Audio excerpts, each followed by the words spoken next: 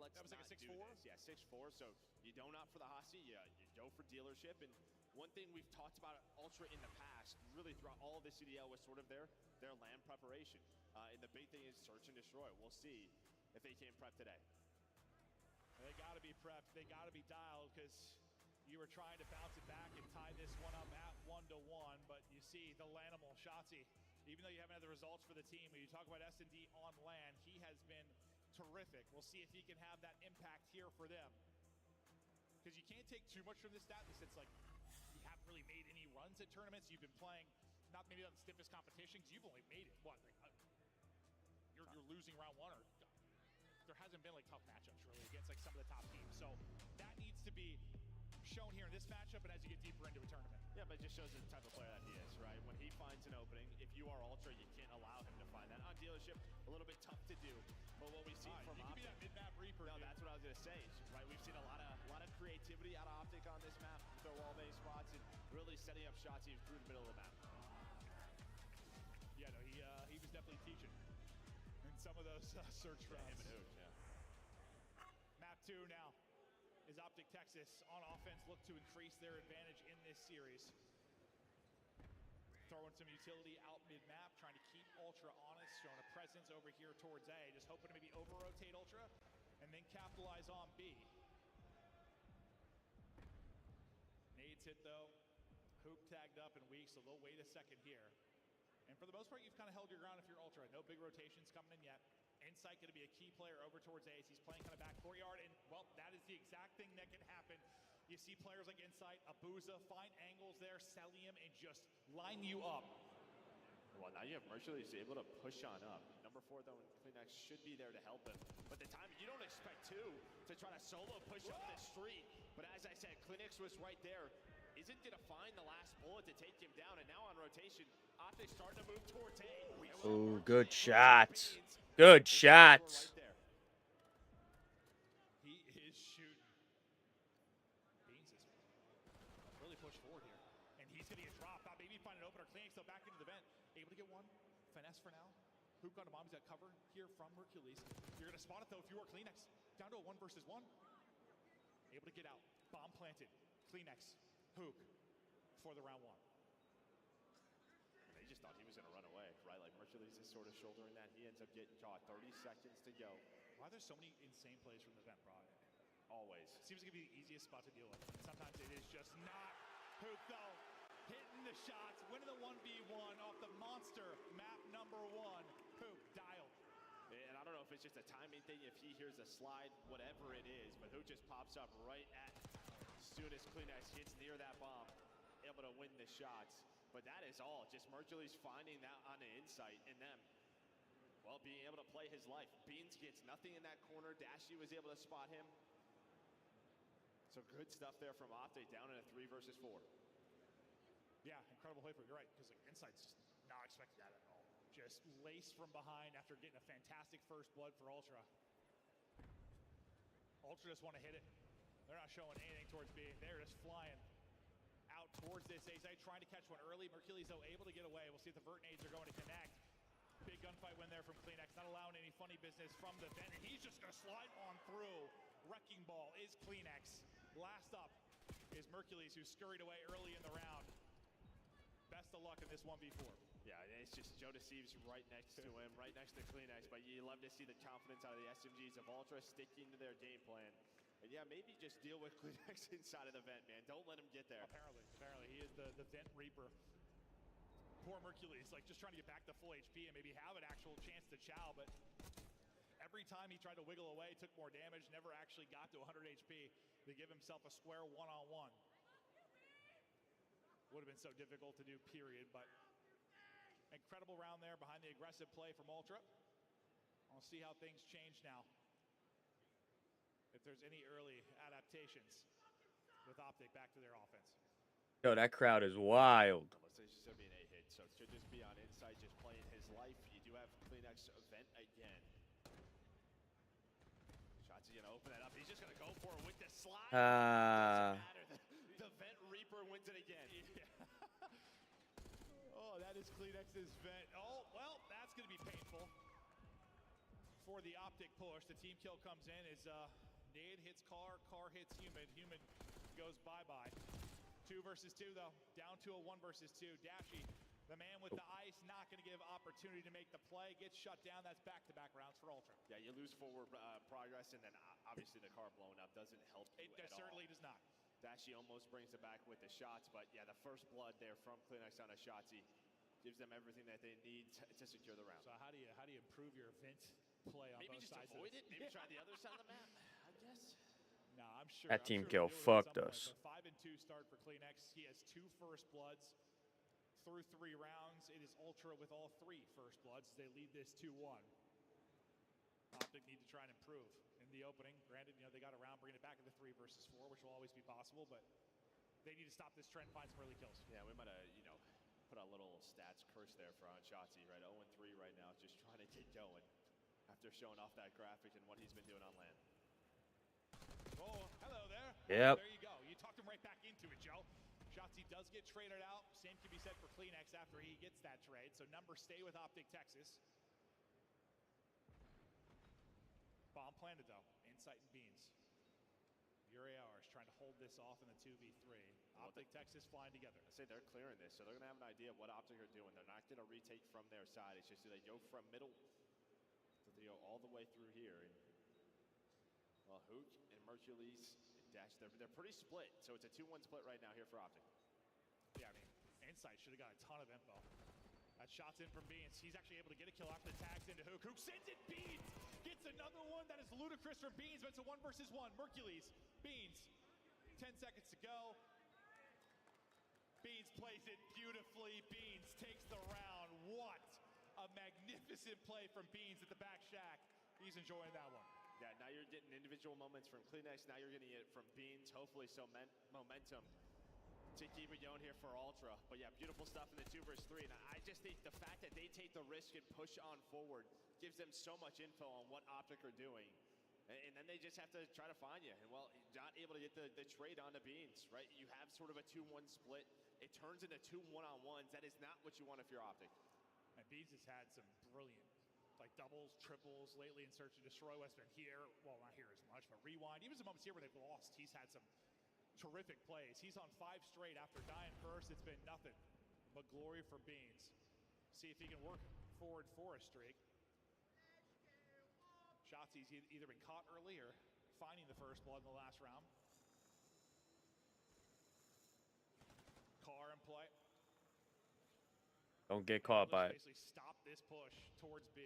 This looks similar to the round 1. Out of Optic Texas, where he had a bit of a 2-2 split. Well, they're just in the middle, right? They were trying to figure out where they wanted to go. CleanX is going to spot that. I'm out of here. Yeah. Going to play his life. But that does back up Ultra. Now, do they want to take a risk up the A street? Could have early pressure towards Shotzzy.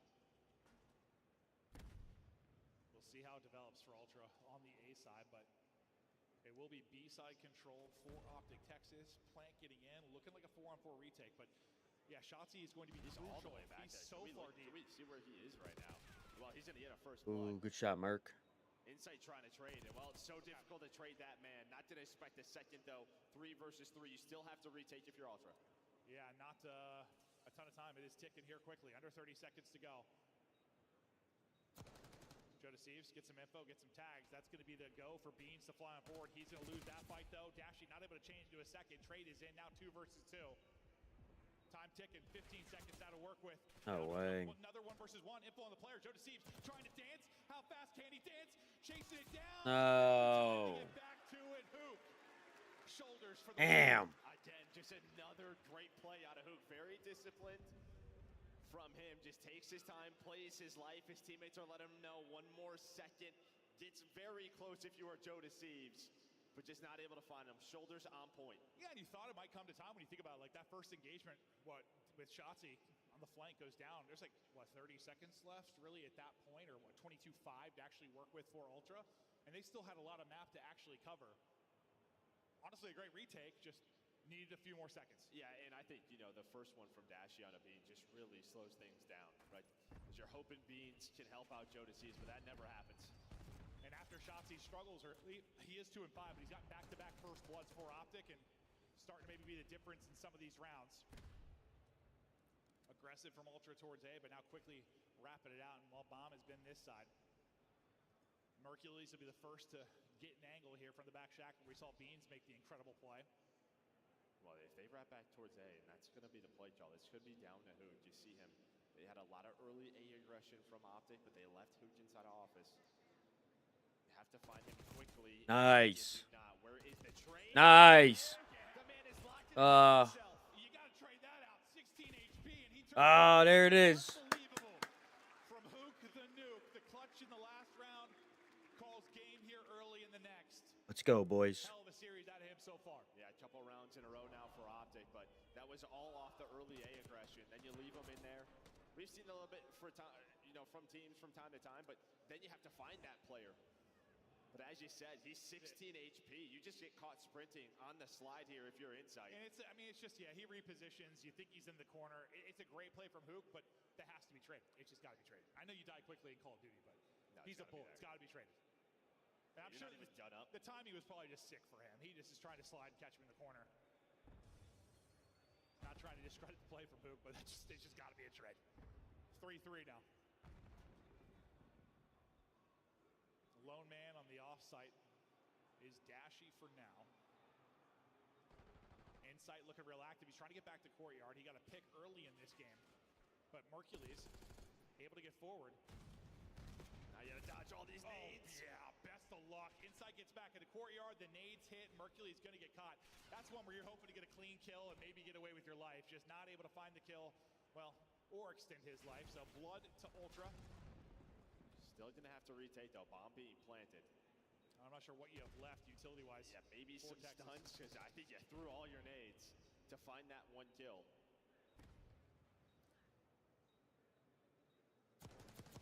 Nice.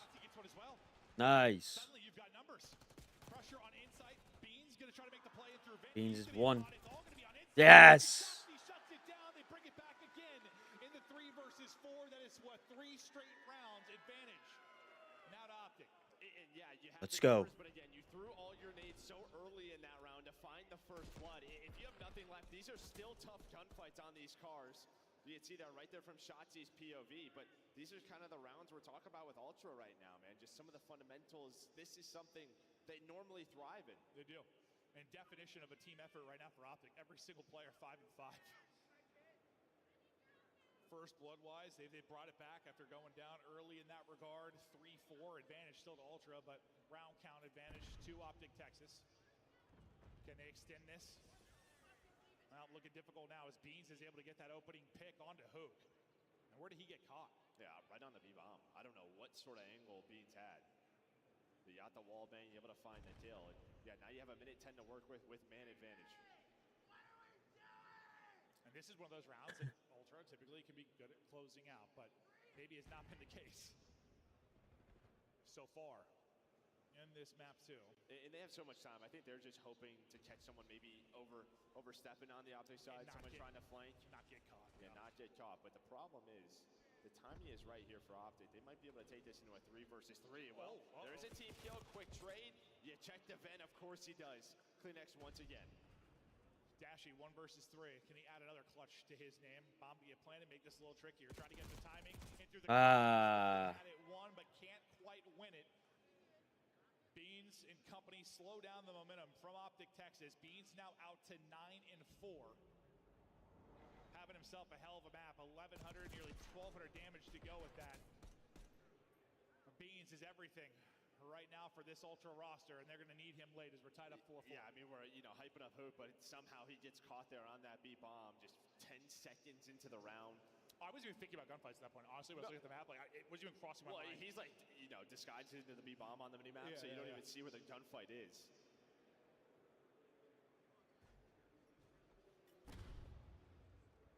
Optic. Back to this kind of 2-2 setup. Winning this S&D is going to be huge for the event.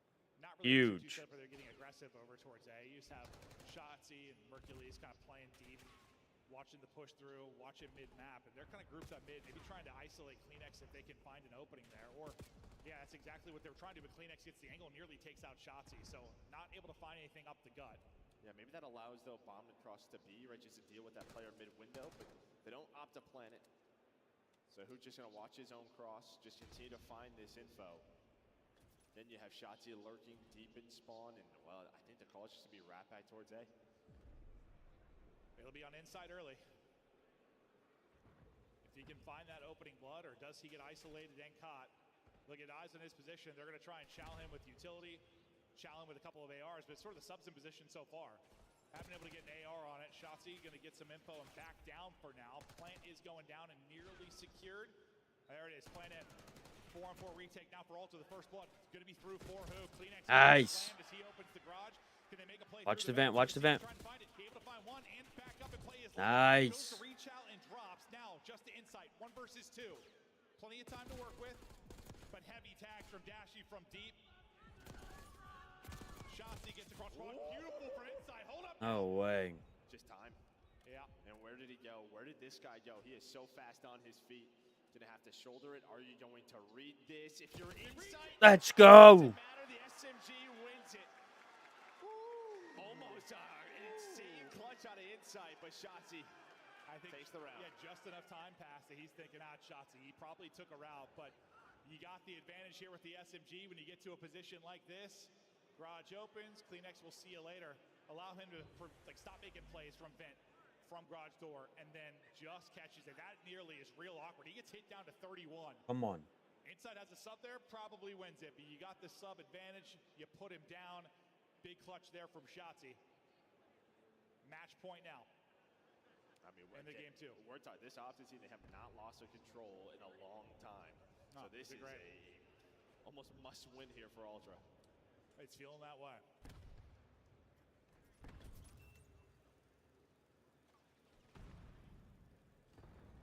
Made to maybe back it up and work the plant. Hoping he's got coverage here. He's got to be one of our terrifying spots to work. In search and destroy. Especially with if the window nobody there. mid. Yeah, absolutely horrifying. Oh, he's planting. Does Shotzzy get the peek, or does the plank it in? Kanjo deceives his way with his life. He's okay for now. Just tucked in. He's got help. I think it's insight that sort of got the angle, trying to put tags in through the window, and he's able to back out. So brilliant plan in. First blood, though, again to Optic. It's Dashy that's able to find one deep with the shots. They got numbers. Huge win for trade. Kleenex, but he is traded out. Hercules. Good trade. Damage in, he sets up Hoop. All on Joe Deceives, now to clutch up. Damage into Hoop, then takes some from Dashy. Trying to reposition to get back to full, but they are chasing. Optic sending it back to the head. He goes Joe Deceives, and he wins it. Down to a one-on-one. Yes. Hoop wins it. Map 2 to Optic Texas, and they're up 2-0. Let's go, baby.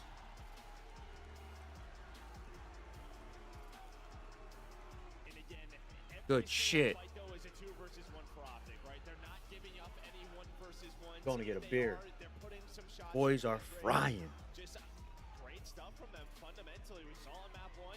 You're seeing again here in map number 2. They have a great read on Kleenex as soon as they get that first blood. Now for Ultra, it is panic mode.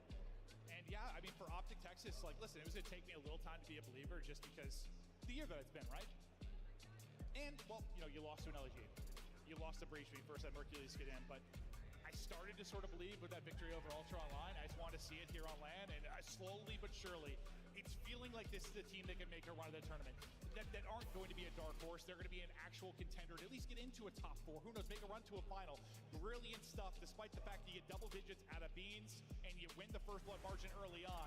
Ultra come up short. I mean, yeah, 2 players. You have 1 player 5 and 8, another 7 and 8.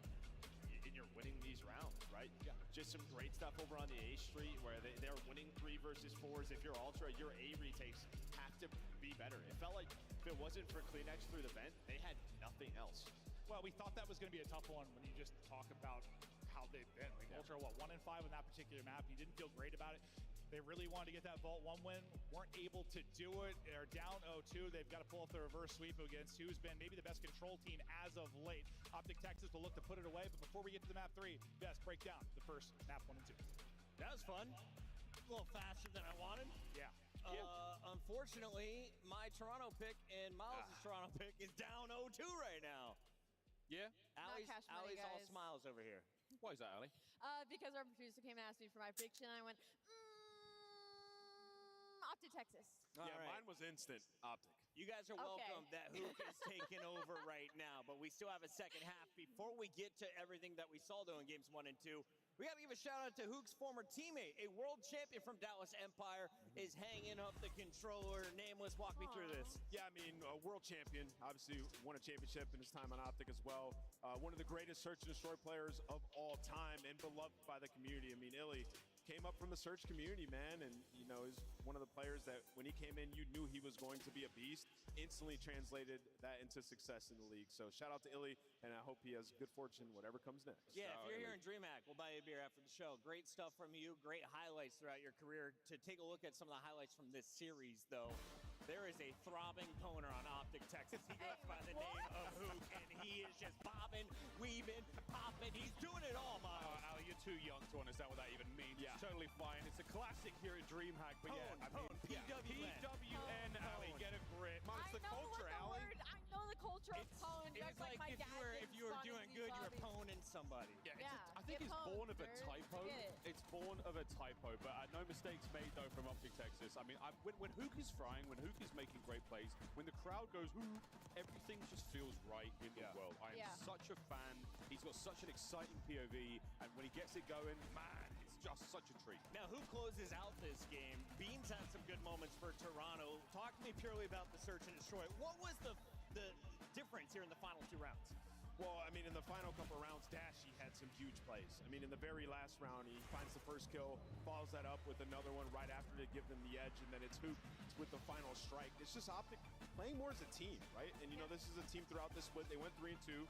You know, it was a little bit of turmoil in some of the matches with the Game 5 losses, but every series that they won map 1, they 3-0 in all 3 of their wins. Wow. So complete and utter momentum-based team, and you're seeing it once again. You win that vault hardpoint, a map Toronto was hoping to win, and now Optic up 2-0 in a situation where they've been lights out to control. Speaking of that vault on hardpoint, Ali, I know you have all of the numbers. Do you have an early MVP picked out from the first half? Ooh, for the first half, I have to say Hook, only because there was the longest time where Hook was known as like an onliner, essentially, and to see him go on main stage, put up numbers like that, like this is the extra momentum I feel like Optic needed when it came to a day 1, right? Because it's been so wishy-washy of what Optic we're going to get, what version we're going to get. If Hook's putting on performances like that, we're in for a good weekend. All right, we're going to get back to that Optic match in a bit, but remember, it is a crazy Friday. We have 2 stages, and this one is live right now. We jump into Atlanta FaZe versus Cloud9. Atlanta, 25 points away from putting away game 1. Pick Arthur. Yeah, Rewind going their way. No huge surprises there, but Sim, 27 and 15, that's a delightful stat line to see there out of the Phelon. Yeah, the minutes and time as well. So, wow. FaZe, good looks here in map number 1. Again, C9 New York, they've had a really nice look ever since adding, of course, Spartan Capsule on the roster. Over 2 minutes for Sim. Hard hill. He's Is that soaking. allowed? Yeah, he's pruny, baby. He's been soaking away. With the most kills, I mean, 28-10, that one, I mean, Simpson, absolute beast. And, you know, the Tiny Terrors in Hardpoint have been struggling compared to what they usually do. I mean, a couple of .9s, it's really been Celium taking over when they've won that game mode. So that's a good sign if you're an Atlanta fan. Ali, so that is 251-42. They still have plenty of games to go, but Cloud9 very behind. They lose by over 100 points. If you're an Optic fan, this is the perfect start to your weekend, right? Minnesota just got bopped, taken care of by Miami. Right. Now you have the other threat in Cloud9 getting put in their place by Atlanta FaZe, a top dog squad, and Optic is up 2-0 against a bronze team. Whoa, I don't know. I think we're ahead of ourselves. I mean, it is only map 1 when it comes to Cloud9 and Atlanta series, and Atlanta should be good at Rewind. It doesn't fit Cloud9's play style, but should they get to that Hacienda control is the only control map that they have found success in, we could look at a Game 4 series considering. All right, hold off on popping those bottles if you're an Optic fan for Hold on. now, but you can't pop the monster as we head back over with 2 of our favorites. It's Maven and Merc. Oh, hey guys, thank you. It's awesome popping around the different matches that we've got going on. Yeah, FaZe looks to be off to a good start, but let's focus back here. It is looking like Optic 3-0 timing. They just won this Proto Control. Mercules and this squad have been fantastic in control since he's joined. Can they close it out? Ultra Team, you definitely don't want to give some life. No, not at all, right? But you can see here, just control stage 4. It's all 4 of them. Holy hell. Your last player's on 1.29. Mercules is leading. Wow. The league right there with a 1.73. And yeah, this is what they are 5-0 in this stage. And that's the thing I know we talk about it a lot, bro. That boy is a demon. Good in control. Is that like one thing that just seeing them be so strong in that mode, is it too small a sample size, or is that enough where you're like, this team's a real threat? I think they're a real threat to most in the league. The big question's probably going to be FaZe and LA Thieves. Yeah, sure. Right, sure. in control, those two just stand out so much further than the rest. But it is I think, a good sign. No, 100%. In a year where you haven't had a lot of that. Maybe peaking at the right time as we get closer and closer to champs at the end of the year and all your big paydays. Let's go. WC, can they hit form late? Or can they make a run here at Major 4? I'll look at their last 5 controls, but the big thing here, last time they played, they won it 3-1. Looking to close out Ultra right now. Can they stay hot? Terrific performances really out of everybody in that opening hard point, but Hook especially. 39, some icy situations in the search and destroy. He's feeling good. And he just continues to make those heads-up plays, sets his team up. Well, you're going to have some early pressure here for Optic to have one player on it in Dashy, but Beans should be able to find that kill. Yeah, he was there for that cleanup. So throughout the middle of the map, 30 seconds already off. I mean, you take this. You haven't found much here if you're Optic. Looking for those early openings. Beans does get the kill before. I thought they were going to have a nice little timing there to work. Oh, let's go. The second, so great stuff out of him. Maybe an opening, but Joe Deceiv's double kind of repays the double out of Hoop. Oh, good. You get bodies now onto the point. Beautiful shots. Shot there out of Mercules. He wins a big one-on-one to at least get this first tick, get a trophy in for coverage, continue to do damage and try to find kills. This reposition. Oh. And then finding a headshot. This guy is so talented. Second tick through. Yeah, trophies now are down and protected. You pick up the fight. That was Joe Deceives. He gets taken down. So you had one really good push over towards A. And well, that is all it takes. Now you have a life advantage, almost 2 minutes. You have Ultra pretty much trapped. His Dashy's going to find 2. And well, you can see they are going to fly. It is go time, but once again, Joe Deceives answers a double Come on. with a double, turns it into 3 actually as he just flies on forward. A moment that maybe saves your round. Well, not maybe, that saves your round. He drops there, that's 3 dead, more than likely the end of the round 1. Mercules, though, as he's able to find 2, that's going to be layering the map time for Optic Texas as they push forward. A big answer, though, again. Damn. From Toronto Ultra, that'll be all 4 dead and back to the drawing board for Optic Texas. Yeah, and again, it's the SMGs for Come on. Ultra, just finding those multi-kills, but you really haven't had Good. If you are Ultra, you've had B control, and that is about Nice. Joe Deceives, he's trying to get lost in the flame, but they're able to find him. That's going to be Dashy. You see on your minimap, Shotzi's getting pushed up.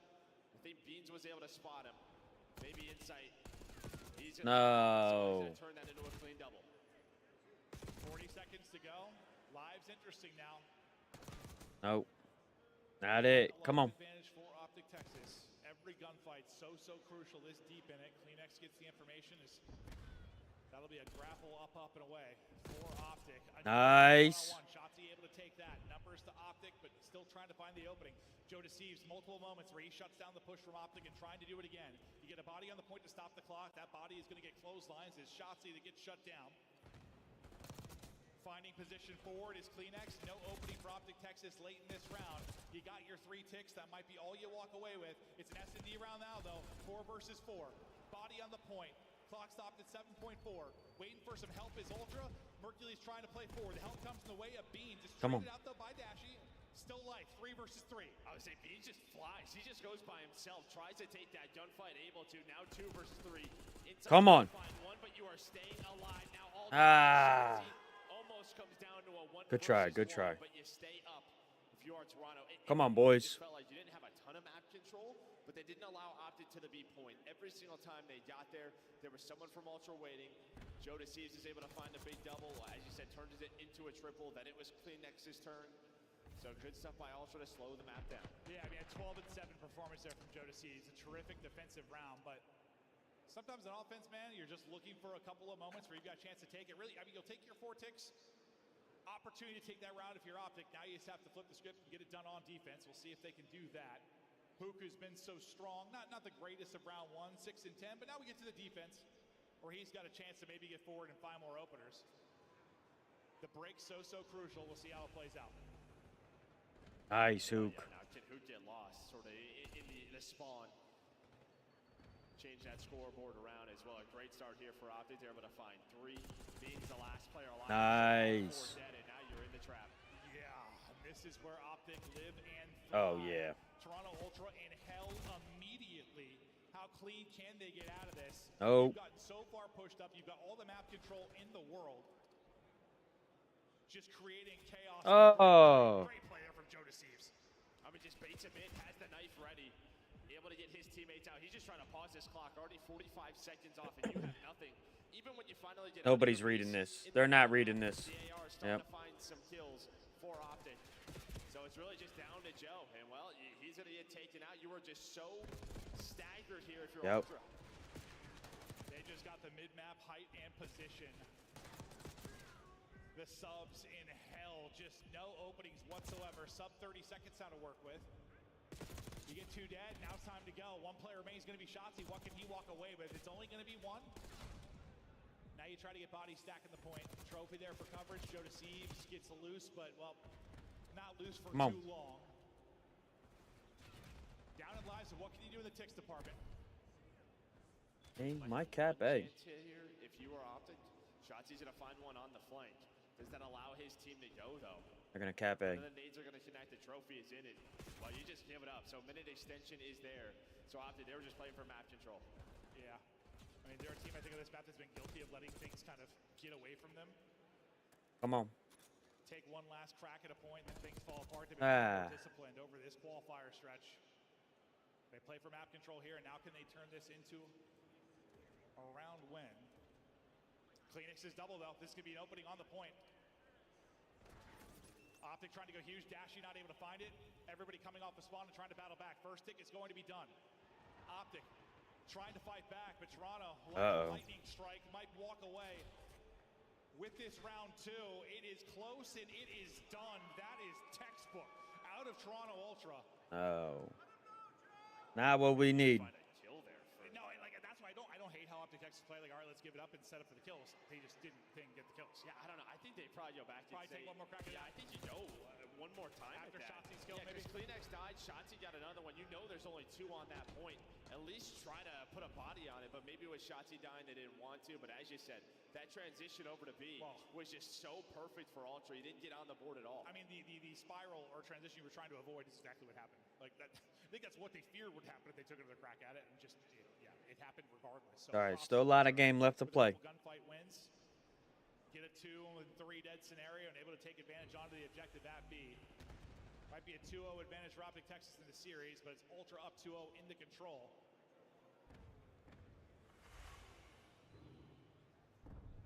Optic going to have to rip 3 straight. They're going to start this with B pressure.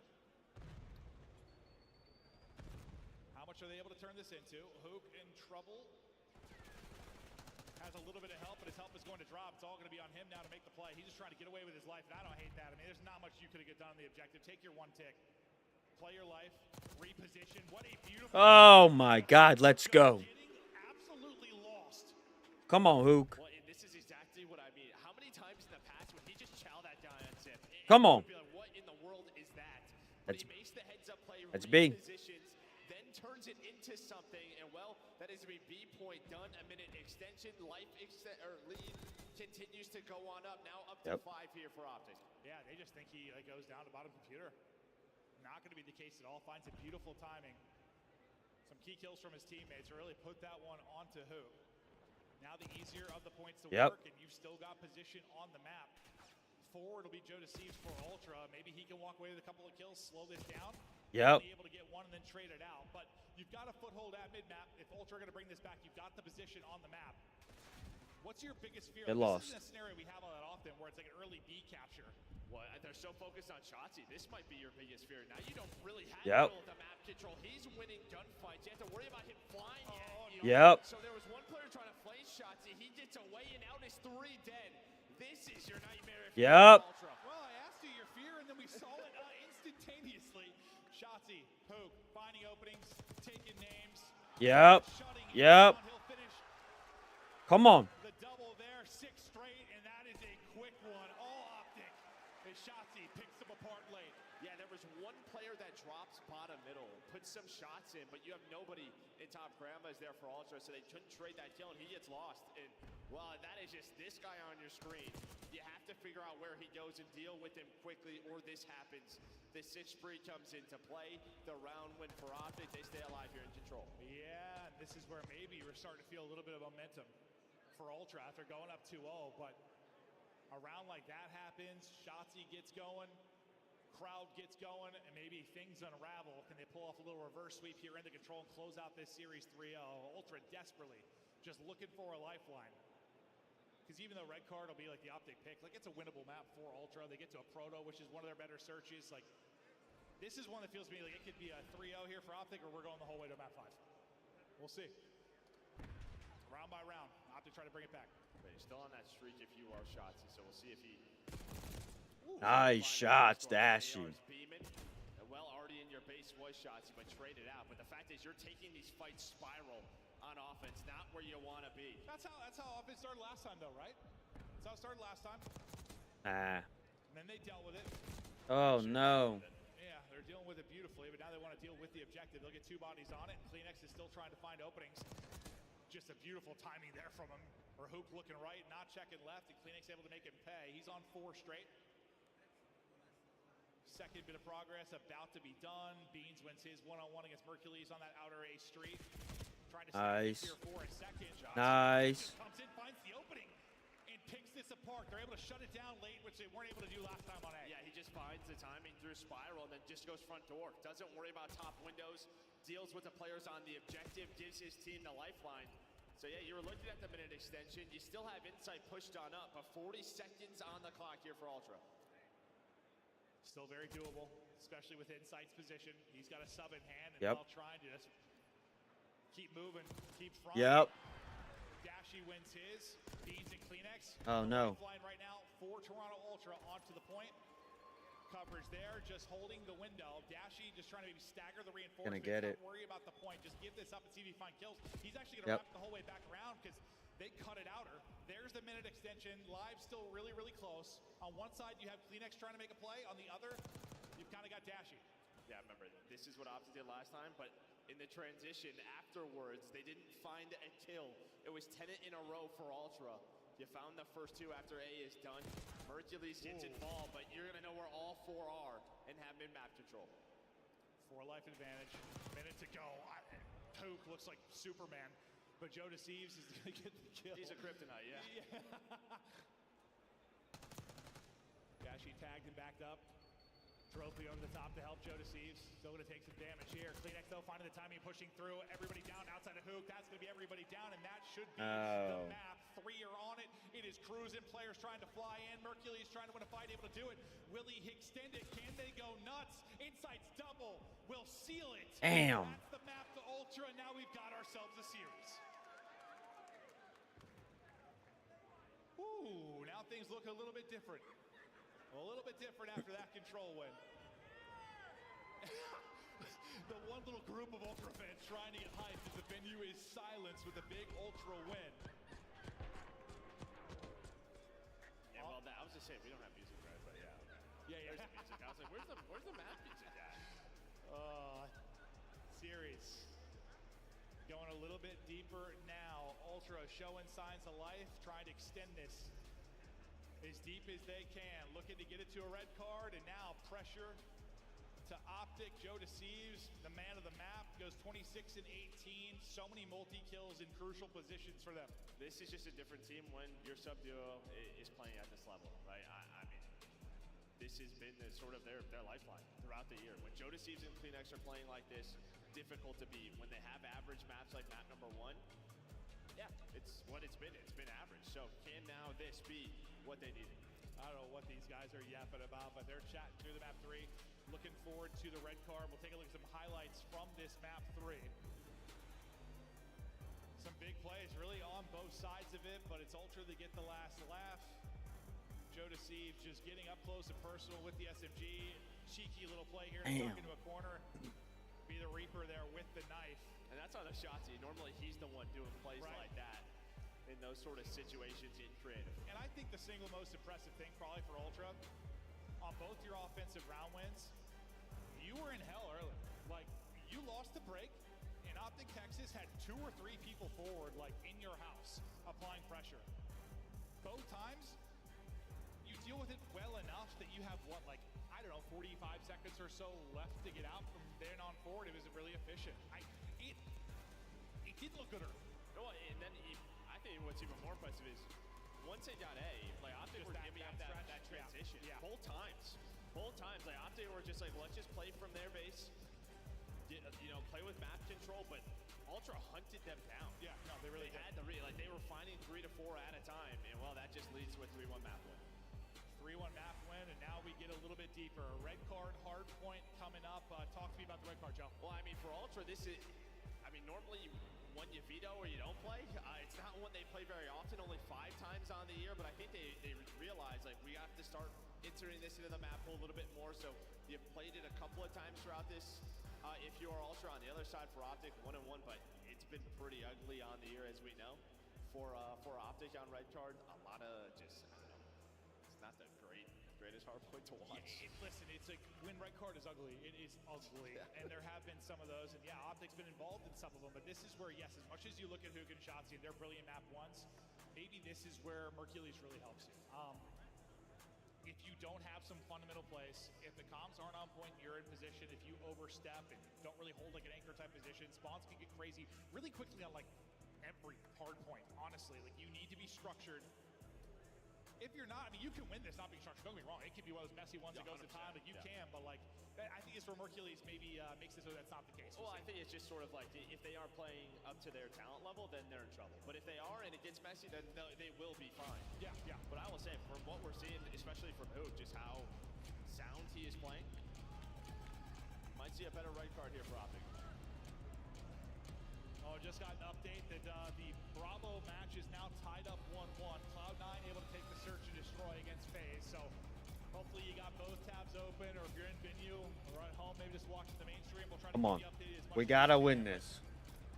This series, 2-1 advantage to Optic, 1-1 on Bravo with FaZe and Cloud9. There's the red card, hard point story. But not the best of maps for either side, not a ton of reps for either side. And I don't know, if you're an Optic fan, this is probably like your next biggest question, right? You've had a couple of good vault hard points online. You've had some great dealership search and destroys online. Map pool will be tested this weekend. Can they have a great red card? Tons of questions answered. Yeah, this is certainly one of them. Shotzzy and Hook, the heroes of the map 1, looking to take over as we get into our second hard point. Opening so far, Ultra. They'll find every single kill outside of Hook and a car onto Joe Deceives. This is early time to Ultra. Nice shots, Dashy. Easiest win. No, I don't think for either player, but he was hit down sub 50 HP. Able to reconnect, just takes his time. God timing. The map, it's Joe Deceives on the hill. P2 controlled right now here for Ultra. We gotta worry about Hook though, and the rest of the Optic starting to work the middle of the stairs, and Joe Deceives does just that. They're working the stairs, he's working them. 4-1 start, little help from Insight, a lot of help from Insight. Joe Deceives POV, but it's the fire over the top from Insight that's gonna set up early time. Now at this P2. Spawn's pretty close though for Optic Texas. Chance to maybe fly over the top and flood this with the inside pick mid-map. Well, Joe Deceives to deal with next. Nearly turns that into a second. I think the grenade from Beans actually finishes the weak player, so we continue to go 1-for-1. Spawn's close for both teams, and they're just trying to fight back into position inside the hard point. Texas just trying to look for some time. They've only had 2 points so far. Yeah, no, it's actually massive from Beans to get out of the hill, slide forward, and get that kill, because he influences team spawns and gives them the stage spawn that they want. Hook is still out though hunting, trying to take a route. Are they gonna find him? 2 players spawn right up. Weak is the rest of Optic gonna find some kills. That's gonna be a 3. Dead Insight, last player alive. Still spawning stage though. Is some of his teammates, they just have to hunt him down. Yeah, finally they'll deal with Hook. Just lost in the back line for a while. This is, I mean, everything you want if you're Optic Texas in the sense of like how that point started, right? You get the final 15 or so seconds. You'll then spawn out, get it on rotation. And now with the P3, about to come back after going down early. Yeah, well, Shotzzy, he gets a split, so he's going to have a freebie through the middle of the map. Now Garage spawns here for Ultra. Mercules, Hook locked in down street side alongside Dashy. But now they have to deal with this, man. Tobias just pulling out the sub, trying to get on the hill. Well, him and Beans will trade it out. Evan Baines' little two-man game here is beautiful. Now he's just shouldering, trying to get eyes forward. Just get damage into these ARs that are trying to find an opening, not make it clean for them to get angles. Shotzzy's, though, the one finding angles. It's a sub in the hand of Mercules that'll take down the third and the fourth. Beautiful break there from Optic Texas. 4 down, spot into the point. 3 straight for Mercules. And well, now you have them spawning where Read you him to want. your right. Read him to your right. See number 8 and Dashy. He's gonna back up. Make sure to block that spawn along Ah, the side. fuck. Joe Deceives is trying to get out and do what he can, but it might be a little bit too late. Well, Shotzzy finds Beans are going 1-for-1, but Optic players are already set up at new.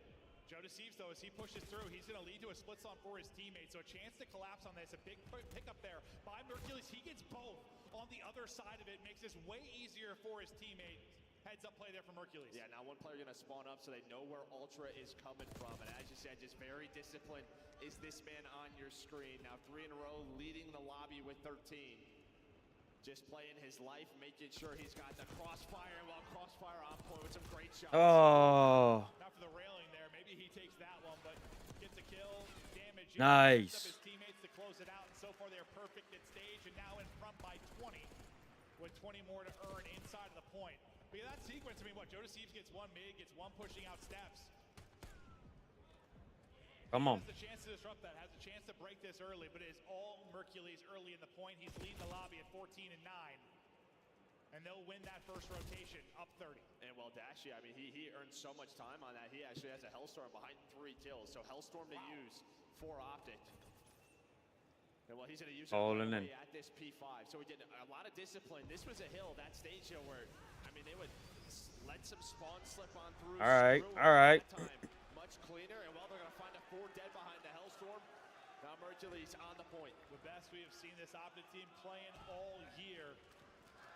This hardpoint looking so good. We still got a lot of time to go, but they're ripping and roaring. Nice. Dashy is piecing. The streak will hit for the break, and he's locking down Ticket until he's not. Finally will drop, busting back in.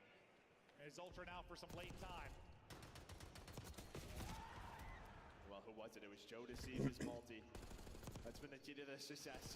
This small Nice, Hook. Nice. This match, it's been Kleenex and Joe. If they find some doubles, that's our opportunity to get going. But the way this started, you're thinking Ultra is going to be very much in control. But a great P4, and just like that, Optic are up around 30. I mean, they went up like 40 to 1 or whatever it was. Since then, you're outscored like 120 to 30, 40, whatever it is. And in control early in this Let's go. second set of hard points. Shotzzy, AR in hand, locking it down from Hedges. Oh, baby. Gunfight, beautiful there on to Beans. 5 HP, just trying to play his life. Hey, did you see that? He took the nade. Maybe he was listening to you. Yeah, I swear, it's rare you see him do it. He's just tossing those things, I swear.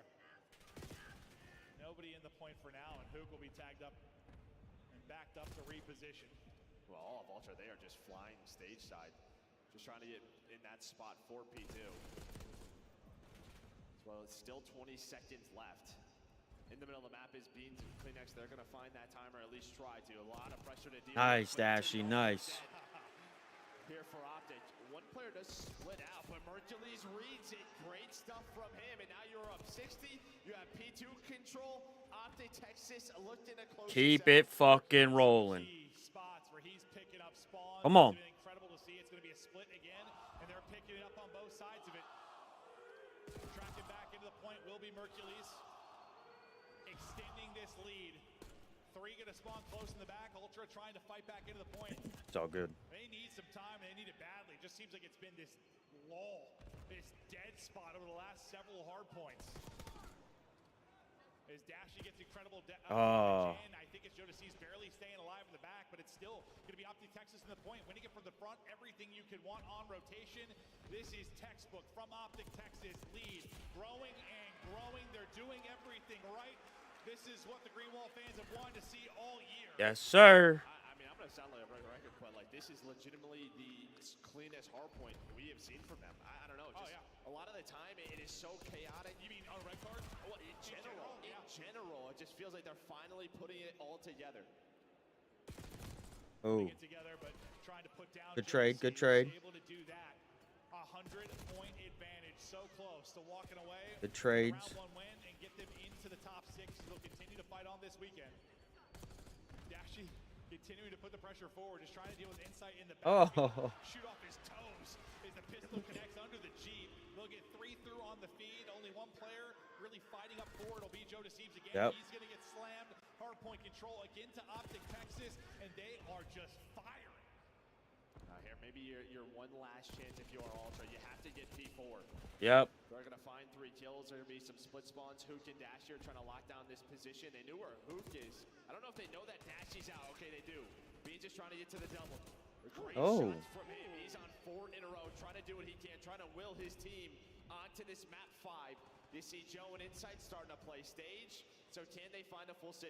Yeah, I mean, a perfect hold here, and we've got a conversation now for this map. A break from Optic, and well, that might just be the map. Hook dealing with Beans, that old. Kleenex, just a sliver HP, trying to stay up. He's going to get dropped, and now here comes the green wall. They're flying out forward. Swarming. They are absolutely swarming. Pressure Joe DeCeves to make the play. He's going to get dropped. That's Oh! and that might decide it. They can't win it here on this hard point. But what a beautiful break from Optic Texas, dominating here in the map. What am I watching here? Just such clean hard point from these guys. Let's go. Where has this been all year? This is what JP and Karma are talking about. Let's go. And now the individual skill is showing. Shotzi on 5. Let's go. What a break. That is so difficult to do. They took their time. They went it as 4. They found the opening picks. And now they are 20 points away from moving on. I mean, out fundamentaling Mr. Fundamental in Toronto Ultra. This has been just class from Optic Texas. One more break to close it out. And while it's a camera hard point that could be all about the breaks. First kill through for Shotzi. The writing is on the wall. The round 1 win is just moments away with a break here. It's the last stand for Toronto Ultra. Dashie nearly gets through over the top, but the ARs do hit for Ultra. Extending this. Okay. Gets Gus Britton. I think he just wants to work on up. Maybe find 2. Tries to get greedy, and Kleenex slams the door. Yeah. But it's Optic Texas that can slam the door on this series. It's a hell of a fight. A hell of a hold here at camera for this Toronto Ultra team. Still enough time on this for Optic Texas to win until there's not. Now no longer can get it done here. An excellent hard point from Ultra. But they've been perfect now. 6 straight for Kleenex. Maybe he can tack on a streak to give them a little added firepower as we get back now to the P1. Just, is it too late? Is it too late? You would love a Hellstorm, something extra to work with. Well, his AR is hit. Great gunfight win there. Just trying to slow the game down, and well, Optic just trying to find an opening. Who could have pulled out the sub? There it is. Mercules follow it up. Starting to lead towards a time for the victory. There it is. Hopes to find a timing. Doesn't find anything. Up over the 240 mark now is Optic. 10 for the win. Come on. Still got a body inside of the hard point until you don't. Mercules trying to reposition. He's going to get caught. You break back about as well as you can if you're Ultra. You just give up 4 seconds there. Still fighting. Still holding. Maybe the most insane comeback we'll see on the year if they somehow do this. Come on, Optic. Just such a scrappy map, right? Like, it's so hard to do on red card. That's why we haven't really seen it. And well, I don't think that. There it is, baby. Yes. Take map 4, they take the series. Let's fucking go, baby. They have looked all year, making a wild red card look clean. Fantastic hard point and gameplay out of Optic Texas. It's what we've been begging for all year. And as you said, JP and Karma talking about the scrims, how much better it is. Look, maybe this is what we are finally seeing. These guys showing up on land, already guaranteeing themselves a top 6. And on the other side for Ultra, I mean, you're not that unfamiliar with round 1 losses and having to make a run through losers. They're going to have to do it again. Yeah, well, probably most importantly here for Optic is sort of, getting top 6 for champs, right? Yeah, I assume now it's pretty much done with that conversation, which would be so tough for Minnesota, but especially after them losing. They'd have to pull like an Ultra or a Thieves. They'd have to make a run to a top 20. Well, you have to hope they don't and lose. just to hope Optic basically double opt out of it. So yeah, it's not done yet for Optic, but it's feeling like it might be. Hook, sensational in both hard points, puts up, what, 39 or whatever it was in the map 1, 32 and 23 here. I know you're impressed. Just not chance with who, but with this Optic Texas team. No, I know. Legitimately, this is one of the better matches they have on here. Just like in terms of the way they're actually approaching the game, do we have an idea of what we're doing? Nobody's over-challenged. We're not trying to make these spectacular plays, and in the meantime, sort of like ruining the map, allowing, I don't know, both vaults, they control all the P4s. Right there, I mean, they win the early stage and they find a break at stage. It's just these little things that you kind of look for, and sort of, you're seeing that here from Yeah, Optic. like you've seen like a moment in a map sometimes, like in the online stages of it. Yeah, Like then they do something dumb. Yes, you'll see a moment, but like as far as like a cohesive bit of gameplay or a map or a series, however you want to state it, yes, just phenomenal. And I can't understate the fact that that's usually what we're saying from Toronto Ultra. We're talking about their fundamentals. We're talking about how they're ahead on so many rotations. Optic just outdoing them at what they're best at. Plus, you have maybe the talent gap when you're firing. This is what the series looks like. And again, like stage 3, I felt was a little bit more SMG centric, and that allowed Joe DeCease and Cleanest to kind of do whatever the hell they want. If we're going to sort of a 3-4 AR on some of these maps, Yeah. they might be in trouble, because you see, if it is not Joe DeCease and Cleanex, they are not getting much in respawn from the ARs. It's not like those two are leading the way. No, absolutely the case. And even when you listen, it's a different Optic roster, but you talk about the game last year when it came a little more AR heavy. That's when they start to take over and be phenomenal. But listen, Hoop, he did it online. He's doing it on land. Hoop the Nuke is dominant right now, leading the way for Optic and hoping to make a run. Let's hear what he has to say about that match 1.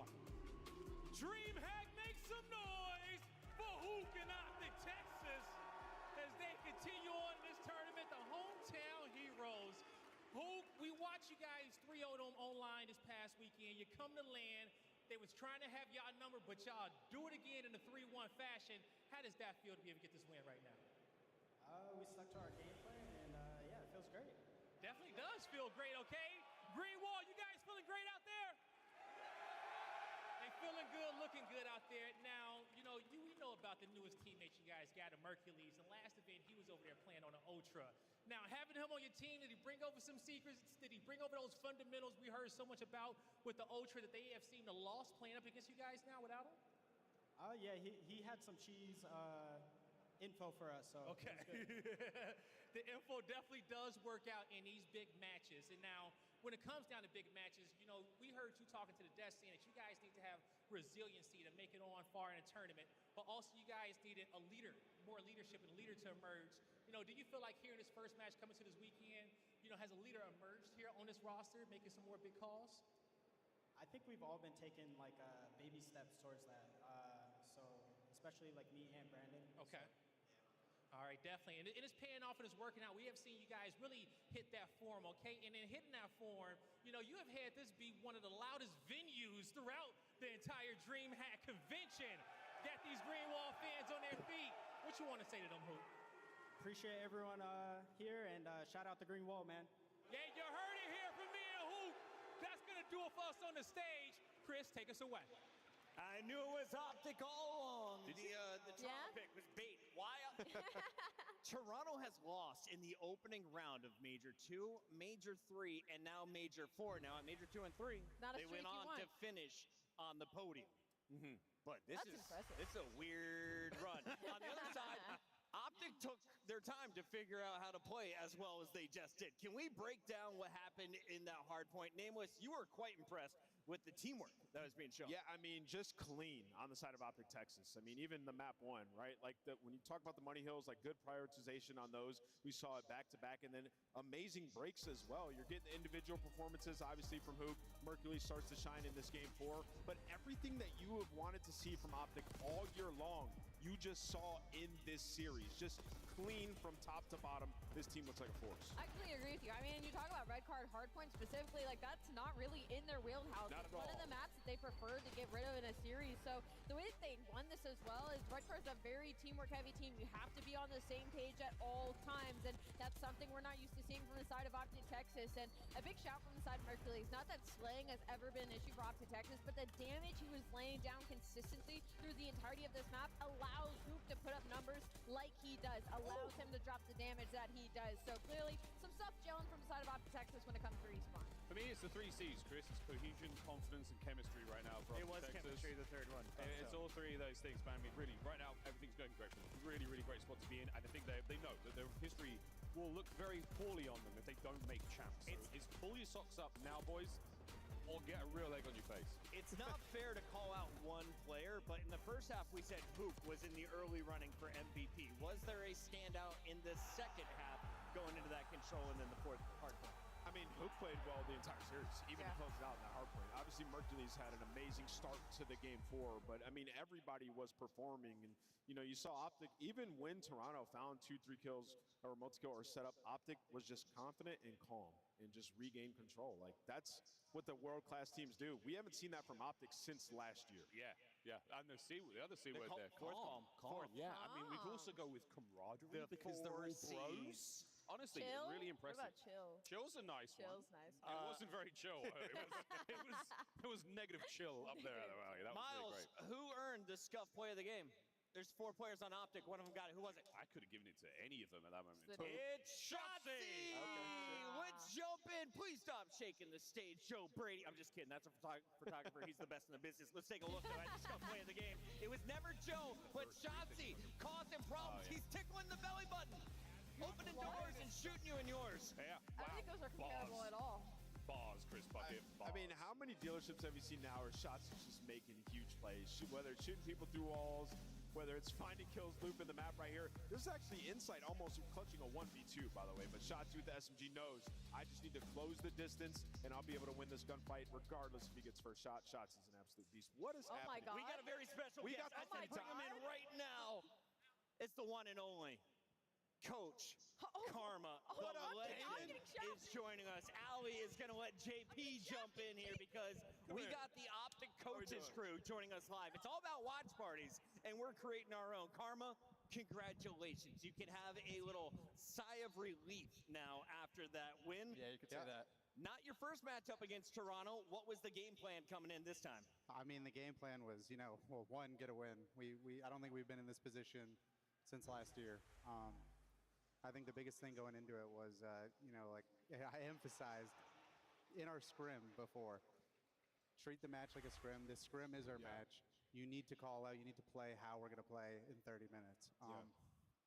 I think this is the first time all year we've really translated that. It wasn't frantic. I'm not sure if there was listen-ins, but they knew everything that was going on. They knew where people were. Everything was just, I bet, as good as it could have been. I could see the passion coming off you guys. Like, that's a huge win for you. No, it really is. Right? It probably secures champs.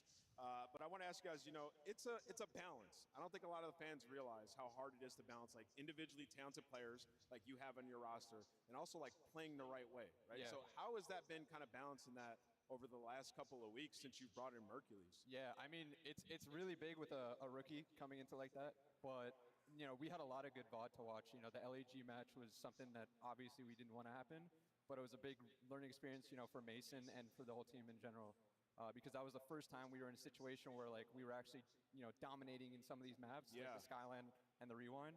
And it was big VOD for us to watch because we needed to keep those situations as controlled as possible. We can't let those mistakes happen in these matches when it's crunch time.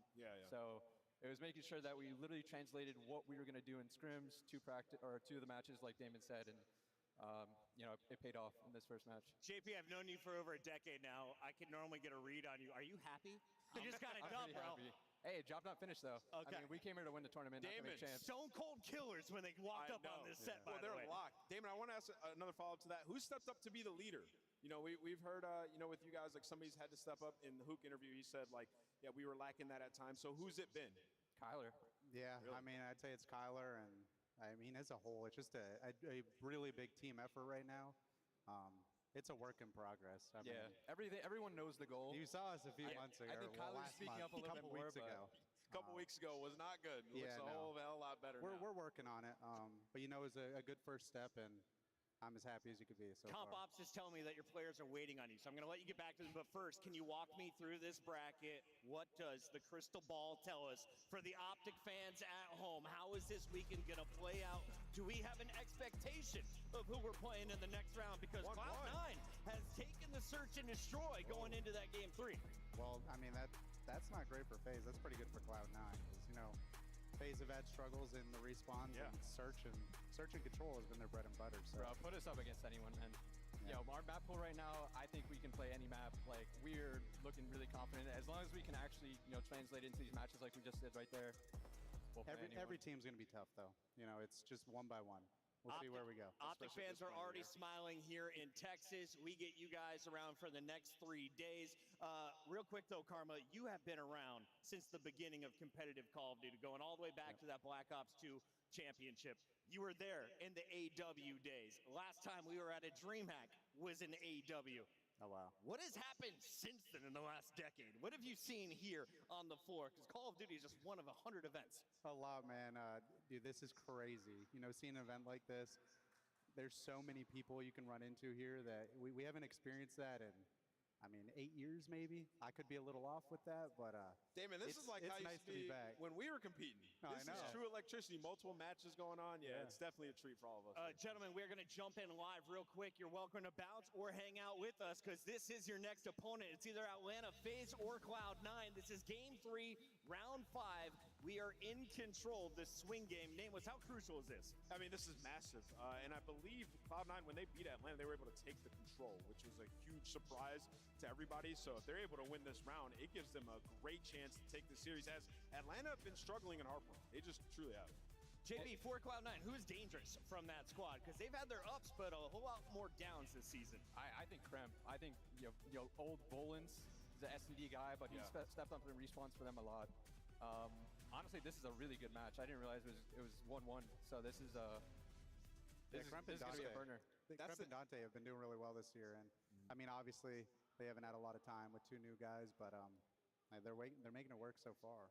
Well, you guys are making it work so far as well. Congratulations to Optic. Best of luck to your opponents in the competition. We're going to break. When we come back, we keep it rolling, starting with the elimination rounds. Boston, are you sending Minnesota package, or is it the Rocker fighting for their lives? Stay tuned.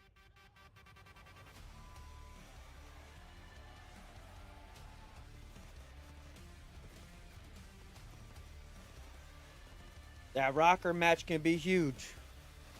It just depends. Will Kenny show up?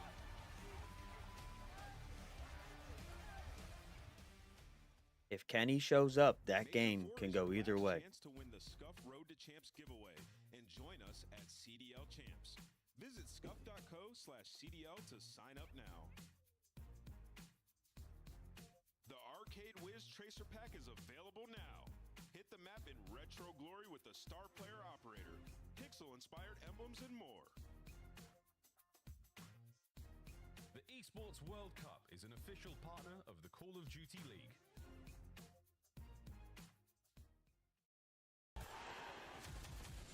It's more than a game. It's for all who dare to compete. It's more than a team. It's our team. It's more than a feeling. It's unwavering passion. It's more than just talent.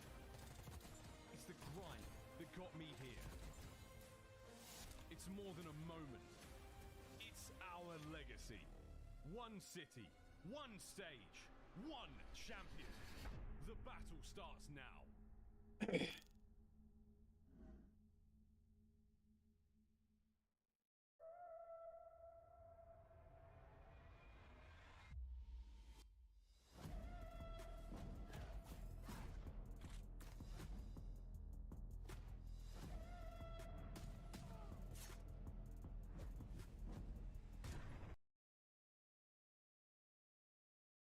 Yo, check it out some Halo, ladies and gentlemen.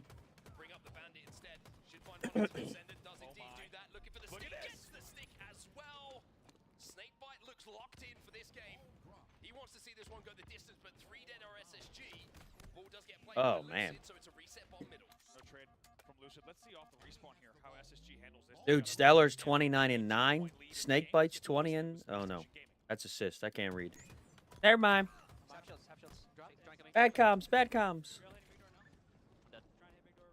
There's 3 on ball. There should be 3 on ball. Is he out? Okay, there's 2 on ball then. There's 2 on ball. Yeah, they're all hitting ball. Yeah, they're all hitting green. Nice, get him. Flank jail. One spawner now 2. One spawner now 2. Hear that. Both weak. They're weak. Both one. Can we play camo? Yeah, there's 1 guy. He's probably on it. There's 1 spawner out somewhere. There's 1 spawner out. Yo, dummies. 3 shots, dummies. Dummy door.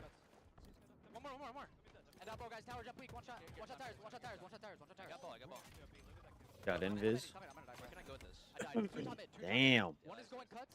One went Kedor. Gonna be Kedor to cuts. Here. Snipe intense. 3 shots on me. 3 shots on me. Nice. 2 dead, guys. 2 dead. I'm bottom mid. I'm bottom mid. I spawn mud. I spawn mud. Yo, they're gonna hit vent. No, hitting is top mid. Top mid. On snipe. Mirror, PJ. Mirror. Top cuts. Top cuts. Cuts weak. Low cuts, Kevin. Low cuts, Kevin. Still dumb me somewhere, Kevin. Dumb me somewhere. Yeah, low cuts. I spawned elbow. Kedor. Yo, top mid. Pushing us. Top nest. Ball play. One guy tires, Braden. Yeah. This is one. I threw snipe off. Actually, I don't know. So one guy dies on me. Ball has repulse, by the way. Ball has repulse. And top mid. You're running towards top. Got a trade. Nice trade. Yo, tires and ball. Yeah, I'm going 2 on ball right now. They're looking for PJ. Tires weak. They're spawning A's. Go forward, Braden. Balls one, and the guy nest. Yeah, 3 shots set C. Also. Kill ball. One bullet, big door. Nice last guy, Tommy. Here there. One shot nest. Hold the ball, all dead. They're all dead. Watch your dummies, Braden. Yeah, I'm walking at it. Okay, I'm staying out green, guys. I'm out green still. QT and 12. 2 spawn screens. They're showing. Well, out the listening is SSG, who go into a lead off the back of a triple kill from Stella. They have the ball set up around the tower. But this round, it could not be closer. It is paper thin between these two teams. Really good composure there from SSG to get that break. It looked like for a moment Envy was going to start to run away with the game, and you're going to see SSG maybe fall apart. It was not the case. Instead, SSG goes back into the lead here, and they still, for the moment, maintain tower control. Descendant gets pushed over the railings, but just about holds on. Precision with the ball in his hands now. As Envy will start to score. Close in on the lead of Space Station, with Space Station 2 dead and looking to get back on the map. Lucid's furthest up. Takes the 1v1 with Piggy, but he's going to win it. Big win from Piggy. Maybe even gets more damage here. He does. He gets second one. Lead change here now. Envy once again leading by almost 10 points. 3 dead for SSG. That was 4 dead for SSG. Lucid just come off the respawn. So a complete setup on the camo side of the map here. On the side of Envy, early damage coming in from them. 15 points to go here, and Envy will close this one out and pull off the upset. SSG have to go, and they have to go now. 91 on the board. Piggy 2 dead for finds SSG. Odd Boy's down on the cuts. It's 2v2 on the map right now. Descendant versus Snakebite. Stella trying to get a position here. To pressure this ball, last player alive is going to be Descendant. He's trying to run this ball away from the spawners. Running towards his teammates. And keep it out the hands of SSG. It's brilliant from Descendant. What a play. Ball does not play. Let's see, he's going to sit here 3 dead. Lucid, last player alive at green. There should be a ball pick here for Envy. Yes, indeed. He jumps this one into his hands. He gets it round the corner. He completes the upset. And Envy Damn. will close out here in pool play 3-1 against Space Station Gaming. And we will talk about that. Ladies and gentlemen, welcome back to Major 4. We are live at DreamHack Dallas. We just got done talking with Karma and JP, coaches of Optic Texas. They're wondering who are they going to play in the next round. Will it either be FaZe or Cloud9? Word is FaZe did take that game 3. They're on match point to go into round 2. Sheesh, close one. Yeah, I mean, I feel like Optic FaZe, the storyline many years. It hasn't really been one this year, but why not? And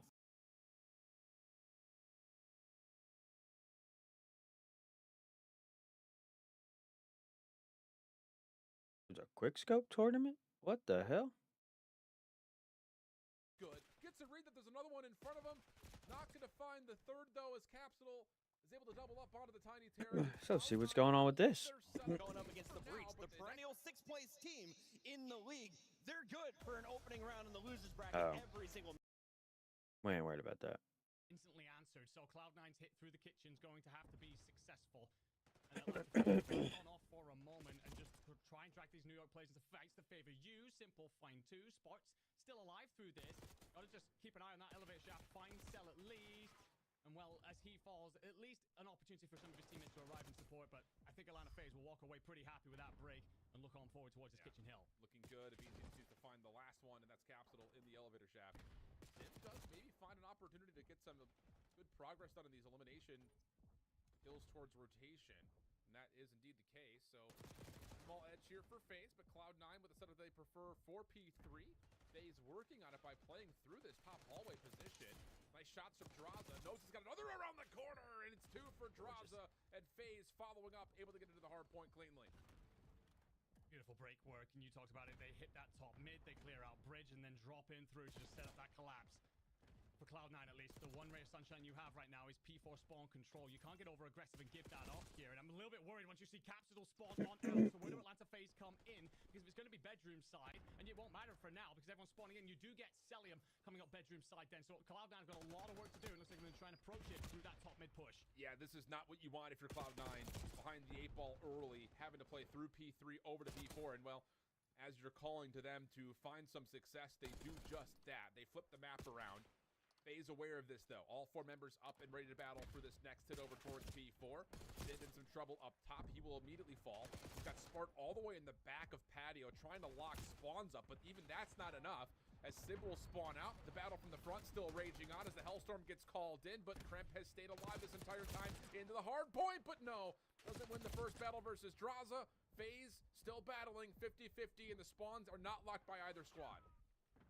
Still forcing that spawn out. Cellium reads it, guns him down, but then your teammates died in front of you. So Prep, how do you answer? You find Cell. You won't have a clear setup though. aBeZy now trying to do the exact same thing Sib just did.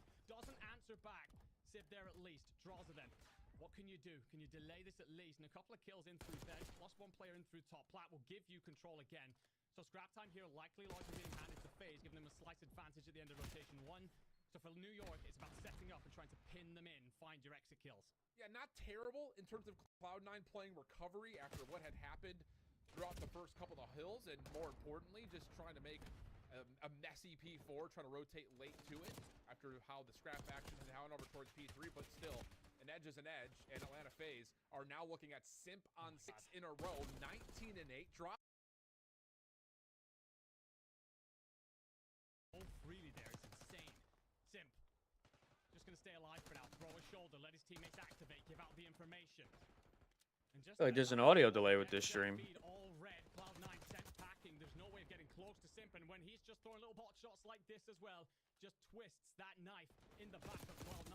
You do have the P2 spawn side, that's the one thing for you, but right now, even that is a small light in a very Dude, Simp is fucking everything for this team right now.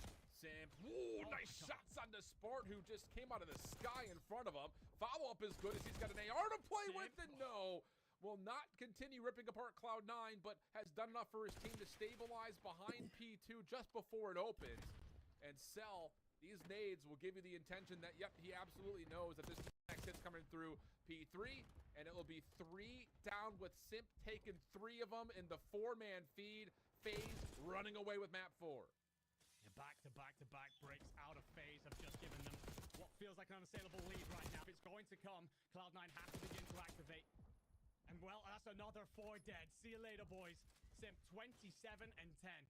The Tiny Terror in takeover mode right now. Cellium's going to try and control Kitchen. There will be 2 players from Cloud9 trying to hit this. And the fact that he just stays alive is one of those moments. Become a difficult kill. Be a thorn in the side. And absolutely spit on Sib when you get the opportunity. Oh no, 20 seconds of scrap time. Cloud9 starting to get caught one by one. Finally, they try to develop something together, and it works out for a little bit of scrap time. Well, maybe. aBeZy's going to hit through elevator, and he'll win that one as well. Yeah, aBeZy's 9 and 16. Damn. 200, well, almost, to 79. Rotating over to P3. Cloud9 have to get something going. In particular, Capsule has to get something going. He's nearly double neg. Yeah, this is not a good look for him right now. Bard, what can you do? Finds one, knows there's another tucked in behind the furnace. Nate's going to go out to try and counter. Oh, outrageous work from Simp there. Oh, Completely cramp. Find one, give his teammates an opportunity to try and hit this. You have a great setup here for FaZe to try and collapse on this. You're set up. aBeZy, though, being backed on down. Also got to pay attention, of course, to that P4 spawn. Team kill. It's Cloud9 hands right now. Last time they got 2 over aggressive infliction. Now it's about avoiding that and clearing up what's left of this kitchen hill. Drazah even spamming through, finding another. But Cloud9 will break past the 100-point mark. And actually, with 20 seconds remaining, I'll say may force Atlanta just have to play for rotation here. But a couple of kills come out, leaving Sib by himself to try to battle this one forward. And with follow-up off of the spawn for Cloud9 to keep contesting the old time while also being in a position to rotate quickly over to P4. So a moment here, but Cloud9 would have to get essentially a full 60 and win an exit over towards P1 to start talking about the word comeback.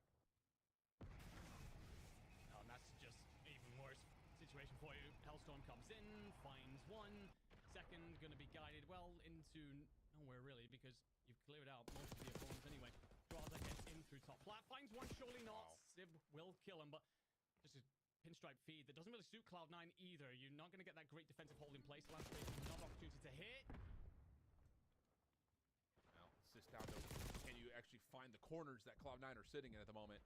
Even though the battle was very 50-50, Cloud9 got benefited with the close spawns. Still 20 seconds till the battle.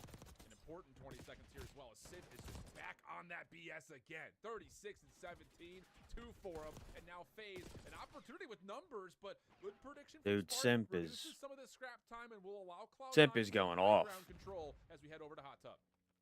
The last time we were here, FaZe just punched straight out through the middle. You're going to have one up top, and Simp, he's found his way. 36 and 17, make it 37. Make it, oh, I thought he was about to find the 38th as well, but there's 38. finds it in that moment, and Atlanta FaZe have flipped the situation entirely. The hill will stay open for a moment, but that suits only the team in red. It's Cloud9 will try and answer back, but FaZe, if they don't get it here, they're set up for P2. Yeah, this is looking very comfortable right now for FaZe. Spawn's moving a little bit, but Cellium aware of it, and that's 3 down. FaZe can jump into Hot Tub, make it all 4. Full team wipe. Cloud9 spawning across the map. Simp making sure of that with this top bedroom control position. And the longer this takes, the more FaZe will recognize that it's going to be a hit over through mid. And yep, there it is. 3 down once again. FaZe a chance to put New York season potentially out of question, depending on how they make their way through this last 10 seconds. And yeah, don't even need the next P2. You'll get it done here if you're FaZe. Yep, 3-1 that's it. in convincing form. Atlanta get their revenge after the qualifier loss. That's it.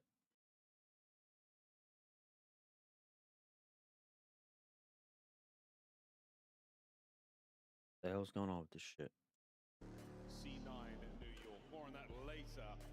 Back over to Alpha, and it's going to be again Minnesota Rocker, Boston Breach in a rewind. And obviously that means the Bravo station is active. That's where Rocker have already taken a loss to Miami. That is where that Skyline loss was rolling through earlier. So at least Minnesota Rocker sort of, you know, you get the land jitters out of the way. You got a series under your belt. Obviously, though, you are on the bounce back in Boston, a ferocious opponent. This is a map, though, for Rewind. This is where the ARs can absolutely thrive. The P2s, the P4s, you can lock you down. I know Nameless is talking about how Gio's going to be his guy. Well, shooters in the lobby, Awakening, the hot hand at the end of the last series. And, well, it's Minnesota. Let's start the map off right. Gio did have a fantastic time against the Miami Heretics. Getting finds a little bit of success here against the Boston Boys on board with Awakening. Roaming and finding what you can of those P1 is such a mixy hard point. So many ways in, and Cammy already on the snap. Snoopy finds 2 in the back end, and trades on trades on trades. Rocker on top. And Rocker have the spawn, so as far as the opening break goes, they're going to be incredibly happy for the situation they have. Purge, though, hyper-intelligent player, already taking long routes to break it down. So you're exchanging a lot of P1 time to take the route. Oh my God. Kills, you already see guys like Kenny spawning out. And this is a hot attack. Purge finding 3 in this life. The Warbang's going to be there, not enough cover or even concealment on the inside there of the Rewind video store, and already Kenny and Nero bounding the way forwards to P2. Boston Breach will have spawns. Boston will be in control. Yeah, shout out to Purge for getting them these spawns. We'll see what the team can do with it. 20-point deficit they are making up from. And Purge right now, Mr. Doodle, he's hanging out in time. You got Snoopy in the back line and Cammy, each of them winning a single gunfight on the flank, but Minnesota Rockers sent 3 players to attempt to block these spawns. Everyone's turtled up in square. But they do block them. Snoopy might be bringing names to this fight. He's got a long line of sight to work with. Cammy on the contest. Nice work there, the in and out. Be getting Gio as well. No, Nero, he finds his kills also. So the numbers are starting to work out, but there we go. Boston Breach still close on the spawns, still on time. Yeah, very nice hold as well. Minnesota Rocker making some good plays, but Boston able to sort of stave off that pressure. And now there's no time to take the long routes. You're going to have to force yourself through the front, and that means easy cleanup kills from Cammy. Already taking routes over to New, and the question is, does he want to try to blow his way past? He's sliding. He's trying to find the route, and the concussion's landing on top of him. Not enough to take him down. Yeah, he might know where he is. He's still got to kill him. There we go. Finally, Gio gets into it. Or Kenny, rather, in the feed. So now, hard point over we go. Through the middle of the map. A couple of members here of Minnesota Rocker should have control. Snoopy's on this wide route. He's the player on your screen to watch. And he just needs to live. You're waiting for your teammate to get the kills, and well, Purge is already doing so. Nero's gonna spawn out. Kenny is gonna join him. Minnesota Rocker, all that work to take care of Cammy. Well, they let a hole open on the map. Boston capitalized, and again, Boston just making the smarter plays right now. Yeah, that's a gap in the armor of Minnesota Rocker here. That's gonna be a solid lead developing now from Boston Breach. Perfect position to be in. We're gonna see a counter flank here from Nero. He's on the right-hand side of the mini-map. He's gone all the way around, and what do you know? The same hole in the armor for Boston Breach right now. Nero. What the hell?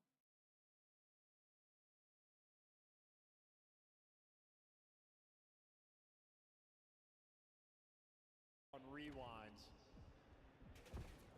And we're alive and kicking. We might have had a bit of a power outage there. We can hear the game taking place in the background, folks, so we can assure you it's still going on, even if we're not getting coverage here in-house. I mean, hey, we snap out of the hiccup, and all of a sudden Boston, yeah, they capitalize on the lead. They don't actually have the rotation over towards P4. And once again, Boston are just overwhelming in these moments. Kenny right now, the last man standing for his team, and it lasts but a half of a second. Seemingly every single important sequence we have had on this map, Boston have just had the extra edge. And they've still got the edge, they've still got the lead now. So back over to Beepers, and it is a real good hold here for Boston. Purge goes down. Gio and Nero now on the attack. You've got two players through the back door, but Cammy lines them up, can't get the kills. On board with Snoopy, brought down through the window, and that is going to be that. Solid break. Rocker are in with 20 to go. Yeah, and Rocker are going to have to continue playing bully ball if they're being out-rotated like this, so their slaying is going to have to kick up. It's Gio that does so in this sequence going on the 4 spree, but I feel like the Boston game is just much more consistent. Purge taking the long route, Snoopy there to join him. They're just making the more heads-up plays. An opportunity, though, for Rocker to stabilize on new time. And look at the long routes again being taken. Boston happy to play the heads-up game. And, well, they're going to have a pinch on the new time. Oh, it pays dividends, but you still have to win the fights. Trades are there still. And this battle, 3 in a row now for Snoop. And this battle for Gens is about to burst wide open. Snoopy on the dance, managing to get at least one. Now eyes towards the dumpster. Here comes the next wave of Rocker players. Kenny now through side door. Nero puts Snoopy on his back.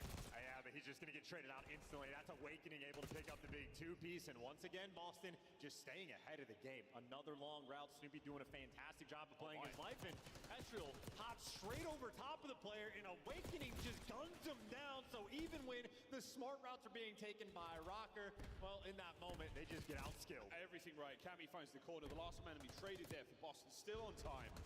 The trophy's not working out. It's not going to be a stick. It's a little bit of damage. Cam brought down. Trades. Oh, friendly fire. Absolute pandemonium. Still on Awakening.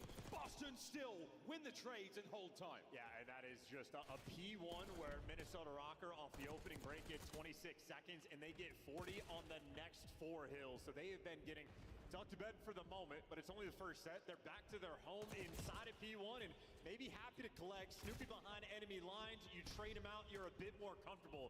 And by God, does he make you work for it. It's such a gunfight. Gio, he might wave the white flag at that point in time. Like, I'm empty, man. Let me just die here. And it does. Well, Rocker, though, didn't get 3 dead. Now 4 dead. A single man there for Boston Breach on the attack. Going to be Purge. He might catch that nade. Catch a couple of proms now as Kenny looking to reinforcement. Oh, God. Alive. Wow. Rocker still with time, and Gio down, so now both flanks wide open.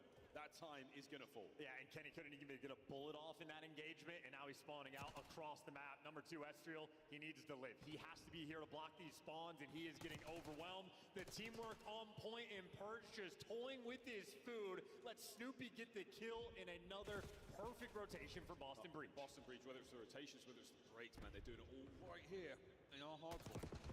14 and 17 for Purge. It may not be that special, but these kills are fantastic. This P2 has been theirs since the rip. Solid effort here on the counter-attack. Kenny and the boys now making their way through. Snoopy's going to man in there on time. The next one to fall. And this is it. Purge finds the 3.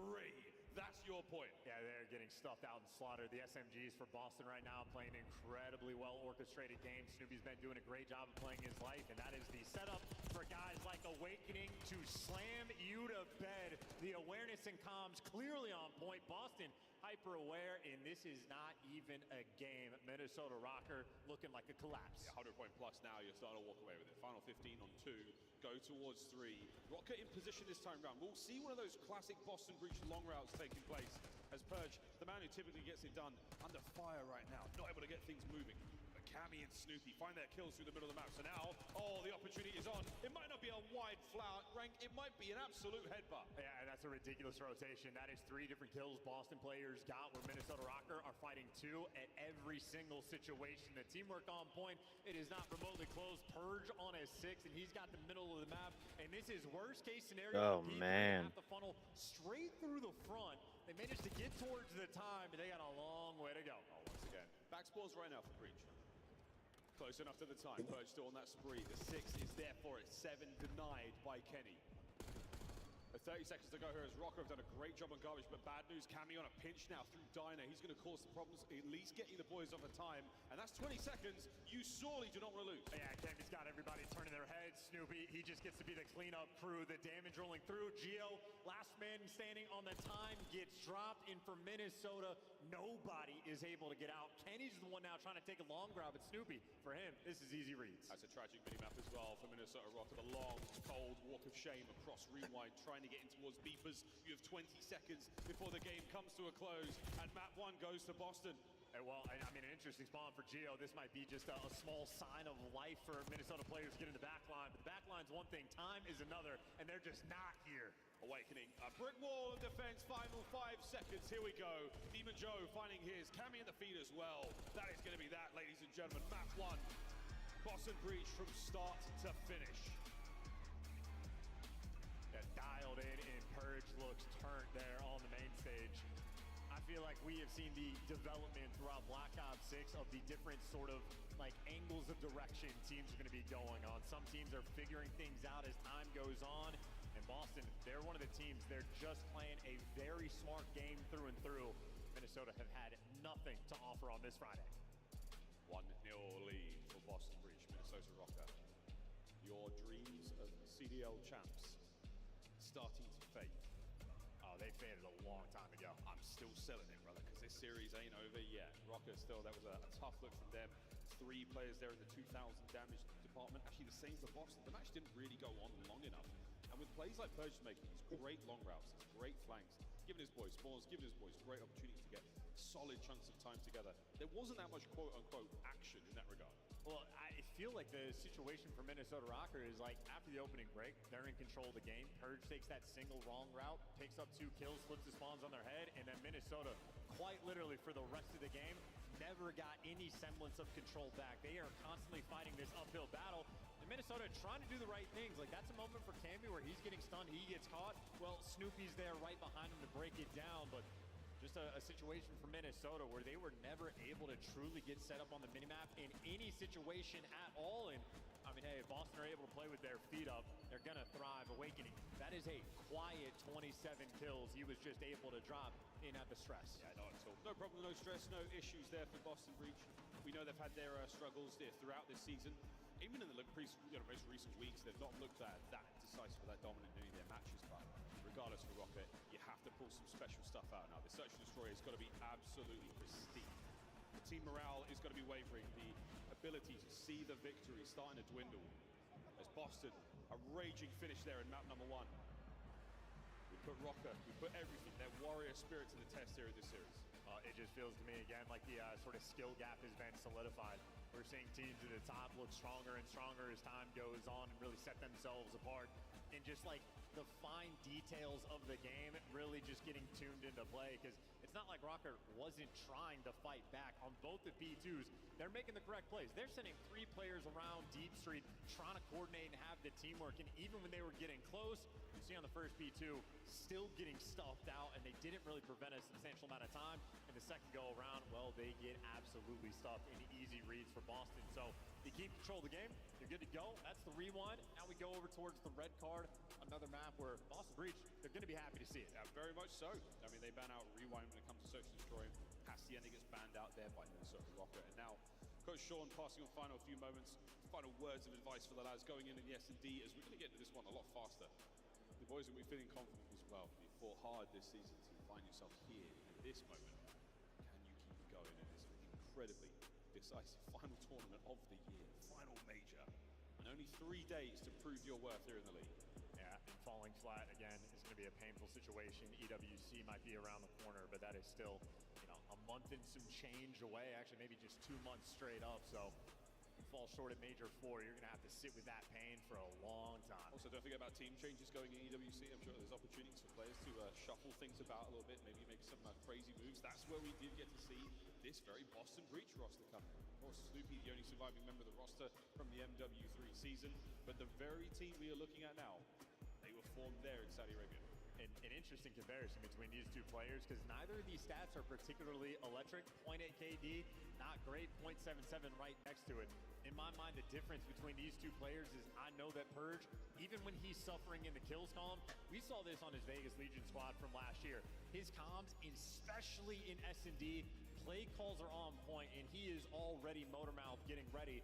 In Boston, we know their style of search. They have sort of solidified a unique place in the league, hyperactive in the play calls. They're going to be swinging back and forth across the map endlessly, and they jump on everything together. Some teams are able to break them down, but Boston, make no mistake, one of the better search squads we have in the game. Overall, the record in 5th, and again, they have a player on their team. Consistent 0.7 he has been in this stage in the game mode, and still they managed to be strong. Here we go, map number 2, red card S&D. Breach will be an attack first. 3-1 split here for Minnesota Rocco towards A. Heavy pressure from Breach towards B, and if they get moving fast, they should overwhelm the site. I mean, hey, you got to call there's man on the bomb. That's one shot. They waste no time. Doors kicked open, corners cleared out, and now you know. And they got in there quick. Don't want to play it just yet. You don't have trophies. You got to dodge some nades, but once you count them out, you can safely get the bomb down. Yeah, this nade's going to help. Might get a little bit of damage. Oh, there we go. That could be a moment for Subi to push, but he's going to choose the right player. Not necessarily worried about the rest of the boys there. Estrel finds his first blood. Oh. Oh, finds another. So what do you know, folks? It's all down to Cammy, not in the play by B. Great breakdown, Cammy, for a 1v4. A little bit of time to work with, but this is a nightmare situation, and Estriel shuts the door instantaneously. Good round on defense, and that's the Boston we're used to. Making plays, getting aggressive, following up on the comms, but as soon as Gio gets that first blood, Boston knows we have to find a way to even the odds. Snoopy gets aggressive, tries to peek the corner. His teammate does the exact same thing. Minnesota play the safe and comfortable game. It's a good round 1 defense.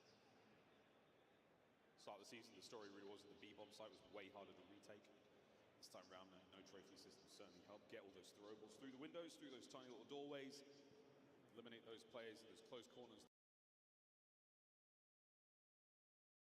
The alpha stream over on the mainstream, but my friend, we've got a game here on Bravo. It's going to be Vegas against Vancouver. Now, I'm going to try here and set a couple of asterisks next to things, of course, because we are looking at two very different teams when we try and build this one up. Vancouver's team about what are your aspirations, whereas for Vegas, it's about, I guess, playing for pride. No, without question, man. You have 20 total CDUO points on the entire season. That is dead last in the league. That's not good. That means you only found 2 W's this entire season. But thankfully, with this roster, you at least found 1.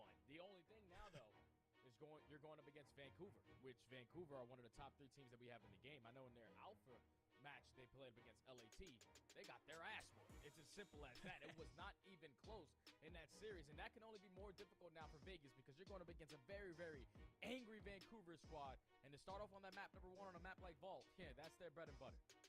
Yeah, no, it absolutely is. We'll get to all of that. We'll talk a little bit more about whether or not there's a dream or we're just trying to sell ice to a snowman. Meanwhile, maps, of course, we'll get to all of that. But for now, it is, of course, Vegas against able to take some territory for his team here, push in, create some space.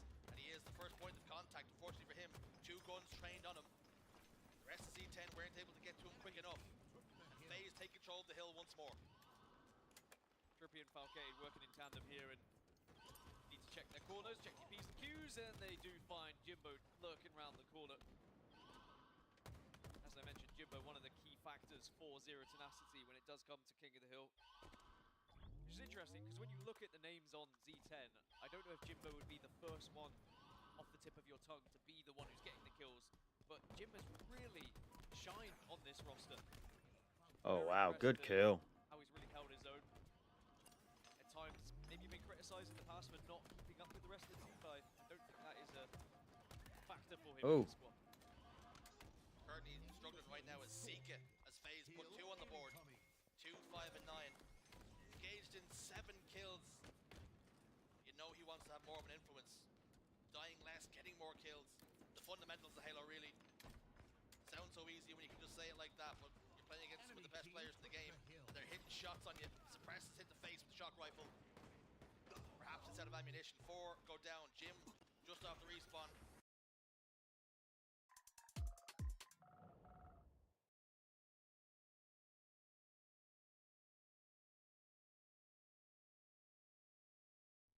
here, looking across at some of our players. Of course, RCT's Exnib, Pred, and Priesta for Vegas. O4, Abuza, Nasty, and Neptune for your Vancouver Surge. And a lot of different storylines being leaned up here. We're getting a B-roll looking at not only is what a superb, beautiful setup over at DreamHack, but players like Priesta, players like RCTs, players that are right now trying to write a couple of different storylines than what most of their season has been. If you're Priesta, for RCTs, it's a case of, you know, where you sit in terms of being in the league, out the league. On the opposite side of the table, for Vancouver, I guess it's, again, proving how high your ceiling can be. Can they be real contenders? No, I think they definitely are, without question, real contenders. It's just matchups things for them. Whenever they score up against LAT, that has been a one-sided affair throughout this entire season. But everybody else, they usually make easy work up. Even Atlanta FaZe. It's just that matchup specifically for this Surge squad has not treated them well. Now you're going into a series versus Vegas, who obviously are the worst team that we have in the league. If you're Vancouver, you didn't bank on potentially being dead last in this tournament here at Major 4. So they're coming in extra prepared in this series because you don't want to be the team to lose to Vegas. It's as simple as that. Yeah, I mean, you don't want to be that squad. And that's a really harsh thing to say about CDLT, but you're absolutely right. Yeah. That's just not so. You don't want to have your final major before we start talking champs be that you went out in losers round 1 to the worst team in the league. We're going to get a look here at the maps and modes. We're going to start off on a Vault Hardpoint, Rewind S&D, Hasty Control, Rewind Hardpoint, Dealership S&D. And straight away, if you and me want to try and build a bit of a fairy tale sequence here for Vegas potentially, or that bounce back for Vancouver, that Vault Hardpoint only really suits one portion of that story. Oh, yeah, and you could already see on the map bans, like Vancouver, they said, no, we just played Skyline versus LAT. We got steamrolled. Vancouver don't really like to play Skyline, and on the opposite side for Vegas, they would have been happy as hell to see Skyline into the mix. But Vancouver, being the phenomenal hardpoint team that they are, they're able to control the vetoes the way that they want. Starting off on an opening hardpoint, which is their bread and butter, 14-6 on the season, have rarely lost the map recently ever since Neptune has been added to the mix, and I think that's the perfect answer for Surge. Those hard to reach areas, man. It's like a back scratcher. It really gets the job done.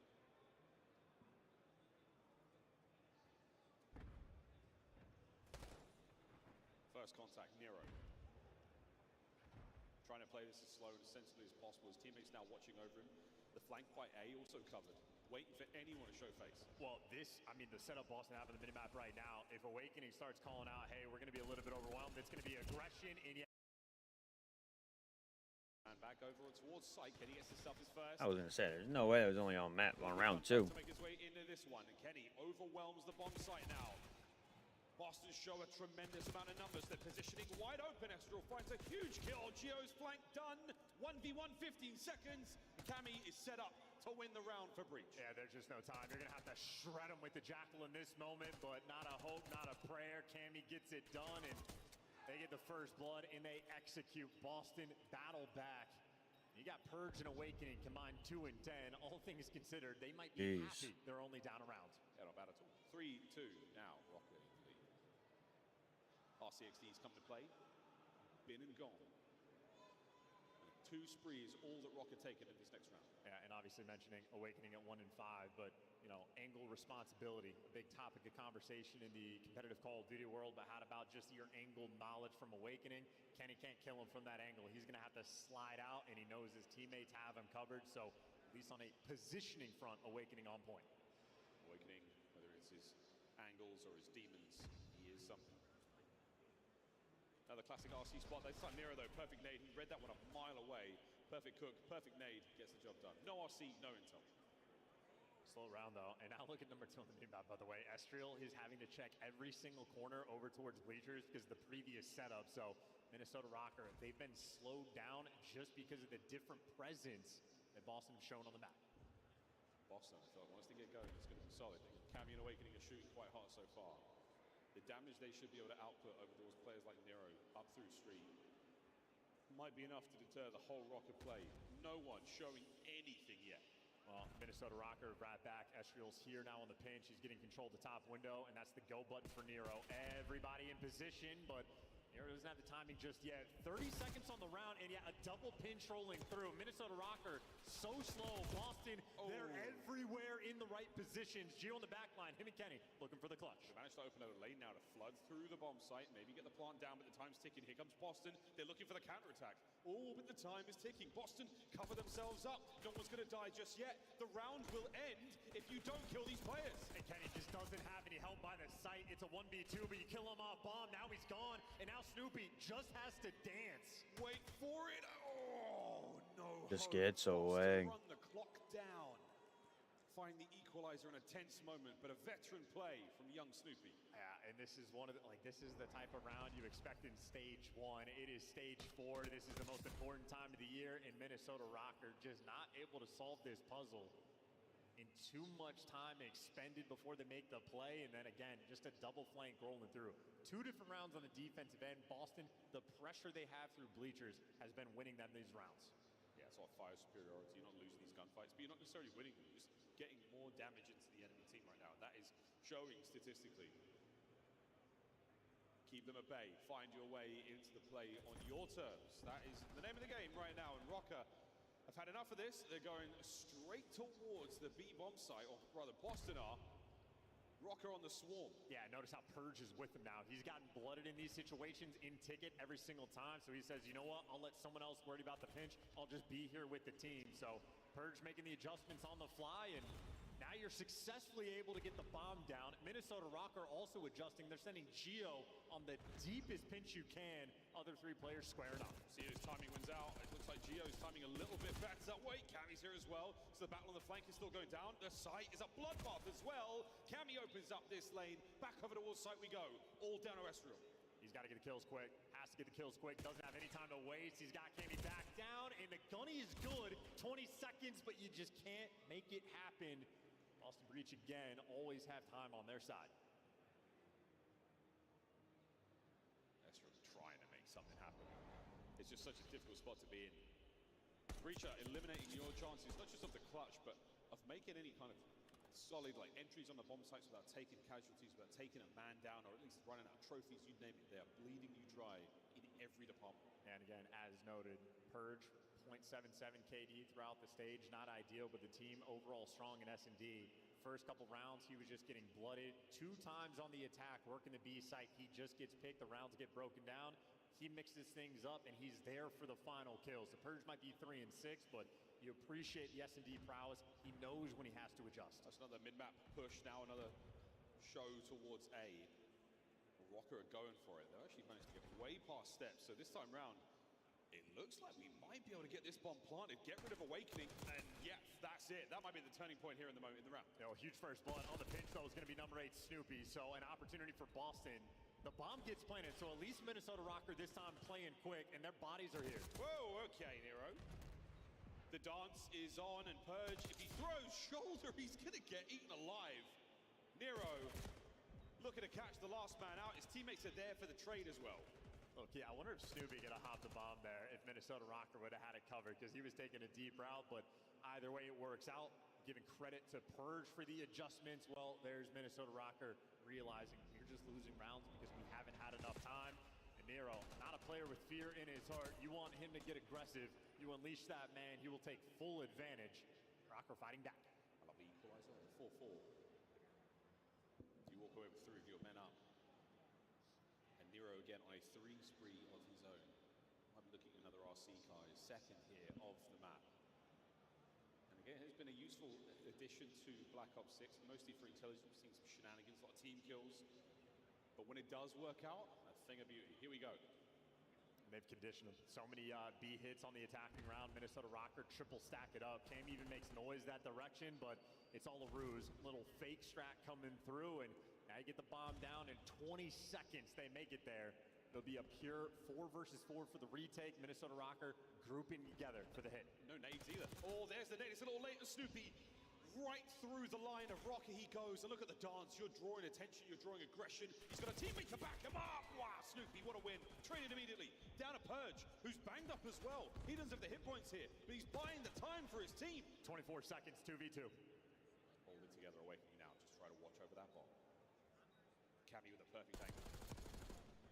There's the team player. That's Awakening for the two-piece. That's Boston Breach, map point.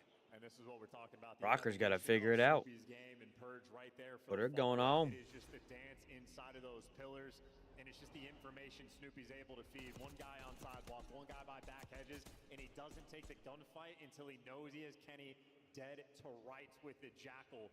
Perfectly played, and Purge is the same thing. You waste as much time as you possibly can. A 2v2 with 24 seconds left.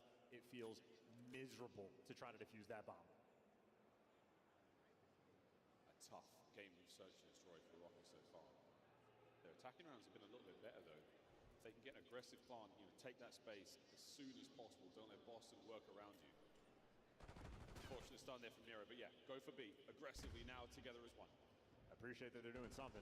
Snoopy here, cheeky spot. We'll see how it pays off. It might do, but here comes the fast reinforcement. There's a cavalry on its way. Snoopy down, but the cavalry, oh, it's made itself known. Kenny! 1 of 3! Can't get the ace. Kenny now fighting for his life in the search. Nero gave you a bailout round. Kenny, it's your turn. 1v1. Kenneth Williams versus Purge. And Purge again, last alive. Happy to play a little bit slower. Purge, second year in the CDL. Kenny, he's got 2 world championships. Two brains working overtime. Try to solve this ever-changing Rubik's Cube.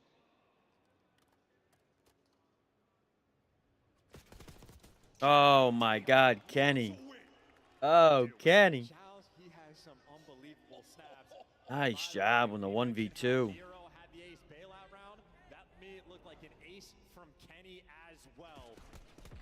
Only at 6 and 6 right now, but hey, he got him to the round 11. Is that 2 top plays of the week from the same map? Yeah, possibly. It possibly is. Wow. And people forget Kenny is an absolute shooter. Yeah, Kenny gives you 3, he loses the round, and looks and goes, boys, what are we doing? Round 11? Okay, lock in. You can't ask for more. RC from at least start with Nero, pulling out a second. Estro there pulls out his RC car. So you've got one for Kenny as well, just in case you need it. But you're going to be throwing everything you've got in this round, folks. Trophy in play. And this is great news because the car should be controlling the A site at least for a little bit, like a moment. So this is time for the Rocker players to work. Estro gives you the comm, and now it's just a plank. And look at the angle. It's the spot to Nero again. Wait. The corner checker. Awakening. So damaged. Nero gets away with his life. This man's built different. Purge on the wrap now, trying to pick up these players. Man advantage Rocker. Well, bomb down for the 2v3, and if you get Purge perched up in the window, and the timing on Nero is honestly incredible. Purge might be in prime spot again, unless the master of the Oh, man. Nero's built different. Esriel now, the dance against Snoopy. There it is. Them down. The bomb will be Wow. defused. Brother. Minnesota Rocker. The grit returns in Search and Destroy. Dude, I hope we get to see that from Nero's point of view. I don't know if we've seen a single kill from that spot all year in S&D. Not that it's the craziest spot on the world, but that to me looked like a free double kill rolling through. We jump cut to Nero slamming. He gives you a bailout round with an ace. Kenny, a bailout round with an ace. Minnesota Rocker. That's the grit that we want to see. Yeah, round 10 ace to force that final moment, and then you hit a big one, Nero. Unbelievable. From one corner to another, he races Purge to that top spot, and that's the position you need to be in for Boston to defend the bomb. That is the insurance policy. Fantastic work. Yeah, and Cammy and Snoopy have to look around. Snoopy's like, guys, I give you 11 kills. I planted the bomb 4 times and gave you 4 first bloods. Cammy's like, boys, I give you a 3-piece in a round of S&D. What do we got to do? Well, shut down guys like Nero. 13 and 7, 4 of them, or 4 to 6, excuse me. So 17 EKIA, not too shabby, and 4 first bloods as well. Nero, that is a game where he can see through walls. Tough stuff from Minnesota. Well, at the half, 1-1, exactly where you want to be if you are a Minnesota Rocker fan. First map wasn't ideal. Rewind, an absolute beatdown there. We're going to go to Vault now for a double dose of both Control and Hardpoint. I have no idea how this is going to go down. This is it. Something in the air. There's something magical happening here in DreamHack. Desk, can you feel it too? Oh, we're feeling it. Wheeler, are you feeling it with us? He's feeling it, ladies and gentlemen. All right, let's start with you down at the end. The DreamHack champion. Yes. Search and Destroy wins championships. Minnesota in the running for a championship after winning one Search and Destroy round 11. They got to see one go through the hoop, Chris, right? We'll start there. I will say that round 11 play call was beautiful. I mean, we're calling in the RC car. We know as we push it up the street, they're going to naturally think about rotating over towards the other bomb site. Well, what are we doing? We're also pushing towards that wrap, playing for it. Like hook, reel, and sinker, checking the corners. Nero was electric this map in the final round and the 1v2 he had right here. I think this is why I kept thinking this Rocker team could be solid, is because the hard point was good, and then Nero has these search and destroys. Those dropped like 15 plus. I mean, 13 here, but like he has these takeover search and destroys. But bro, I don't know, that round 10 from Kenny, he was 2 and 6 to that point and had an ace. And that felt like one of those moments when we talked about last year with Optic and him, like he was like a get me to Sunday guy. Get me to that big moment. Like that was his moment. 1v3. That snap on the Purge was disgusting. And that's the situation here, right? Like backs against the wall. Like I have to win this or you pretty much lost down 0-2, and Ali Kenny delivered when they needed him most. Yeah, that was insane. I literally made the comment, like it said, looked like he had aimbot. They were watching time. Insane snap onto that kill to force that round 11. And then just the decision making to push all the way through that B side once they realized there was no pressure. Like Cammy technically in that spot is in a great, maybe get 1, maybe get 2, but they check their corners, they clear him out, and suddenly you lost all of mid-map control inside of Boston Breach. Good stuff as search and destroy out of Minnesota Rocker. A little bit of ice, a little bit around 11, and now we got to see what they can do with the roll. Cammy leads the lobby. 1,600 damage, 8 kills. Let's take a look, though, at game number 1, because Purge was off to a very slow start when he caught fire in the second half, Ali. Boston takes the lead in our first respawn. I think you explained it really well there. It just felt like a slower start from the side of Boston Breach, at least on the side of slaying. But once you hit like that 100-point mark, the structure just really came through. Minnesota Rocker, they were not playing their breaks well at all. They were not waiting for each other. It was a lot of solo chalice. And from the side of Boston Breach, you're allowing Cammy to get 2s and 3 pieces, which we do not see often. So that's going to mess with you, especially for the side of Boston. Yeah, Gigawig is in this lobby today. Nameless, are you a little bummed you didn't pick him? No, I mean, we're in a 1-1 situation right now, and, you know, that's a pretty crushing defeat that they just had on that search and destroy. It's really anybody's game. And, you know, on this rewind, this map, you can snowball hills back-to-back, and we just kind of saw Boston finding their hardpoint game once again. But this is now 2 series in a row where it's like, if you're getting that performance from Awakening, they're going to find success. But can he do it consistently? It's been the question we've asked all year long, but right now, looks good. I'm just thinking if I'm Cammy, dude, in that round 10, I get 3. I'm like, bro. Game. And then you have to watch your team drop. She's like, Like, dude, my teammates are ass. That's literally what I'm saying. 100%. This day is already halfway over, but we have 2 stages to make sure you're staying up to date on all of the action. Open up a second stream or just stay here because we got the update live right now. Let's go to it, shall we? Oh, dude, okay. Let's take a look. This is live action. I'm told. Vancouver, Vegas. This is early hardpoint game number 1. We are sending 5 teams packing at the night. Will it be Vancouver or will it be Vegas? If Surge lose this, I don't know what to tell you. I will say, I don't call that, but I don't see that happening. Vegas, I mean, this is their last match of the regular season, right? So they're just, well, potentially. So they're just playing with nothing to lose. These guys going out there. They just lost spawns. Could play spoiler. Vancouver, those. I do think is a world-class team. It's just up against thieves. They've just had 0 success, right? So does no one see Xdid? The man's +5 again on ball. He's the best ball player in the game. He's doing what he can, dude. I don't know about all that. Best ball player in the game? Number 1, Ask Easy Mac. We got to show you some of the stats that are coming up in just a moment. In the meantime, we also have our current main stage match loading up with a game 3. Vault Rewind, Hacienda Rewind Dealership are over on Bravo. Open up that second tab.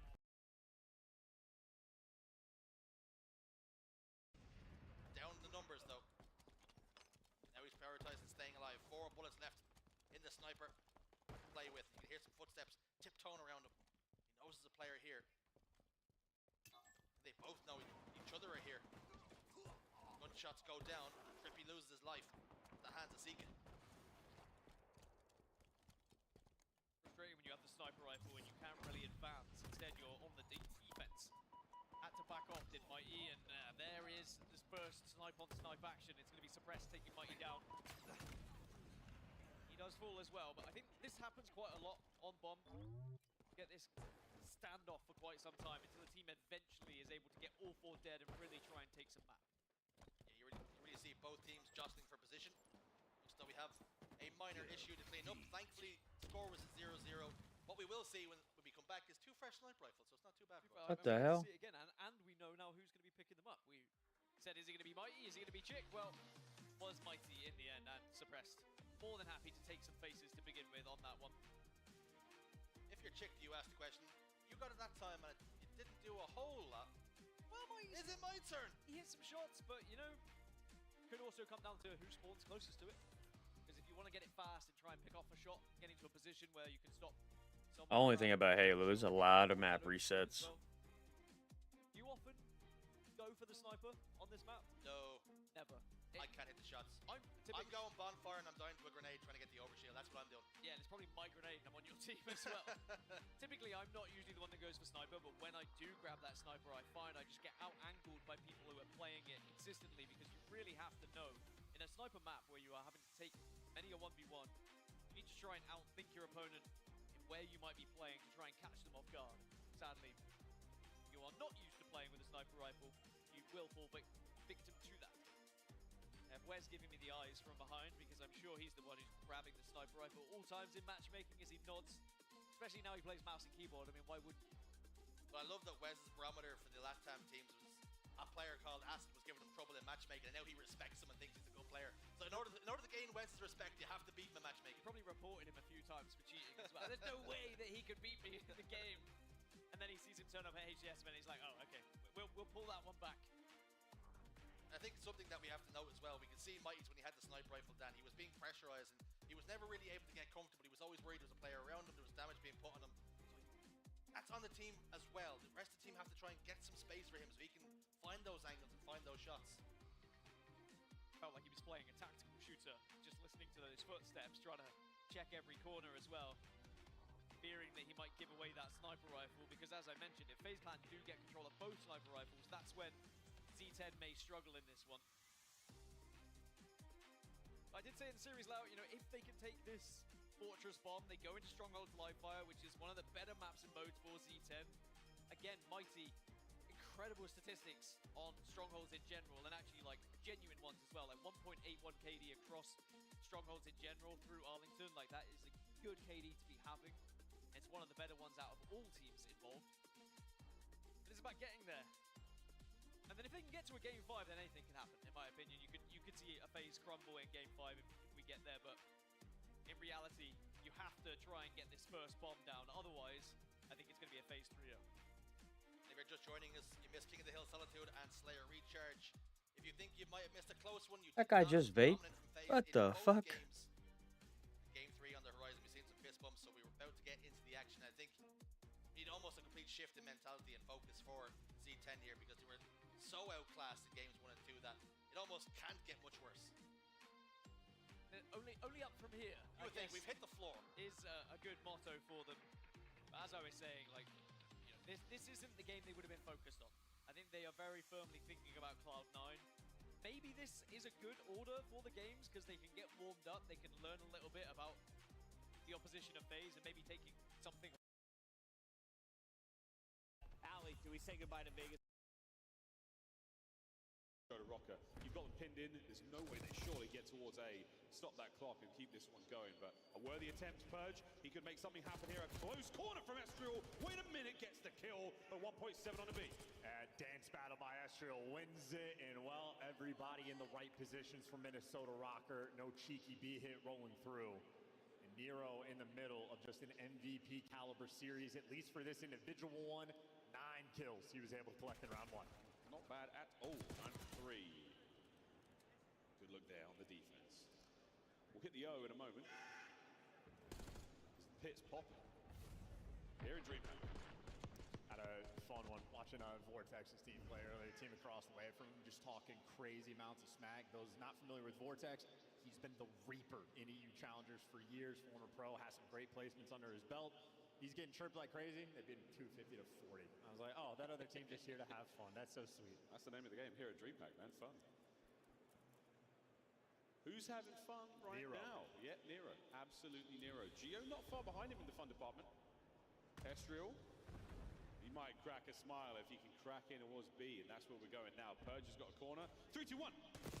Yeah, gets it. Now we're capping the point. That's the Purge special. Lying in wait, makes the heads up play. Easy read, Oh. but he ends up falling. And then, again, the Purge special. Oh, yeah. Doesn't matter. He falls. He's in the right spots. So his teammates end up getting all of the kills in the B hit. Instantly shut down Boston. That is a strong defensive showing early in the round. Yeah, nice work. Push forward, though. That's what you want. Space here on Vault. Spawn traps. We've seen how they work. The formula is an effective one.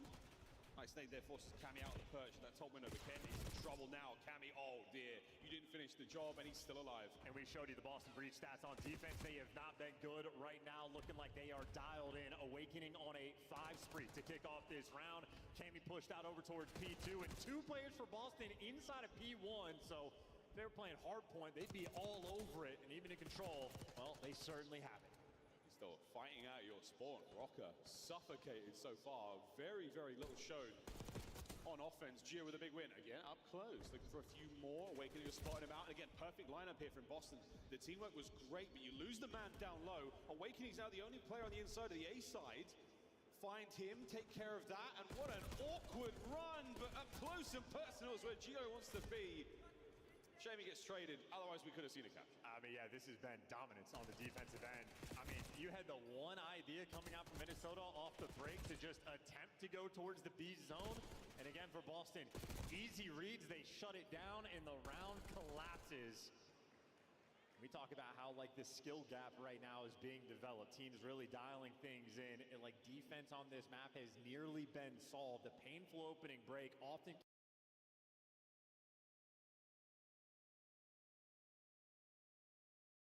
Frustrated, fly on forward and rip Priesta out of art.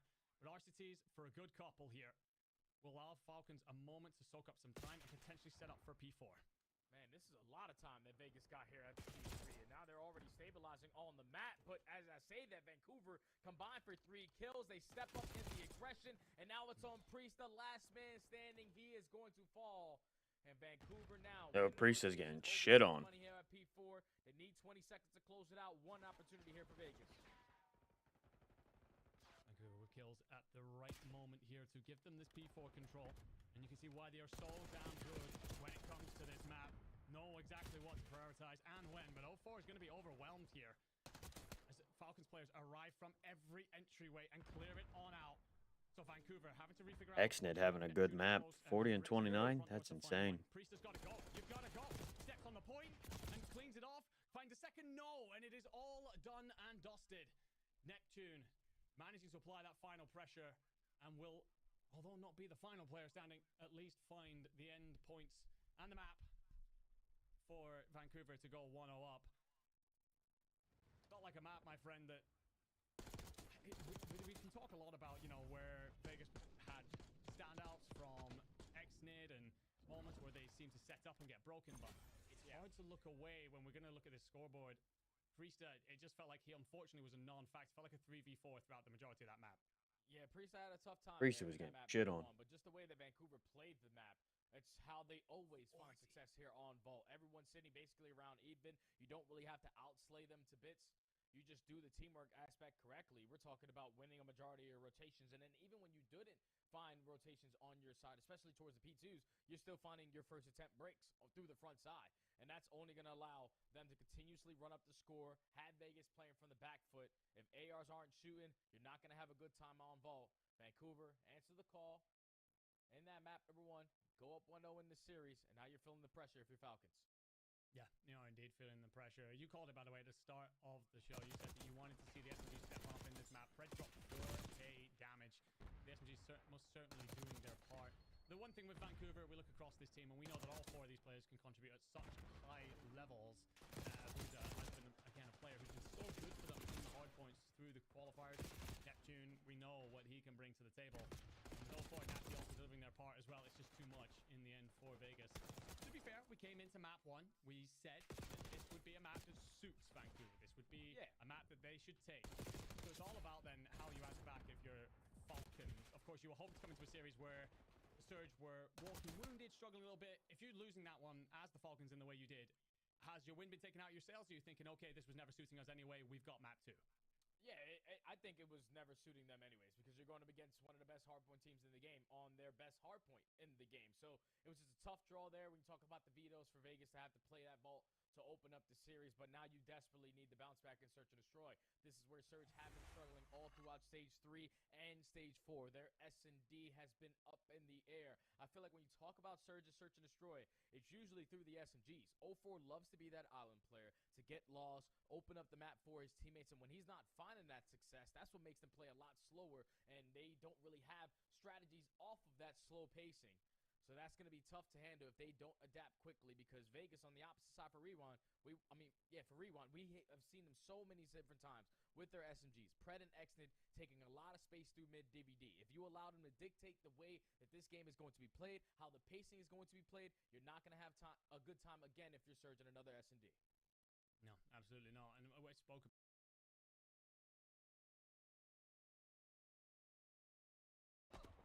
inside bottom middle, and again Trippy just gets the kill, picks the bomb up and takes it away. Just think how different this passage of play would be though if any of those shots are connected from suppressed.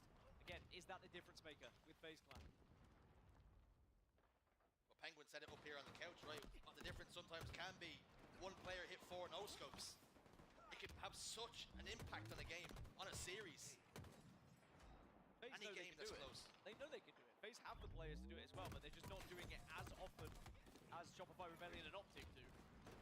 Of course, it's not the only defining factor, but the reason why Penguin says that it can be down to just a couple of no-scopes is because these teams now are so closely matched. They all know how to play the game of Halo Infinite at this kind of year of its lifespan. That you just need someone to step up and be that difference maker, and sometimes it can be with the sniper.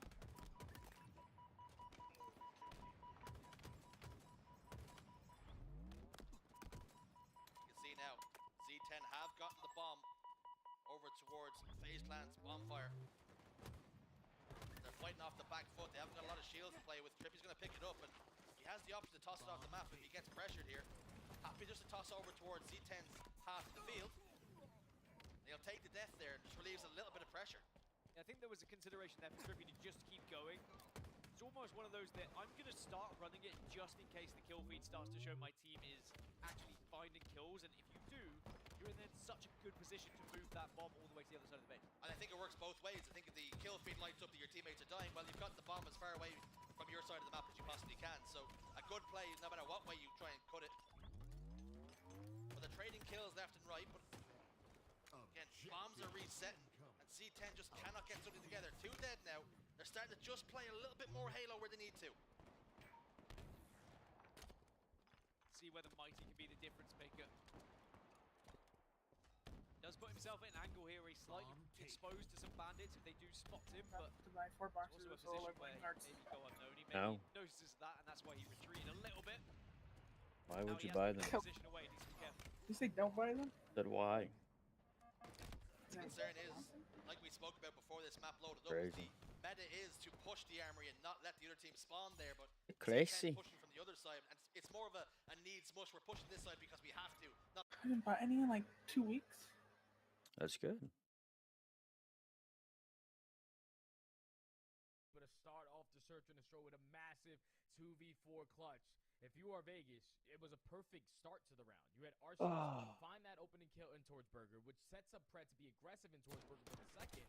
But as soon as you find those 2 kills, everyone just rallied together. We don't have to be put in isolation gunfights. Let's just get the objective down and play the trades. But once that first kill goes down onto Exnid, even still with the man-up advantage, you just weren't in a position to get that objective planted. 4 boxes. That's overall, wild. Fortuna able to capitalize on a massive opening round there for Vancouver to go up 1-0.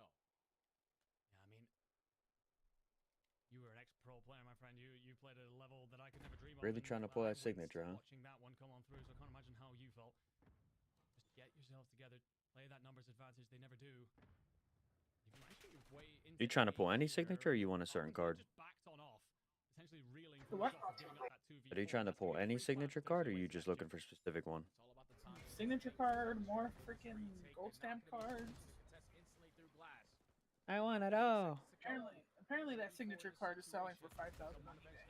Oh. Got money you can give to me. And the Egress one is, I think, like 3,000. That's an opportunity to come on in. Yeah, Will and be traded. 04 just took all I got are those Egress cards Someone's gonna have to check the bomb at on some point. I don't signature. think you have to worry for a moment. Archie's will Like these cross. cards are selling pretty high right now. Timer. No one's gonna go near the bomb.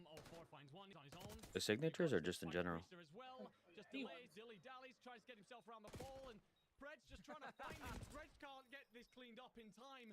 Beautiful work from 0-4. What's that? My gold stamp 1v3 cards clutch are off the like back of running the for like 2v4? 150 to 200. Yeah, that is unbelievable out of 0-4. Not Like, bad. He just goes unaccounted for, and I love the trigger discipline out of the sophomore. Like, he understands I am the guy playing the clutch. We already are in a man disadvantage.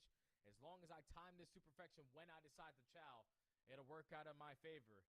He was just crawling like a caterpillar at the double doors. Throw an extra shoulder. All right, no one's on bomb. Do it again. No one's on bomb. And you already see 2 red dots right next to you. So chooses the right time to strike forward to double. Doesn't need the 3rd kill to secure the round. And 0-4 off to a great start at 5-1 here in the S&D. Just outrageous levels of discipline there. Control. As all the chaos unfolds, he knew exactly how he wanted to play that.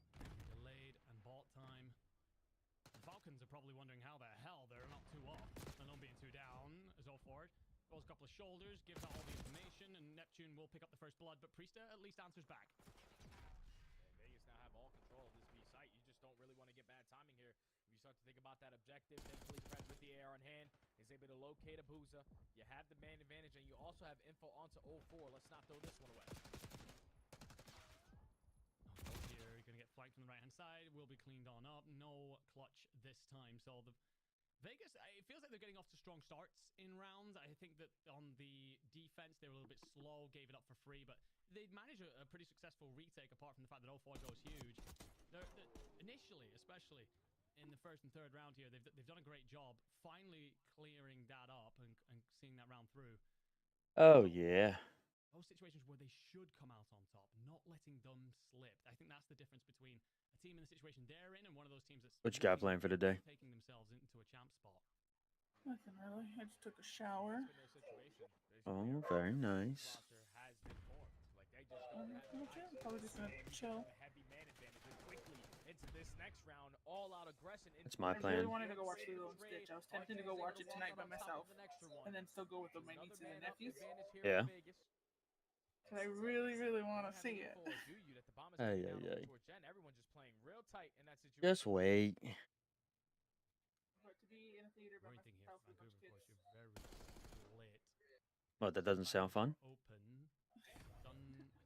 To get back together here, we've already watched a 2v4 and a 1v3 clutch. The CDL's pretty much over. Optic plays 2 Halo matches today. So I watched the Optic Texas game today. They won the CDL match. Backed on down, does the right thing to slip away just in the right moment. Abuza on a donut so far. Just see. And does not. Checks the wrong corner. So Vegas, at least stabilizing, have now found 2 rounds, and it seems they're doing a better job. As we said, it seems their starts are good. It's just about making sure they slow it down, breathe, compose themselves, and just assess what to do next. Yeah, the aggression early on into these rounds, and then walking away with the majority of the gunfights is giving you early man advantage and a lot of control of the map.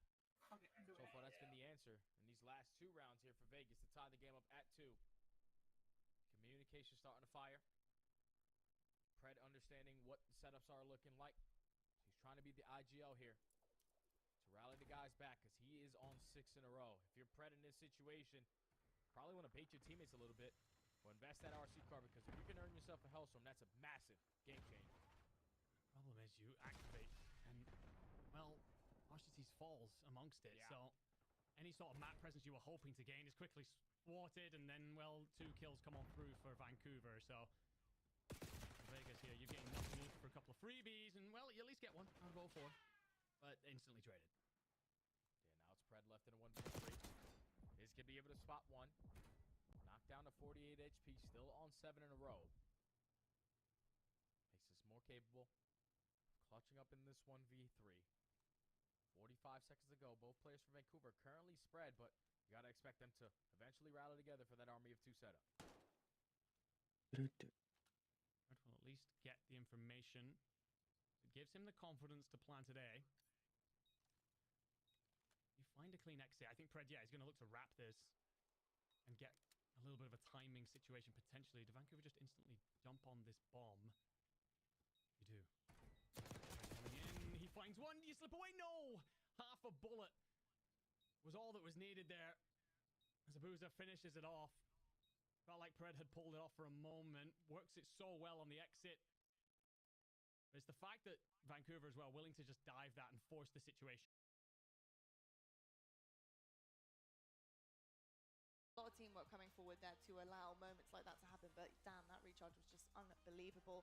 Royal One, hello, sir. Hello. Back in a FaZe hoodie, first and foremost. Where they got them at? Is it on the B stream? Nope. Be on the main. But not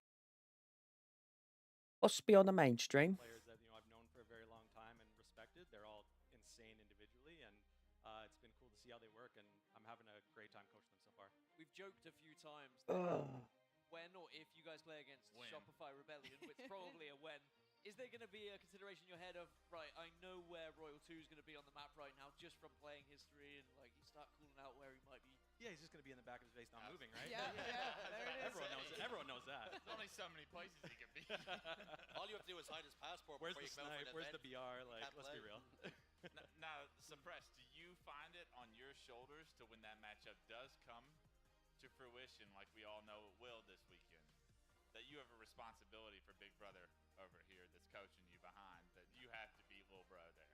I mean, yeah, I was thinking about that. I think we talked about it on the backstage, but yeah, I mean, if we do go against them, we got to go hard, so. Love that. Yeah, you do. You have to turn up. That is for sure.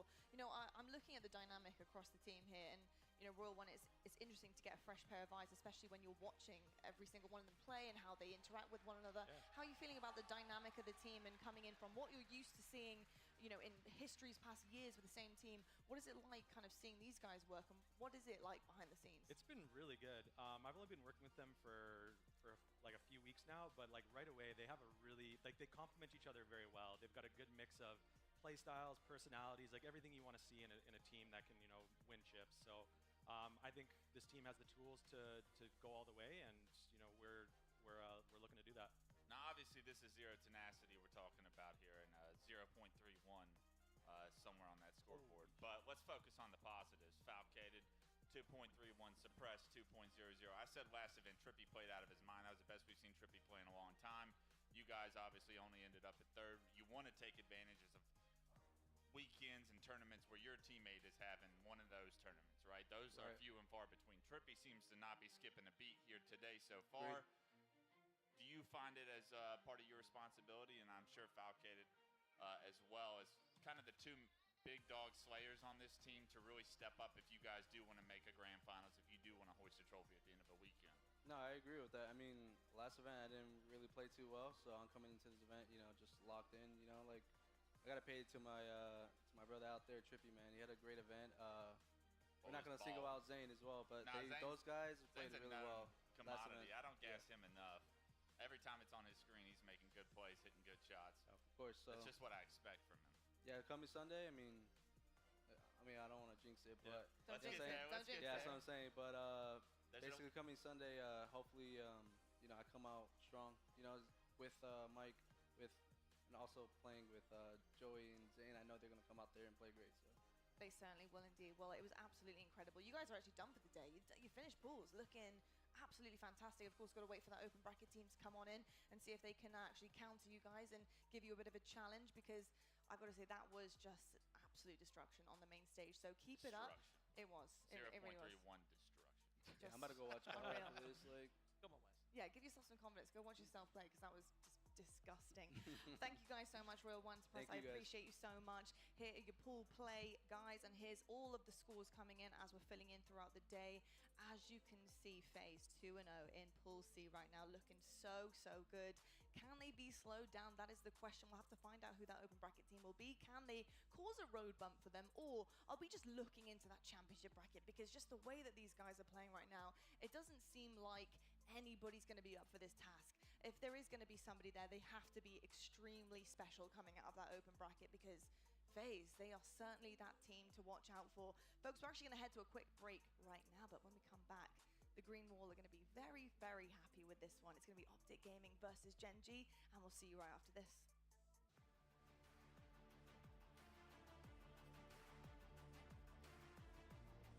Oh, yeah. Tired today. I went to bed late. more Halo action? Really fucking late. Subscribe to the Halo Esports channel for official Went to bed HCS drunk. highlights, behind-the-scenes content, and Oh, player yeah. spotlights that take you closer to the pros. I bought 2 tall boys of the 2 Tony's teas, but they were 8%, and I drank both cans. That shit had me fucked up.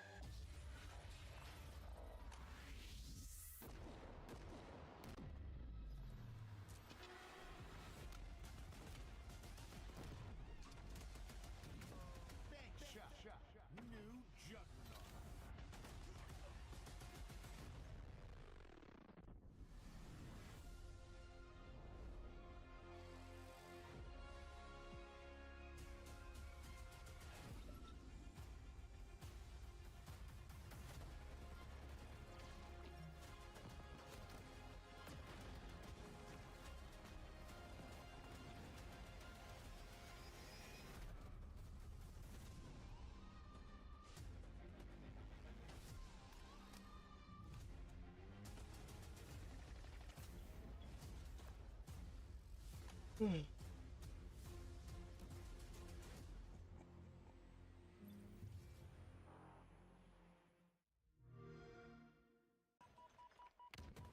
Optic now find themselves just 3 away. Renegade makes a hero play. He makes sure that they burn camo, and he does it so well. Now 48 to 44, 2 kills to go for Optic. Royal 2 gets 1, but it is just 2 to go. Renegade taking danger, taking some angles as Formal gets the 49th on the board. Renegade is on the hunt. He wants it to be his, but it's Formal. And Shopify turned up. Here it is. Formal moves in. Formal gets the kill. Formal gets the kill. And Optic will complete the ultimate story.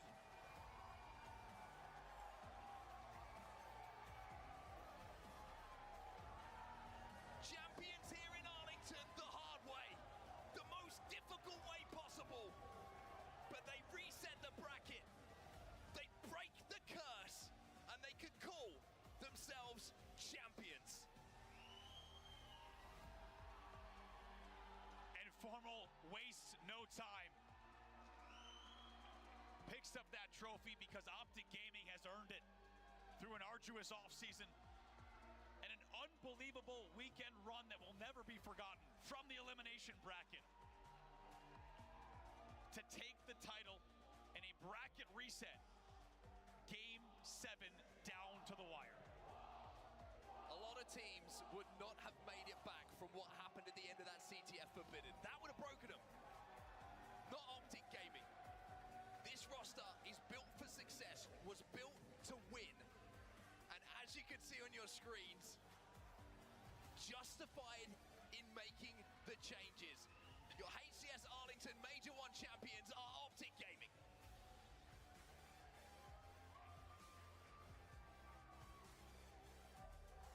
And not just that, but with this victory, with the team change, the second place curse for Optic Gaming is officially broken. Here and now, your champions at the Optic Major, doing it in their own house to start the 2025 season, and as you say, justifying one of the most historic and even controversial team changes in competitive Halo history. But you heard it from them before the event. We made this team change for a reason, and we knew it could be the best in the world, and right now, that's where Optic Gaming is. And you look at the reaction from Formal, it just feels like the weight of the world is lifted from his shoulders now. Sick of second places, hates not winning. But now that winning feeling is back.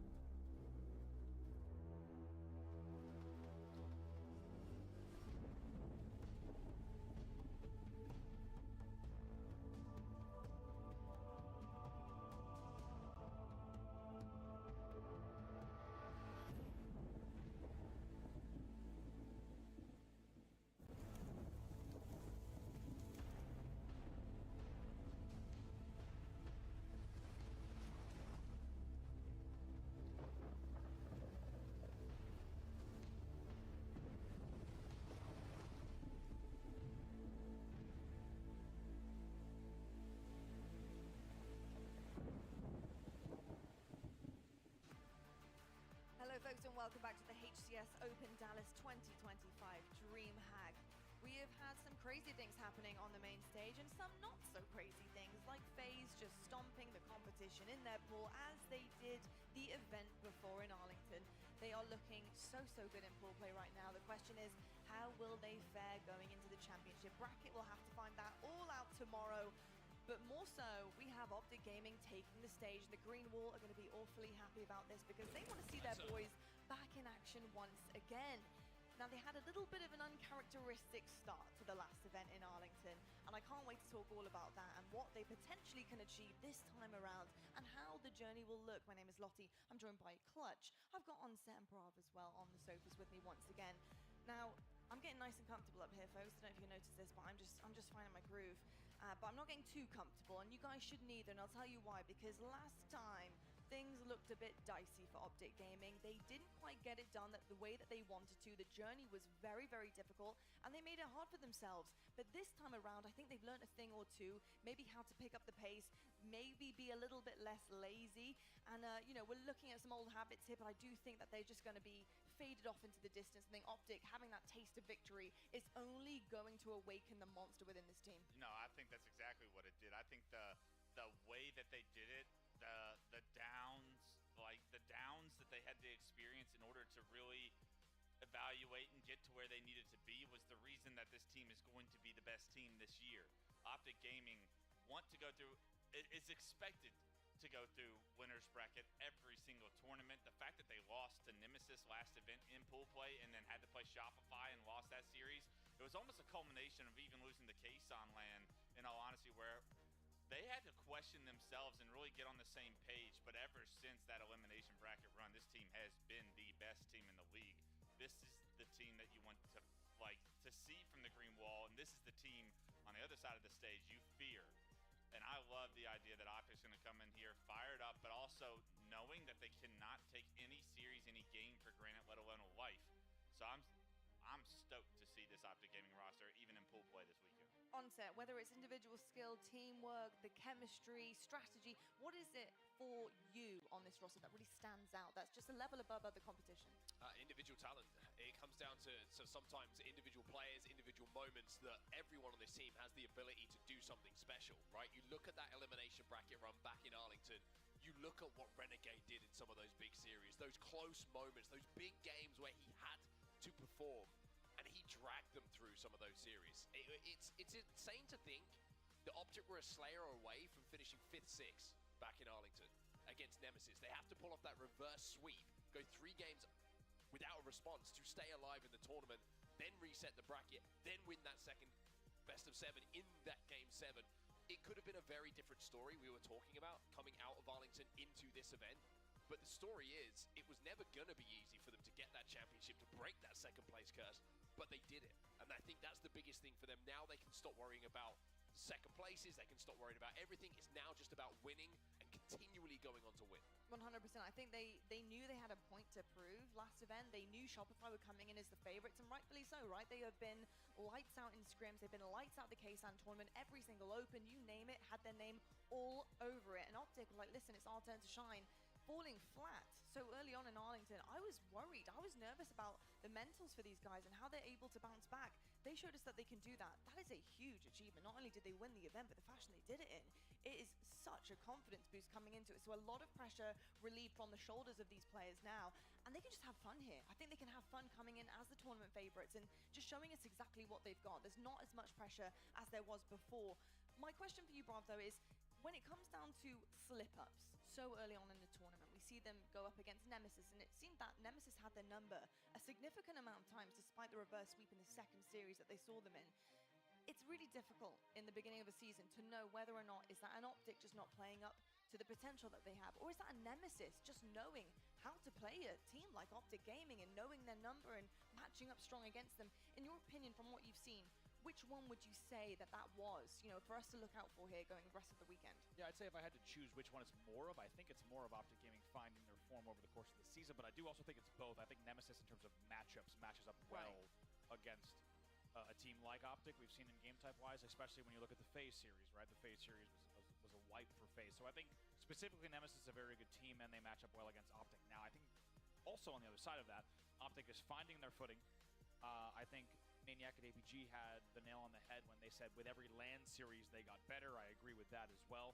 And I also think, Mark and I talked a lot about this before the tournament, but I think that Game 7 win was so disproportionately enormous in terms of momentum, right? That was a Game 7 Slayer, which could be a coin flip. It could go either way, and I think Shopify can look at that whichever way lens. I talked to B-Man about this. Whatever lens they want to look at the tournament, they can. However, for Optic, that Game 7 win it wields such a disproportionate sword in terms of momentum, and it's like, that was massive for the year, and I think you also really spoke well there a lot. They, for the first time in, 2 years, Formal could take a breath and just play Halo and not think about, my God, is this going to happen again? Yeah, I mean, smiling at the end of it. It's crazy to think what that tournament could have been for Optic as well. Imagine if it was a Game 7 loss, and they come second again, right? It would have been just...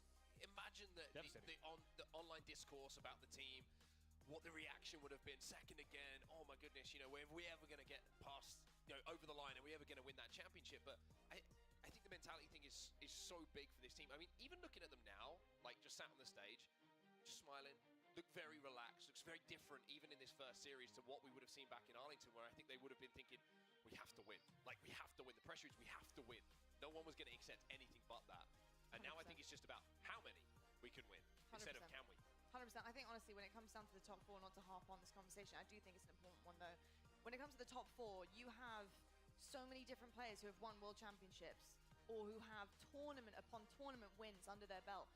First it's the only thing that they care about. It's the only thing that they want. The mental game that they have to play is crazy every single weekend, and what it does to you to not manage to achieve that every single time, it's very, very difficult. It's something that, I don't think we talk too much about here, of how much that weighs on players and teams, and why changes are suddenly made, because you need that refresh sometimes to get things going. And Optic Gaming, a refresh in this tournament would mean doing it on the winner's side. I think that would be a crazy refresh for this Optic Gaming roster, and a very scary one to have done it in all sorts of different fashions. We need to move on to the other side of the stage, though, although we could be on Optic Gaming pretty much all day. We have Gen G, who are waiting very patiently to see how they're going to fare up against this Optic Gaming roster. Now, can they catch them off guard? Is this going to be a similar Friday where Optic maybe are feeling a little bit lazy, maybe they're a little bit cold? Can Gen G capitalize on that? That is the question. We actually have a series rewind from when Gen G played Optic Gaming in Arlington, and as you can see, just an absolute smoking. Wes, how are you feeling about Gen G this time around? Do you think they have anything that they can take away from that and maybe put it to use going into this next one? I mean, the score lines are close from the looks of it, but this is a completely different Optic Gaming team, in my opinion. We saw what they looked like in pool play, and we saw what they looked like by the end of Sunday last tournament. I think we're going to see a lot more closer to last Sunday, or the Sunday of last tournament, rather than the pool play Optic here today. I think Gen G have very little chance in this series, if I'm being quite frank, and they're going to need a massive series out of King Nick and out of Breaking Shot if they ever want to stand a chance. But even that, I think the firepower on Optic is just going to be too much. You do get the feeling that Gen G might be thinking, if there was one pool play, we probably should have taken them down. It was probably the last event where we would have had the opportunity. 100%. Yeah, they're gonna be giving it their all. I have absolutely no doubt about that. I know all players will do when they get on that stage. It's gonna be a tough one for sure for Gen G, and Optic Gaming a massive potential to really show us what they're made of. Day 1 here in a tournament on a weekend. So let's see how this start happens for them. Will it be hot? Will it be cold? We'll find out. Lads, it's over to you. Thank you very much, Lars. It's time for us to get into the action by the sounds of things, and looking forward to doing so. Our first look at Optic Gaming, our champions from Arlington. Like we've mentioned, like we've talked about, and like you would have heard a lot of times repeated, either online or on the broadcast, breaking that curse, getting that championship back under their belt, and coming into this event as many people's favorites to go on and pick up a second consecutive one. On the other side of the stage, Gen G, a team who, littered through Halo history, certainly has some players who have scored some upsets, but this is going to be a tall test for them. You bought packs? I did. Oh my God. Hey, I got 2 gold sets, okay, and 2 I don't have. So the only one I'm missing, I don't even know how many are in the set. Solitude I'm just shortly, and I tell you what, Jin Woo. for the side of what's that? Damn. You know what's funny is you might have noticed from our booth when we're seated on the couches, I couldn't tell exactly Not too how many bad. people are in here just yet, but guess what? Optic Gaming takes the stage at DreamHack, and we become standing room only very quickly. People joining from across the venue. Great to have all of you with us here in the room at the festival, as well as joining from around the world. You know, when this team takes the stage, Everyone seems to make sure they're watching here as we get ready to jump right into the game. Well, here we go then, everybody. Optic Gaming on our screens for the first time here. Pool A is where we find ourselves. Gen G looking to cause the upset. And maybe they've taken a little bit of inspiration from what we saw from Envy a bit later, showing that anyone can win us a big series here. But breaking shot was some beautiful and perfect, thanks to the star and the kill feed shots to start things off. It's been a pretty good start here for Gen G. You can tell we've all been there. Legend looks away, thought he had the kill easy. Instead, the kill doesn't get registered, pays twice. Now some early points on the board here for the side of Gen G, as you say, and that's nice pressure from Ryan Nuke to pick up. Oh my. Triple now, and honestly, with that set of kills and 4 dead, this actually could be the first hill. There's going to need to be immediate drive-away pressure, or at least soda pressure coming in from Optic Gaming. Yeah, I mean, they've got one more push here, Optic, if they want to make this push, or if they think about giving it up and rotating away. King Nick with that first pick is probably giving the indication that Optic should give this one up, but they do somehow manage to break through, even with What'd you say to me? pick going the way of Gen G. Optic has broken. Play Halo. Optic will stop this point going the way I used to play Halo. I like watching Optic. Been a possible break, so that already tells us that Optic Gaming is making things happen. Yeah, you gotta have a team to like. Still has a lot of time left to play. Nice shot, Formal. Formal last alive though, and it looks like even though Gen G may have misstepped a few moments ago, they're going to correct that mistake, and they will get that first point on the board. So even though Formal's starting to hit headshots, Optic are chasing the game early here. It's a killing spree. Oh my God, Formal. Breaking shot gets his neck broken. The crowd getting loud as well, and there's a heavy presence, and every seat filled for a reason. They want to see this man pop off, and that's exactly what he's doing.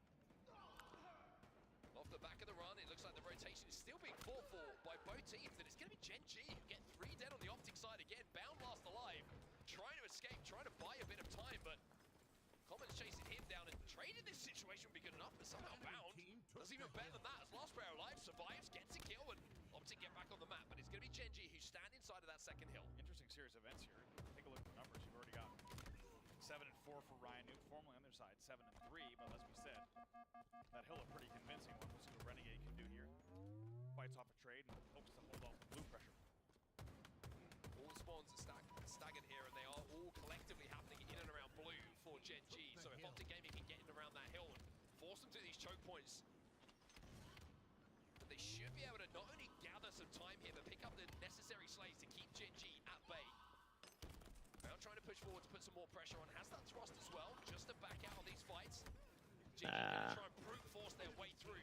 Yep. And should just about be able to manage to do so. Renegade is trying to clear out these last players in the hill, but you have to say Gen G done a great job there just to force Optic out of their hill. Yeah, Renegade has done very well through this. We're going to have to break it down in just a second because it's 3 dead. Ryan is going to be your last player in blue. Unbelievable from Renegade. He picks up the double kill as well. Renegade, let's not forget, in Yard BR was your first spawner, and with a thrust, he held off the 1v2 to maintain yard control, and he has stayed alive this entire time off of the next rotation as well. They're about to tie up the game. Yeah, now you see Gen G really struggling. They look like they're giving this one up. They want to try and control the blue side and the snipe side of the map for where this next hill is going to be going, but Renegade wants to force them out of here. He does not want to give them easy spawns. He does not want to give them access, but with a couple of kills being traded, he steps back in, will tie the game up at 1-1, and Legend has got that next shock rifle as well. As Formal picks up the double kill thanks to the damage coming in from that shot from Legend. And his 3 dead yet again. Optic Gaming is heating up. Let's get into an Optic listening. I can see your fighter, man. I can see your fighter. What? John Turtle try? Blue? Camo's up, Camo's up. Two soda, man. They're both playing from that. 3 guys there. Three right. One goes up and one Kimbo. Someone's Kimbo and one Camo, push. Is Kimbo Kimbo on the awning, Kimbo on the awning. Is Kimbo market, Kimbo market, Kimbo market, Kimbo market. Go snake by weak, snake by weak. Take my dad. One flash. One's fighter, I think. One's on side. He's marker Kimbo, He's dip. One hill. Bottom 6. And blue on Sabri. Bottom 6 Camo. Yo, hotel with Camo. Nice, Sabri. Yo, Camo's hotel right now. Camo's hotel. 2 dead, guys. Camo's hotel. 3 dead, last guy. He's dead. We were missing 1, or? Yeah, he's just 1 yard. Formal's got 15 kills. He is going off. And blue weak. Holy fuck, Formal. We have a big lead in this hill. 2 right, 2 right. Wait, 2 there. They're gonna be on your nest map. They're gonna be on your nest map. Top side, Brian. One's us. Truck the hill around. Try to kill the guy in blue. 2 guys Two dead. Last 2 by hill. Two quick. Come on. In blue. Nice. Stuck him. Nice. 1 yard.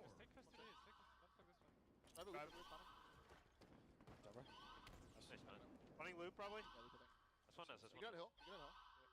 One's loop right now. One loop, 1 yard. Get out of hill, yeah. One loop, 1 yard. Loop going Soda Surge right now, and then one going yard BR. Or like top gold maybe. Yeah, Soda? Take bottom in.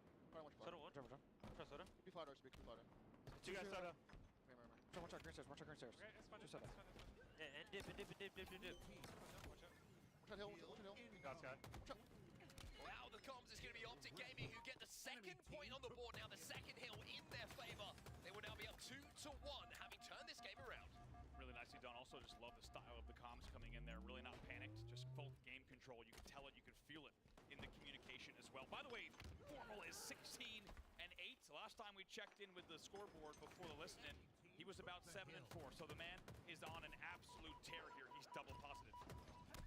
B2 dead again here for Gen G, trying to force their way into this hill again. The brute force is not working for them. They're sending multiple numbers, trying to just overwhelm the players from Optic Gaming. Their bait and switching Optic here is so good that it feels like they just have two bandits traced onto every single player that's trying to push in from Gen G. Another thing to point out there, if you played enough Halo Infinite and competitive Halo, you just really appreciate it. All the little small talk there from Lunchbox during that listening as well. Feels like this team is back at home with him behind them.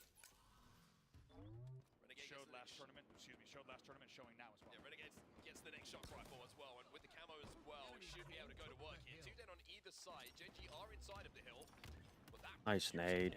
bank grenade coming in from Renegade just sets him up for a multi-kill here. If he can find Common, he can get the jump on breaking shots. I was going to say, he's going to get one of them. He can make something happen, and like you say, you knew he was going to get at least one. Anyone else 1v2ing there has a very good chance of getting taken down before they get the shot off, but with him walking in, you're like, all right, he's going to kill one, he might kill two, but he's guaranteed the first shot. Well, Formal steps back inside of that hill. Optic might be going into a 3-1 lead in a few moments' time. King Nick is trying to pressurize Formal, but Formal wins his fight again, which takes him 21-9. Holy fuck. This is freakish. I'm not going to lie, he shouldn't have numbers like this on a main stage match. 21-9. I'll just go ahead and say it. Yeah, if you thought this Optic Gaming roster maybe had already peaked last event, you might want to think again. They're looking better than ever and showing up in a huge way. 3 dead for Gen G yet again. Make it 4 dead. Triple kill for Renegade. Triple as well. Everyone on the team, at least positive. Legend here going to be even with 9 assists, but 21-10 is crazy for Formal. Optic 50%, 60% of the way. Enemy team nearing to cap in this next hill as well. Too easy. 2 minutes left on the game clock, and Gen G only have 2 players alive on the map at the moment. Optic Gaming have all 4. 2 of them stacked inside of that hill. Formal nice and close as well. Bound gets the kill. There it is. It'll be Renegade who stands inside of the hill. Beautiful. Uncontested. To capture it here for Optic Gaming and put them one up in this series.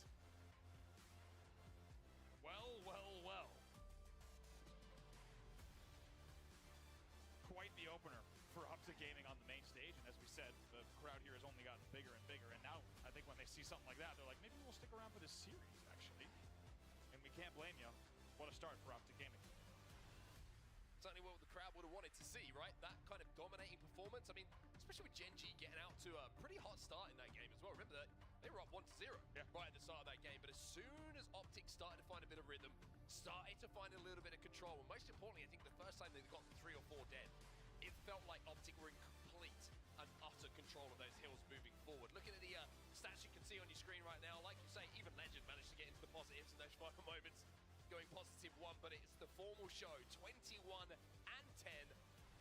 9 assists as well. By the way, he's second most assists on the team. Yeah, second most assists on the team. 2 assists away from like a royal flush there in terms of most kills in each category. Excuse me, best stat line in each category. Take a look at some of the damage as well. Unsurprisingly, it's Formal cresting 5,600. Not bad. Not a bad first performance from a man who was extremely happy. Happier than I think I've ever seen him after that last event win.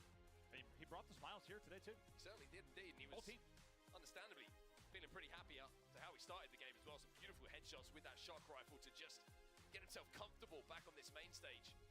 Renegade as well, continuing what he does best. A couple of multi-kills coming in from him, but it's little things like this from Renegade that are so frustrating. 2v1 scenarios that he just comes out of with a kill, at least a minimum of a trade. That play from Bound as well. Bound was last player alive jumping off S3. Wins a really nice 1v1 to get his team back into it. Also can't give enough credit, like I said, on that second hill to Renegade. He's in a 1v2 with just a thrust, a prayer, and a palm tree. And somehow comes out to hold Yard the entire time, and his team never loses control of Yard as a result. 1v1s like that, and at that time he was about 4-4-3. You would never know what he had just done from the stat line alone. But when you look at Optic Gaming, all 4 players are capable of moments like that, as you said, Mark. They did not look back after the first hull. They close it out 4-1. Next up, Slayer Recharge. Interesting to see how Gen G approach this next game type as well, because historically we've seen Slayer Recharge probably being one of the slower Slayers that we do have in the suite of game types here on Halo Infinite. You can kind of split the map 50-50. You can play around the power-ups. You can play around that shock rifle that's going to be available as well. As we take a look at the Slayer stats, I mean, everything's leaning the way of Optic Gaming, as you would imagine. 14-7 in Slayers, and we were talking a lot about Slayers before this tournament, and it was where Optic really excelled back in Arlington. Without a doubt, coming in, it's also the game type they were the most worried about, the most concerned about. Scrim results not looking the best. And man, did they ever turn around their slaying record as the tournament went on. You could really track their entire tournament trajectory through the elimination bracket, through how they were playing the Slayers, as we said. Losing both Slayers against Shopify and Arlington in round number 1. They failed to drop another Slayer to them in Grand Finals 1 or Grand Finals 2, winning all 4 of those. Their Slayer game has turned around. They're going to look to continue that momentum here in game number 2. Camo bottom middle, both teams to contest over off the break here, which is usually the focus of attention for everybody. One thing I will say about Rhino team, sometimes they cook up a very specific opening strategy for a very specific opponent. Well, Legend getting the first pick is going to make it very difficult to do anything. Legend gets the second as well, and even with the kill being picked up, it means that Legend, off the back of his 2 kills, quite rightfully so, gets himself a little present. The camo will be his. Looks like the first one about to run into a whole lot of traffic, though. Unfortunately, finds himself in 2v1. Didn't really know it was a 2v1, so that camo will be burned. However, regardless, 4-2 off the opening for Optic. Just a 1 kill difference, but the shock rifle goes into the hands of Renegade, a man who, understandably, tournament MVP back in Arlington, dragged Optic down through, I should say, from the depths of the elimination bracket through some really tough series. He Oh my God. He turns it into 2, and now Wow. he rappels up because he wants some more. Beautifully done. I mean, look at the way he's able to move around this map. Still no damage taken. That is not easy to fight a 1v2 out of top control, but somehow manages the micro and the mechanics to get away with both of them and his life. Renegade at the moment is just asking where is Gen G, because he's flying around the map trying to find opportunities to hit some more shots. But now that he gets presented with one, you knew he wasn't going to miss. Oh my God. This guy is fucking disgusting. Takes one in the shoulder. Finally taken down, and man, with plays like that, I've got 2 thoughts. First of all, Gen G should feel very lucky it's only 8-12, and second of all, it feels like Renegade's going to put on another highlight reel of a weekend. He keeps this up. A trade. Optic really picking the pace up Oh. at the moment. Breaking shot gets away for just a second there, but eventually it'll be Common who's taken down. Renegade. Jesus. Triple kill, another one. 2 in 2 games for him. And at the moment, the pace is so high that you're flipping between POVs, and it's just a highlight everywhere you go. 7-2 opening there. Nice shots here, though, from Breaking Shot. He's picked up.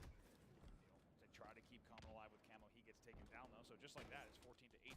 So It was 3 dead momentarily there for Optic, so a chance at least for Gen G just to get a little bit of space on the map here. Just gather their thoughts, catch their breath a little bit. And Riley will find the first kill in this team fight as he takes down Bound. Now, even though we've seen these highlight plays, the score's pretty close between the two. 18-15, just a few kills, make it 2 now. Yep. Between the two, and Common on the flank here, trying to find that kill onto Legend. Breaking shot will beat him to it. Bound, gonna be trapped in the tower. He's low shields as well. Bound somehow gets that kill onto Common. yeah, nicely done there with the nades. Honestly, a good mind game between Common and Bound just now, as Common knew the nades would come and tries to tiptoe around him. Is unable to do so, but like you say, Gen G has done very, very well to keep this game as close as it is. Still a 3-kill game here at 21-18. Great cover 5 there from Optic Gaming to keep Bound alive in that Oh, I'm not at situation. DreamHack, Momo. Initially in a really sticky spot where he was looking for a sticky grenade to maybe look for a trade, but then having run out of grenades, survivability was enough. Thanks to the cover fire coming in from Optic, Renegade's got a shock again. No surprise we go to his POV. Ryan who finds it out. There's one. I was supposed to go. Just didn't have anybody to run, like, to roll with, so. This series, Renegade at the same exact doorway. You can't kill him there. There is a no-kill boundary for Renegade. Oh, now you want to type. The top control For Momo, hell yeah. he will will not be taken down, and just like that, all it takes is another set of plays from Renegade. I just didn't have anybody to go with, and then by the time I found people I could have met up with and chilled with as like a for sure thing, it was already too late. But I might try DreamHack Atlanta.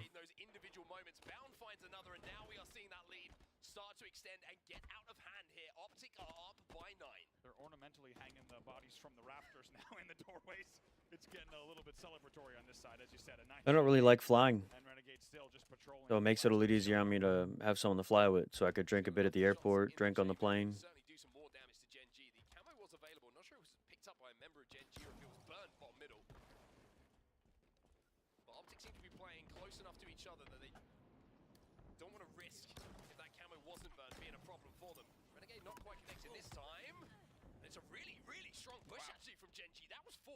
The timing was insane. By the time we saw Renegade get taken out, he'd already lost 3 teammates, and they perfectly collapsed on him. On the tough angle, mid-bridge collapsing on A door is not really the most typical you'd see for the final kill, but they do pick it up, and just like that, it's only a 5. Maybe sometime.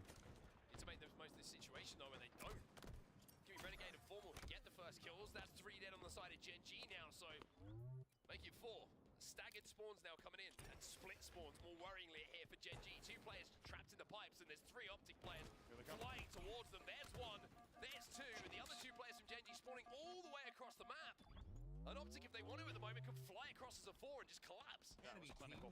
The collapse coming in, as you said. What was just a 5-kill game is now an 11-kill game again. Great response off of the respawn from Optic Gaming.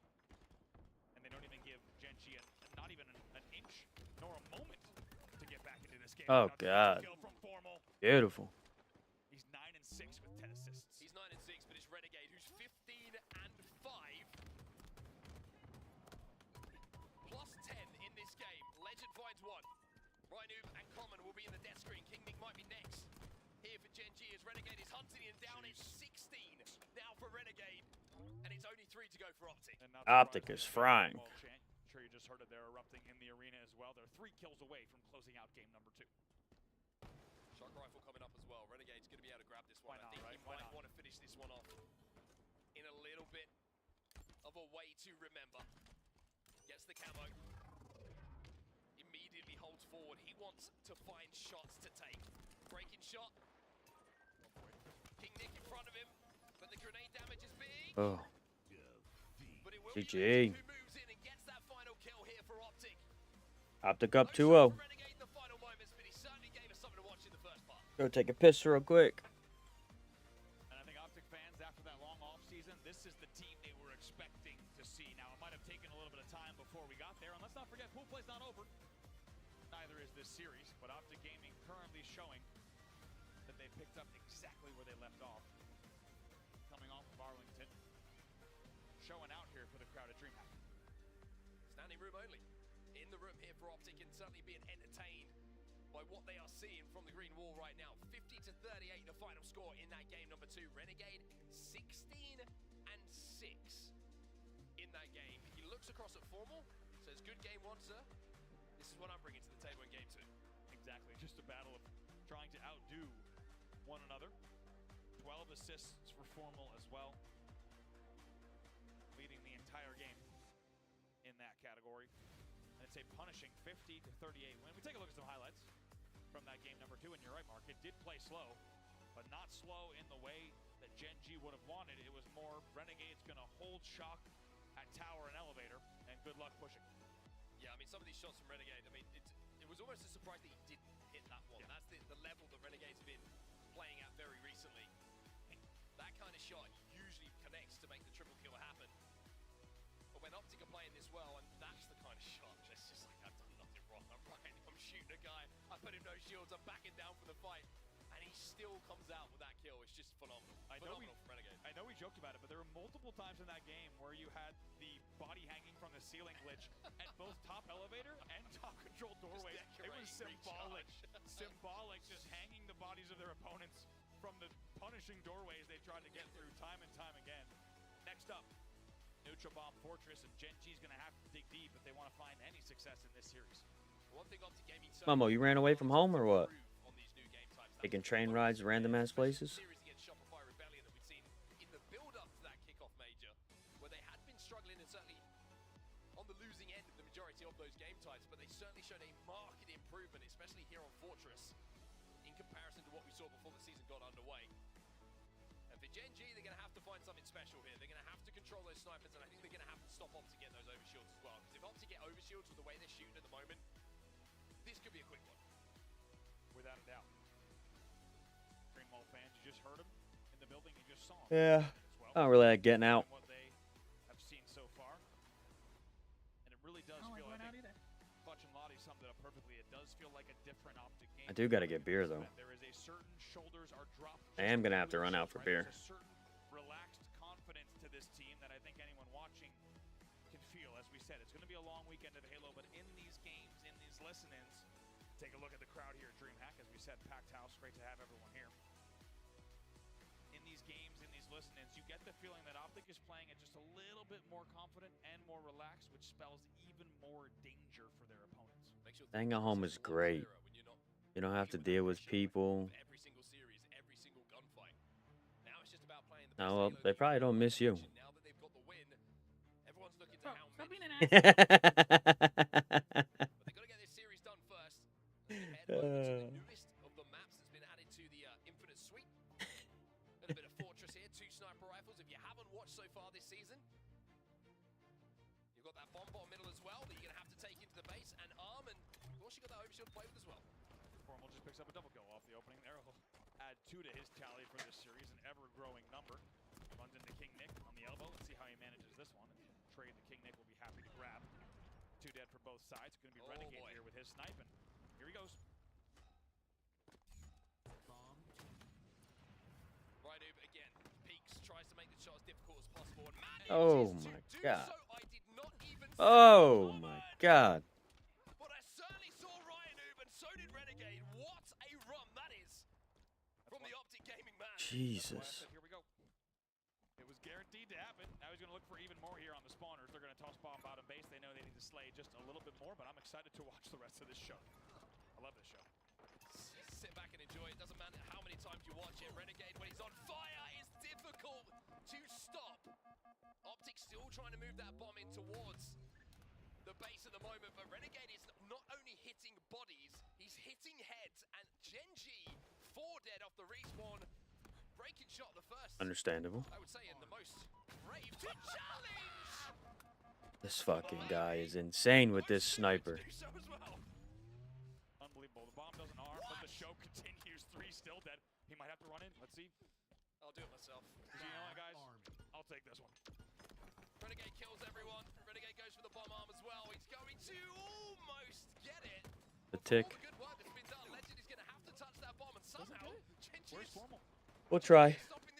They've stopped it. Just gonna chill for a bit, watch some Call of Duty, watch some Halo, then I'll probably start gaming. Keep an eye on bottom middle here, as you're going to see another overshield come into play. But what a show from Renegade.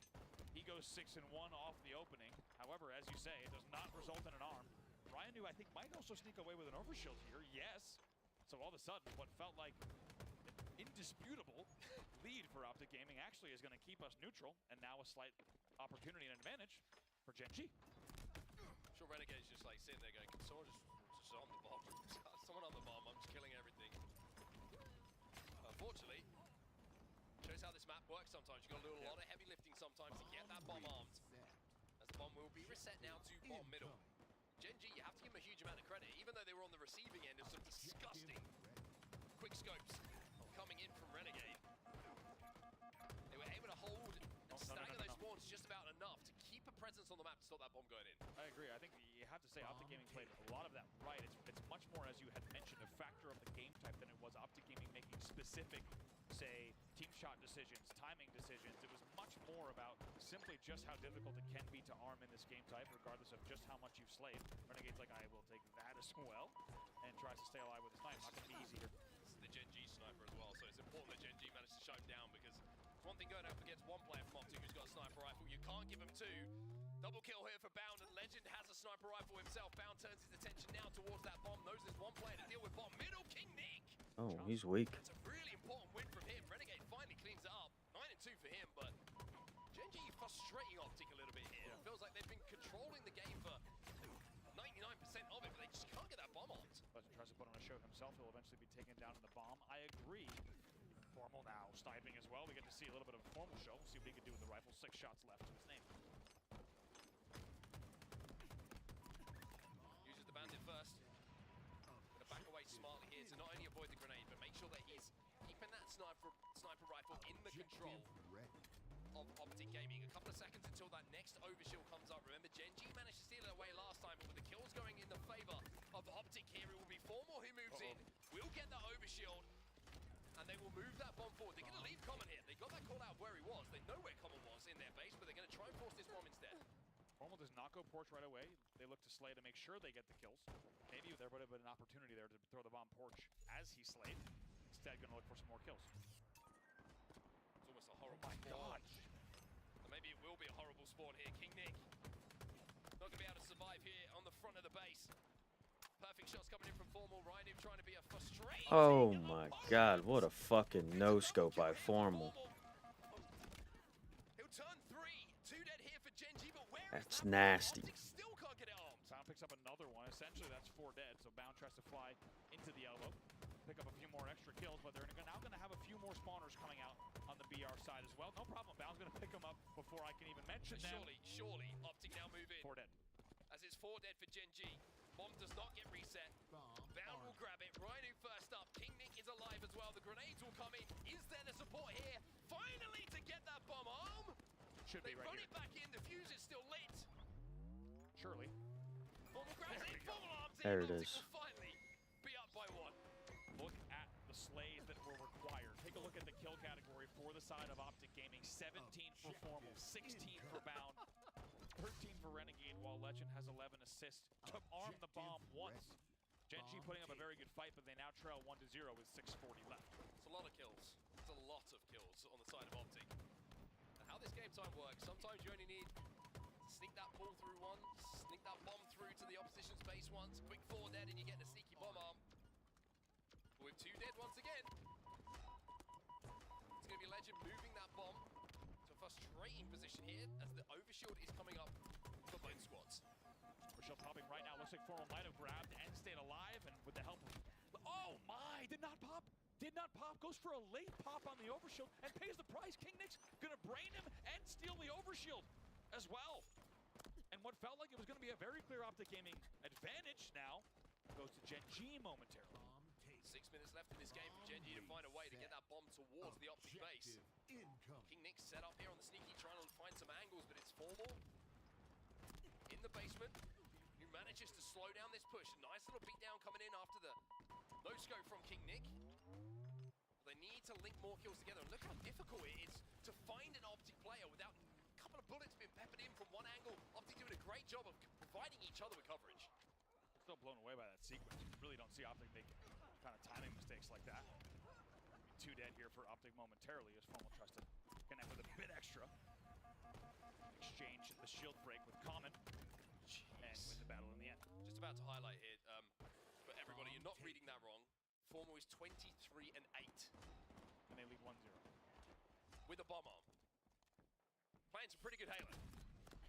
Unreal. And like we said, that's a lot. If you're new to this game type, maybe you haven't seen the Halo Infinite yet, or you're swinging by the arena here. It really is a matter of this game type being very specific recipe and ingredients in order to get the bomb arm. And they're doing everything they need to. 3 dead, however. Formal's your last player alive momentarily. He will fall. It's 4 dead. So an opportunity here for some pressure from Gen G. Keep in mind, still 4:40 left on the clock. Renegade gets an important kill inside of his base, though. Just going to allow the rest of Optic Gaming to get back onto the map off the respawn. Bound to find another one as well, and they know where Ryan Noob is here. He's trying to pressurize the Optic spawners, but unfortunately for him, everywhere else, the kills being picked up by Optic Gaming members, and now he finds himself last alive. And I mean, what do you do in this position if you're Ryan Noob? You're just trying to survive, trying to create an opening, trying to get a pick from somewhere, but in the meantime, Optic are leaving you there. They're moving that bomb in towards the base. The Renegade here going to be happy to trade. Also repulses the bomb into Legend. Legend should be able to finish this one here, especially with the deaths on the board. Yes, there it is. Perfect. And it's 2-0. much easier here for Optic Gaming. They grab the overshield, the repulse. They send the bomb in. It's a 2-man show in the back of the base. They now lead 2-0. 2-0. Lets Ryan Noob there. Decided, don't worry, we'll take the 4v3 on your side of the map. They run that bomb in. It's very, very comfortable for them. And now they're 1 arm away from closing out not just this game, but the series in a dominant fashion. Oh, Renegade, yeah, just look at the player count. Meant to play the He didn't ball. he didn't mean to do. Meant to play the bomb. Some of it, yes, not Cuts to congratulations, you played yourself. He's off the map, but not to worry. A 2-bomb. Yeah, you saw that? He didn't want to do it though. Top right side of your screen. Disappointing look in his face was hilarious. He was like, "Oh fuck." About moments like that. 3:28 left in the game. Ryan Dude trying to get a sneaky arm here. They do have presence on the back of the base. Let's see how these kills go. Going to be a finally the kills traded out, but 2 dead for Optic Gaming. This could still get dangerous. Be dangerous, but looks like they're starting to collapse in here. Bound's going to move that out. Bryony was the last player alive on that side, so breaking shot first spawner all the way across the map at the moment. Optic will be able to move that bomb back towards the neutral part of the map. And Bound finds himself with a sniper rifle. He's probably thinking, I didn't realize this thing was on the map, because everybody else has been braining for Optic Gaming when they've had it. He gets absolutely swarmed, though, from not just distance, but also close up. Common also finds himself in a 1v2. 2v2 on the map momentarily. Formal tries to stay alive back base. Oh. The pressure here coming in from Gen G. A little bit of a late rally from them. Bound narrowly avoids the no-scopes coming in from breaking shot, and off the back of it picks up a double kill and gets that sniper rifle back in his hands. 3 dead here for Gen G. Bomb down bottom middle, and wouldn't be surprised here to see Optic start moving it, especially now that they've grabbed out a next overshield as well. Yeah, Bound now still has 3 shots left and a full overshield. He's gonna, oh my, back of the neck connects. Oh! And a second one as well. Gonna turn around on a breaking shot as well. Breaking shot's trying to survive, but he gets bodied. He gets cleaned up. It's a killing spree, and 4 dead for Gen G as Bound shows just the insane amount of talent that is on this Optic Gaming team. He says, my turn. By the way, I'm giving him a triple on the technicality. It felt like it was, that's fair. Felt like it was close enough. 30 kills, by the way, for Formal, and 31 for Bound in this game so far. We are now at the 2-minute warning. Optic Gaming will continue slaying as they still lead 2-0, but feels like a victory lap for them here in this series. Certainly does indeed. King Nick will be another victim here for Formal, who breaks 30. 31 and 15 for him. Bound 32 and 19. Renegade slowly trying to catch him up. 21 and 15. Again, still an incredible stat line. Legend 15 and, by the way, Legend is 15 and 17 in this game. He has 18 assists. 18 assists. That's insane. Double the assists of anyone on the other team. Anyone in the game.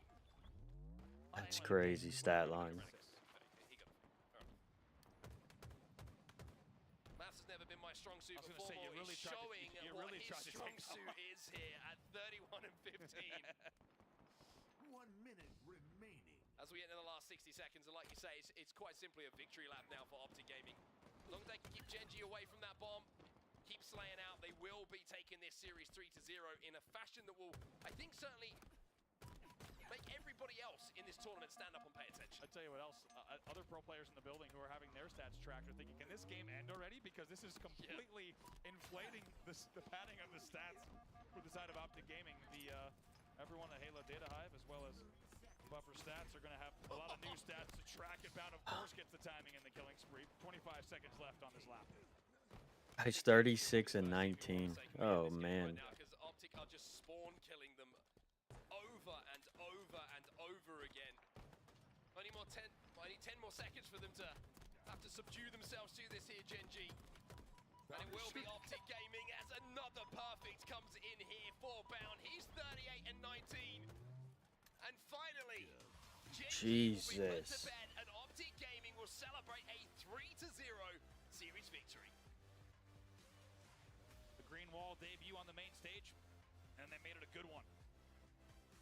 A lot of fun to watch, and as we said, you don't really usually see stat lines of that nature on a main stage matchup. A lot of extra stat padding coming in. We almost got to 40 bombs for 2 players, as those handshakes will also be exchanged in a victory lap fashion. They'll just go, that's the first time I've seen someone go all the way around to the front of the booth. But when you have momentum, Mark, you have momentum, and you just hold forward and you just keep going. They were not going to turn around to go back to their booth. They were simply going to fly around and take a G-slide back to their side of the stage. And good news for everybody who's an Optic fan out there in the crowd right now. Of course, Optic will be back on the main stage a little bit later against TSM. Another opportunity to watch Optic Gaming, and that might be a little bit more of a test. That TSM team has caused so many upsets throughout history. Punch my mic. But these are the stats from the game that we just saw. your favorite one? That's fucking insane. For me, it's really got to be, I tell you what, it's those big numbers coming in all the way here. 38-19 for Bound. Formal will probably say his numbers are a little bit better with a KDA of 1.0, slightly better. But I tell you what, amazing numbers across the board from all of Optic Gaming. It was incredible game management, and that second arm just let them get a little bit too comfortable on the map. It certainly did. I think just getting that first one was a little bit of work, extra work had to be done to get that one in, considering the insane snipes that were being hit by Renegade, but they finally did get it in as we take a look at the damage stats. Bound, wow, I mean, take again, Formal and Bound have their own little battle. 9.5k for Formal, 9.3k on the side of Bound. And interestingly, Bound with more kills on the board, right? Formal wins the damage battle, as you said. A pleasure to watch those two going back and forth of who can outdo one another, because it essentially guarantees very, very good games.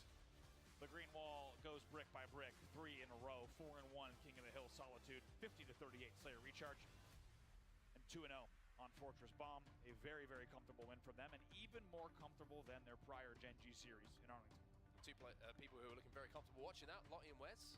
Here on the sofa, that was quite the performance there from Optic Gaming. Yeah, honestly, easy looks from Optic there on the main stage. They honestly just kind of picked up where they left off in Arlington. That's felt on the gas, has not left since. I think even in scrims as well, looking really, really good. But what a statement to make against Gen G there on the main stage, making sure things don't happen again like they did in Arlington Pool Play. Looking very, very strong. I will say something that is pretty scary this early on is not only is Renegade just doing Renegade things, Wes, right? You know, we expect that of the kid, right? He picks up a sniper, he can hit every single shot with every single bullet. But the likes of Formal going off this early on in the tournament, just studding on everybody, looking so good, as well as Bound. I think a lot of these guys are really finding their flow now. The comfort is coming across the screen, and that's a really scary thing to think about if you're competition. Yeah, you saw the best player in the world, Renegade, in the tournament he had at the first major this year. Well, just think about how good this team can be when Bound finds his flow state, when Formal's on fire as well. I mean, it's hard to win a tournament without everybody being on fire, but it seems like this Optic team can play even better than what they did last event. And I mean, Bound's stats that last game were insane. The fact that he took 8,000 damage while also just dealing as much as someone like Formal did in that game. When you got two players on your team dealing 2,000 damage more than Renegade, you know good things are happening, and there's no doubt in my mind that the Green Wall is here to play this weekend. Yeah, I think we're seeing like little pieces of flow state getting put together early on in the tournament, which is just dangerous, I think, in terms of the competition, because if this team gets into a flow state super early on, even by tomorrow, heading into the beginning of the championship bracket, then I don't even know what to think. I don't even know what some of these series are going to look like and how difficult this is going to get for anybody else facing them. Obviously, they have their eyes on the prize, and that is that trophy, that first place position. And I'm sure in terms of the journey, it's going to be through the winner's side of things.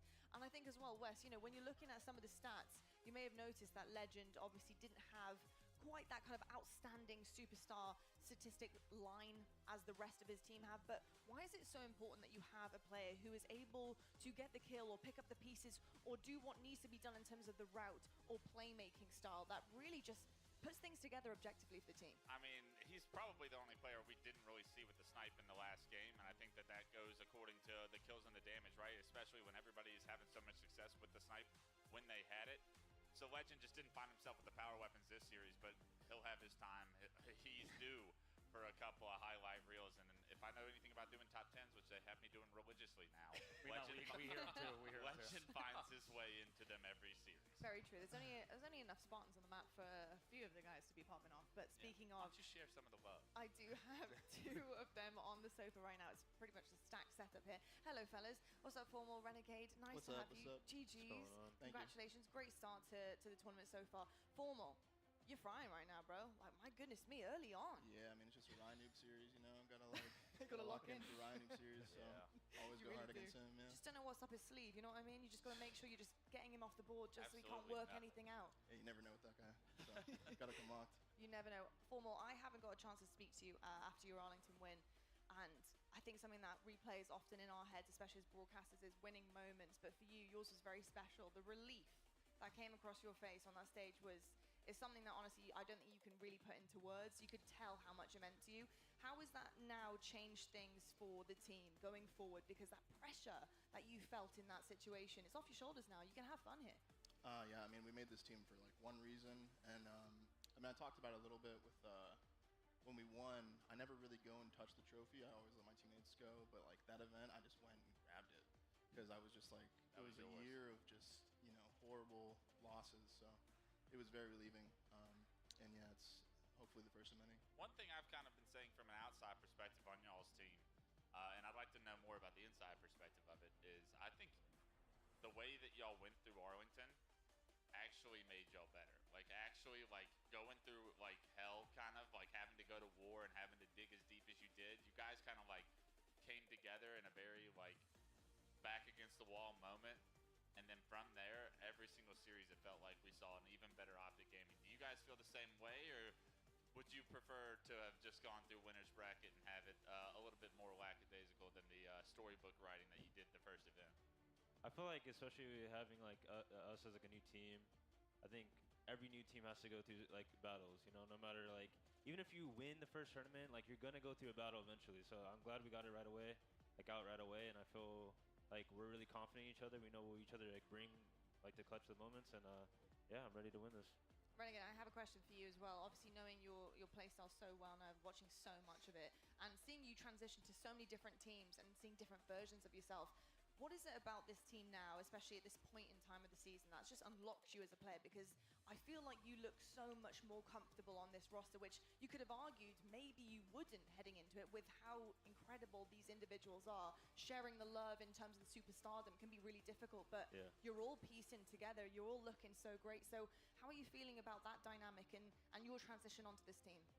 I feel like I have like the 3 biggest damage dealers in the game, so honestly all I really do is like I see them doing damage, and I'm like, okay, I'm gonna fill in the spot here, I'm gonna fill in the spot here, and then, you know, obviously the score sheet looks good, but that's all I'm really trying to do. I love that, dude. I love that for you, and honestly, it's been a pleasure to watch it. One more question from me. You guys win the last tournament, obviously. The way you did it was phenomenal, but what was the one thing you guys focused on throughout this time period in between events that you said, we need to get better at this if we want to continue the dominance we have? Really just the new game modes still.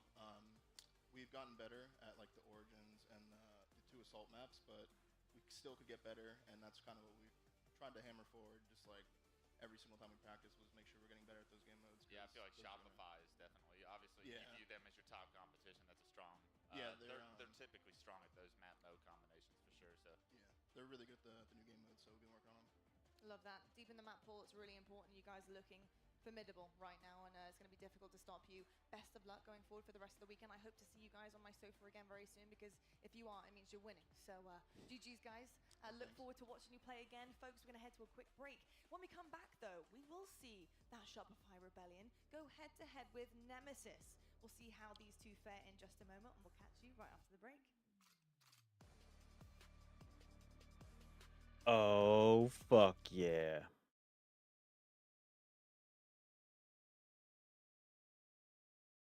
Vancouver Surge are going home top 12.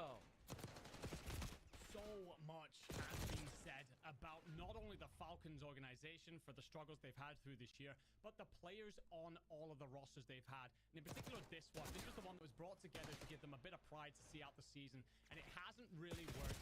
To rock up to Major 4 and to have been walked over by a very good Vancouver Surge team, we'd have said, fair enough, you had a really tough draw there. But Damn. they stick their chests out. Fucking Falcons win it, huh? What the fuck? Biggest upset of the year, because I guess you think about like Boston over Thieves or something like that. That but like, was in winners. Yeah, no, I hear you. This is back-to-back finalists. Vegas haven't won a match. Oh, no, you're right. I guess I just keep thinking back to how shocking that 3-0 was over Thieves, but like it's a much different story when it's knocking somebody out of a tournament like this. And Falcons have won a couple series on the entire year. They get a LAN series victory. They just won their first LAN map today. That was their first LAN map. All right. I think I'm going to go grab some beer real quick, and we'll be back in like 15 minutes. I cannot believe this just happened. No, I mean, thankfully, I'll be right back. solidified your spot a chance. Leave the stream up, leave the CDL running. I shall return. The boys going to have a lot to talk through and some things to fix after that series. I think we're ready to load in a second here, so thanks for your patience at home and in the venue. Had a couple issues, but I think the guy's about to be ready to go. We'll see if 99 Kids takes an appearance Yeah, and then for C9, I mean, listen, like they already played today, had a really tough matchup versus FaZe in winners round 1, lost both hard points, able to win They the won the Surge, right? Yeah. But I tell you what, Capsule, who had some great series early when he was first added to this roster, really had a tough one today. He was like -30 or 40 or something, right? Like yeah. he got smacked, yeah. So trying to bounce back. Trying to avoid what you just saw happen to Surge and just kind of get double knocked out of this thing. Looking to rebound over LAG. Absolute chance for Cloud9 to capitalize and make a little bit of run deeper into this tournament. At least, you know, face off that first match tomorrow, extend their tournament into Saturday. There's how the best of 5 looks. Starting off on Rewind. LAG is Ansa on the desk. They had that insane comeback versus Optic. When they were clicking, you know, they rip off 3 straight hard points. It is so impressive, but need to avoid those holes. But sometimes, regardless of the team for LAG, I swear to God, they're like, let's just go down 80 to 100 hard points, see if we can bring it back. Yeah, same old story with LAG. I mean, and again, like they've had some really close matches, some searches they should have won. Their year could look a lot differently, but this is a situation that they're in, so they're just trying to all put it together. Now maybe have one final tournament run, and yeah, as you said, EWC, maybe they'll have the same roster, but I doubt it. I don't know if either of these teams will. Maybe we'll see who's got kind of the keys to the ship or the car, or whatever. I don't know. Do ships have keys? I guess you have to have a motorized one. Yeah. Yeah, that's true. I was picturing like an old school, like 1600. I was thinking like a submarine because we just watched Mission Impossible. Dude, that was crazy. That whole sub. If you haven't seen it, go see it. Tom Cruise is insane. Absolutely insane. Well, let's get to the P2 now. As LAG have got the early setup. Spart's been pinned down for now. Trying to pinch and look for an opening will be Kremper. They're waiting for Capsule to get involved off spawn. Pinch falls apart as Kremp drops. LAG continue to hold. Sib walks away with 1, but that is all you're going to find out of Capsule. He's still going to keep a presence here for a moment, but yeah, it's real staggered now. Yeah, I like this out of Kremp. Just take your time, wait for your teammates off spawn, but even then you're going in by yourself, 1 by 1. This is just not a map that you can do this on Rewind. Plays more traditional.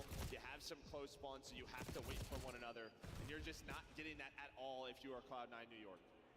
Patience not there, and they're going to be at a deficit here early. Strong start from Fellow and LAG. 5 straight for Fellow. He's getting the time as well. He's probably working towards a Hellstorm, I think, just based on the objective time he's gotten here and the spree he is on. He's going to attack on a 6th as well, so Fellow in a great position. Maybe this gunfight for the Hellstorm. He's already got the Hellstorm, so he'll earn it. He'll lose that fight, but you've got a streak early on, and you're up 50. Yeah, nice little P2 there. And then look at that spawn Fellow just got, number 3 in Sib. He backs all the way up to try to pick this up. He's hunting him. Lunars and Johnny, while that's going on one side of the map, trying to take the hill, but C9 able to win it on both sides. C9 trying to bring it back. They'll be picked out of the hard point for now. It'll be Lunars in a 1-man stand, at least for a moment on one side. Then you've got Johnny battling towards the point on the other. The streak that Fellow earned early, now called into play. You've already got 2 dead, so this is going to lead to some time. You still have about 30 seconds remaining at the hard point. Maybe the streak doesn't lead to anything, but Lunars able to line them up. Someone just got to get to the hard point, find some time. Yeah, I think they just wanted to get forward. Maybe try to flip these spawns before this nice hill pops. And well, behind that, Kiz is able to find the double. So the Hellstorm, maybe not finding a ton of kills, but it allows his teammates to be in a great position. Kremp gonna try to survive and pick off maybe as many as he can, but not gonna really come away with much. Fellow earned the streak early. Lunars now with a chance to do it on his 5 in a row.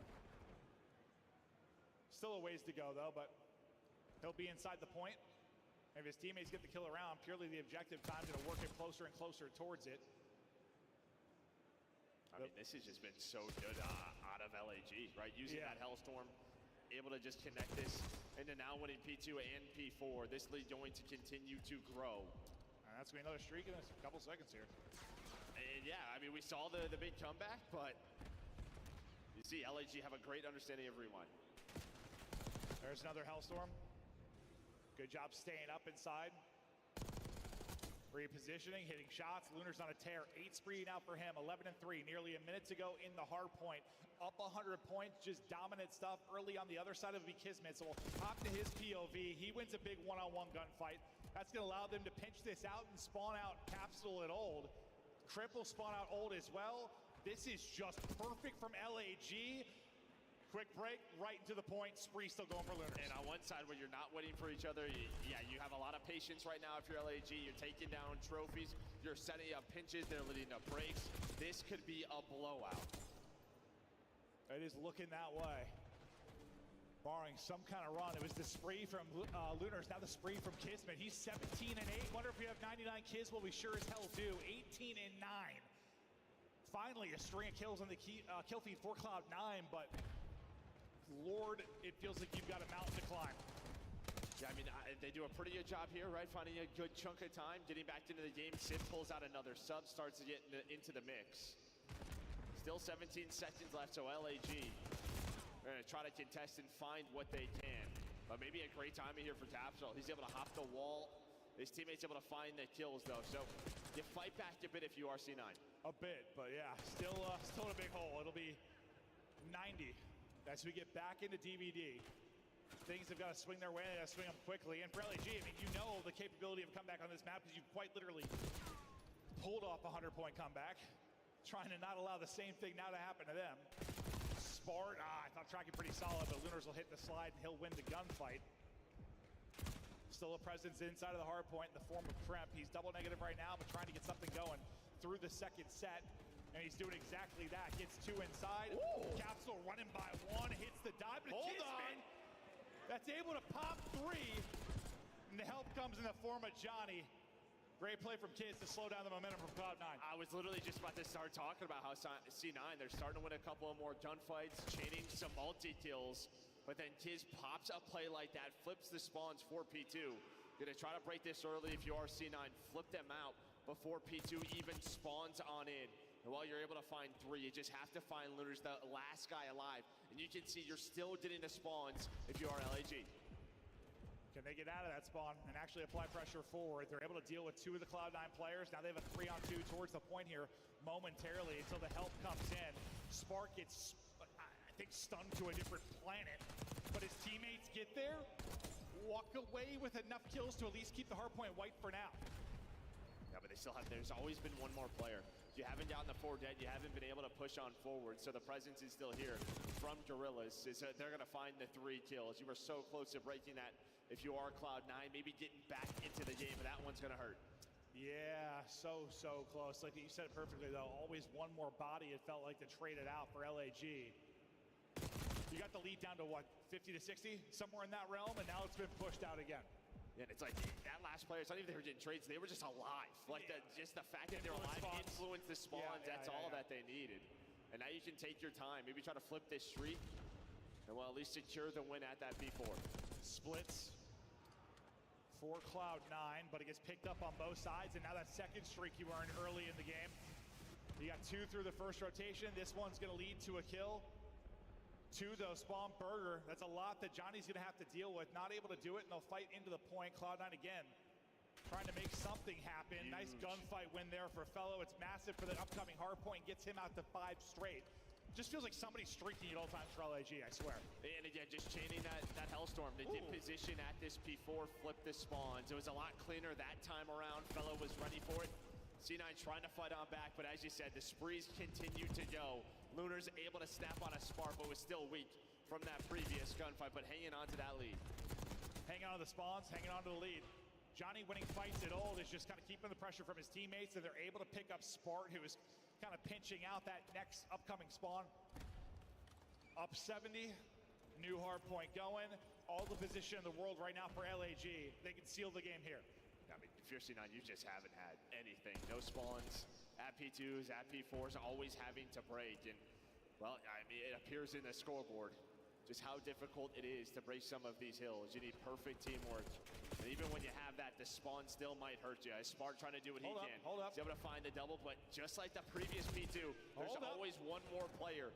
So LAG gonna try to flood, but finally, maybe the break. Yeah, there's one more, but Spart buries him as well. He kills 3. Sib comes in with a double of his own, and maybe this breathes some life into Cloud9. Can they mount the comeback within 70? They'll get the final 20 here, or they should. And they'll be down, what, 50 or so points. They're still spawning old, though, so LAG are just going to try and send bodies at this, maybe break up some of this time. Well, they spawn, I have no idea how they spawn back there, but spawn right on top of the hill, still get cut down, able to read it. Now Spart's on 5 in a row. And well, the last time through, their best hill was probably this P5. I mean, I thought that was going to end up working out great, considering the time you needed for LAG, but Cloud9 get the kills, and now you start to chain these together. Johnny, though, is chaining kills together, looking for his third. Capsule, though, able to seal it and hold on. Cloud9 making a run. LAG have been the comeback kings on Rewind, but Cloud9 trying to give them a taste of their own medicine. They haven't had a lot of sprees. Sib, though, on one as he battles back to even. Can they mount the hold here? What a heroic comeback it would be for Cloud9, who have been in a bad position for it feels like the entire map until this sequence. And every time Sib pulls out that sub, he's able to get a double. That swings momentum towards his team's way. And yeah, now you're within 30. They were picking up on the pinch. They're going to have to do it again. This time it's Lunars. He's able to find one, but Numbers still going towards New York. They are very much alive in map 1. What is it with comebacks on Rewind? Down 20 now. Lead change potentially looming. We get into our third set as we fight for DVD. Cloud9 still trying to light up the feed. Johnny with a huge win, though. Get positioned by the hard point. The wall bang from Sport, though. The thing of beauty is he closes it out and tries to now finesse his life. They're in the point. Tick by tick, they look for the lead. They continue to hold. They continue to find kills. Sport going massive. They don't quite get there, though. Down 1 in hardpoint control to LAG. Yeah, Johnny's able to find the double to give his team some momentum, some presence inside this hardpoint. Kremp didn't try to find a timing. The timing not going to work his way. Going 2 for 2. But here's Johnny as he's able to find another one. 3 on this hill. And just second by second from closing out map 1. 20 left in the hardpoint. 10 needed for the win. Desperation for Cloud9. Talk about LAG and all the comebacks they've almost pulled off this year. It's Cloud9 now that is almost doing it, but they come up short. LAG close it out when it matters. It got scary. It got real scary as they nearly let the 100-point lead slip away. But to hold off Cloud9 in the final hardpoint and get the win. Yeah, and I mean, it was just such an ugly start for Cloud9, right? You give up 2 streaks. I mean, you don't win either P2s or P4s. The fact that that was a 25-point game, props to them. I mean, it was, what, 130 to 30 or something. They got to the 100-point advantage, and then I think they brought it within like 50 once, but they kept getting down, I don't know, around 80 throughout a lot of it until the final couple of hard points. Nearly a crazy one. As they try to flip the script, pull off what LAG has been able to do a few times this year. Not going to happen. I mean, Kiz certainly slows down a bit. He had the insane start. Johnny pumping the damage despite going neg 1, but really a good all-around team effort. Great map 1 from Lunars, who was able to earn a streak early on as he ends off 27-19. Yeah, and honestly for C9, it was a lot uglier than this. You could see all 4 players started to get a lot more involved. Sib leading the way with damage, but you can just kind of tell the kill feed started to switch up quite a bit. Yeah. But it's a little too late. Yeah, I don't know what the sling advantage was at its highest for LAG, but I mean, it had to be 15 plus at some point. Maybe even 20. It gets a bit tighter, but hopefully you're having a lot of fun in the venue. It's cool just to see this environment and all the people everywhere, whether it's in the crowd or checking out the Bravo match, all the Challengers matches going on. We got the different booths with Scuff, Monster, etc. here in partying. I don't know, just feels alive and just reminds you of kind of older times. Oh, no doubt about it. Yeah, all the booths are here. Yeah, just everybody checking out all the different parts of the venue. Have the Challengers guys yelling right next to us. It is a great time to be back in the pit. It certainly is. Still down 70, around 70 at this point. Just never able to get over the hump. That was the Kismet play that I thought kind of put away that little surge from Cloud9 when they finally got things going, but they make a big run late. See 205 on the board for Cloud9. They're around the 130, and this is when they start getting hot. They chain together 2 hard points, and things get a little bit stressful for LAG. Yeah, just LAG just couldn't find a good chunk of time. They're at P5, finally here towards the P1, able to get it in the last 10 seconds. Johnny does a great job just playing his life, finding a multi-kill, staying alive with the SMG, and Fellow getting fired up, trying to get his guys locked in. Capsule trying to bounce back in the map 2. Had a tough series earlier today. Trying to turn things around. There's the overall game flow, and you can see, like, outside of the final moments and the beginning moments, where obviously it's close, there's a lot of separation throughout that hard point. Yeah, I mean, really just that P5 and the second P1. I mean, C9 do a really good job to get themselves back into the game, only down 70. But yeah, 136 to 29 through the first 4 is not how you want to start. Nope, can't have that happen. Is it possible to bring it back? Certainly, we've seen a few this year, but usually going down 100 early is going to be problematic in a hard point. Red card, search and destroy.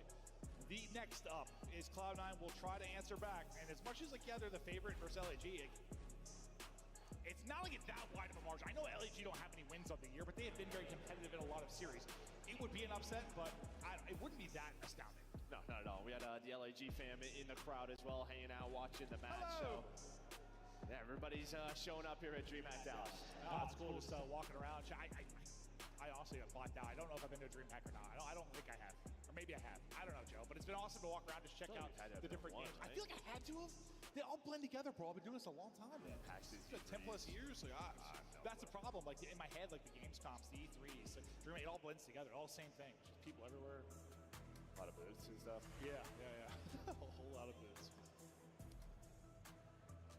Cloud9 look to get locked in for the S&D on red card. Sib, when he is in form, it feels like it's Search, a lock for double digits. Crimp going to be your guy, looking for the opening kills, trying to find incredible timings. They live or die by him sometimes in Search and Destroy.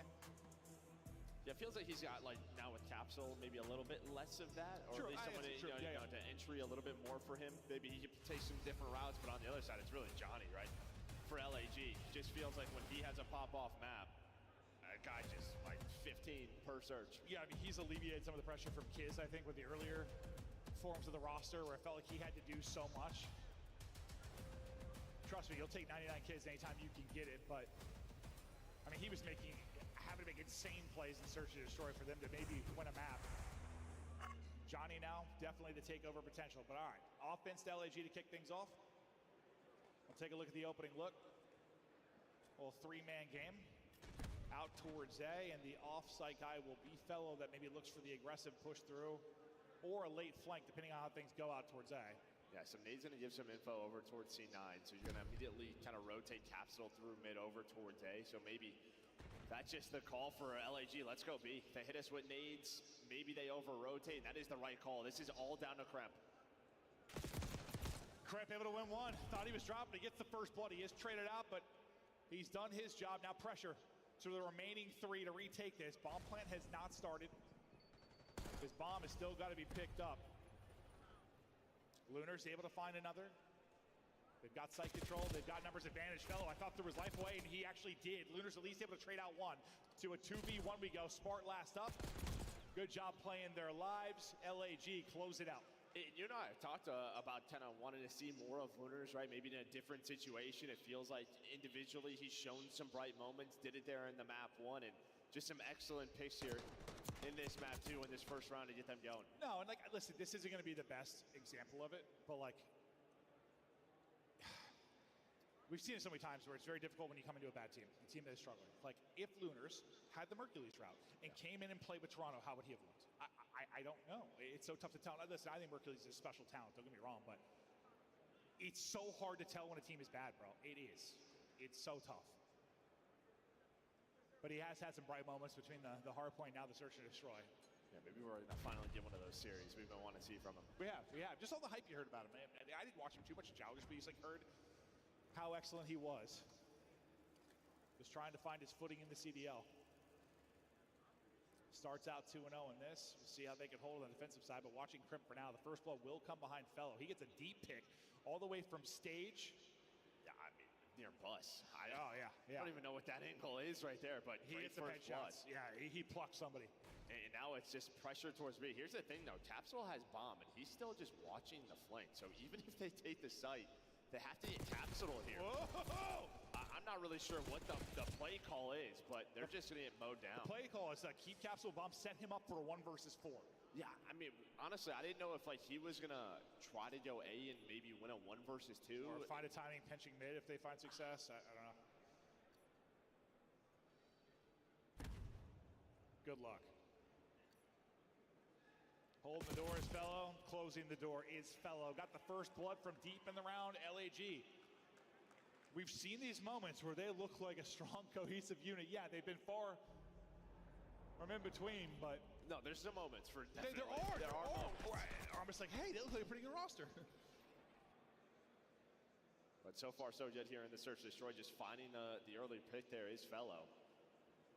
And And then you just see just how tough it was for C9 to even do anything in that 3 versus 4. Oh, yeah, and like a very clean first blood versus, like, I don't know, Crimp got one, but insta-traded out, obviously, on the site. That's kind of chaos going down to B.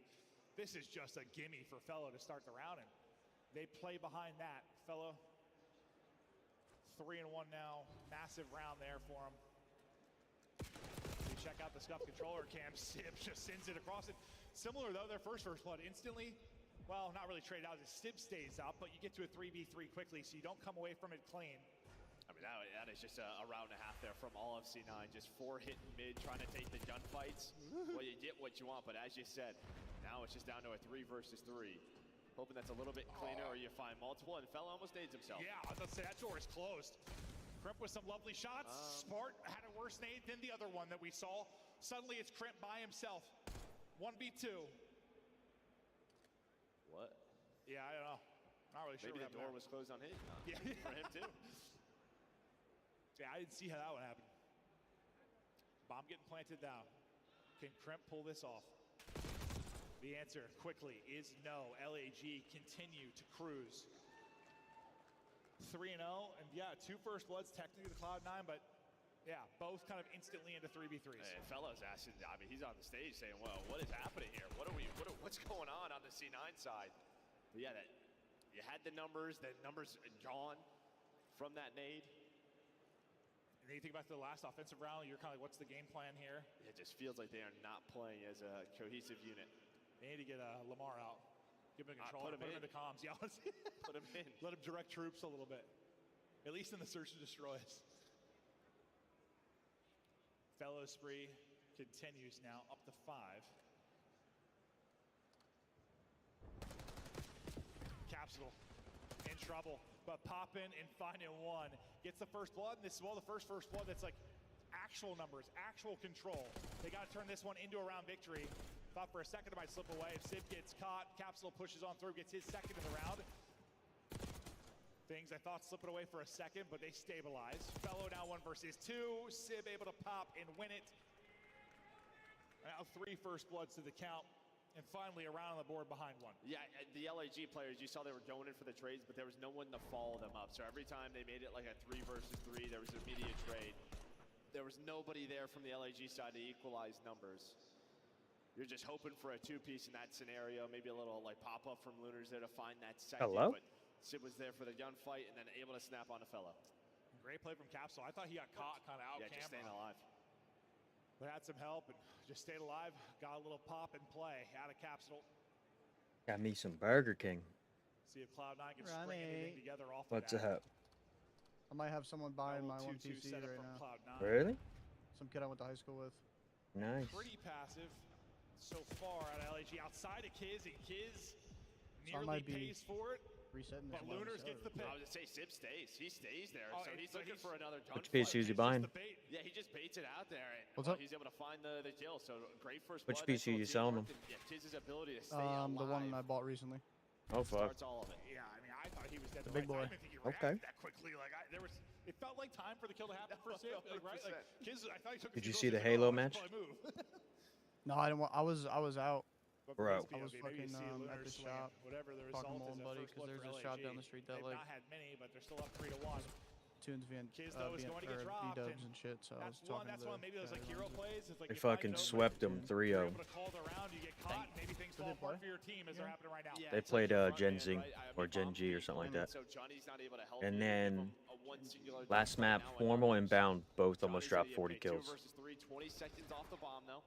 And he's just so much in front of the team. Like, he has so many things to worry about, I know, but Well, now it's just on the Lunars. What is this timing like? Is he able to find one? Now they have to hunt him in this power position. Has no idea where the other members are. And yeah, he's just trying to get forward as Kismet ends up getting caught, and I think screws his team. yeah, it's just tough. Like, I know, like when you're pushed up there, so you have so many things to worry about. Like, there are so many spots, so many headies back there. You can get picked up from everywhere. I know there's like a sense of urgency sometimes, but like, I can't believe the Falcons fucking won.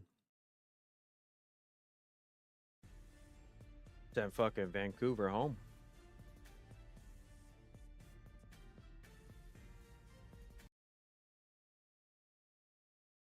If Ravens lose and they go out top 12, all we need is top 4 to tie them, and then we win the head-to-head.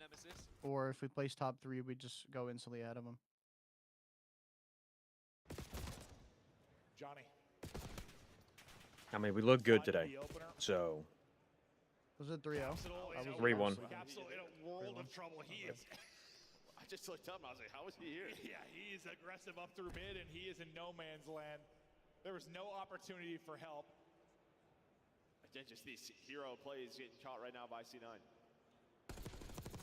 Nice shot from Sif. Can't get out, though.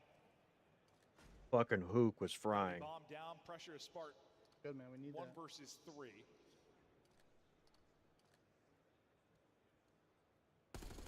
Did he get anything clean? Nope.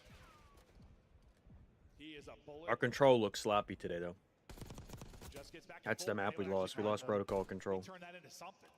That's fine. We He's suck setting on a bomb, protocol and then control. maybe he has time Yeah. to back towards A. He's looking for another gunfight. Able to spot Kiz, so that's going to give him the heads up. Has to hop into the window, but now it's just a time thing. Which bomb is he going to... Yo, he might actually juke them. This might work out. Nobody's going to stay B.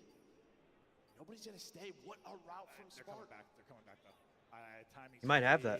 not good enough. Oh my God, he almost fucking had that. Almost finds the opening and the timing. 1v2 now. LAG, they'll push forward, get the info. Dude, that was call gonna be the an rapid. insane No, play. I thought so. I like it.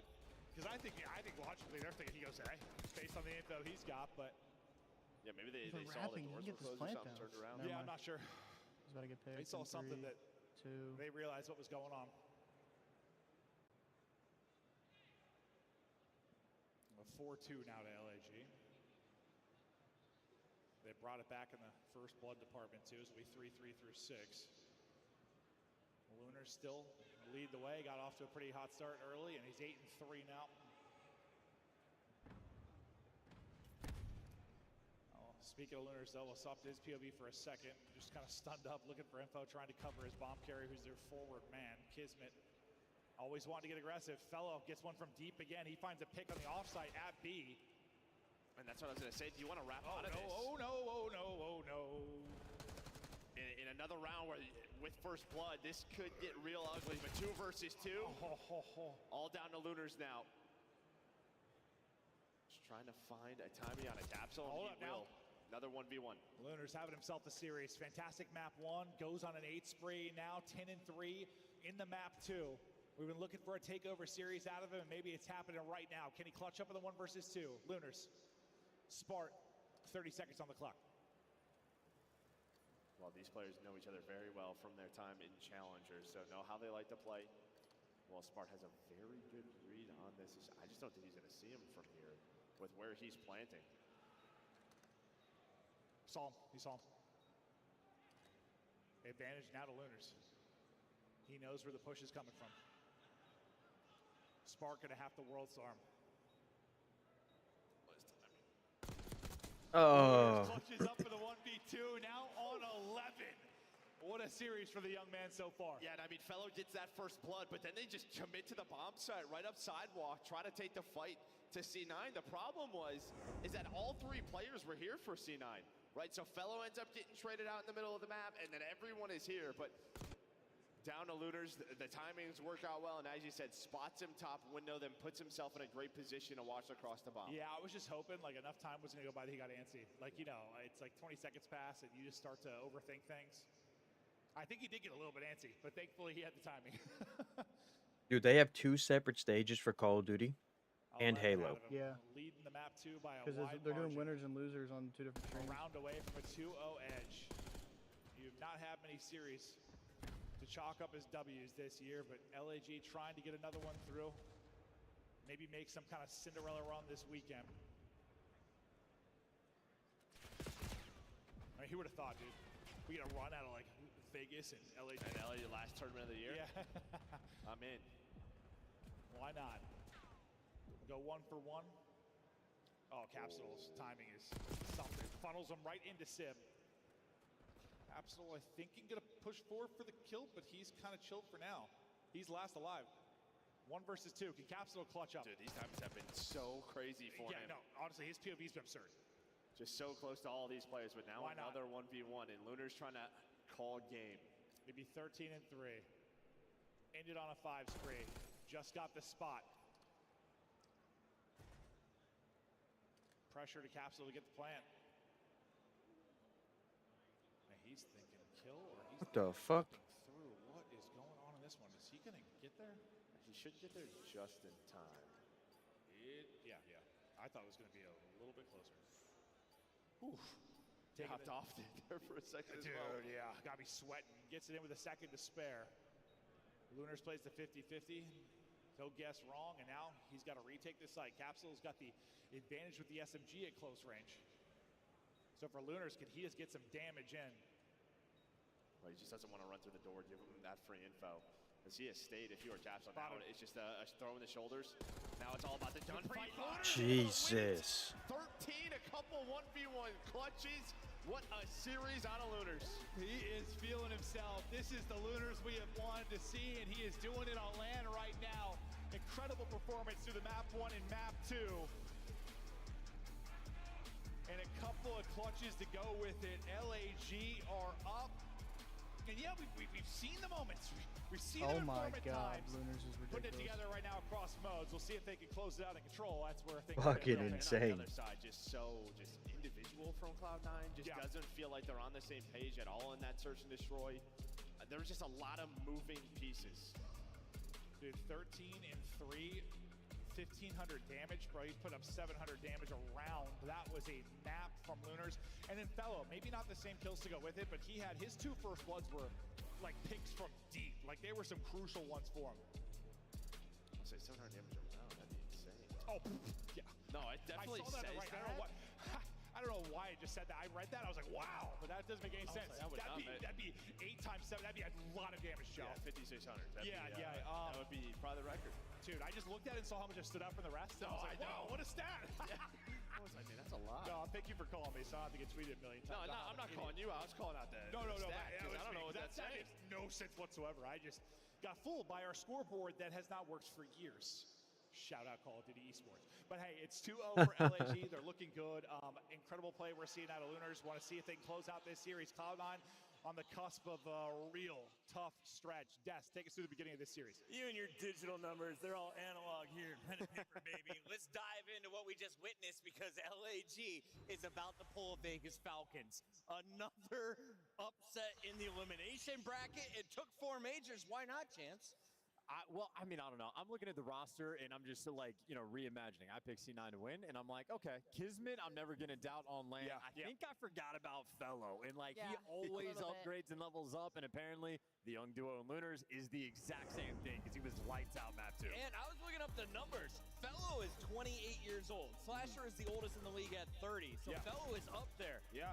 What is it about his career that he's able to excel on land? And what took Lunars this long to pop off like he did here with 13 kills? Yeah, for Fellow, he's just comfortable on land and in this environment, right? Plays with a ton of passion and just plays the correct way. And typically, on land, some players can lose their minds a little bit and give you some free kills, and Fellow feeds off of that. And you saw the early 100-point lead for them. And Lunars so far through this series has been sensational.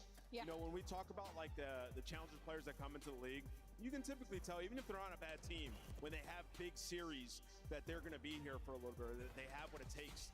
It's just taking him some time, man. But right now, he's showing that he can contend with some of the better ARs in the world across that side of the stage from Civ. I think you made a big point about Fellow, and we all are kind of talking about this event that is reminiscent of years past, right? It's reminiscent of CWL, and you look at the vets, they thrive in this environment. They thrive with 2 stages. They thrive with jam-packed days and upsets, so maybe we're seeing a little bit of that out of Kismet. LAG on match point with Hacienda, red card and rewind still to go. Can we see back-to-back upsets? Let's take a look back at the first hard point, because if you're looking at the numbers, Gorilla Mates took charge. They took charge early. Cloud9 back in the second half. And that's where things got spooky. When they had a lead like this, I was like, oh, yeah. The upgrades, the land, my bad. I understand now. And then when the comeback kicked in, I was like, I get to be right in my predictions. I'm happy now. But ultimately, just a super well-played game. Lunars got a post up in the hill the entire game. Dropped a great KD while doing it. And obviously, it might get a little bit spicy and dicey, but they play well enough on rewind, and they're able to close out, right? So that's where the veteranship rolls through. Fellow's been here time and time again. Kismet world champ for good reason. They're not going to be the team to let that slip. And why were they getting outplayed in the first half? We talking about Cloud9 because Kismet is the best P1 player in the planet. Honest to God, I'm being so serious. He just finesses inside of DVD so well, and you know Cloud9 started to come back. I always talk about this map. You could snowball hills easily, back to back to back. Guess what happens at the very end? P1 Kismet once again able to break on in. I'm telling you, he's the best rewind P1 player. Hold on. All right, he's still in the fight right now. LAG trying to end the hopes of Cloud9 with the game 3 coming up, but right now we got to go over to Bravo. Why? Because we are down to Bravo's 4th match already. I'm told Toronto is in the mix, a team that notorious for losing on the opening round of a winner's bracket, then making it to Championship Sunday somehow. Yeah, we'll find out. And Carolina, obviously, an interesting team. Maybe like not too shabby, but they've yet to really justify their change. So you want to see if that's another team. They got the vets if they can kick up on land. I'm going to sell Get the predictions in Nice. early. These are unofficial, Ali, so no stress. Are you going Toronto or Carolina here? I'm going Toronto for sure. I think they show up. Very This nice. is a team that is fighting to be in the top 4 conversation, right? Like they've been battling all year. They've been kind of left, kind of either right on that 4th spot or outside of it. So for them, this is kind of do or die. And on the flip side, Carolina Roll Ravens, it's been a steep decline, and they need to find something special. Twins +8 right now, Nameless. I know the numbers are kind of small from there, but that's what he's crushing. That's what I was about to say. 13 and 5. My boy Gwyn's frying right now. It's a tie game, but something that I'm noticing that's just grinding my gears. Chris, can you guess what it is? Slasher, no Rex, time, or 9 Dylan and Rex, 13 no with time. no It's time. Dylan Rex with How 0 about seconds both of in them? the Your hill. ARs are combining for 12 seconds. Not Get good. in the hill. Yes. Why If even you say are an AR combined? player. Slasher has all 12. Well, because combined there's 2 players. It sounds still better. 14 seconds. It sounds like they've split it, but they're not. What a crazy stat line. Insight and Rex have no time on Hill. What the fuck? Because we got to get back over to A for the alpha action. What do you got for me? I was going to say it's a good situation. If Carolina are They're able to both take this fucking map negative. point, dealership has been a clean point for the Toronto Ultra. Maybe some life if you're a Carolina fan. American Maven, Chaos. It's DreamHack Who's in a Dallas. fucking It's the blender, final dude? major. It's Cloud9 making it to champs. No. Don't think so. But no, listen, there is some chaos. We've already had some big upsets. This has been, listen, it's been a stretch. I've done this a long time, but like these past couple majors, like just the number of 3-0s we've had, the grand finals have been ass. Like you've got back-to-back like 4-0s. Well, in the after best of Major 7. 1, it was yeah, tough. Major 1 was incredible. Yeah, but, like, yeah. but like I feel like we deserve some chaos and some wild stuff to go down at this one or at champs. Like it's just been some round 1 matchups that have led to like losers bracket reapers over these last couple It's of setting up majors. that way. I mean, you know, you got Thieves FaZe Thieves Miami tomorrow. You got Optic FaZe tomorrow. So Dude, Optic FaZe is going to be so good. I feel like it's the first time like our winners Yeah, round because 2 FaZe hasn't looked the was best normal. recently, Yeah, or and like we've been looking pretty good. Somebody And slip we're up getting or better, it progressively wasn't a better. weird matchup. Yeah. Holy fuck, Capsule, you barely fit in that fucking chair, dude. The ones that end up falling. Because what was the real Yeah, I know. crazy one? Oh, it's a FaZe Surge, right? I know That's the that round chair's struggling right now. Surge has had some tough round 1 matchups. They really, really have. But God, for LAG, can Lunars? Yo, I didn't realize how big Joe Deceives got like this season too. He has been It could just be the jersey. They got him a tight ass jersey. Energizer Bunny. That's true too, but I look like he fucking stacked a few cheeseburgers. Him and fucking Beans been hanging out too much. yeah, maybe it's just one of those That guy's a fucking scenarios where division you feel like I gotta bring a little bit more energy to these guys, right? Just bring some confidence to them. But hey, man, Maybe that's helping out. they could play some they could play some fucking good COD, that's for sure. The problem is they have not won a control this stage, so Thank God they're good at COD. we'll see if we can turn this around. I don't think they've won many this year, Joe. They haven't. Little fucking Hacienda control. Won many series though either, and they're on the cusp of doing it here. Do the gentlemates close us out or what? Trying to make one. I don't know. I'm watching the Scum stream, so I'm on Ultra Carolina right now. Oh, okay. Ultra's up 153.89. Keep the hot streak he's had in this series. I think the takeover guy that really, for the most part, he's I was really contemplating just not even fucking streaming and just chilling today. in a series that really has gone dominant. And then like after the first round in Optic 1, I'm like, yeah, I'm just gonna fucking start this son bitch up. Find openings here in the control. Might as well. I mean, he's doing a great job staying alive. Plus that is still very close to being done. He's on 4 in a row. He's able to get that take. So, I mean, he is just pulling so much though. Back I think towards fucking him, allowing his Optic teammates should to be get out. playing fucking Halo soon again. Yeah. Half hour. Fuck yeah.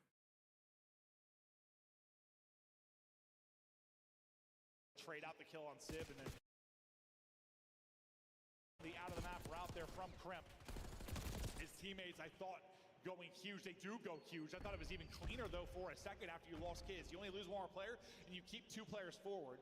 Spawning out Rockside though and trying to battle back will be 2 players from LAG. The other 2 trying Good to find the fucking point, discipline, and Lunars. is still going nuts. The fact he walks away with a multi, it buys time for the teammates to get here. They unfortunately don't come away with anything, or do they not? And that's got to be better, I think. I mean, after Lunars gets 2. Yeah, I mean, there were a couple of scenarios there where your one player on balcony just has, if they get 1 kill, I think it was Fellow the first time, and then right there, I think it was Kiz. If they get that trade, there's 2 to 3 on it. And that point's probably done, but still playing well, still up 3 lives, just trying to extend the time. Yeah, you're slaying fine on offense.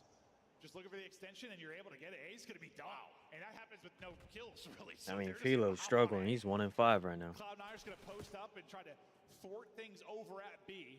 Kiz is 2 and 5. Jesus. Rotating get caught, but that's just simply too easy for LAG. No. They do continue to win some big fights here at Plat, though, to keep a presence. But what a round from Johnny. Fucking Johnny's 10 and 2. Jesus. 10 and 2 in an offensive round. Playing his life well, playing his timings well. Unfortunately, going to get gun close range for that one. But I mean, you'll take that gunfight 10 out of 10 times. Close range to the SMG. You can't walk away with it. I think if he doesn't punch the door, he probably gets first shot. Instead, punches the door. So that happens and does lose that gunfight. But having such a great round, as you said, still up in lives, still a lot of time to work with. Now Kismet going to pause the clock to allow his teammates maybe to get there to help him out, but now it's just going to be down to him to try to do it again. But Civ hits the shots. Yeah, and that stretch, you lose your life advantage too. So a little flip of the switch there for Cloud9. Much more winnable. After that little bit of a flurry. Johnny finds one. Fellow will get another. Trying to find an opening out towards the point. Pinching on one side. It's going to be Kiz. Kiz going to be by himself, and he's going to get picked. Cloud9 seem to have done enough. No respawns remaining. One final effort now for LAG. Civ, what is that? Yeah, just tries to go for a peek, and now maybe an opening. 5 seconds, though. Someone's going to have to touch the point. Kiz is able to find one. Just trying to get there is Lunars. Hits the shots. Tries to slide to the point, and you do hold on to that B defense. I thought Civ threw the round. I honestly... Just over peeking. Yeah, it looked so silly from our POV. He was just like, doo-da-doo-da-doo-da, like came out and just got beamed. But I think that's a frustrating one if you're LAG, because there were probably 2 to 3 gunfights where if those go any different, even one of them, this round is probably done. But C9 clutch up and do just enough. Yeah, I don't really understand what happened today. It was like, no, I have no idea. They must have given up. They just gave up. No, that's what it seemed like. It was just, I didn't expect it to be played like that, but it worked out. We haven't seen that. No, we haven't. You win the round, but I was like, usually you got to get some kills to finish that point. It's not like they needed 1 tick. They still needed 2 ticks, right? But Cloud9 do hold. Now let's see what they can do here on offense. Johnny is up with 11, leads it on the offense. Won't be a round one, but we'll see if the ticks will end up being the story. The break fight, so far edge to LAG. Spartan just dancing with death. Yeah, best of luck. He's just going to get triangulated and dropped. Yeah, and then Fellow right there just does an excellent job staying alive. Doesn't overpeak, try to take a gunfight. Waits for his teammates to reposition, but right off a spawn, Tapsula is just running forward. He's going to get right back down to this point. So I think LAG were thinking maybe they're going to try to push through Rock, maybe get top halls control, and well, Cloud9 right off spawn just run towards the B point. Just rapid defenses and get on the objective. First bit of progress is through. You win 2 fights, you're in a good spot. You don't have plat control though, so still gonna have some stressful situations. Or are you? Second bit of progress done. Lunars finds a pick. Fellow able to go over the top and drop 1. So looks like you've held here for now if you're LAG. They have plat control and they turn it into a stop. Fellow gets the final player, I think, over at B, and then wraps out to clear the player off of B as well. Time is no ticket, 40 way, seconds he to go. wallbanged me. I was on a fucking 28. On a 5 spree with the quickness. Yeah, does a great 45 job and just playing his life, taking his time, and then winning some gunfights, which did not happen for him in round number 1. They do have to react to this quickly, though. 2 players on it. Lunars with some great shots. Capsule hits the nade, and that is going to be all 4 dead. As LAG trying to hang out 25 seconds left to have the 5 life advantage. Oh, no. And I mean, Johnny just fries him. You take some shots, and then you get turned and burned. Off to the races we go towards B. Will they pick up Johnny? Two trying to deal with him, two trying to win it out towards well. I'm not sure the timing's gonna be like Johnny on the flank. They are gonna pick him up. It's gonna be Sib with sub out that deals with that. Looking for the extension now onto the point. The problem is you're running out of lives to maybe do this. You still have 12. Will you get the extension? Contest is no, it's not gonna be there. So the minute is through. Down 5 lives. How do you not just drop down there? I feel like someone has to drop down. And I did another scenario where if you're LA. Wow, Kremp, what the fuck was that? Here for Cloud9. How does Kremp walk away with 3 in that? He's on 4 straight. And they're about to steal this round. Very reminiscent of round number 1. Starting to fight back though is LAG. They at least get the 4 ticks if you are Cloud9. Kremp on that streak. Well, he is starting to eat on up. Does a War Machine count as gun kills? Do you know? No, yeah, I'm not sure. Disgusting. Still though, the lives might not be there for Cloud9. It is going to feel a little bit maybe like the round 1, as you said. Opposite sides of it when it comes to the points, but going to be a similar result here. All on Sib. He's talented, but 1v9. Here we go. Yeah, with 28 seconds left, I don't know about that talented. All right, traded out and dropped. What was the ticks in the first one? Was it 5? 4-4. Was it 4-4? No, they got 5, didn't they? Oh, 4. You're right. 4-4. I should have trusted you. That's on me. I paid attention to it this time. You know, sometimes it's one of those things where I'm real locked. It's like the easiest thing. When I'm not real locked, I'm like, I forget what they had. Well, I thought they were going to stop them from getting that B point, but if you're C9, yeah, at least you tied up in that. Well, maybe you get Kremp going in that round. Oh, no, that stretch was disgusting. Omni movement out the wazoo. Finding kills and making plays. Huge round from Kremp. I mean, similar as kind of Johnny's opening round, he had a really sensational one from the LAG side. They'll get LAG now back on offense. Looking for a great break. Little 2-1-1 off the break for LAG. They've gotten some kills over towards B. It should set up the teammates with some openings, so some freedom in through mid, but that's not going to be the case. Capsule's going to hold it. Johnny won't find the timing. Still looking for progress here. Will the first tick finish for the contestant? Will not. Fellow taking fire from everywhere, trying to pop. Great job playing his life from everywhere, trying to pop. Great job playing his life. He did such a brilliant job. And now Kiz is here. Kiz gets off the 8 point. Fellow's able to play his life and get the kill. They were all swarming Fellow, all 4 right here for Cloud9.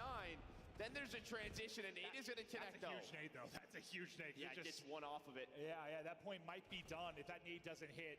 Slows big time with only 1 player there, and then they're able to clear it. But yeah, I thought Fellow got hit like 13 HP or something at the very beginning. Everyone was there for Cloud9. Yeah. Yeah, I think he got shot by every one of them to start that. Sib, though, staggering the push from LAG. The longer these fights go on, the better it seems to be for Cloud9. And you're right. I mean, this all sort of stretches from that nade, right? It all just starts from there. Yeah, no, I thought that was the point, and I just saw the nade hit. I'm like, okay, well, never mind. And maybe they would have got back if 2 were on it. And maybe they would have got back if 2 were on it, but I don't know. It would have been close. Maybe they would have got back if 2 were on it, but I don't know. It would have been close. 1 nade, 1 second could be the difference in Call of Duty, and seeming to be the case here. Still need a tick. If LAG get the extension. Starting to go down big time in the lives department. They're all backed up off spawn at the worst possible time. Gonna need a hero play. Gonna need a hero route. Kiz trying to be the hero. They're gonna get 3 dead. Like that, all 4 dead. Oh my God, from the depths. Go LAG. Thought they were in hell, and now depths. Go LAG. Thought they were in hell, and now suddenly they're gonna be looking at a minute extension, and the lives are gonna disappear. Avoid the nades. That's all they're trying to do. And the lives are gonna disappear. Avoid the nades. That's all they're trying to do. Kiz able to hit the nade up top in office. They are down 4 though, but yeah, able to get another extension. Have some time to work with. Yeah, at least give yourself a chance in the round. That timing, not great. It can always be awkward on the stairwells. Well, last time they had a battle off spawn, they did it perfectly. Can they do it again? Cloud9 I'm 107-4. Jesus. Cloud9 really spread out. Taking a route is going to be Kremp. Kremp could disrupt this push. Is going to be Kremp. Kremp could What is this lobby? disrupt this push if he gets there in time. Lunars wins one, but the rest of his teammates going to get dropped. Krimp's going to continue to push out the spawn on one side. Lunars is doing everything like, to keep some sort of presence out towards mid-map and make sure they don't get locked in. Crimp, though, who's been loose on the other end, is going to find one of his own. Shit is ridiculous. Lunars has help now behind Johnny. Under Maybe 30 seconds to go. 4 versus 9, and I mean, it's control. You got 4 players up, you got a shot. Yeah, I mean, they just all have to get together. And while they're able to, Johnny's going to push on up. He's going to try to take a gunfight, is able to win one. He has to play his life. Somehow he gets 2. But there's only 3 players remaining, and they go 2 for 2, which is a win for Cloud9. Looks like it's going to be the story of 4 ticks over and over again. Johnny's spree comes to an end. Cloud9 hold on. We'll see how this round plays out for who gets the defense, who gets the offense going into the final round, if that's even the case. Yeah, a little much cleaner there from Cloud9. At least, like, obviously, they go 4 dead. Well, if it wasn't for that, that would have been a dominant round, yeah. But they did a great job with map control, just staying pushed up, playing their life, and catching LAG off spawn. Because what Kids got to pick, and then, it was like the other 3 died like right after that. If it wasn't for that little sequence, they would have held them to 2 clicks, and that would have been amazing. I think I said 2 clicks and clicks. I know what you meant. Ticks. I was going to get there eventually, I swear. Really, sometimes I hear the echo. Like I hear the echo of my own voice in the video. Sometimes it throws my brain for a bit. I'm trying my best, Joe. No, it's weird. I'm 100 years old. I'm right behind you at 80.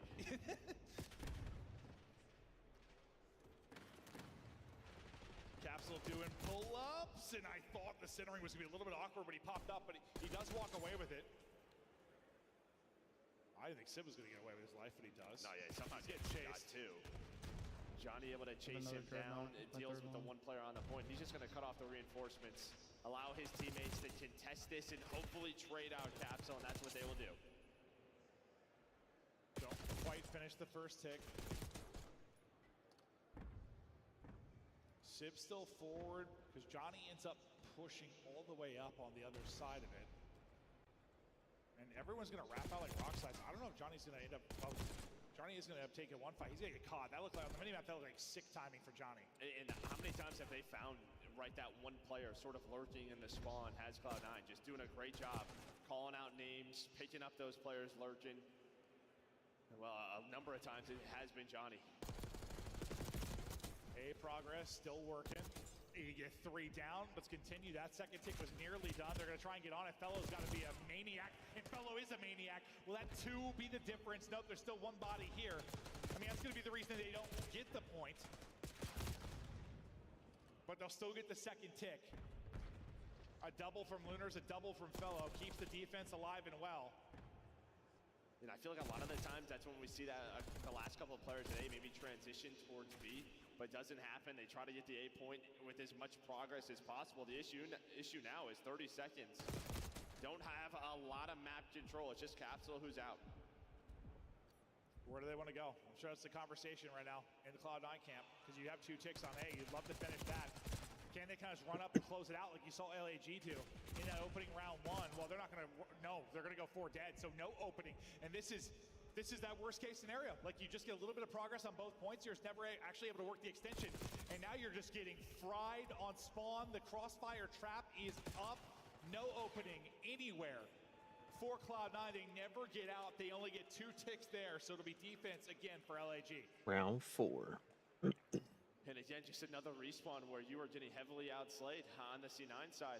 I mean, Johnny's +10, then a solid map out of Fellow. Well, it's really just Johnny who's positive, but it's such a large number.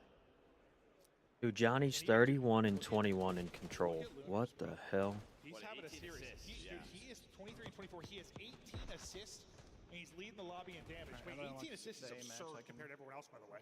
Yeah, he's looking at his DKA like, yeah. I'm cooking. Yeah, absolutely. What the hell? He's seeing 40 plus. Like, I'm having a game. Probably no idea he's 18 assists.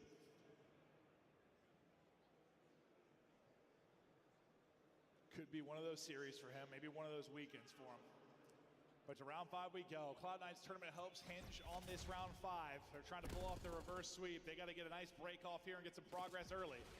They've had opportunities on their offenses, just have not been able to close them out. Feel like Kremp, you talk about offense, he's the guy that get these spots and dominate a place like Plat and Office. If he has a big round, you think more than likely they might win it. Yeah, well, Fellow right off spawn, you run out of bullets, and he's able to take you down.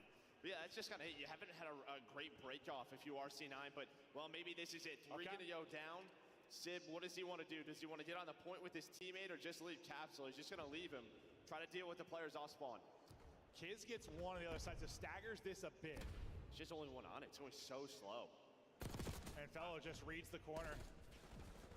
Sib put down. I think he should get on that with him, right? Yeah. In hindsight, yeah. You hope he gets some kind of progress. It's just you are waiting for your two players to help. It's only two of you. I mean, if they don't pick the corner and Sib gets a kill or two, that's obviously very different. Well, I think they just see it going so slow. They take their time. They check all their corners. Yeah. Feels like you could just play the fences with that AR. At least you go 2 for 2 or something along those lines. We've seen so many crazy stanza fences. Like, it's not the easiest fight, but we've seen insane plays. Like, Fellows had several. Now it's just a question of what other opportunities do you even get to capture this? It's only Sib. Fellows had so many multi-kills throughout this map. Capsule's just trying to lock onto anybody and maybe a chance behind the team nade. Yeah, no, I was about to say, like, he got such great damage into 2 players, but didn't get any kills, and finally he's able to close out one. I think the player he tagged up originally gets killed by the team nade. So that turns out a lot better than I thought it would for Capsule. That was one of those situations where you just damage everyone and walk away with nothing. Second big chance here over at B. One more tick to go for the extension. Lives-wise, though, starting to get a little bit scary for Cloud9. You're still very much in the hunt, it's but...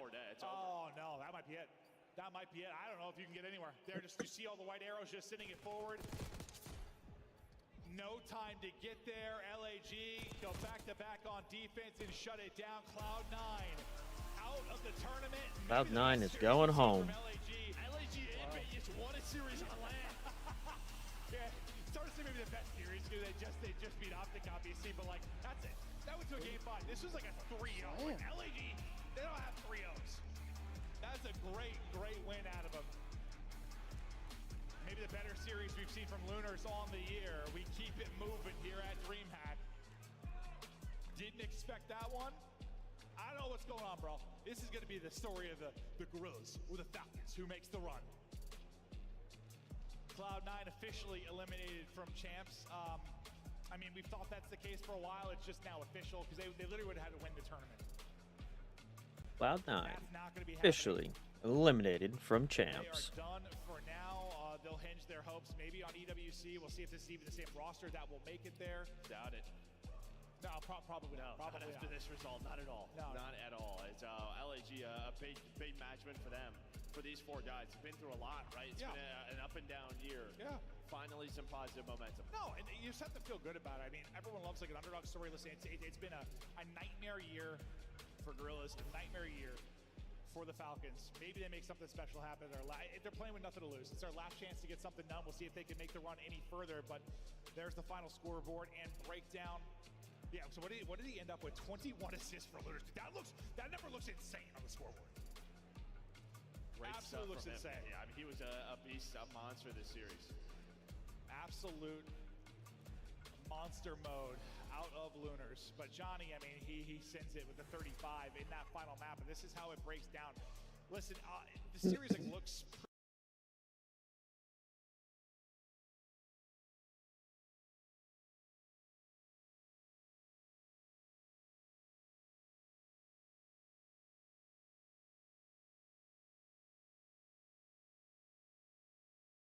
both sides of the bomb, so.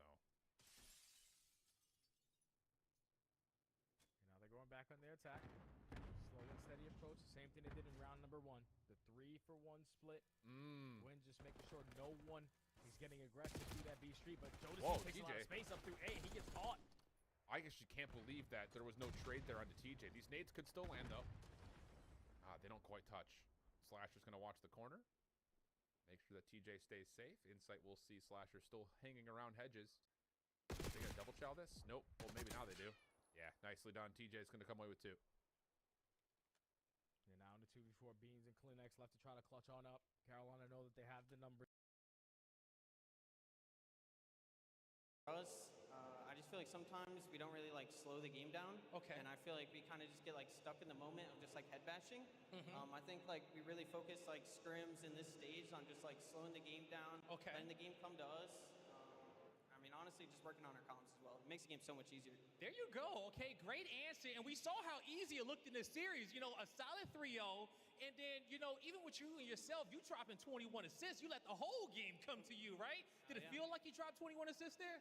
Nah, honestly. Nah, I don't know. I feel like I was killing everything that series, to be honest. I feel like everything was just, anything I did, like, I couldn't do no wrong. Okay, all right. Man, so your tournament is still going to continue. Still got another day to play, but, you know, I love asking everybody this. What do you want to say to the fans out there that's been supporting you, who's been cheering for you, waiting for you to be in a big moment like this on the main stage, getting a win? Yeah, I want to thank everyone in the crowd, obviously. Without you guys, without everyone watching back at home online on the YouTube stream, this esport is nothing without you guys. I want to thank my family, front row. They always come out for me. Thank you so much. And to the Gentlemates fans, I appreciate you guys for staying by our side through all the hardship, and we're going to keep this run going. You heard it here from Lunars. They're going to keep the run going. That does it for me and him on the stage. Chris, take us away. Holy hell, I didn't know that kid was media trained, Ali. Lunars killed it in his first match win interview on our main stage. What's up? You called this one, Al. I mean, unbelievable. You also They're not called- down and out yet. They're not down and out yet. And you know what? The biggest Lunars hater is sitting right there. Yes. Right there. I And will- he just shut everybody up with that series. Lunars historically had a what coming into today? I don't know off the top of my head. 0.8. Let's jump into other numbers that are on his favor. Let's jump into it, ladies and gentlemen, because this was the surprise. Falcons beating Vancouver, I thought was like a mind blower, but a 3-0. This is a statement piece. Cloud9 sent packing. It is blow it up mode. I mean, this is pretty crazy. The Falcons thing, 10 times crazy. 10 just times? for the record. 10 Yeah. times? I mean, listen. For Surge, As far as this match goes, I was expecting to be competitive. I thought C9 just should have the extra edge. I forgot about the Lanimal. Fellow stepped it up. He was playing fantastic. And then Fellow Jr. in Lunars doing the exact same thing. He just had 21 assists on the final map there. So his level of production was absurd. It also just felt like the pacing from Cloud9 was insanely slowed down from what we're used to when it comes to online matches. I wonder if that has to do with their match versus Atlanta, because those hard points in that series were not close at all. So you're talking a little bit of a mental boom off of Cloud9 coming into this one versus LAGN.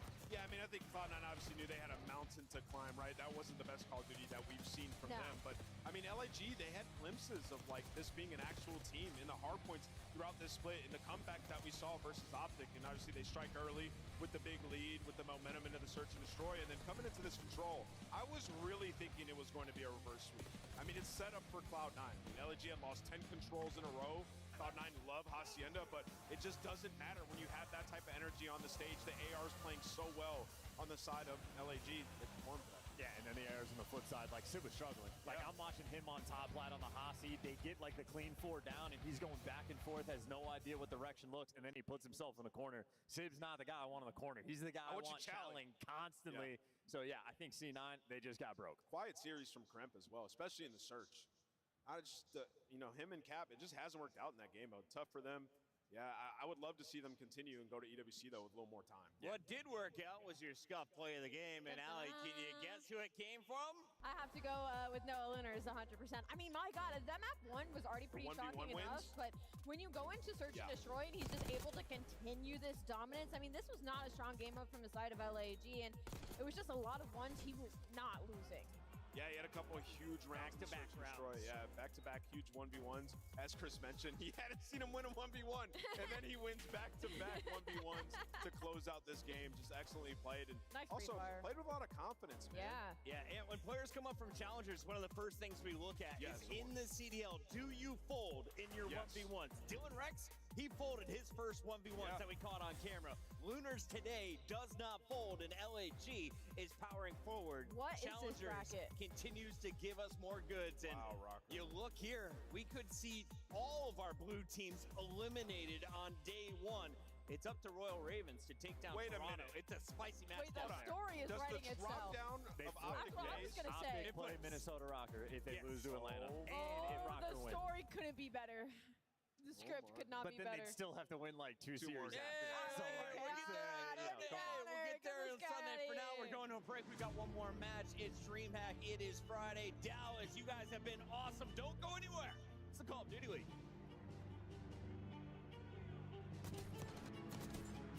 This should be a good fucking game. It's Rocker and Falcons. Yeah, Kenny versus Brad. Yeah.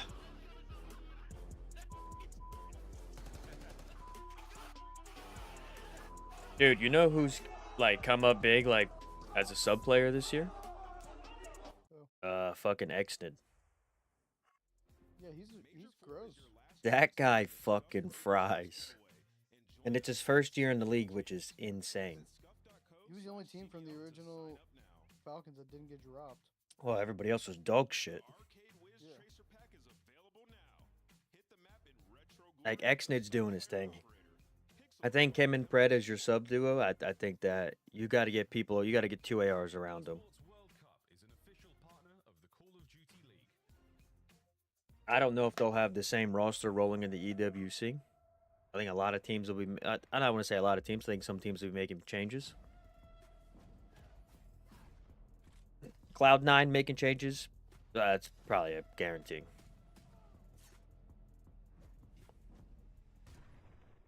I don't know what happened to Vancouver. They fell apart. Fucking Thieves shit on them today, 3-0.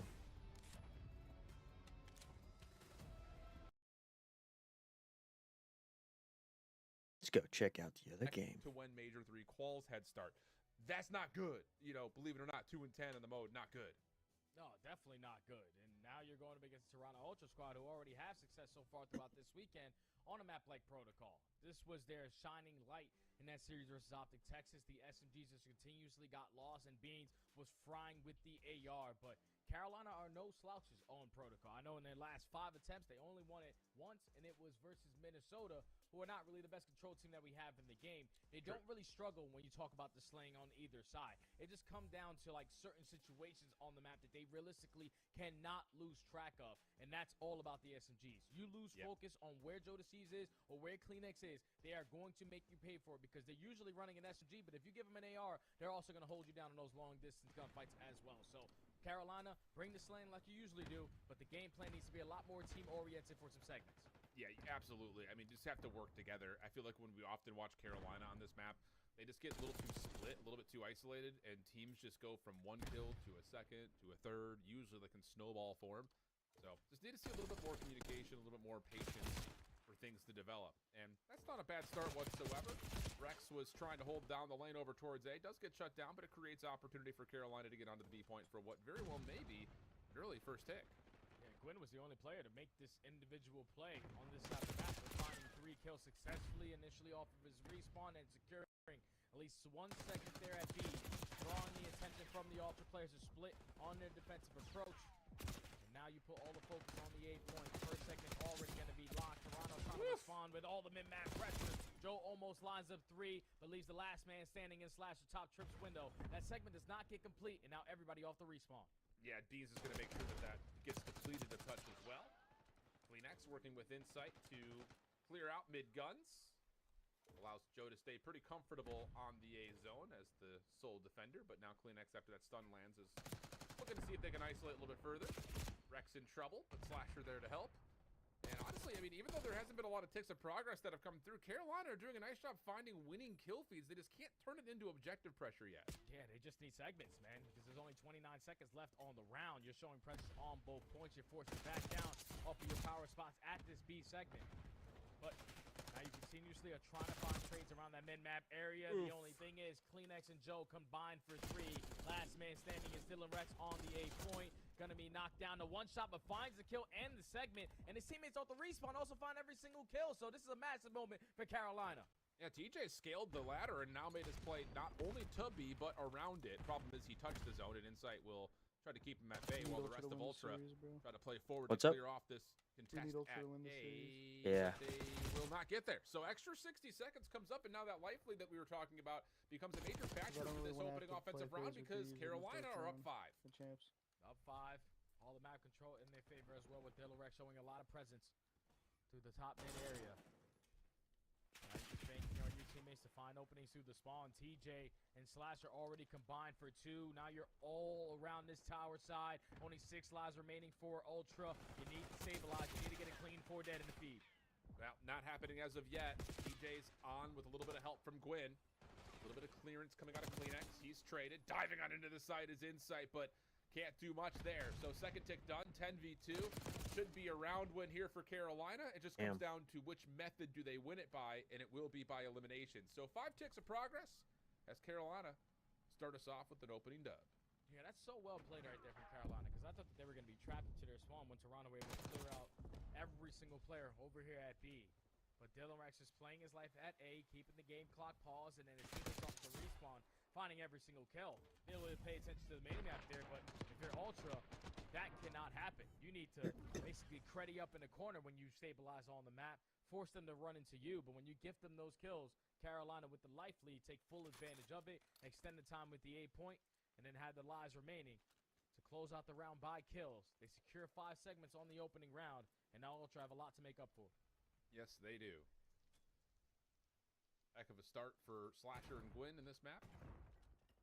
And it looks like this is going to be a development of a B hit here for Ultra. Really nice patience there for Joe Deceives. Knows he's got help at field side, so do your damage, come back to it, set up Kleenex for a couple. And it's just down to Rex, last one left. They haven't seen him yet, but now know where he's at as the kill to Beans comes through. Kleenex will find some really crispy shots at range with the SMG and then find some a little bit closer to home. Maybe one more at the window, but no, TJ has the shutdown, but Ultra a bit of a stack here over at A. First segment going to be locked in. TJ's going to commit on the gunfight, knowing that his teammates are near on by. Can I get them a little bit weak to set up Slasher for the double, and he does just that. Now that leads to a clean 4-dead when Gwyn works down that pinch. So now 55 seconds left to go. All tied up in lives remaining, but Ultra going to waste a lot of time working out of their spawn. Yes, they are. Yes, they are. Good patience here from Carolina. Wow, that stun doesn't hit onto Gwyn. Looked like it was going to land in his left pocket, but doesn't affect him. And the kills will still continue to keep Carolina forward on this defensive setup. Down to 33 seconds. Ultra are clearing out the A zone. Still, you have the SMGs running a little bit rampant around the backside of this play, and then Rex clearing off the high ground. So it's really on to Insight. Has to get a kill, you would think, at least, but Gwyn finds him, shuts down the opportunity for that. And Rex going 1-for-1, that might be the round-winning play there. Oh yeah, there's only 10 seconds left, and you are not finding any kills to leave your spawn. You only have 1 segment to your name if you're Ultra. The final push is going to be over towards the B point, but with only 5 seconds left, I really think they're going to have an opportunity to touch the objective, and Carolina is up 2-0 in control. For the last couple events, man, because they are firing on all cylinders right now. Making their way to a 2-1 start. Avoid talking about the hard point, but yeah, the search looked solid. This control. Toronto's got to lock it in. But then the thing, again, just reflecting on how they've played on the qualifier online to what we're getting now, it's just like, hey, we're actually helping each other. Like, whoa, go figure. And that's just like, again, we talk about, like, and this will be reflected on as we get through this major and into champs and even after that.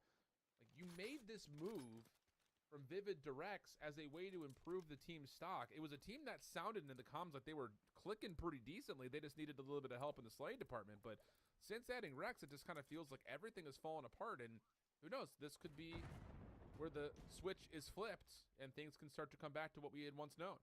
Hey, this is the perfect time for that switch to flip. Going into our last couple of games of the season. Gwyn is still putting himself in Final Four on 8 in a row. Going to go for the Eagles out for number 9. Still has yet to earn himself the Hellstorm, but let's just get a little bit of objective presence. Or at least find one more kill, and that Hellstorm is going to be yours, but Joe gets the better of him, shuts down that Hellstorm from being earned, but still, his teammates find every kill around the map. They're on A. Yeah, and that's the 2024 Rookie of the Year right there. Gwyn is popping off. Yeah, Gwyn is just... Double stack on towards A. Momentary triple stack. He's shooting. First pick and a second one that's near completion. TJ can't finish off the kill onto Kleenex. Gwyn shut down before he can find the kill onto Joe. And that exchange leads to Ultra regaining some defensive presence through the map and stopping the A progress just at 2 ticks. And now with 45 seconds to go, Carolina not really sweating.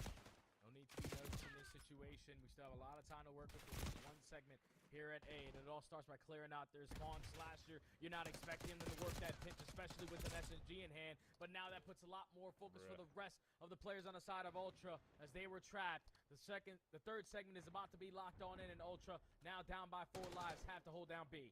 Yeah, and this is just good patience for Carolina. Again, like we kind of talked about it in the first round, where it's like you're winning out on the kill feed exchange in these gunfights, you know, 3 for 2, so it's like you left with like a 2v1 situation. And like they're not doing a lot of progress on the objective, but they're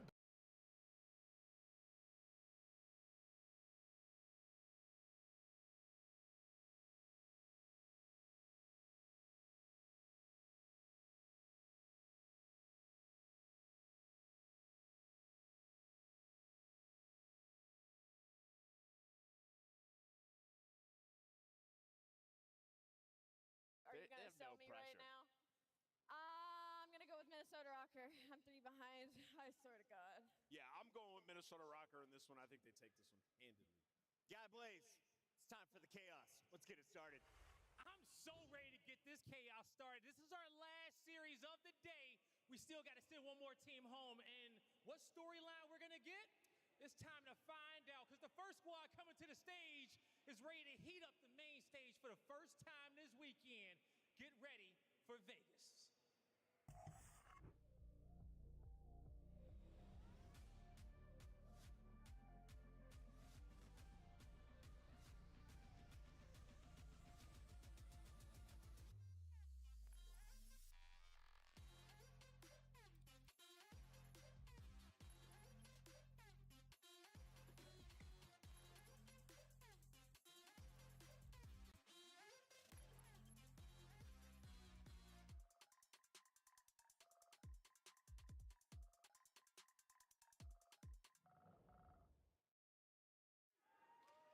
DreamHack, get loud, because here comes the Las Vegas Falcons! Priesta, Extend, Pred, and Arcides. These Falcons ready to get the job done and soar to tomorrow. Some world champions and a young star. This team could have easily been checked out of the season, but I've seen them scrimming in the back going hard, and they take down a finalist in round 1. They're looking to make a run in this tournament, viewing this as their champs. Can they do it, Guy? I'm ready to find out, and that team has been putting in so much work to be able to move it on and get towards champs. But the next squad is looking to do the same thing. Get ready for everybody, because rocking the stage yet again, here comes Minnesota.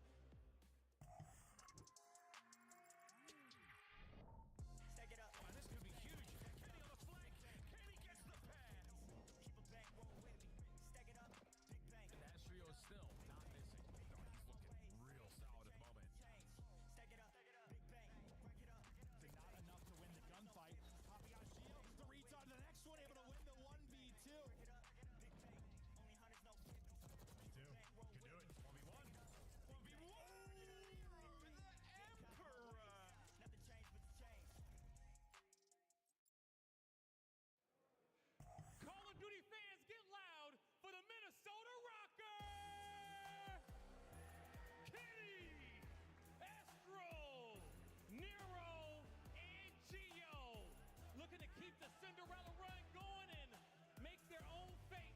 Minnesota Rocker is ready. Look, Minnesota Rocker has given us some of the best stressful series, maps, moments throughout the entirety of this season. And I don't know if I'm ready to let go of that just yet. It was some of the best cards, well, maybe not best, but exciting that we saw earlier from them. And I think we should close it out with a bang, Guy. It is going to be a big bang, Allie, because as I was saying, they control their own fate on this stage, and they're ready to give it everything in which they got. So, Miles Chance, let's get it going. One final series here on this freaky Friday here at DreamHack, and it's going to be a fun one, brother. Honestly, I think today we really get to find out if there's any true beef between Pred and Kenny. Bond and wins the key gunfight at the middle of the map, so Deceives can stay on the zone. Klinex can keep floating with them, and the stack is now on for a first tick of progress. Second on the way quickly. Pinch starting to develop, though. Forces inside out into the open. Gwyn takes advantage of that, but the second tick is still being worked on, at least until Slasher mantles through the backside of the ladder, leaving Beans essentially just fight for whatever ground he can find on the backside of tower. Yeah, Beans, just stay alive as long as you can. Just backing on your teammates to at least find kills off of the respawn, or at least hop that objective and force Carolina to be split on their approach. Still a minute left to work with. Time again falls, and Beans is still slaying. Finds another kill from a different angle. Wow. Second segment is already locked, and Ultra find 3 dead at the right time. Just need one more kill, and we're going to around 5. Looks that way. Slasher on the backside of the barrel. Shut down by CleanX. Follow-up challenge from TJ is decent, but Beans can step right back up, and Beans finishes off the round 4 offense. And we're going to go to 5 like you. Going around 5 on control.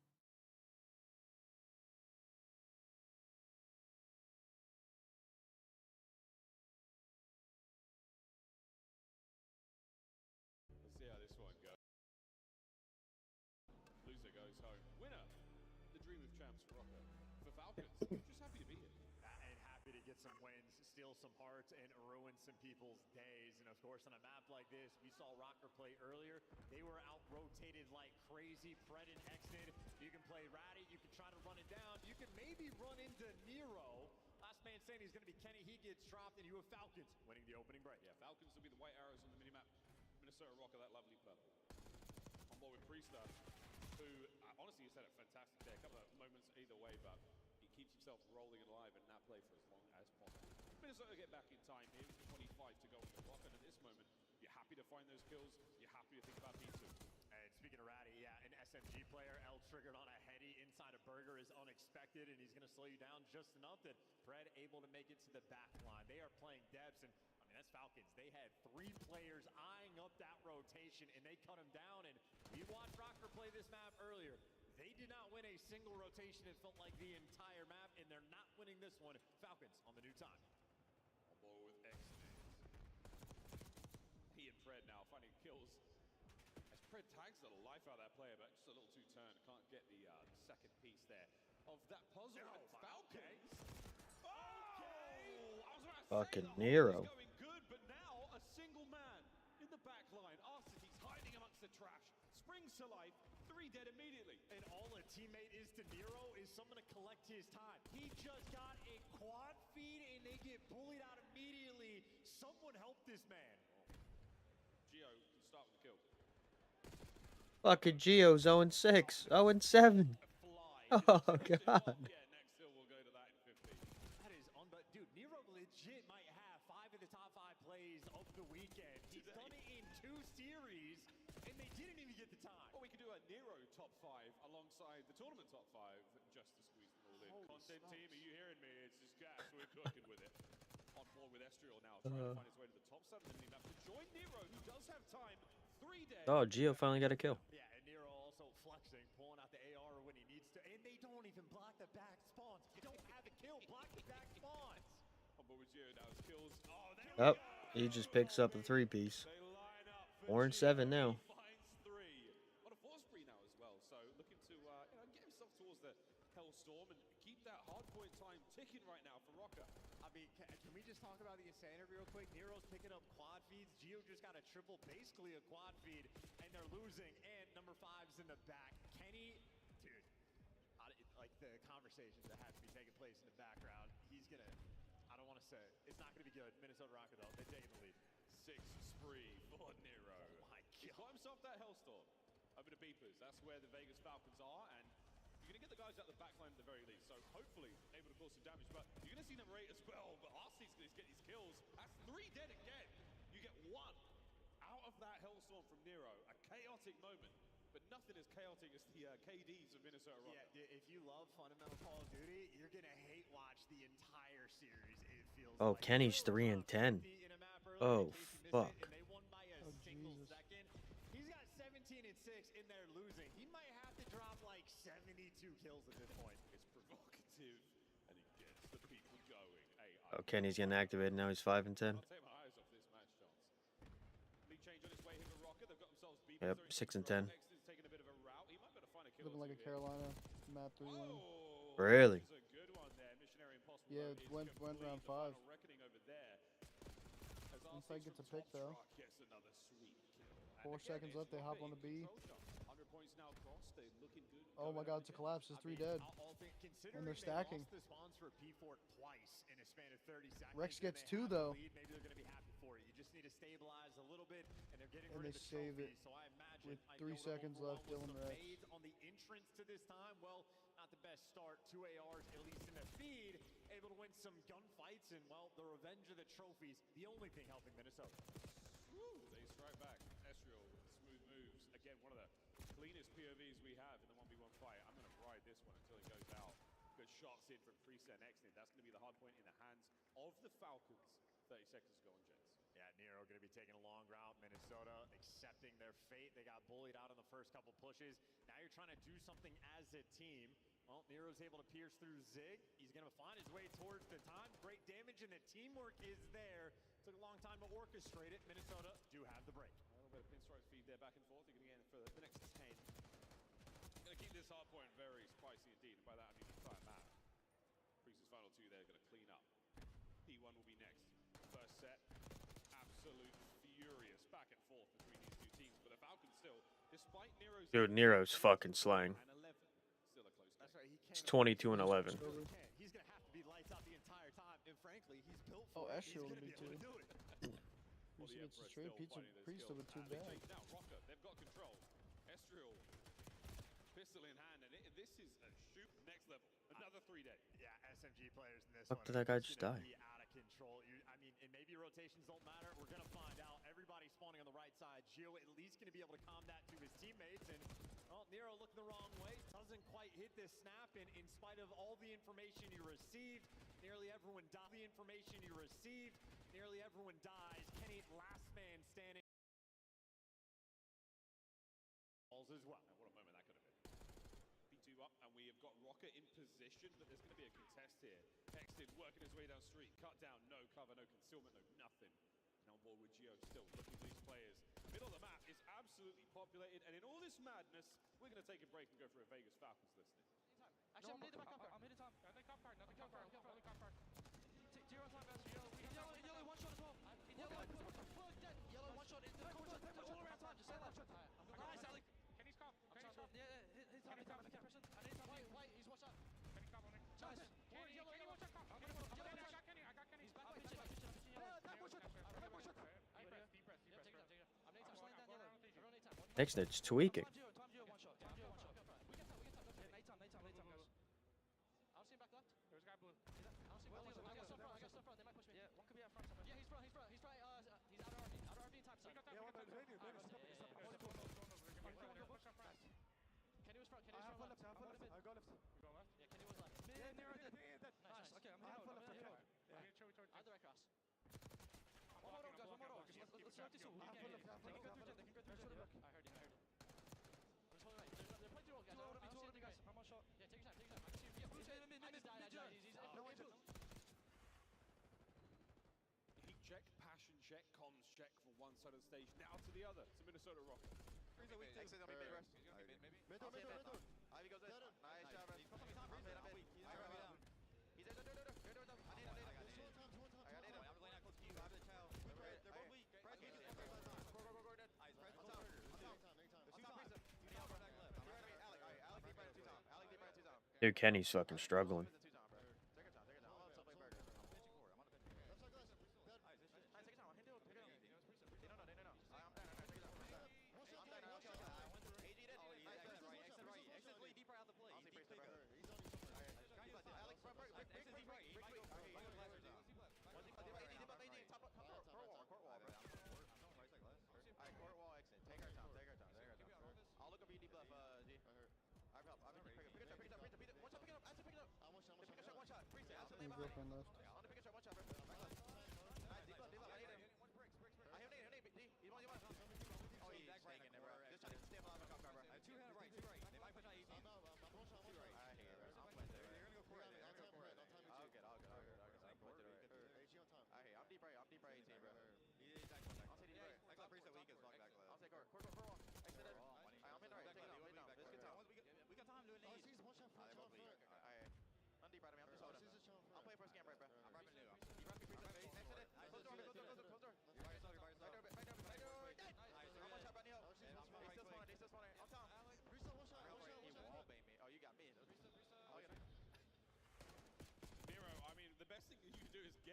his way. He's killing everything. Another Dude, Nero's fucking frying. now and over 200 points. Yeah, cool moment as well. You heard Kenny say, I'm playing for the scam, and well, the scam cam immediately, and you break into the P4. So ultimately a great Why help is for the Pred the one Falcons, but soaking Minnesota for this happy. team? They I don't maintain know. the lead in Nero. This is prime position for Slang. Whoa. He sees things differently than we do, and he gets the kills. He is in the zone tonight, folks.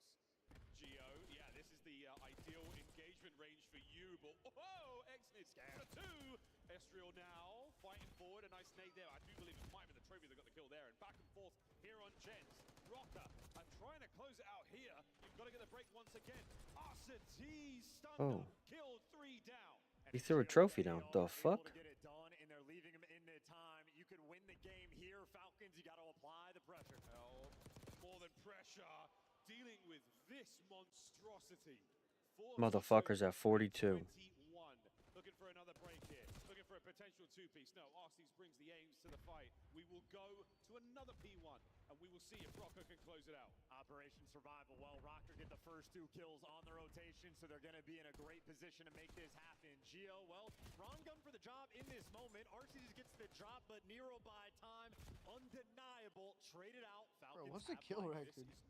I don't know. They said he dropped 50 earlier today. And they are starting to get things going. Yeah. Climb right now for Vegas.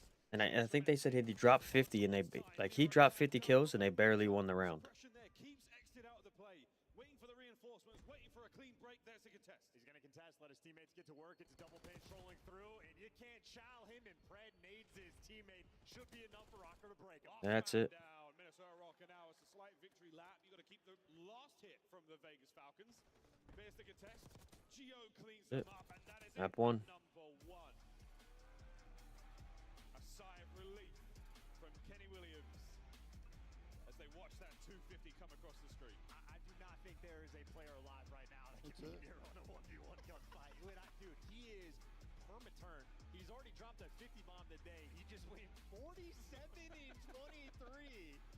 Just get in there, and he had the most hill time. And he had the most hill time. For the love of God, boys, block a spawn. He's got 21 objective kills. He had 37 non-traded. Nero. 59 EKIA. Nero might have his own index by the end of the day. Statistical anomaly. Dude, that guy went fucking nuts. But an indicator that there is something somewhat amiss. I mean, bro, 21 objective kills. Estriel had 21 total. Like, this isn't shade on Estriel. This has been the Nero show today. I'm crying. I can't lie. There's a tear. There's an actual tear in my eye. Brilliant. Well, what a performance, man. Falcons, close no cigar. Let's watch the Nero montage. His top 5 plays coming through. They're not shooting back. I'm not even kidding. I really do think we should just do a Nero top 5 on this Freaky Friday.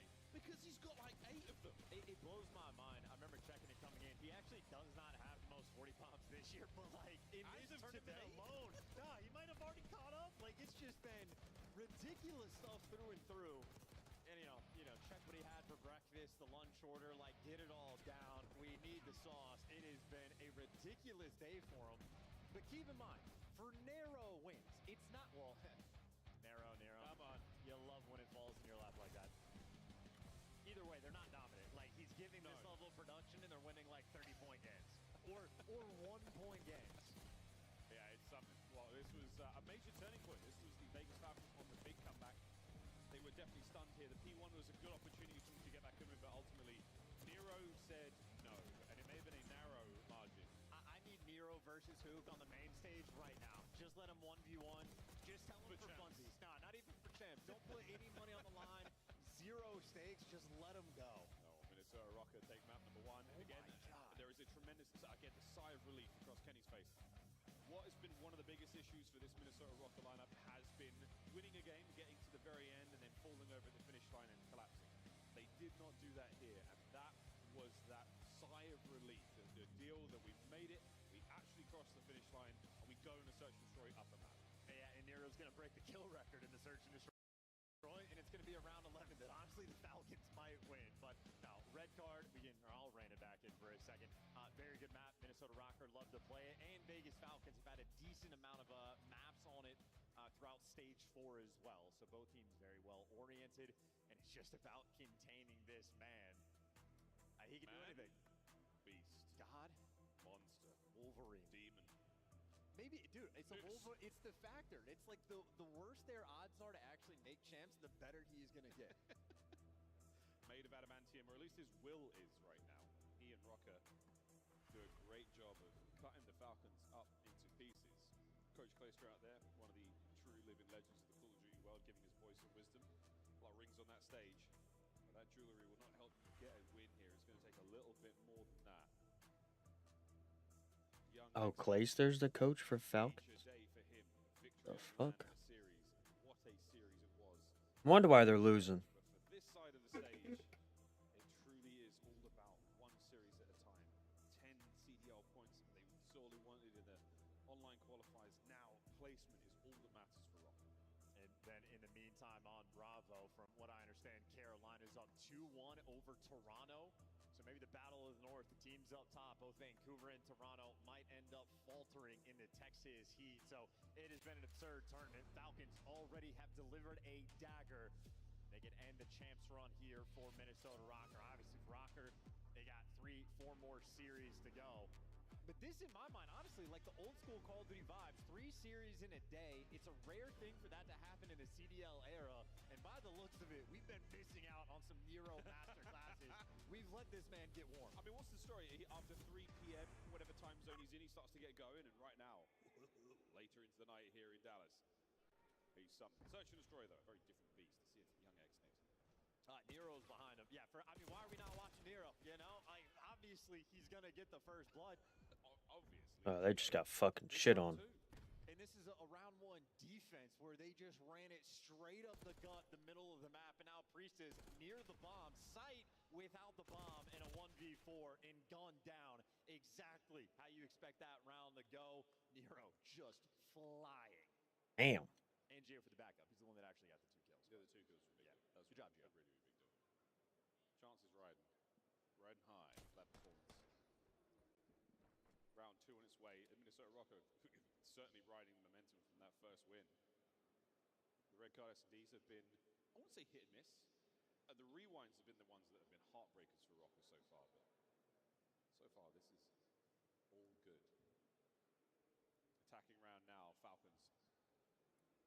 See what they've got on defense. Yeah, now I've praised him too much. You're going to watch him and just get first blooded. Probably just get zapped across the map. So hopefully not jinx him in this moment. But a B hit's going to be the call. Exnid, the first man on defense. And the nades on point already back down. But Kenny and Estriel still deliver the first blood. Look at this. Estriel, I think you might have seen that player's name tag. So close. Priester. What a moment. Well, the bomb gets dropped on the inside of the site. And a 3v3 now develops as Minnesota Rocker. Oh, you've reinforced the side, boys. You got numbers. Here we go. And Falcons, they are all here on defense, and this is a lot of corners you have to check in. Pred, yet in the meantime, Yep. Fucking Pred. Moment, and he'll make a montage there for the final kill, and there for the final 3. Good stack, honestly, on the defensive end there for Falcons. The patience pays off. See that? Yeah, big replay here. Pred. Oh, look at this lying in wait. Perfect timing. Bit of bad luck there from Gio, but the snap onto Kenny was immaculate. Nero. Easy pickings.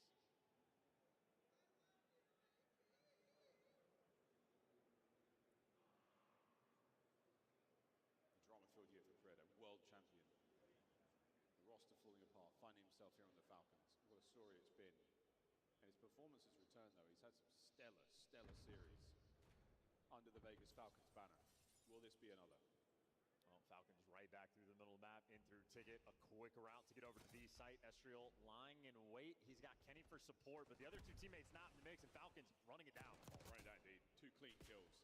Tiny bit of damage, not enough to deter this play from going down. That's going to be another bomb plant. That's going to be an RCXD guarantee. And just over halfway to the Hellstorm. 1v4 in an ace. Are you a believer? Nah, it's impossible. I find your lack of faith disturbing. However, yeah, against this team, good work. Falcons take the lead. Yeah, and again, a team with absolutely nothing to lose. Shawnee on the spot with the call. Their first round also sent 2 players in through Ticket. Well, the Minnesota hit through the middle of the map, sorted there to pierce the setup, cut him down. They go back to Old Faithful, maybe throw a couple different stuns to read that pressure, and well, it is non-existent. And again, speed is the name of the game. You're never going to see a quad stack on the B site on defense. The reinforcements are always split. If you're able to overwhelm the site, you must do so quickly. And Falcons do not waste any time. Kenny's going to take the elevator to the top floor. He'll be a little slow to this fight, but he will get a power position to deal with at the end of it. Slow attack now towards B. Nero the bomb carrier. See if the first buzzer on the menu again. We're more towards the A side of the map right now for Rocker. God timing at its finest. And funnily enough, Exnid only sees one guy, but number 5 right backs pretty quickly, but it looks like that's only for a moment just in case. And yeah, a little bounce back there from Priesta. Catches him for the first blood. RC car out of the picture, but either way, Falcons staying on top. The RC car was enough to move Nero, though. He panicked. Exnid. You are close to this one. Estral making his way closer to that bomb site, but he's not going to find it, and Exnid's given it up at the wrong time. The bomb is once again moving now over towards A. A single kill. Oh, wow. God. Gio finds 2. Something from nothing. That's going to be the trade. But what damage dealt by the one man? Well, yeah, trapped in and still gunned down. This is going to be Exnid for a 1v2. We have seen Exnid clutch in moments like this before. Oh, slowly but surely. Beautiful shots from both sides. Rocker equalized. Yeah, elite shots there to gun him down. Exnid had the perfect read, perfect play, just the wrong gun for.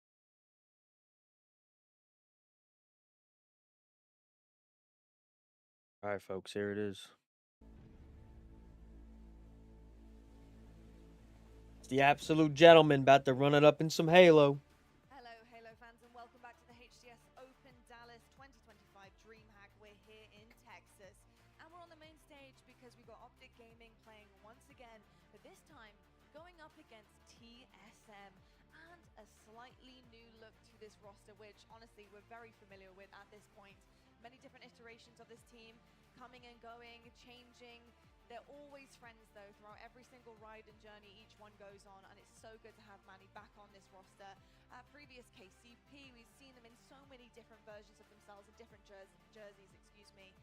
But the journey remains the same to me perfectly. You know, I think they have a ceiling. They keep hitting that ceiling in different versions of Halo or whatever it may be, and I want to see them break through that once and for all. Can they do it here this weekend?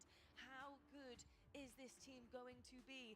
Are they going to have a slight little honeymoon period just based on their chemistry and being happy that they're back together, vibing once again, Wes? Yeah, they're pulling the old BTH strategy, which is come on. where you break I didn't up, come you up get back here for together, this. you break up, you get back together. Let me tell you, it works like a charm every time. I love this roster. I love the idea that the boys are back together. Their last time getting top 3, a significant amount of these, I should say, are together. I think Soul Snipe was able to accomplish that a few times last year, but outside of that, it's been a bumpy road since then in the KCP days, the Native Red days, so they know they bring the best out of each other, and I'm looking forward to seeing the best out of this group, especially after a poor performance in Arlington from the 3. I am too. I think scrim results have been promising, to say the least. I think they've been looking very good, considering rejoining back up together. But, you know, is that enough to go up against Optic Gaming? And an Optic so far on set that we've seen today has been lights out. It's going to be hard to slow them down. It certainly is, and these two players especially are going to have to step it up a little bit in comparison to their Arlington performance. But we talked a lot about chemistry, I think, so far in teams. You know, we talked about Space Station's chemistry. We've seen Optic's chemistry and how good that they've looked so far. Well, this is a team that's built off chemistry. It's players who thrive off of each other's natural play styles and seem to kind of help each other be the best player that they can be. And they're going to have to be at their best here if they want to challenge Optic, because Optic earlier on looked phenomenal. This is also a team that, when they came up as KCP and Native Red, they were never outslaying the likes of FaZe and Optic back in the day, but they would win games and they could win big-time series going negative. So don't expect massive stats from these guys in order for this series to be close. They know how to play scrappy, efficient Halo, and that's part of the chemistry that we're talking about when we reference that. I think that's a very important piece as we pull up stats. Yeah, you don't win a lot of series going 0.89, but somehow, some way, these guys find a way to make the most out of each of their lives when they play together. So I'm looking for TSM to maybe not outslay the likes of Optic, but some of these games could be close with the scrappiness. 100%. I think this series is going to let us understand what caliber of team TSM are going to be. What version of them are we going to be seeing, and kind of how they're going to perform for the rest of not just this weekend but the season. What are we dealing with here, I think, is the big question. Yes, we've seen these guys many times before in different jerseys, but you know, why were they making changes? I think, Rob, that's my biggest question is, okay, so they've kind of rejoined a couple of times now, but why? Why did they leave one another? What were the issues? Are they able to kind of regain those issues and make the best of a bad situation that had them falling apart at times? You know, why have they come back together? What is it? Yeah, I think if you're a TSM fan, you're simply hoping that they were making those changes in pursuit of ever higher results. That it was not necessarily, hey, something isn't clicking here, but more, is there something we can do with a slightly better mix of players? And to be honest, with them reuniting and with seeing the way they still are, of course, with each other backstage, at the hotel, etc., and of course now you see them back together, you kind of get the feeling that it probably wasn't some kind of tragic, this isn't working, we're never going to play together again story. It was more of a, hey, we chased some other stuff, that didn't work, now we're back together. Well, it was, first thing that comes to mind as far as the problems was Druck's visa issues. And True, he couldn't literally get to tournaments, so they couldn't show up with this team for several different tournaments in a row, and then that starts to spiral into, I get certain offers from other opportunities. Right. I have to take those offers because I don't know when we're going to be able to find each other again. It looks like everything's in the venue at this time, so good things already for TSM as they're trying to reignite that flame, but those visa issues a couple years ago really sparked the breakup of what I think this team had in store for the future of what Infinite was. Yeah, you're 100% right. It stunted the growth for sure, and it certainly was a huge problem for this team and just killing any momentum they had in the season. We're looking right now across the pools. TSM find themselves in Pool A with Optic Gaming and Gen G, and they've already got the better of Gen G, but Optic is standing in their way at taking the top of this pool. And I think when you're looking at both of these rosters put together, I think Optic Gaming right now certainly have a leg up over them. I know they have a new addition, and you can't really go by too much of the old TSM. I do think one change makes all the difference to a roster and can have a massive, massive input as to how they then carry themselves on towards the rest of the season. Optic Gaming, though, they've just found a flow, and I think it's very scary to look at if you're TSM when you're facing Optic. There's really not much to capitalize on in terms of mistakes here, Wes. You know, Optic Gaming is just another one standing in their way, another team that they're just willing to run over here and show us exactly how it's done on day one. Yeah, I think a lot of these highlights are going to feature the shock rifle and the S7 as we take a look at Optic's previous series. Something you got to think about if you're a TSM player or coach is how do we minimize the damage that they're doing with those weapons? Well, by the time they have them in their hands, it's almost already too late. So making sure that we're wasting ammo, we're throwing those off, and we're actually setting up and making plays to get those weapons while they're coming up to make sure that at least we're doing our due diligence there, because Optic do such a good job of prioritizing that. I mean, when you're thinking of Renegade formal gameplay, every single time that snipe is coming up, they have already stood on it for a couple of seconds. So you better be prepared to be there on time, because if you're late, it's too late. We mentioned scrappy gameplay. I think Optic are able to deal that right back to TSM. I think they can be scrappy at times and milky at times whenever it, you know, kind of calls for it in a situation, is allowing them to be that way. I'm a little bit worried for TSM with the likes of everybody we're looking at across this roster, because every single one of them is popping off right now. That last series, we had 3 out of 4 of them popping off. Legend just doing everything he needed to do as a teammate to seal the deal and get that dub. That's all you can ask of him. But we saw Bound even having an absolutely lights-out series. And Onset, if you're getting scrappy with the likes of Optic and they're all performing out of their mind, what are you supposed to do? How do you answer back? That says a lot. And I think one thing that's really stood out for me with Optic is, like, there's not a defined playstyle for this Optic Gaming now. They have the ability to play fast. They also have the ability to slow things down and get numbers back on the map. And I think that kind of natural understanding of how we play certain situations, depending on if a weapon's coming up, if we're down numbers, if we're trying to apply pressure, is really starting to be more ingrained in all 4 players in just becoming a natural chemistry. And I think that's the scary thing. It's like, yeah, TSM are going to play fast. This is where they've had their success historically. This is how they put teams under pressure. But Optic are good enough to either match that or set traps now for them to fall into. I think it's fascinating to watch the evolution of this team and how they can mix up their playstyle to match who they're playing. I think the scary part is how well they looked, or how great they looked at the last event. And it was a fairly quiet event for Bound. Like, and I don't mean to disrespect the gameplay. When you win a tournament, you have to be playing great, especially to go on the run that they did. But if Bound can play to the level that he played in that first series throughout this weekend, this Optic team is going to be a completely different tier above the rest if nobody else can really shape up into that form. And I think this team has the highest ceiling in the league, and when Bound's on fire, he brings that ceiling even higher. 100%. We're actually going to have a little look at a comparison between the two teams as well. And I think, honestly, TSM is comparative to Nemesis here. I think Optic have a potential to slip up, and I think if they were going to do it to anyone, it would be TSM, just depending on how TSM come out of the gates, and if they come out of the gates hot. I think TSM need to handle Optic Gaming as if they're any other team. Put some respect on it, don't get me wrong, but play to their strengths and try and capitalize on any weaknesses that Optic may give them, and they will come. I think that's one thing I know about superstars and an abundance of them on a team, is that yes, they are aggressive, yes, they hit their shots, but sometimes if they miss, it is so easy to capitalize on that. They are able to kind of scam just a little bit too much, and if you have too many of them doing that at once, you start to gain control, you start to have the map in your hands. How are you feeling about this series layout, Rob, when you're looking across this? Is there anything that TSM can kind of take away here to potentially capitalize on any mistakes from Optic? I mean, it's going to be kind of tough, right? CTF Aqua, it's not, it's a, you know, it leans towards control over scrappiness. Sure, there's a place for it. Slayer Streets, I don't know. We'll have to see. It's a game type they can play either way. Stronghold's Recharge is probably the first opening where they can really look to play super scrappy gameplay and see if they can extend that into Oddball Livefire. So if you ask me, it's eyes on those games 3 and 4 to even make sure that they get there to try to send this series a distance, yeah. 100%. Well, I'll tell you what, this is very reminiscent, some late night 8s lobbies here. I'm excited to see all the scrappiness, some power weapon plays, some crazy montages coming off.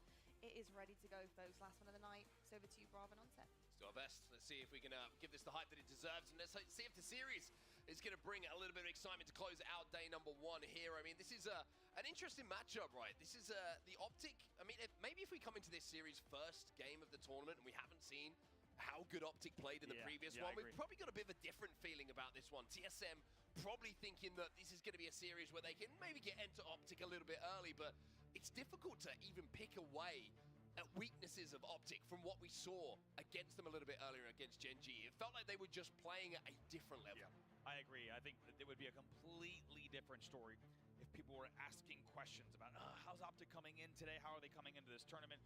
We've already seen a lot of them, and we know what they are capable of.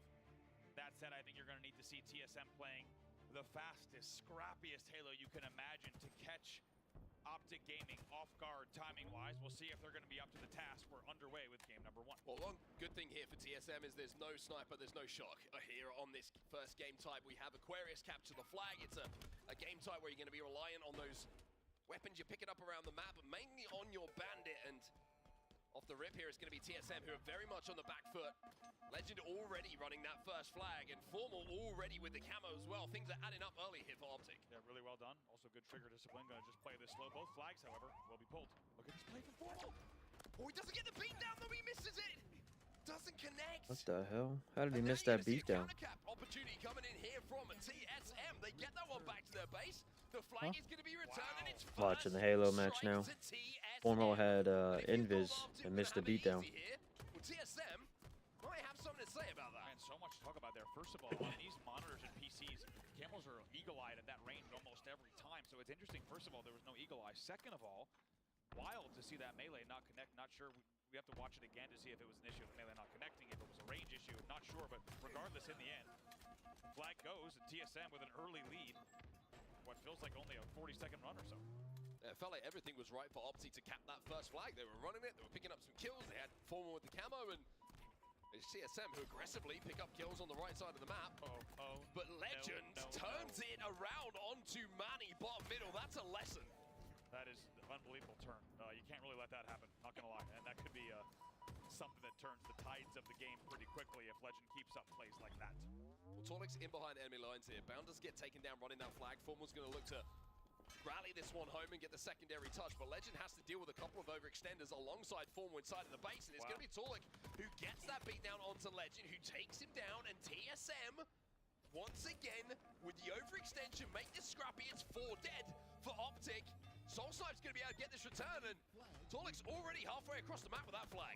Soulsnipe also cuts off the car 1 angle, has Ultra's help up to do 4-0 so. in the game 5. Flag's going to go down, but Who's up 4-0? side on the run. Ultra.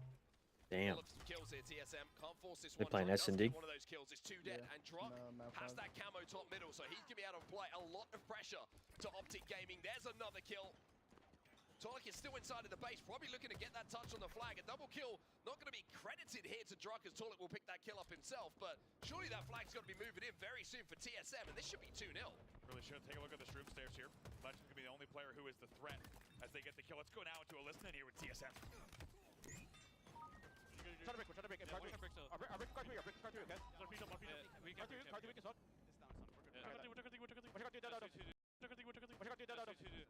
Let's go fucking shit. Yo, white John. What do you kind of weak guy? Hit once. You got high off. I'm not worrying about that. That's all. John's our hell. We need to go. Yeah, I'm playing Pew. Yeah, look at fridge. Can you? Should be a guy. Watch out the street. Yo, play their side. Don't worry about the guy on their side. Play their side. Yo, cut these. I need cut these. I'm trying to get many. I don't see cut 3. I'm looking at our side. Watch out. John's in their flank. One spawner. Rex is on John and Matt are each, okay? What's up? Rex is on donut watch. Oh, fuck. Yo, Legends one. Oh, God. Their side. Look, Car. I'll see you. Yo, he's a Peter to P Street. They're Peter to the P Street. He got me. Fridge. He's like street to Bound is spawning soon. He's still P2. P2 weak Legend. And one's our window. Alright, P2 weak Legend. Just live drunk. Gonna be a Worry about 4-4 bounds on retake. you. Yo, one shot P1. Weak running it. Alright, the guy one shot P1. 20 seconds camo. 20 seconds camo. Yeah, Watch out, running it. No stuff from base. Yo, gotta wait car 2, okay? You look at fine. Yo, car 2 John. Car 2 John is charging once. He's going car 1 behind you. Car 1 behind you. I can look car 1. I got him. Yeah. Nice. Get up. I'm getting camo. Make sure you live. Just keep looking, okay? Camo 2 seconds. I'm camo. They're front base. Get to that, Rick. Nice. Live. They're gonna be P2 maybe. Maybe P2. Careful. Yeah, I'm going to P2. The car somewhere. I don't see him. Util's ridge. Yeah, they're under me. I'm looking. As Optic run this flag back to their base, Bound gets a secondary touch, but they have to be so careful here, because Drock is on a tear top middle. He's looking for 3, won't be credited with it. It's 3 dead for Optic, but TSM did get that flag pull. Tolik hits it as well to get the run while they're returning. Tolik hits the front jump, and now going to get the kill on car 1 as well. What a series of events here. They're now running the flag all the way to Utah. Flag's back at base. Wow. Tolik gets this one into the gen, and this might be 3-0. We were talking about Optic. Well, TSM have something to say about this series, something to say about this game. Pressure's still coming in, still hasn't managed to cap this flag, but Drock is inside of the base, and a front jump isn't going to stop it. And a beatdown. 2 of them in a row coming in from Drock will slow this flag. Counter coming in from Optic. It's 4 dead for Optic again, and it's 3-0 for TSM. Unbelievable from TSM here, and you start to wonder, have we spoken a bit too soon? As Optic finds their strongest opponent in pool play yet again, and a lot more Halo to play, of course, but what a start here for TSM. What a start for Drock as well, 16-7 in this game. A lot of that work done from top middle as well, and inside the Optic base. Legend trying to win his fight, but Drock isn't losing any of them at the moment. He finds himself a positive 4-2 Carolina. They have 4-3 advantage right now. 4-0. Look at the kills right now. Drock on 18, Soul Snipe, and Tolik on 11 and 10. By the way, Formal, Bound, and Legend on 4, 5, and 7, outslaying with enormous numbers here. I mean, it's always a good sign when you're capping a flag and you've got a player alive in the opposition's base, still doing damage. And that was exactly the circumstance that we saw there when that flag went home. Drock was still inside the gen. Optic's about to lose map 1. Causing problems for Optic. Fucking 4-0, cap the flag. Now 4-3 in favor of Toronto. Damn. I mean, for Optic, this is going to be somewhat of an eye-opener. They thought this was going to be an easy series after how they played a bit earlier against Gen G. This TSM team is looking like they are here to cause the upset. Yeah, unbelievable start here. I think we knew this series was going to be their toughest of the pool, of course. However, this is a whole different level so far, 4-0, with only 5:40 left on the clock. And if you're Optic Gaming, you might be aware you're probably not getting out of this one alive, but this is a moment to get maybe reset, right? Still a lot of time to play. They could bring this game back. It's not impossible. And there's 2 dead for Toronto. Yeah, I think they're a bit shell-shocked to the moment, to be honest with you. A lot of individual fights being taken by Optic, just trying to get any kind of thing going. But the teamwork from TSM is so impressive. Formal should be taken down in this situation as well. Tolik will get that kill, and now the spawns are all on the fridge. TSM might think about running this one. Important trade from Formal there. Formal trading ensures that Renegade can wrap the corner and win the final 1v1. 3 were dead now. As we said, a moment here for Optic to regain. Take a breath and see if they can get a setup on the map here. Long way to go. They would need right now about 1 flag per minute Or sorry, to tie 4 the game. live to 1. Still 4-3. It's becoming very improbable for Optic to do this. However, they are inside of the base, but this run, if they start it, needs to be converted. 2 dead on the side of Optic, but 2 dead for TSM as well. The flag is down front of base. Legend is trying to fight for some kills to clear a path for that flag to start moving, but Soul Snipe putting pressure on for the respawn. Tolik also on the respawn. And Optic just can't get a clean run going. That's 3 dead for them once again. With the exception of Renegade, look at the stats on the top right of your screen. These are uncharacteristic stats. for these players on Optic Gaming, yet to find any sort of groove, and it has obviously impacted on the scoreboard as well. To be honest, TSM can play very, very casual control-based gameplay here. Even if they were to forfeit a flag or two, it would be no issue at all. And that's what you see from the hit, just trapping them in the base. They're taking their time, they're waiting for the opportunity. Optic have to push out because they have to get across the map, and it means that Drock can pick up a triple kill. 4 dead for Optic. Formal's only just come off the respawn, and Soulsnipe is halfway across Aquarius. He's got this one past the courtyard. He's getting it back to his base. This is going to be a 5-0 result here for TSM. They are up by 1 in the series. Wow. And what a performance that is on Map 1 TSM. Optic got their fucking ass handed to them. Everyone's understanding of where Optic Gaming might be in this event. No. I think Optic fans at home and in the room loved what they saw earlier, but TSM, All good. Lot of game to play. All good. Out of nowhere with a 5-0 Aqua CTF win, and it wasn't even about being scrappy. They just simply dominated. Let's take a look at some of the stats. 24-11 for Druk, 16-11 for Torlik, Soulsnipe 17-13, and Manny just filling those gaps where required. But the standouts on the other side, right? I mean, you've got Renegade, the only player going positive for Optic. Everybody else really struggling to get on the map. And when you were looking at the control that TSM have for the majority of that game, you're not surprised to see those kind of stats coming in from some players on the Optic side. Yeah, it was right. There has to, if you see numbers like that on the other side, there's got to be someone, or in this case, 3 players that are going negative. And I too, I think I'm a little bit shell shocked here, because I think we knew that Optic Gaming was going to have tough opponents in pool play, right, facing off against TSM. But hard to believe that they'd be on the receiving end of a 5-0 Aqua CTF, one of their favored game types, to start off this series. And all sorts of questions start to get asked, and not just by us here in the booth and everyone at home, but also I think even Optic Gaming right now is thinking, okay, let's dust that one off the shoulder, because we need to get back into this tournament and find our flow. Think about it, not that long ago, we had Renegade and Formal up here in the couch talking about how they were looking forward to this series, and their day was going so great. All of a sudden, Optic Gaming backs against the walls yet again. So we move into game number 2 then, Slayer's Streets, which is going to be an opportunity for TSM to maybe go up by 2 in the series. Then they only need to win one of the next 3 to get the win here over Optic Gaming. But for Optic, they need to turn this one around. And I think after the performance in that game number 1, like you say, there's not any positives really to take away from it. It's about wipe the slate clean.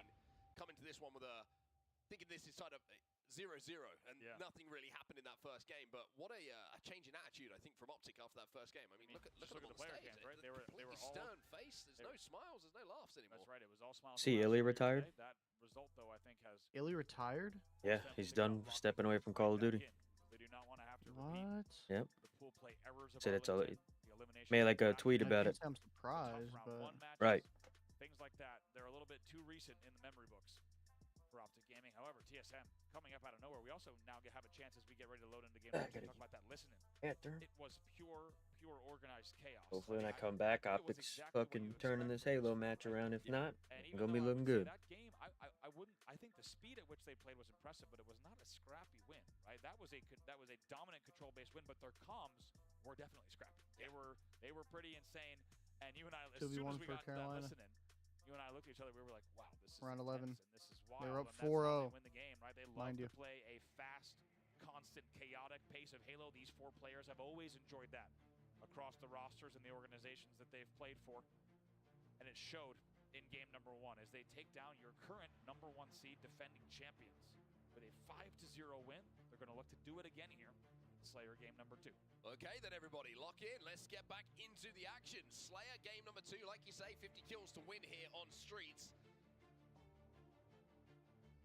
And a lot of focus from both of these teams, and everybody watching at home is going to be on that camera that's coming up in around 20 seconds off the rip here.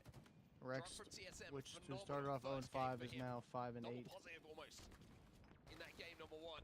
5-3 since Donut Anything Watch. like that kind of performance up here in game number 2. TSM are going to be in a great spot, but it's Optic who get the first 2 kills. Make that 3. It's 3-0 as Optic have a almost perfect start here. A very, very nice opening from Optic. They're going to flood PD here. They're almost certainly Going down all of the B-bomb site to quick plant from Toronto. They also will now get the 5th 5-0. It's a perfect opening as the camo pops. Drug gets the first kill here for TSM, but like you say, it's the space that's been created for someone to move in and pay attention to that camo. On the side of Optic Gaming, Druck is trapped at the back of tower here, and Formal's going to flush him out with a frag grenade, but I think Soulsnipe might have just snuck away. Indeed, he did with that camo. So TSM, even though they lost the majority of the opening fights, have come away with the first camo. Good damage here from Soulsnipe, but he gets absolutely shredded from the Bulldog angle from Legend to shut down that camo. That's a huge play. That's so frustrating, right? You do so much. Put 2 players, no shields, you got the camo. You come out of it with nothing, essentially. Toronto TSM don't takes convert the kills, they don't make the most out of the camo, and they lose the camo and the death. It's a frustrating life, that one for TSM. Yeah, perfect kill there coming in as well on the feed. Just saw from Legend to make sure that he picked that Insight one up. with a Insta will 1v2, hit in the clutch end. it That up. will be a trade, but still 10-4. It's a convincing opening, convincing lead here. Now 12-5. 3 dead for TSM as well. Optic just gonna have to wait a second here as Bound thought he was gonna get his shields back, but just gets clipped by a frag grenade as he makes his way towards B stairs. Druck will get an opening though. And a trade will come in here from Soulsnipe onto Bound. It's an important 1v1 here between Tolic and Legend, and that's gonna give the numbers momentarily over to the side of TSM, who are starting to rally here in this game number 2. They've cut this lead down. It's now 13-9. Wow, nice movement from Tolic. Does not take damage as he goes all the way to benches. That's really big as he's able to win the fight here on Neons. Now just a 3-kill game as the camo's coming up again. Shroud goes down as well. Manny's going to get that next camo. So it's 2 camos in a row here for TSM, and it's now a 2-kill difference between Optic Gaming and TSM. Manny's going to have to find an entry here and certainly try and find some information on where Optic Gaming are going to be. A trade elsewhere keeps this at 2. But Optic just trying to milk the time on this camo, but that's going to be an easy double here for Manny. He puts it to use this time, and they get some efficacy out of this camo this time around. It was just a 6-kill lead for Optic now. Camo comes down, so instead they're going to have to look for a B rails push. Druck picks up another one though. Tie game momentarily. Optic do go back into a single kill advantage. That's going to be a kill for Manny onto Bound with that sidekick. And it's going to be Optic who still somehow come out of this situation with a 1-kill advantage. But now we are tied up once again. 9 minutes left on the game clock here. And TSM have done a great job of bringing this one back. Really great. It was just 10-4. Just like that. TSM slowly fight back. I'm not getting Tolic staying alive from B stairs to benches on that drop slide and not taking any damage from Formal, paving the way for that camo grab. Huge part of the puzzle of them now tying the game. Optic trying to make a really aggressive push onto the PD here, and Renegade is going to fly in and manage to get the cleanup onto Manny. That gives them a 1-kill advantage, Optic. Renegade going to slide in. It's a sticky coming in from Soulsnipe, followed up by the Repulse to make sure that he doesn't take any damage. And the second Repulse comes back at just the right time to keep him alive as that frag grenade was coming his way. Man, this is beautiful to watch. As you said, that was a chess match there at Music, right? Just beautiful back and forth between 2 players. Soulsnipe with perfectly timed repulses on both of those grenades keeps him alive. And you're watching a lot of mechanical micro expertise from these players here. Well, finally, Soulsnipe will be taken down, but the time that he bought for TSM to make a push on the other side of the map, down that pink street towards the tower, means that Optic find themselves 3 dead. Renegade's going to be taken down as the camo comes up as well. It's 3 camos going to be picked up in a row here for TSM. Pressure continues from Manny. Love that. He's going to try to fly into back A, but he's got 3 players here, so he's going to play this slow. Enemy halfway to victory. They know he's somewhere. Trying to wait for support to come his way. Going to be spied out. Not going to get a trade in that situation either, so even though the work done by TSM in the build-up to that gave them a momentary lead, we're now tied up once again at 26 apiece, and considering Optic Gaming have not had a camo out of the last 3, it's actually kind of impressive that they kept this close. I agree. Optic now only trailing by 1 here. Like you said, just trades back and forth, and Optic has done well to make sure it didn't get more out of hand. Let's get into a listen in here with Optic Gaming. Really big steps. Sit back quick. Arcade weak, soccer. Arcade weak. Oh, Cuck to come back and Formal's 1-7. What the fuck? Another one, drive, I think. Drop right now. Drop. He's bedroom. What are we doing? In red, John, red. Don's on them. Back commando, John. Commando Navi. 2 guys on John. Yeah, back. Okay. No, early. What's Ivy? Don's in on him. Ivy mana, man. You can't wipe that. Don't wipe that. I don't see mana. Trap it. Jumper. 2 dead, guys. 2 dead. Real weak. We're hitting B. Don't get by yourself. We have help. Nice. Game on 30, guys. Tires and PD. He's BJ. Plants. You better step out. Top PD. I'm watch out. Bottom mid. Agent. Behind you guys. I'll play also, Back. AG versus Kenny for the 1 round. Oh shit. And AG wins it.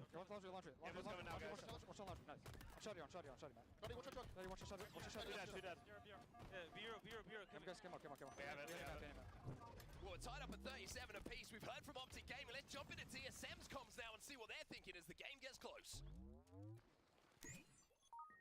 One's a B though. One's a kid. Yo, we can actually kill this guy, okay? Yeah, make the pushes, bro. Make the pushes. They know I'm here. Okay, we're just baiting hard. Alright, fight up, be fast. Fight up, be fast. Yeah, in this. I lived. One's arcade. Okay. Ice cream, it's on ice cream weak. One shot. Going fast. One shot, ice cream. Keep moving. One shot, stairs. Live, guys. Yeah, peon. Camo's laundry, tires. One shot laundry with camo. One shot laundry, your spawn cafe. Okay. Got one to go see, okay? Gotta get some space. Got one to see. Yeah. One shot, be stairs. Two be stairs. Don't be stairs. Behind me, guys. Yo, charge. Yo, one shot mid. Wait. Yo, he's laundry, guys. Going time right now. Watch out. I got it. They purple me. Nice. Yeah, yo, keep finishing. Shotty window. Yo, back in one shot, Back in, absolute. Yo, one shot. Yo, AG cut weak. Nice. Yo, slow down. No, I'm pushing on. Mickey, please. Well, TSM are intense, and no surprise, they're 45-41 up, and they are 5 kills away from going up 2 in the series versus Optic. Unbelievable. I think everyone got a little bit nervous when we weren't watching Formal's POV there. Of course, starting to listen to it, but guess what? We had the right POVs on the screen. Somehow they out-rotate Camo, and they catch Formal off guard at B-Stairs with the Camo. Now a 4-kill lead at 46-42. And how influential has that Repulse been in some big moments in this game? And it's favored TSM heavily with the use of that equipment to keep players alive and keep them in the fight a little bit longer than Optic Gaming have been able to. 47-43 is 3 to go here for TSM. And now really game in their hands with a lead like this. You just need to make sure that you're at least trading out the damage, not letting yourself collapse here. This Camo might decide the game. Comes up in 5 seconds. Oh, big push coming in from Optic Gaming. They all G-slide across the pink street. They want to send all their numbers towards pink. Manny will get one, but Optic do have an advantage on the map. But here comes Soul Snipe. He'll find one. He's going to challenge Renegade. Renegade won't go down, but it's only one to go now for TSM. It's Druck who gets that Camo. Can he stay alive? No, he can't. Optic, they're still in this somehow. Burns the Camo, though. That really was the goal there on that push. But 49-48. 49-48. TSM's winning at 49. Oh, my God. Oh, shit. It's over. They won 2-0. Up. They're up 2-0. In the cafe, and he peeks out for the back smack at just the right time. And TSM, they are up by 2 in this series, and they are 1 away from beating Optic Gaming here in ballplay. Calling the barista.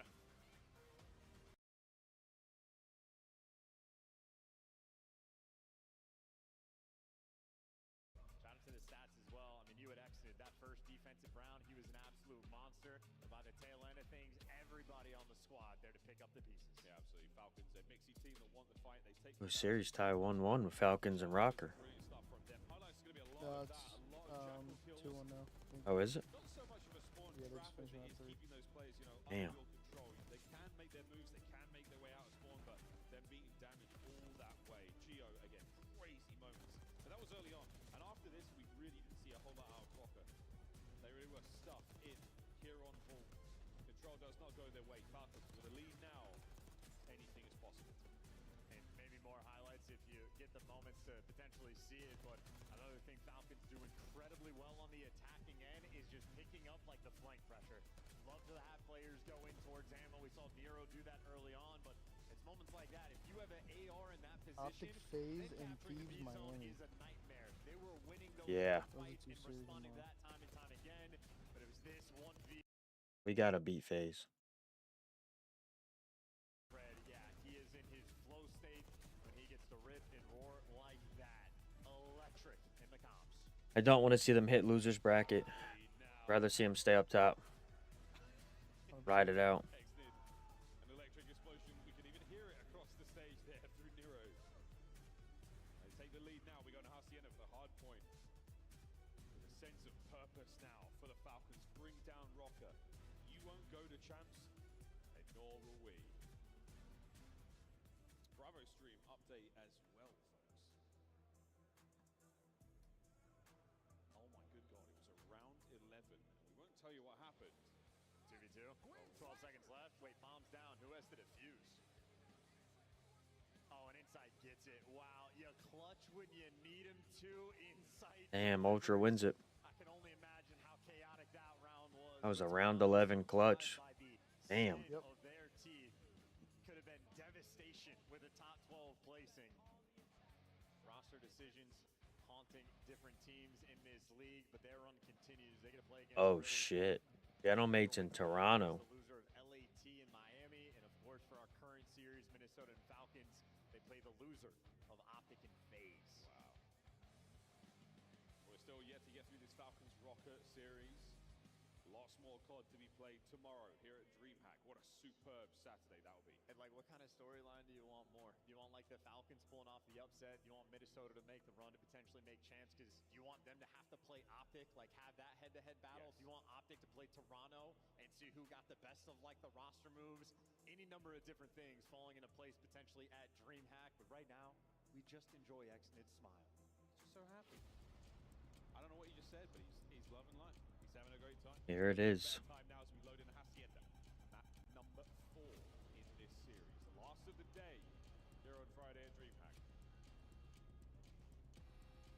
We're loading up for a good one, and if we have to go 5, woohoo! Yeah. Check on the fucking Halo here. Looks frustrated. Yeah. Doing a Understandably so. Like, the way they were playing a little bit earlier against Gen G, it looked like this is Optic on a Dealership.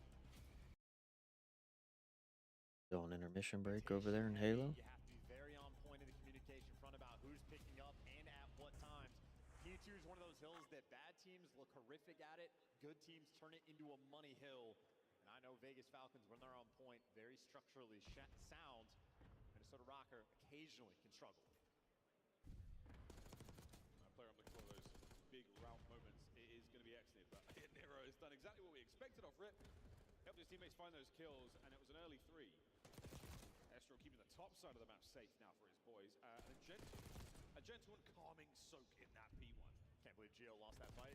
He had the right gun for it. But yeah, Kenny Oh, okay, Kenny. he is full HP, and RC's Okay, Kenny. nothing to do with that. He knew what his fate was going to be. Kenny maybe has already accrued the best play on the map that we get to see later on. A 4 spree, a 5, and a little bit of time. Yeah, he's shooting like Gio. Okay, Kenny.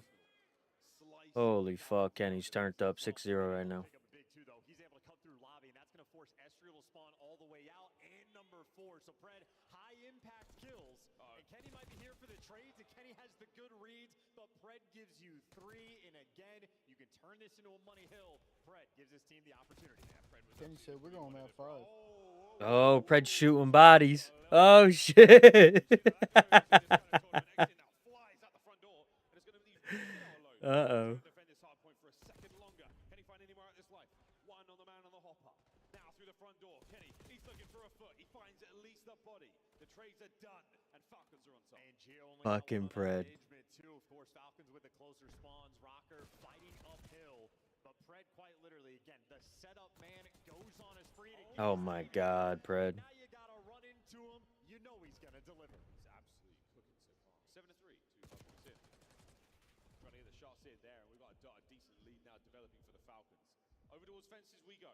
And now if you're Minnesota Rocker, already issues on the mini-map. Gio spawning out. Number 2, Estriel spawning out. This is the type of thing for Rocker. They do not always time their deaths appropriately, and that makes things mixy. Kenny, though, keeping the coverage. Good nades as well. You're not going to have the back spawns, but for the moment, Minnesota have the time. Oh, Nero, my Nero. 3 from inside time. Kenny now keeping that member of, what's Pred actually? Keeping the member of Falcons at bay. Not letting them get towards the back spawns. Pred playing this one very slowly and carefully. It's literally just Pred versus Kenny right now. Look at everyone else in the teams. Yeah. That could have been ugly. Kenny could have killed them sooner. He thought he might have had to play the most patient game in the world, but while Pred is distracting, his teammates have managed to take the time. Yeah, the end there at least. Oh, nice work there from Arsenal. The nade gets dropped. There's still a trophy on play as well, so this is going to be a very difficult hard point to get in. Yeah, you're going to have to dive on it, Nero. Exactly what you want. Good kills. Gio still applying the pressure and the damage from upstairs. It's Overwatch from above, but now he's down and out. Kenny can't get any more. 12 and 6 though, he's cooking. And look, man, the hill that Vegas Falcons Swap here. Fucking see what Optic's doing for Halo real quick. Optic Gaming Yeah, lock it in, folks. an opponent, maybe not one tremendous caliber and speed. Like you said, caught off Optic guard so needs to far. lock Can it they in. Find their form? Can they find their footing here in game number 3? We're underway. Well, Strongholds on Recharge is where we're going to find ourselves. 250 points to win this one. And Soul Snipe continuing to keep the pressure on Optic Gaming, and TSM continuing to keep the pressure on. It's 4 dead for Optic off the rip. And this is going to be an immediate triple cap coming in from TSM. And they have the camo in the hands of Manny. It's a perfect opening strat. Not just 4 dead as well. I love how they actually bum rush C and they wait till they get the 4th kill and then they get a late camo. It's a really, really nice opening strategy here from TSM. This is big as well. He's going to play this one so well though. Waits for the help to come in. Lets the cap get away, but they're going to get these kills very, very comfortably, and they can recap afterwards. So Renegade somehow gets a trade in that situation, but it's a 1v1 on the map at the moment. Drug versus Bound. Bound's trapped in pipes, so he's not going to be able to stop this. It's going to be continued scoring, an AC hold for TSM. I have to also note TSM said 3 to Elevator there. Was the 3rd player who gets the cap. Sometimes even though you think you might have the numbers in a 2v1, you might need, especially in this era of Halo Infinite, you might need the 3rd player to fly in as well to finish the job. 27-2 off the opening. Enemy team score. With how efficient these two teams are here on Stronghold's Recharge, you get the feeling like a 3 or 4 dead is going to be a real dagger to either team. So watch out for a lot of players and teams recognizing the numbers on the map and valuing their lives if you find a couple of kills going down. Staying alive is going to be vital for their success. Yeah, and as a result, also watch the caution going for the trip cap, right? It's going to be a very, very dicey decision each time you decide if you're going for the trip or not, especially if it's a 50-50. Expect teams to not make that call. Keep their players alive and continue scoring on the 2 cap if there's any debate. Tolik was last alive momentarily for TSM. He tried to draw the attention away for the spawners just by stepping into B, gets back out, re-engages with Legend. Even though he's doing a huge amount of damage here. The little sprint strafe coming in from him and the perfect shots is going to allow his teammates back on the map. It's 4 dead for Optic. He goes back to B where this all started off. And they do have the timing here, so then it's an easy drop here as we're talking about the trip cap. The trip cap engaged once again. C going to start to be contested, but not before it's another camo for Soul Snipe and TSM. All of TSM starting to look a little bit trapped. In and around the long haul. Legends trying to create an opening and wins an individual fight in and around B. But he'll be taken down. Bound is weak as well, and Soul Snipe wins his fights that he simply had to win in that situation. TSM are flipping C. Formal will get the trade on C to stop the conversion, but the AB hold is good enough for them to continue scoring here. Pressure not coming through tower. It's good free nades as well. You heard some of those hit. He's got a whole lot of nades, and that will continue the TSM AB hold. Really, really good damage and a really good life here from Soul Snipe. Former does get the first pick though onto Tolik, which is going to allow an opening, and here comes the Optic push. Soul Snipe uses the box to hit the G side to get close enough to get that trade. Optic's down 50. Into A here and start the conversion. As TSM will find themselves 3 dead. Legend Capture the flat, not GTF. Was it Strongholds? Some shit like that. Like dominate the domination game mode. No team has really got a commanding lead when you consider how big of a run you can go here on Strongholds. Kills being traded out. Also notice the split spawns coming in there for TSM. 2 players were at gold, 2 players were at C.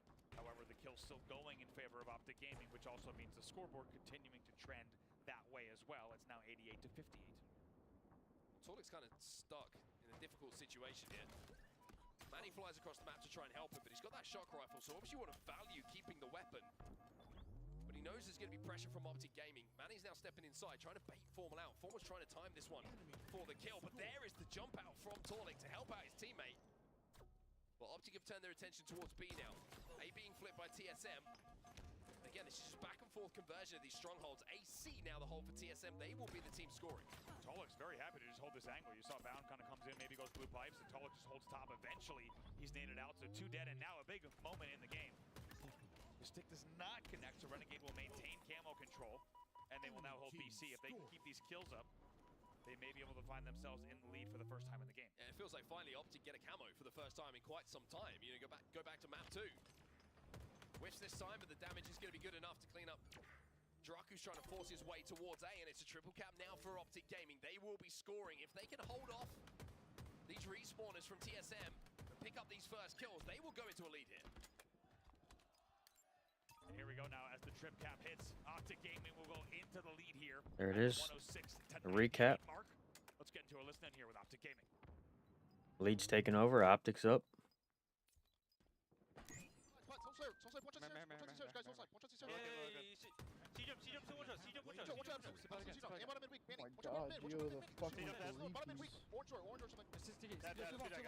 Nice job, Renegade, with the two-piece. That's huge. We're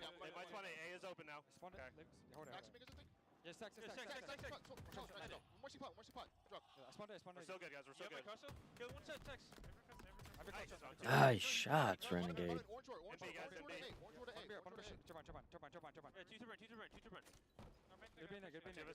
Optic's about to hit a 100-point lead. Nice,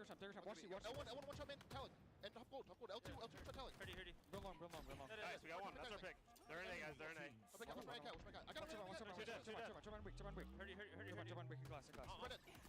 Well, Optic went into the lead, and that triple cap has been devastating for TSM. 190 and rising. That was around an 78-point run from Optic, all from that triple cap. Unbelievable, yeah, the way that they will command that.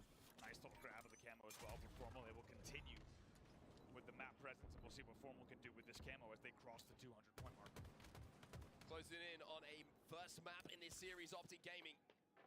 Soul Snipe with the shock rifle, but Formal with his camo is pressurizing the TSM members. He's probably thinking about stepping into B here. He's going to let TSM get that cap onto A because they're going to be able to contain them here. Optic Gaming, they know where all these respawners have come in, and now that the damage is done, a killing spree for Formal will take down 2, but elsewhere, Legend now finds himself on his own as TSM win those fights in and around the elevator. Formal did so well to make sure he killed the Whirlpool player as well as pinging the last player who was alive, but as you say, Legend, last player alive. Nice job, Legend. Killing that 1v1 to now let them fight out of this respawn. And now TSM are under pressure. Trapped in and around A, they've lost 3 players. Last player alive is going to be inside of B. It's an important reset here. Go map 5. Formal will clean out Manny, looks for the second Crazy. shot. They will be spawning in and around the long haul here. TSM, this is not where you want to be. They've got to cross towards C because Optic are inside of B, turning it back in their favor. Trip cap. Optic have a triple cap once more. And like we said, despite unbelievable games 1 and 2 from TSM, and great composure as well as performances now, less than 20 points to go for Optic to be right back in this series. 245 and rising. TSM starting to be cut down off the respawn. Can't get There it anywhere is. near a stronghold, and Optic Gaming gets Holy shit. on board here. It's 2-1 now. Good win. TSM still with the lead, but Optic showing some life. So 2-1. Yep. And I think the type of performance that Optic Gaming needed, right, to have a 100-point run in that game. If you're an Optic fan, you needed to make sure that that wasn't a game that was won narrowly. And I think the Optic players are going to be very happy that that was the case as well. Maybe a game, like we said, just resets the confidence. Damn, he went off. What they've done so far this season and what they're capable of. They're right back in this series. It's 2-1 as Optic will look to force us to a game number 5. Here's the stats from that game. It ends up 250 to 112, but it feels a lot closer than that when you look back at the moments. But it was the triple cap towards the end of that game that really gave Optic that stranglehold onto TSM. And one thing from the listening as well that I noticed was Bound said leave them long. Leave the last 2 long. They killed 2. They had that triple cap. Keep them spawning there. We can contain them. It goes back to the Quadrant days where they were the team to work out how to contain a team when you had that triple cap, where you wanted them to be spawning. And I mean, Drux had an amazing game number 1, but that one was a little bit of a rough one for him. Certainly was.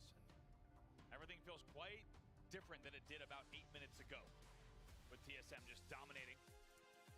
And despite the start that we saw from TSM, camo control, sizable lead as well. As you saw on the board, it was TSM there with 88 on the board, even crossed the 90-point threshold. So if we place top 3 this weekend, we would pass Ravens, making our first round matchup at Champs being Ultra, the team we just beat twice in a row. Damn. Really, really impressive stuff from Optic to stay in this game initially, but then once they got control, Tomorrow's a big day. continue to hold control. And I think Formal, the statistics don't lie, right? He had a really, really solid game, and it wasn't just the kills he's picking up. Think of when we were listening from the Renegade's POV as well. Formal saying, 1 shot C jump, John, and John's like, I got him. 1 shot bottom mid as well. So Formal's outputting damage consistently for other players to play off as well. It's why he's such a talented player. His positioning and ability to find angles onto multiple different players and pressurize different players is what makes him one of the best to do it. And as we look across and update you on what's happening in the pools at the moment, you can take a look at who you want to take a look at, but I think the standout performance from today is undoubtedly Envy. Yep, just 3-0'd Complexity. We just got an update from the back as well, as you'll see that series has concluded. And looking strong atop Pool D. Really, really impressive stuff. The big win against Space Station a little bit earlier. Shopify Rebellion 2-0 at the top of their pool as well. A very tight series against Nemesis, but they ended up looking pretty good when you look at the end of the series result, but some close games in that one. FaZe look very, very solid so far today as well. They do. I'm worried though. Let's not forget FaZe 9-0 in pool play in Arlington. And then once they faced the big dogs, the bark was indeed quite big. However, lots of Halo to play for them and everyone else, and even in this series here potentially as well. TSM and Optic Gaming, if you're just joining us, well, you've timed it perfectly. Game 4 up next, going to be Oddball Live Fire, and Optic Gaming they were facing down an 0-2 barrel. Now it's a little bit more palatable at 2-1. They'll now need to take this one round at a time to maybe send us to a series-deciding game number 5. Let's not forget, the last time we saw Optic lose a pool play match, it was against Nemesis, and it was 3-1 in Arlington. So they're going to look to make sure that that does not repeat itself. They want to take this one. And I think for Optic, they're going to be pretty thankful that it's an oddball, right? This will give them a chance. Okay, look at what we just did in that last game. Let's come into this. Let's take this one round at a time, one hold, one break at a time, and continue the momentum that we just built from that game number 3. And now they have the opportunity as well to get that sniper rifle in their hands. The S7 is going to be present top middle. We've seen already today highlight clips. I mean, pick a player. There's been a highlight clip from them with that S7 in their hand. On the other side for TSM, I think it's not just about keeping it out of the hands of Optic. When you've got the opportunity to use it, you've got to put it to just as good use. When you find yourself with the power weapon off the rip, though, it's going to be Legend who gets away with it. 10 seconds till that camo comes up as well. And if you're TSM, you can't let him get camo as well. Oh, jeez. Waste no time. Oh my. He's not done yet. Picks up 2 kills, makes him look way too easy. No grabs just yet here, but camo will pop. 3 dead momentarily for TSM with the camo coming up. That means they're not going to have access. They're going to be spawning over towards green. The QT is going to keep Manny alive. Oh my god, fucking no-scope by Legend. Towards Legend, who just dismisses him, swats him away like a fly. I don't use the term peeled his face many times, but that was an absolute face peel. That was unreal in motion. We needed all 240 frames to catch that one, and we did. Unreal. Legend makes use of every single one of them. A beautiful set of snipes to kick off this game. Legend 4-0 at the start of this game. 14 points on the board here for Optic as well. Most importantly, when it comes to the objective time, when it comes to what's going to win you the game here. 1 bullet left. Not going to connect this time around, but re-challenges and evens up the shields in that fight. Manny has to come and get involved and say, all right, Legend, that's enough. I was going to say, by the way, Legend still has the opening cut spikes in his hand. That's how long that man was alive. He was still holding the same spikes from the opening rush. Finally, that slowed down and will be TSM scoring on the board here. They trail by an early 15-point deficit. TSM do have that ball in their hands, though. In and around the small window. Bound's going to find an opening, though. Manny's going to have to throw that ball out and try and get a trade himself. Won't be able to do so because the damage from TSM makes the beatdown from Legend. Not one that gets traded out. And Formol can grab that odd ball here for Optic Gaming, and they will be back into a scoring position with TSM on the back foot. Trying to evaluate if and where to rotate. Renegade going to just jump up to bags. Cut down any angles of players that might be pushing in, and just like that, Optic Gaming will extend their lead even further as Formol rotates cuts. Yeah, it looks like they wanted to move that one back to tower initially, but Bound lost the fight over at the tower. So instead, they just hold it towards the garage site.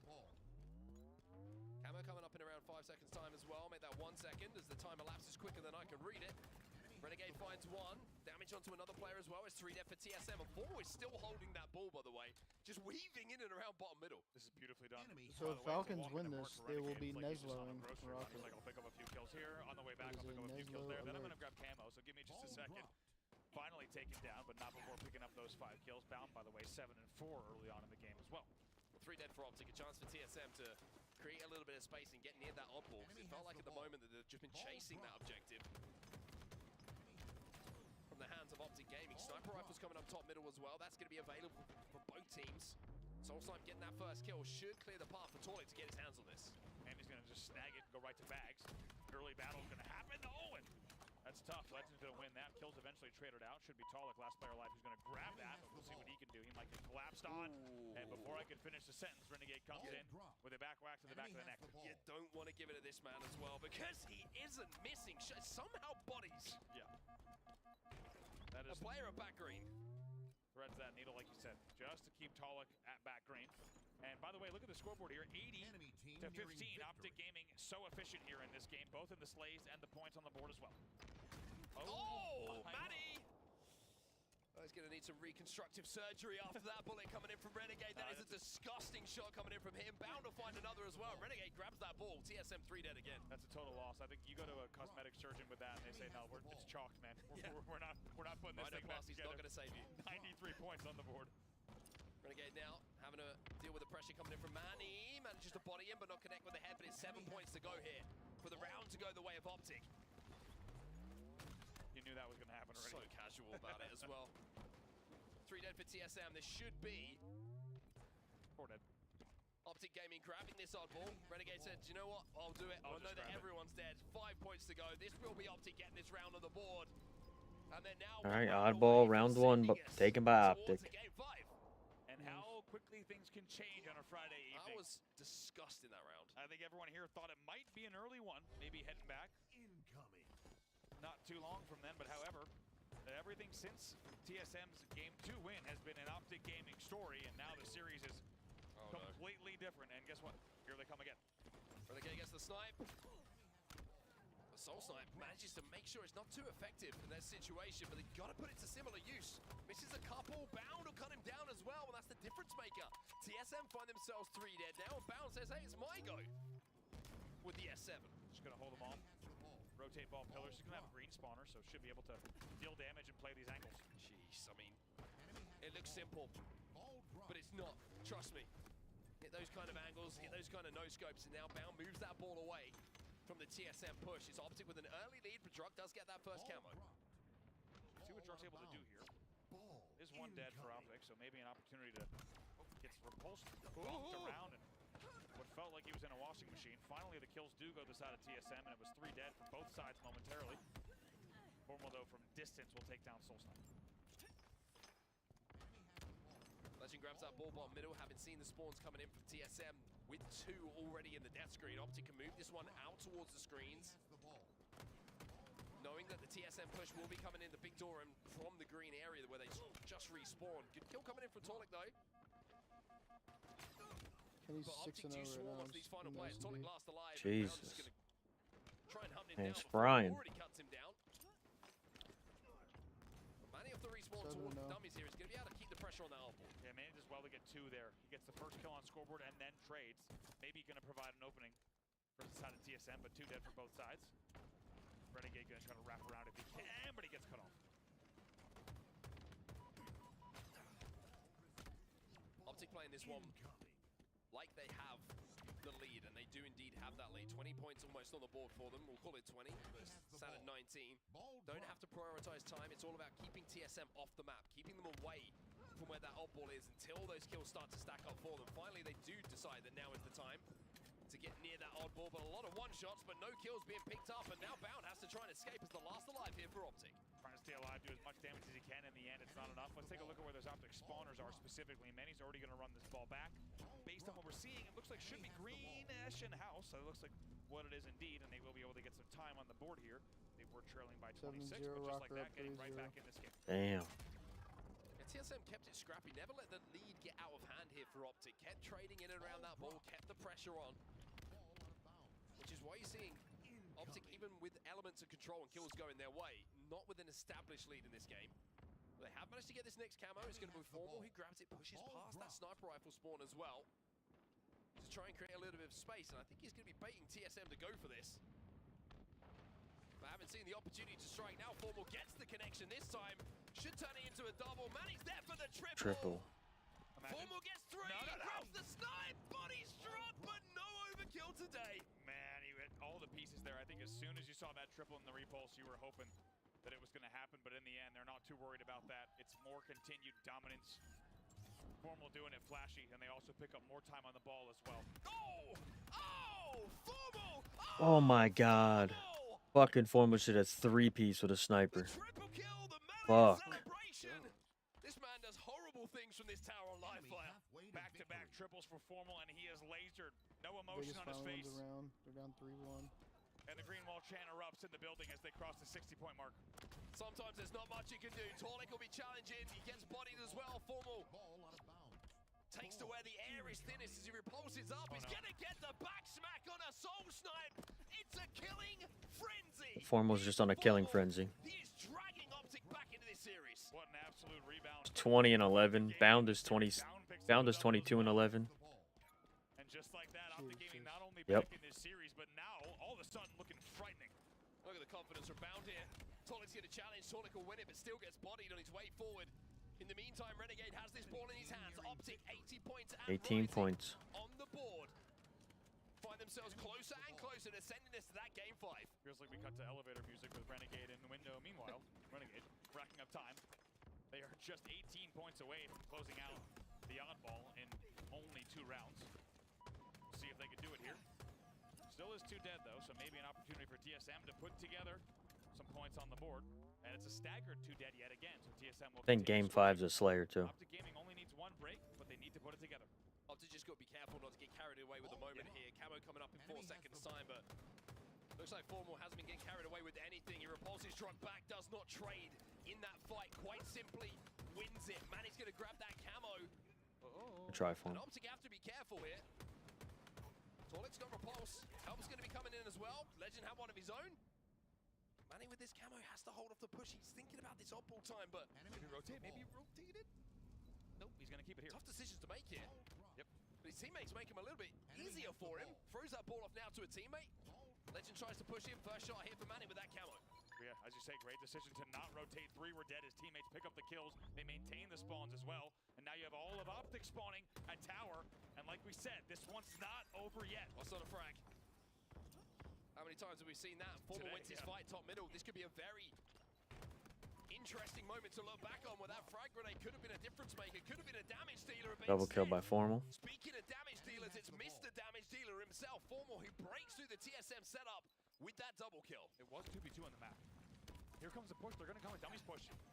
4-1 rock. TSM can break Damn. if they can push through. Bound and Legend shut it down though. Nice. Rock will find another one. It's a 1v2 on the map at the moment. Bound is looking for the oddball, looking for the kill as well. Renegade will find it. 4 dead here for TSM. Formal spawns towards the tower, and with no one close enough for TSM here, we are Going to game 5. Game 5 Optic. Way to fucking regroup, boys. Game 5. Here it is. Wow. I tell you what, this has been a tale of 2 different series. I feel like I've been casting. I went through a portal after game number 2, and as we have a packed house here, in a surprise down to the wire series on a Friday night special at DreamHack, standing room only for this one as well. And it's not just because Optic Gaming's on the stage; it's because this one has been one hell of a series so far. I mean it when I say I feel like I had a mental lapse, where I watched half the series. You're gonna say Brady's currently 1-4 in this match. Hey, I don't know what happened. I could have Oh, a mental no. breakdown as well. But speaking of breakdowns, it's TSM in games 3 and 4 who have a breakdown. It's 288, your final score elapsed in ball, 2 rounds to 0, and Optic Gaming has written a whole new story in these last 2 games. We want to talk about Formal? I think we have to, right? The performance that we just saw in that round. Sometimes there's certain players who you just watch and you know that they're about to take over. And Legend, one of those players who output a huge amount of damage, but the multi-kills that Formal got with that sniper rifle, just absolutely tearing TSM apart and giving Optic the space and the comfort in that game where things could have been very, very dicey had he not hit those shots. As you said, time and time again, hitting beautiful shots. How about a frenzy, by the way? We're going to look at highlights from that entire game, but it was an unreal performance in both rounds of ball from Optic Gaming. That shot, disgusting. The reaction time is just obscene. Absolutely obscene to hit that kind of shot. The patience of Formal here, by the way, he's had camo at this point for about Elgin 20 AG are seconds. combined He still takes the time. Damn. Triple. By the way, the repulse, new snipe, the freshie. But not to worry, he's back with more. This shot. Moments later. Oh, Torlik just gets absolutely ripped for that triple kill, and then from the heavens, falls down for the killing frenzy with the back smack. Beautiful, beautiful run coming in from Formal, and it is Optic Gaming who send us to the game Minnesota 5. moves But having on. got here, do TSM Vegas have something in the are done. tank? Damn. Slayer Origin, and we know Slayers where Optic won some big series back in Arlington. 50-48 was a very, very close back and forth Slayer in that game number 2 that TSM did manage to close out, but I think for TSM here, having seen and felt what happens when you don't have that snipe, they have to, quite simply have to keep it out of the hands of Optic here. And let's not forget, Optic will tell you, and they said this actually on the Optic podcast after Arlington, they will tell you they're bad at Origin Slayer, but if you go to Grand Finals number 2, they took down Shopify in this exact game type. So even though they might not think that it's one of their best Slayers, they seem to be winning it as of late against some of the best in the league. Everything to play for here. I think the big question is, can TSM mentally reset to catch Optic off guard again in terms of timing? Can they hold the silvers? Can they get the opening damage and then fly and then rush and then collapse? That's the question. But right now, as I said, Optic Gaming is just showing absolutely no weaknesses in games 3 and 4. And it's such a different series across the half of the games that we've seen so far. It's a weird series, right? It is. You look at it, it's like 5-0. There's a reason I'm having mental issues. There's a lot of reasons. Usually there's not a reason I'm having mental issues. But this time I have an excuse this time. Or the authority to talk about here. And 50-48 in game number 2.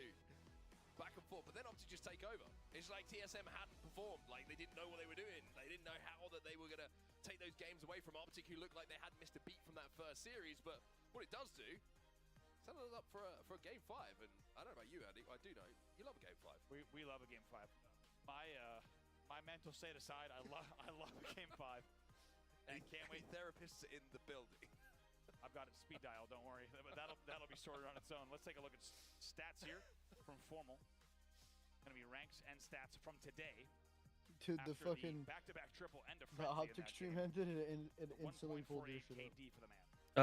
Ridiculous stats. Perfect. Today. I mean, the Gen G series had a 2.0 KD, I think it was, in total, double positive across the 3 games.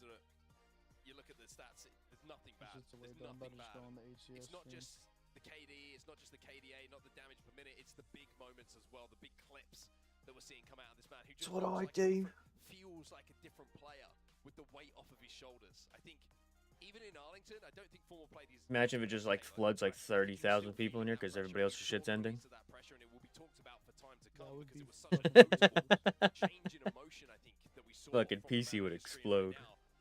But now you're just seeing it feels like he's playing with just confidence again, just belief again, which I think has just all come back to him. Yeah, and Maniac and APG are doing a watch party. Yep. After what they Yeah, they do the BTH. in Arlington, you have to imagine Lunchbox. That's who I was watching last time. An Optic one, major one. Let's not let ourselves fall here. Fucking insane. If you could have seen that, dude, that was an insane fucking turnaround. That was when we reverse swept, right? Dude, yeah, so... We won 4-0 and then we reset the bracket, right? Yep, and I went to fucking game 7. I was watching that at work.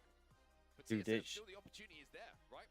they go to loser's bracket, run loser's bracket all the way out, play Shopify, 4-0 them, reset, goes to game 7. In fact, they never really looked close to winning the previous 2.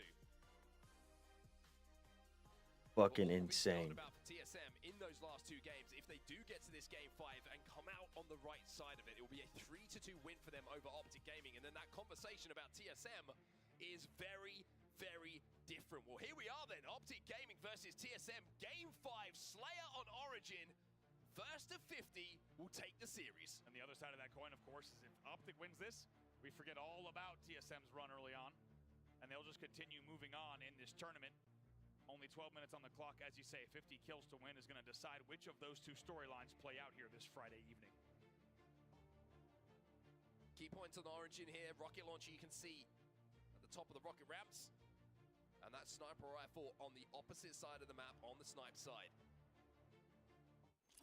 Here we fucking go. That's going to be the question. At Who's 5. going to control those power weapons and who is going to win this opening rush? We'll start off with some Formal. Renegade does not waste any time. Beautifully done. He flies right into the elbow with help from Formal as well as Bound. Kills being exchanged. 3 dead, maybe 4 in a second. It's a perfect collapse. 4-1 opening from Optic Gaming. Just took a few extra seconds to get that final kill, which has allowed TSM to move up just towards the snipe side, but it means Renegade got the snipe. Rifle, and this man has been nothing nothing short of dead. Guy's disgusting with the sniper. It's insane. TSM elsewhere though, putting some good pressure on. Man, he's going to challenge. The pressure I was talking about from TSM means that they've kept this within 2. Absolute. Look at this scrap bottom middle.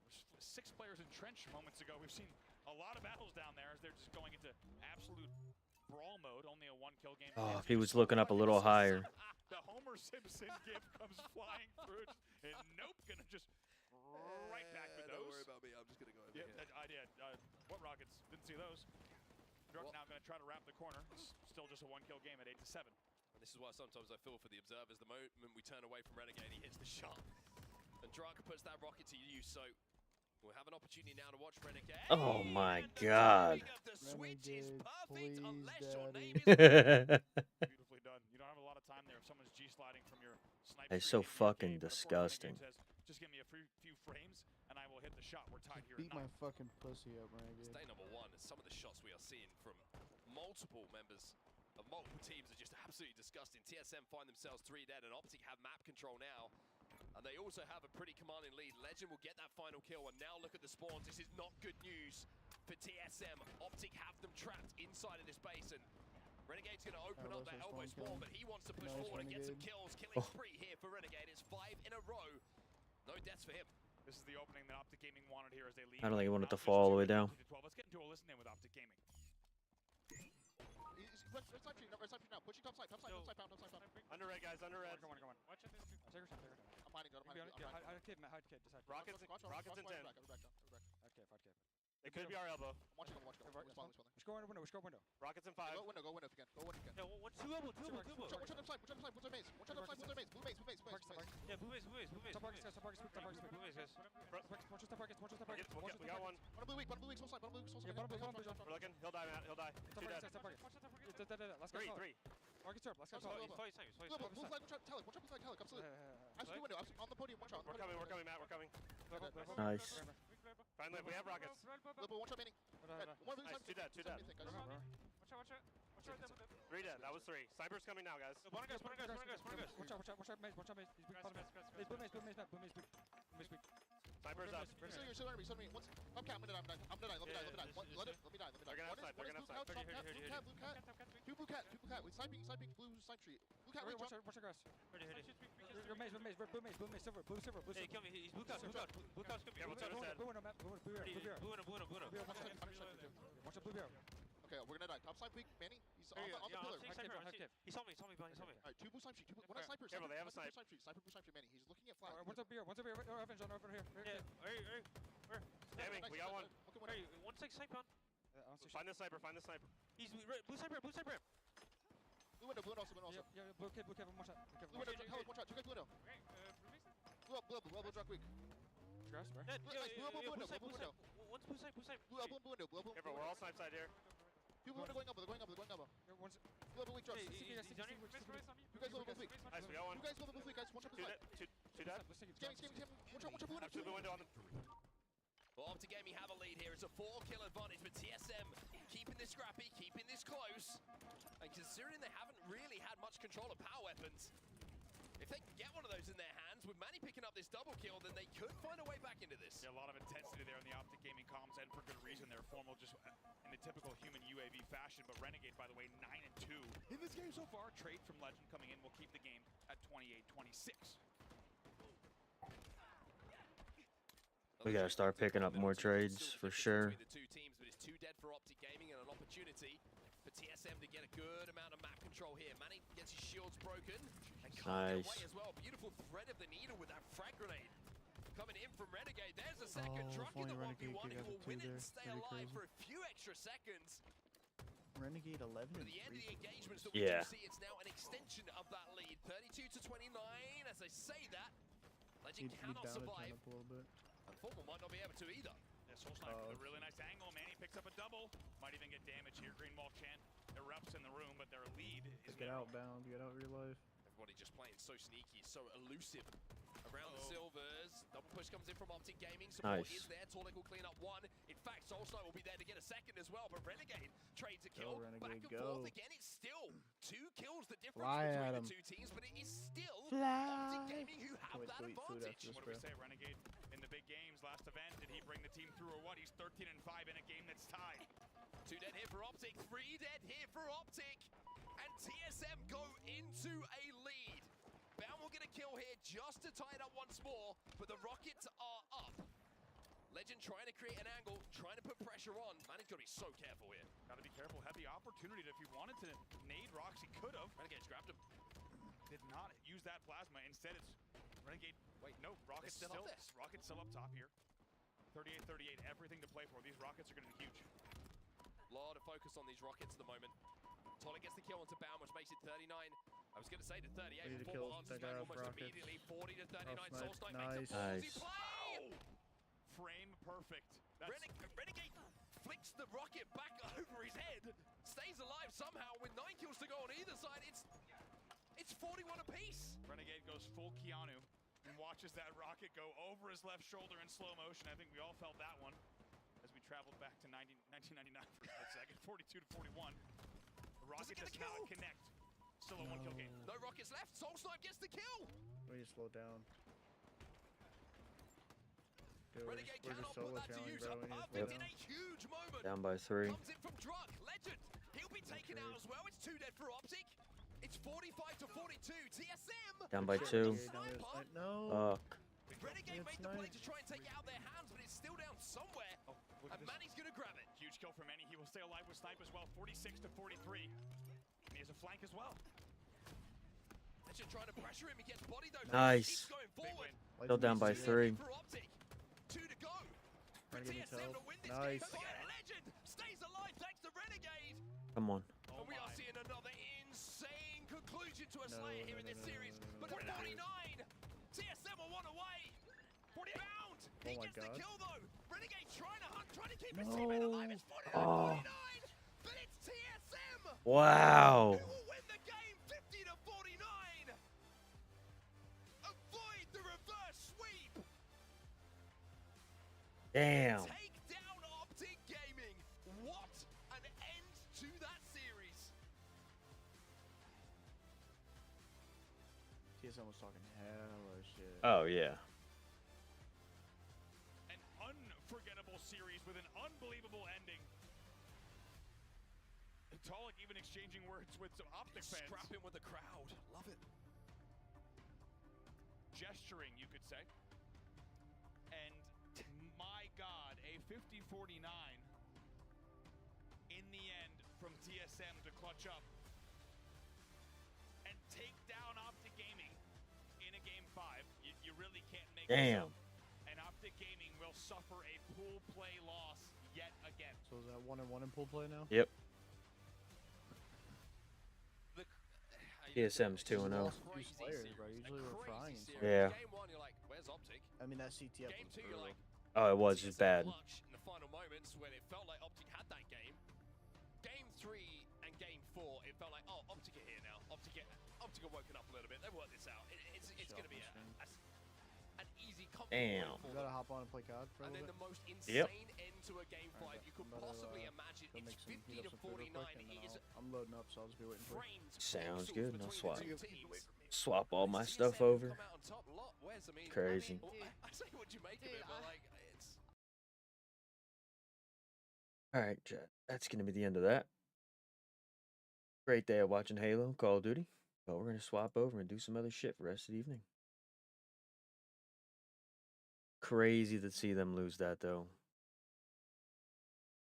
Sad to see.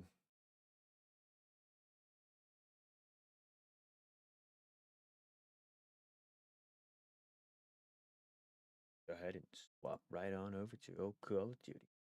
Switch everything over, folks.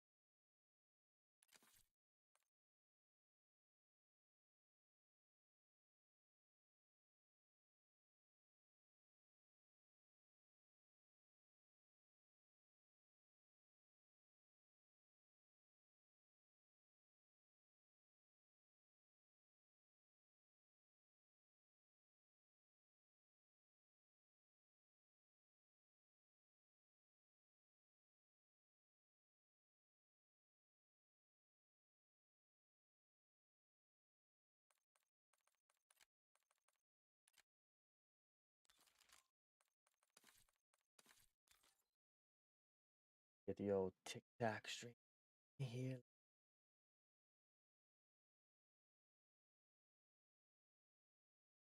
Get a beer. Get my Friday night going the right way.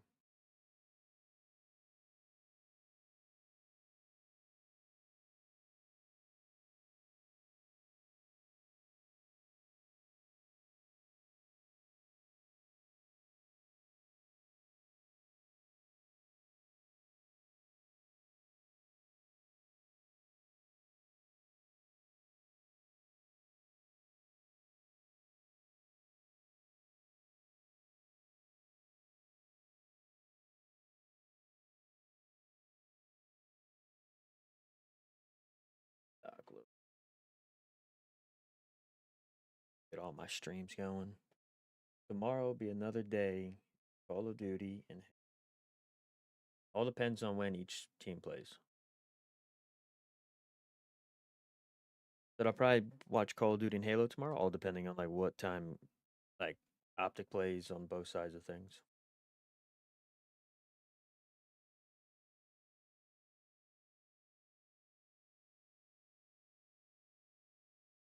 Not bad, not bad. Go touch some grass a little, get outside.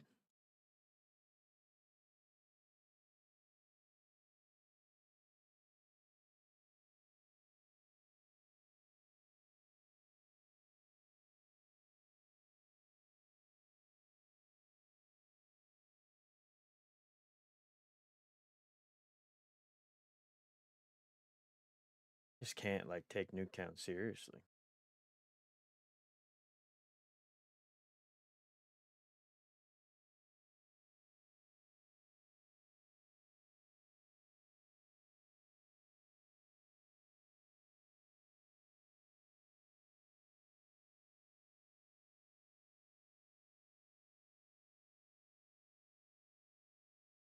Broken.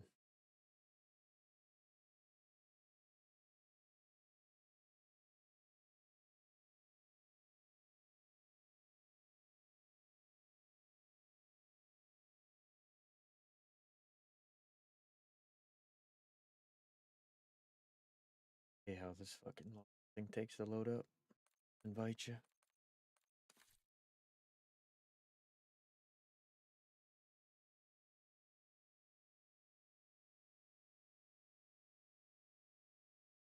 Give it a shot.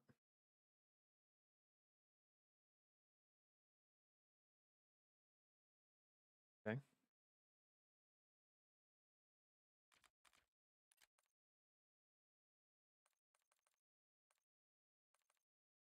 What is it? Chaos Blaze Town? Alright.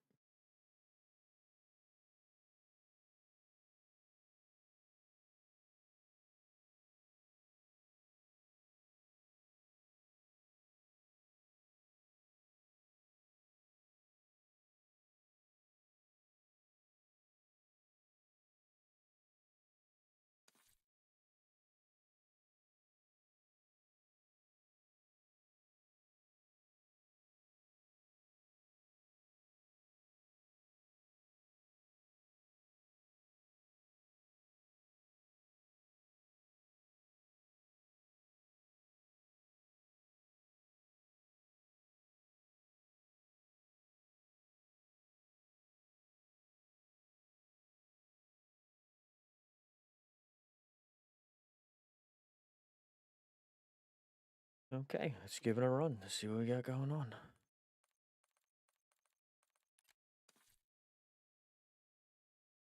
See what kind of nonsense you just threw me into.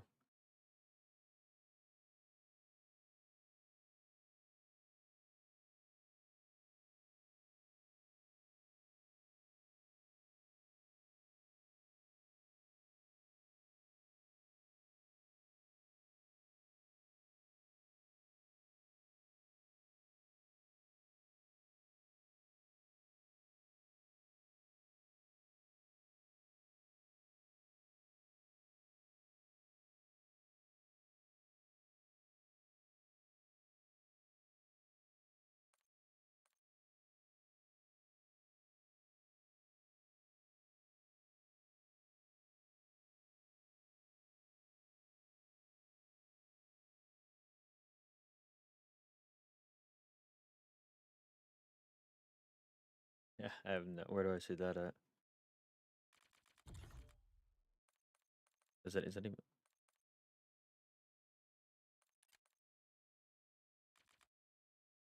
I have 3,875. A lot of first bloods. Holy fuck.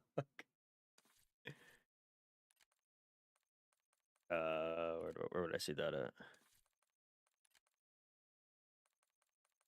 I have 4,454.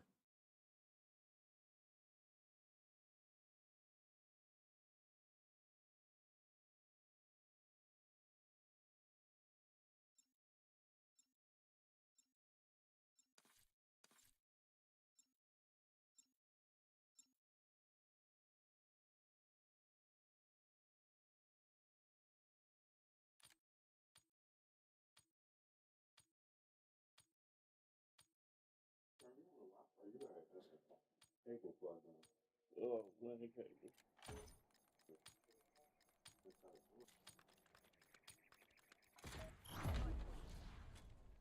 You know what Langley expects. Get it done. You've taken the lead. Stay on task.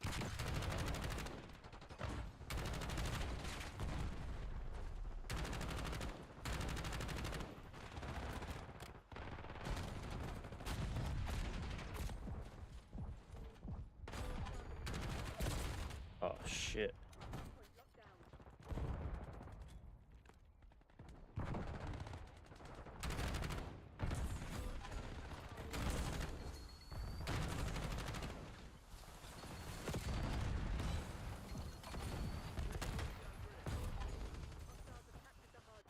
Just got caught on fire.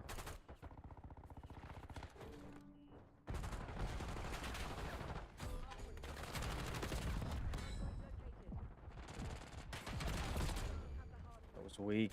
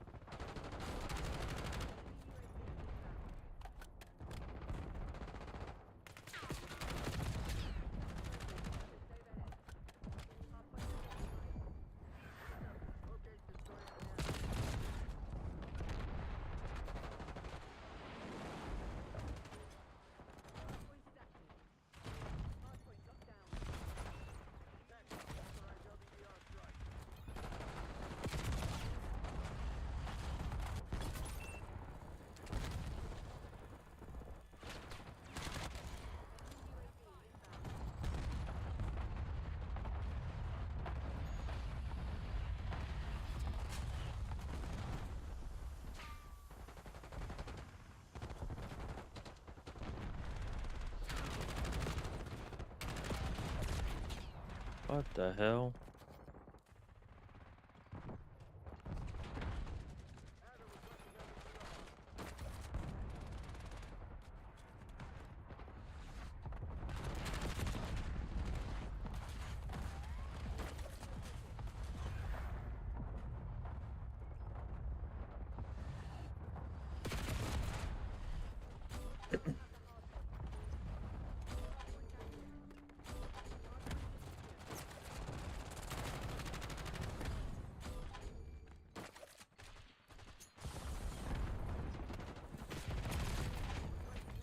Sitting in close corners.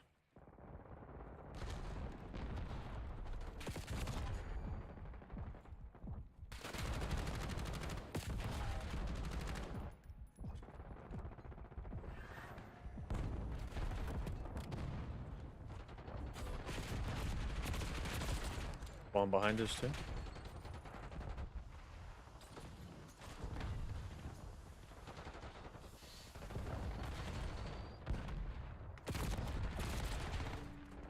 Get trophy set up all in there.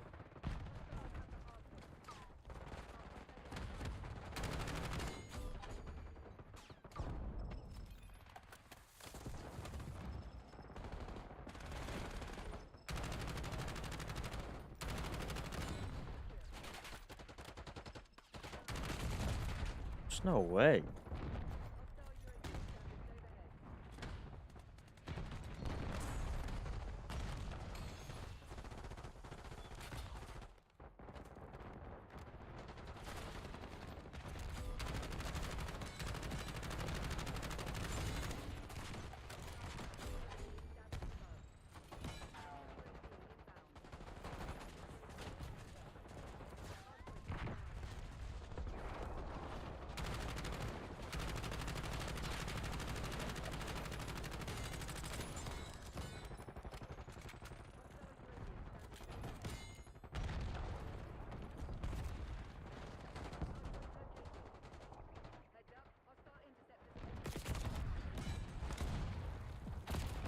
Oh, I just got a collateral with the fucking hand cannon.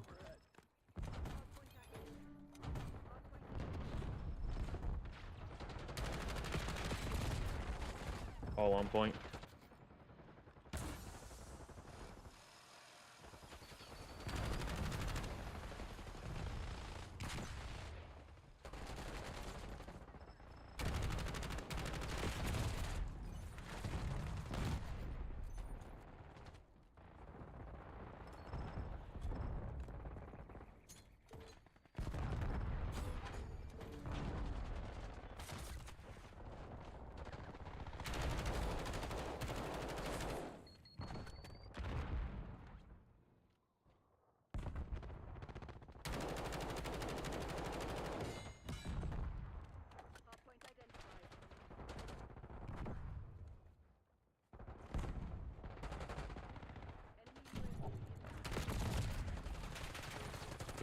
Goodbye, yellow car.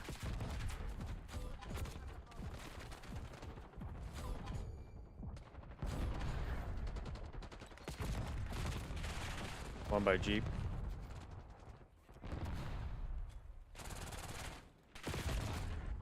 Okay.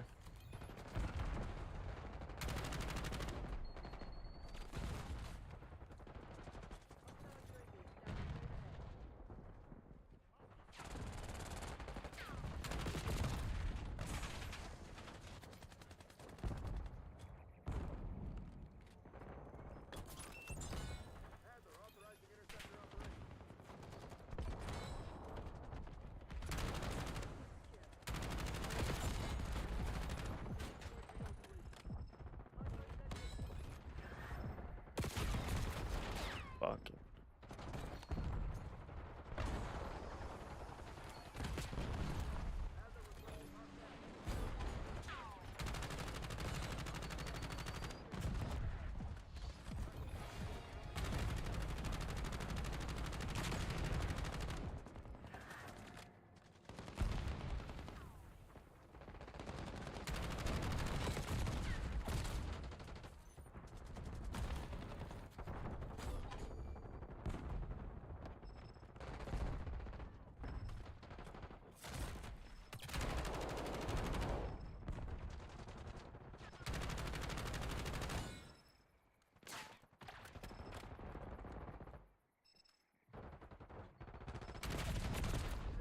No way.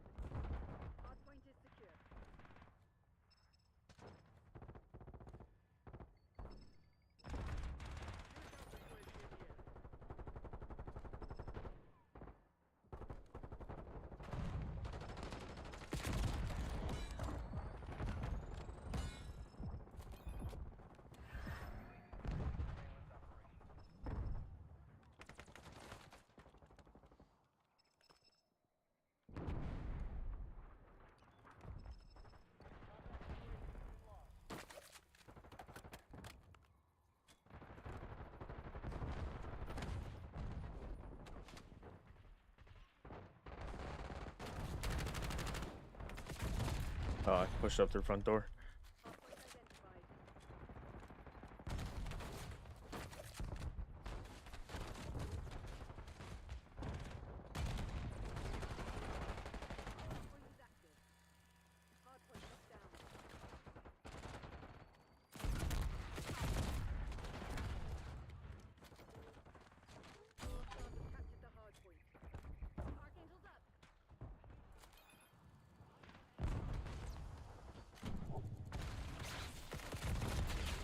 Oh, you're throwing shock charges by the Jeep.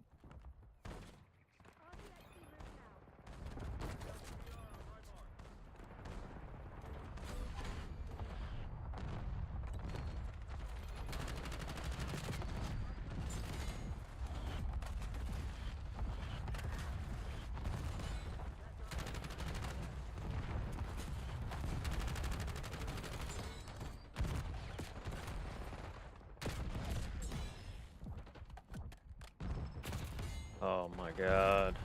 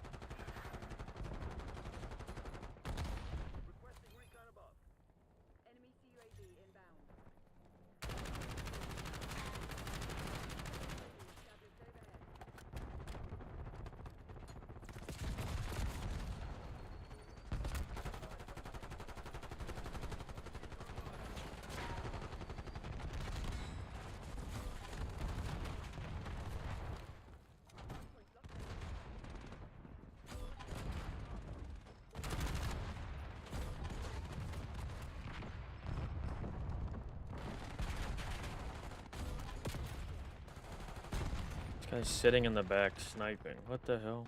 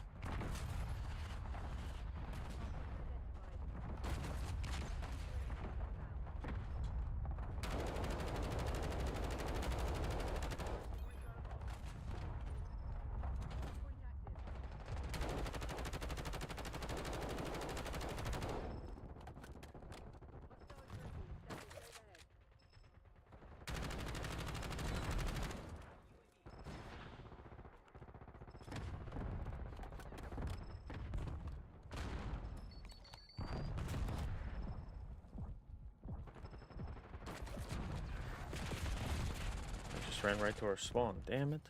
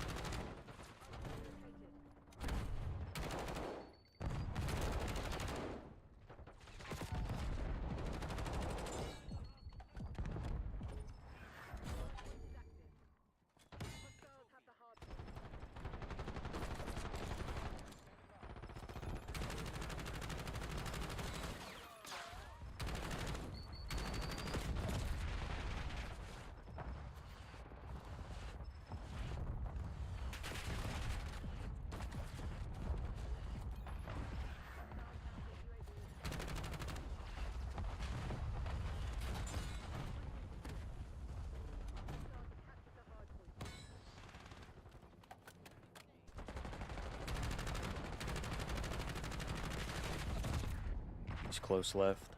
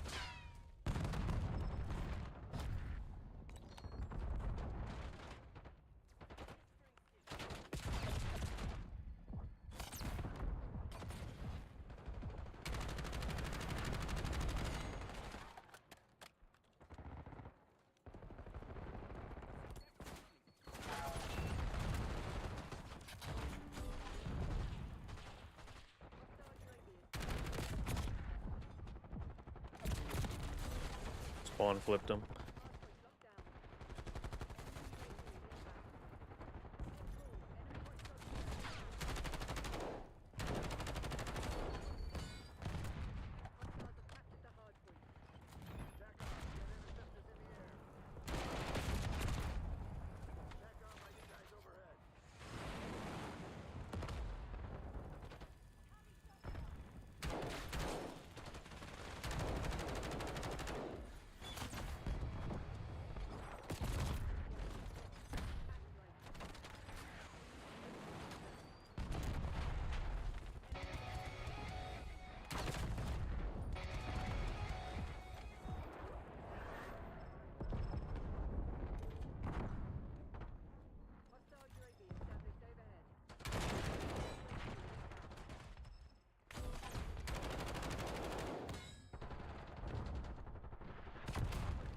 Dude shoots a fucking rocket at me. Are you kidding me?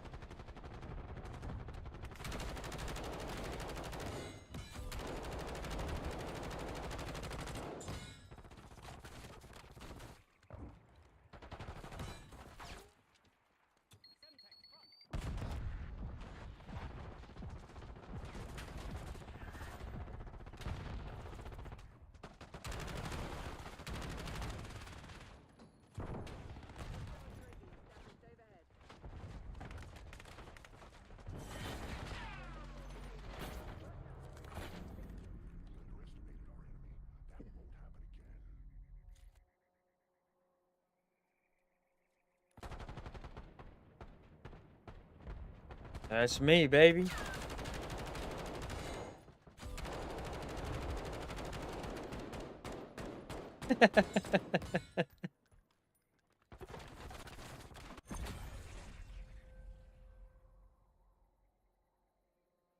Dude, that was an insane kill cam. That was intense.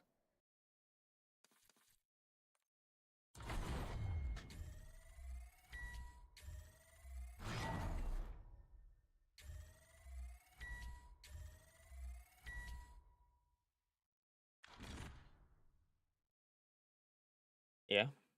Use the death machine. Oh, you don't? Oh no.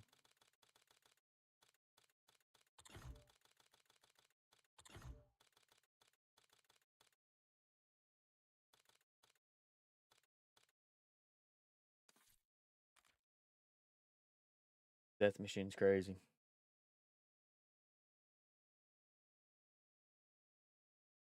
But I saw everybody using.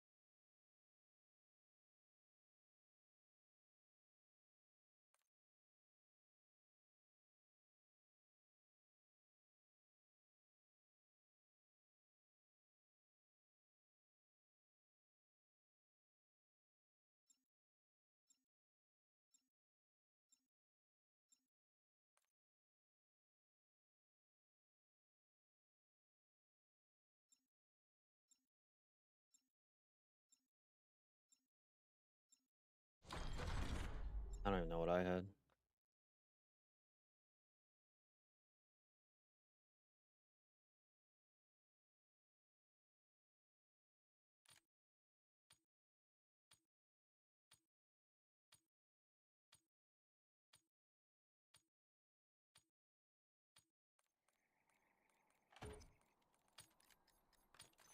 Hard point.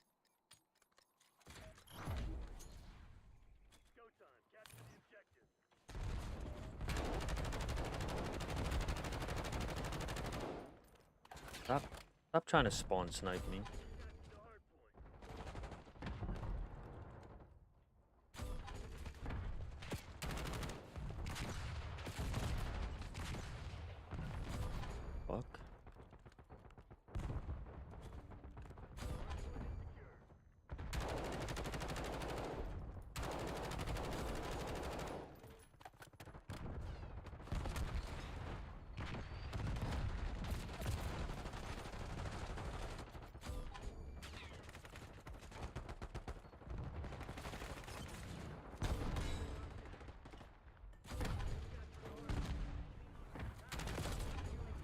Oh, come on.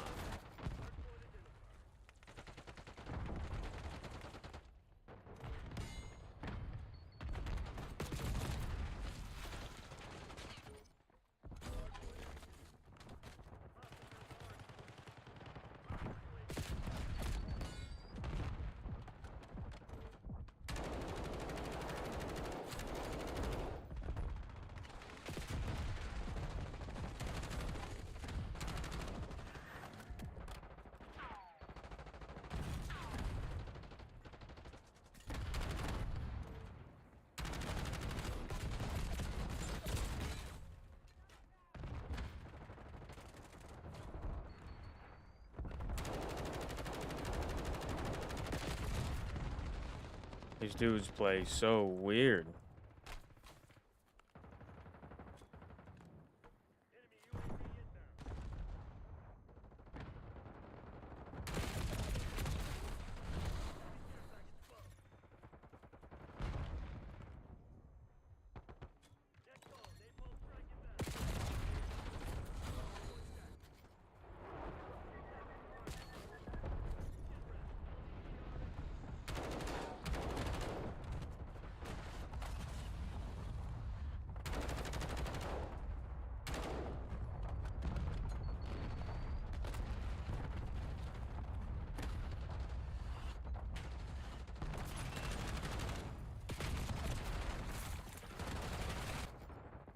Dude, there's so much shit going on, I can't fucking see anything.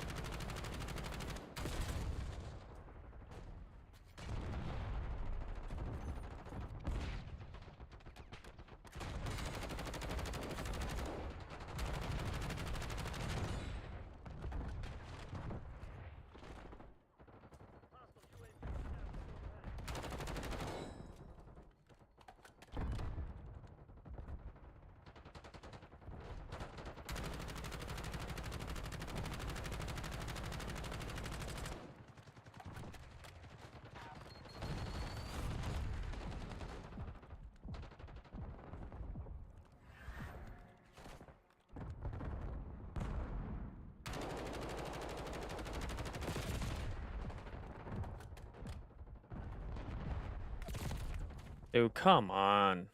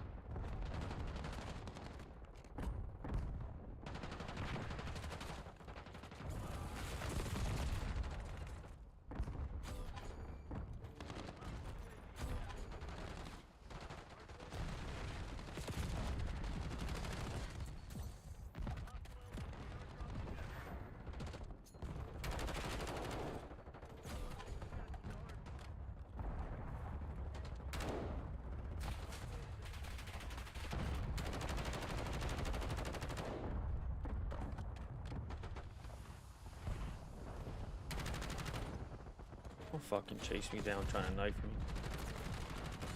Oh shit.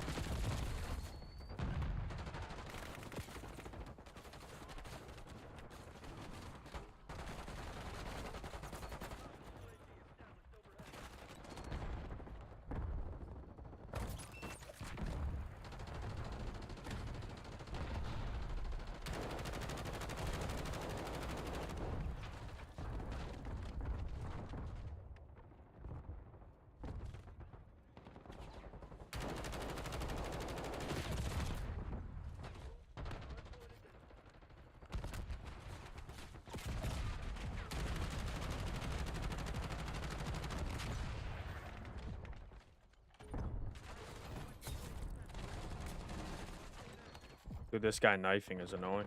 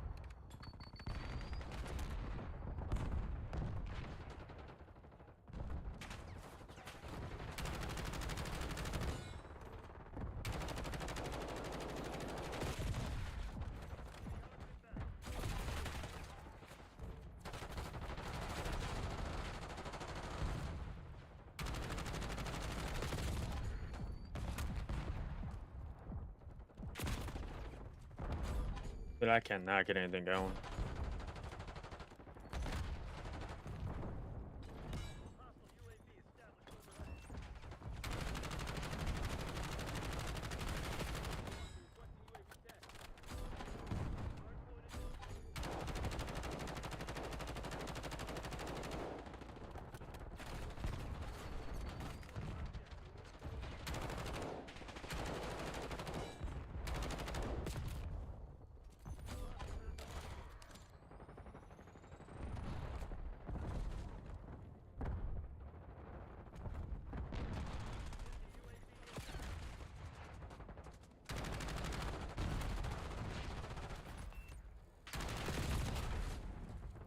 Just don't understand it, man.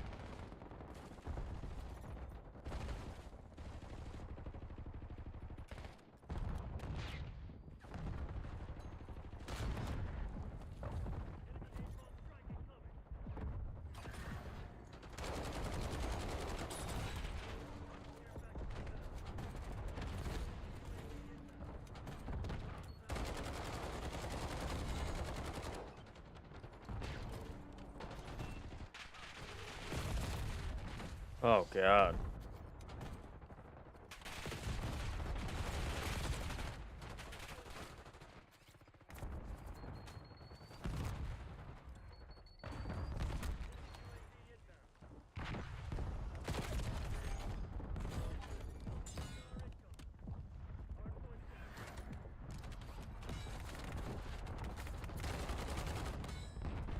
Stop trying to fucking like.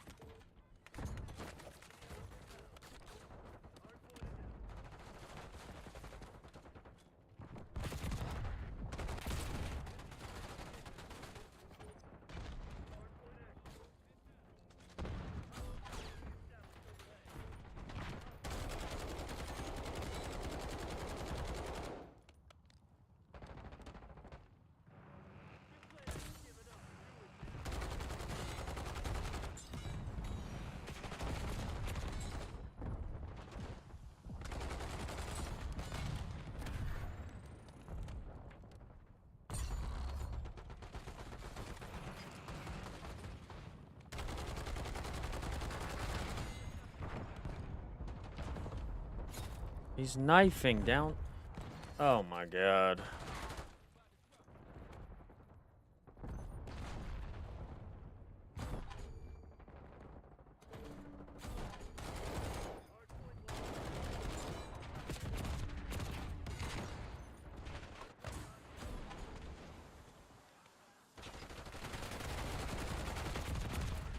Been shot by 2 people.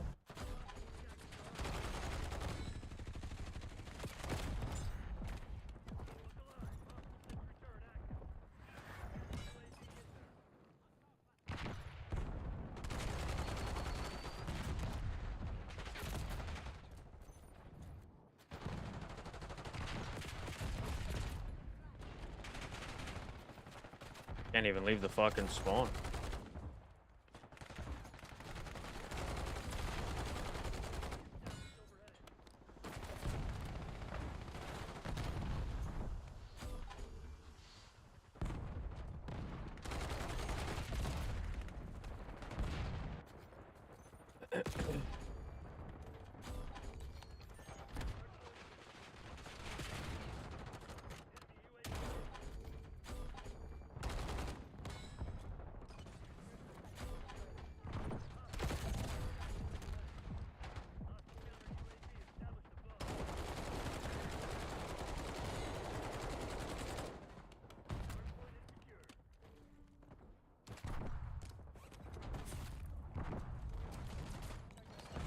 Didn't even kill me.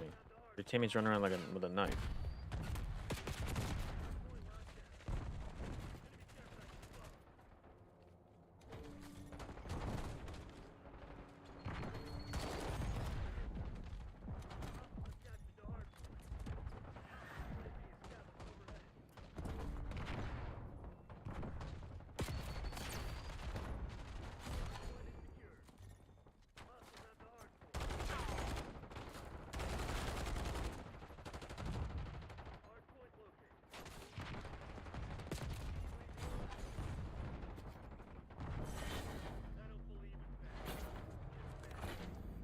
Oh, what the fuck?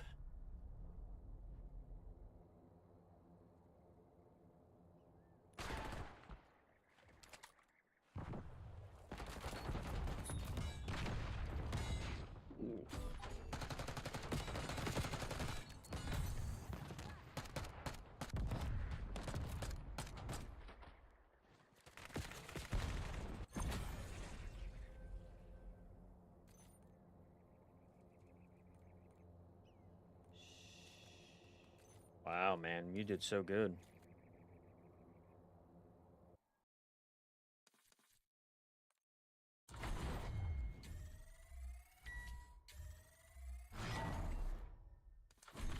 What are we doing? Playing more or going to S&D? Let's go fucking play S&D.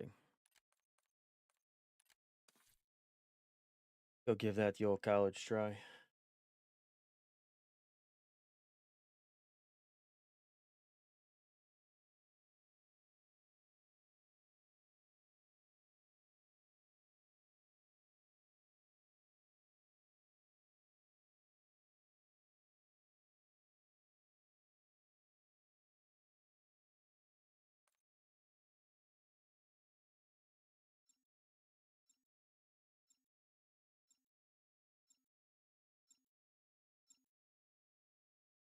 should be able to use as a regular AR.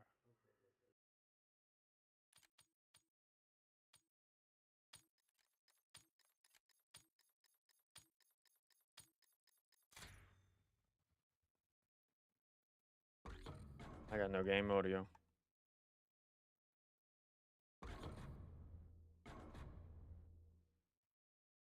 Oh, that's good.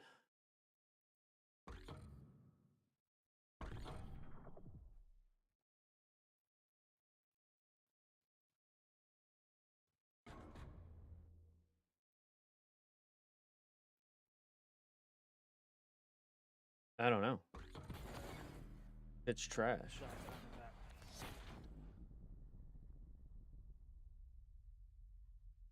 Thinking, how should I play this? I don't want to play it with night. I want to play it smooth.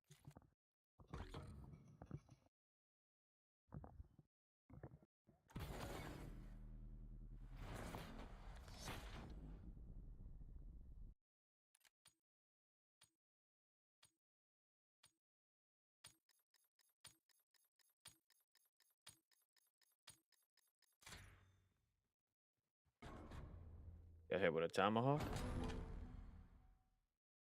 That guy's excited.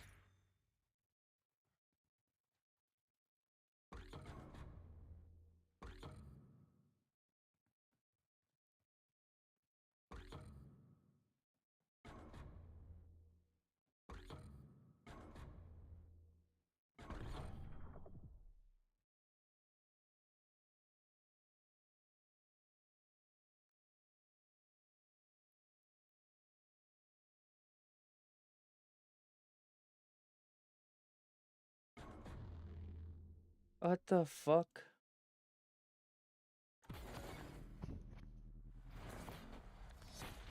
Oh god. This no audio thing's bugging me the fuck out.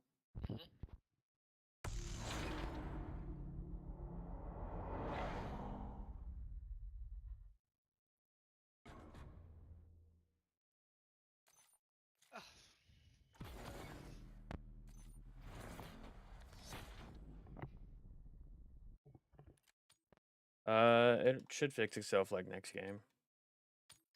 Unless you just want to back out and say fuck it.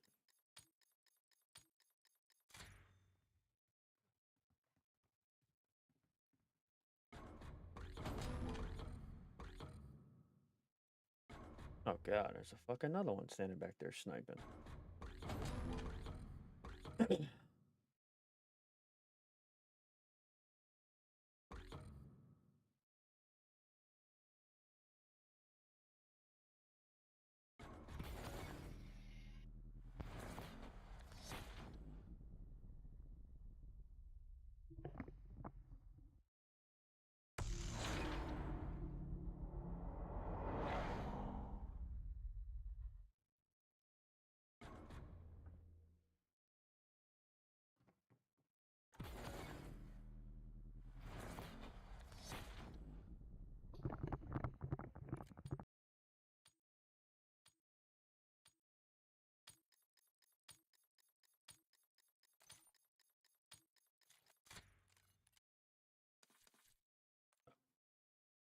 I just backed the fuck out.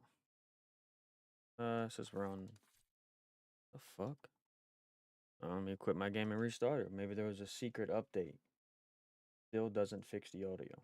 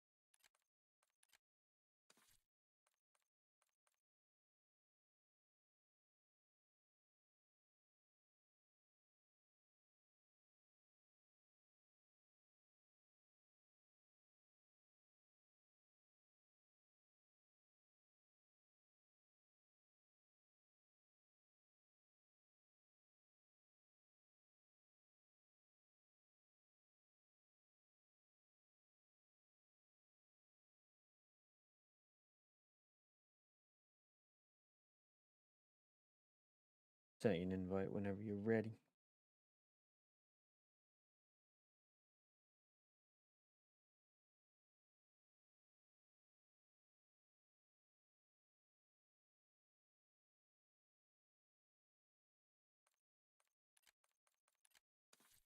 Try this audio thing again.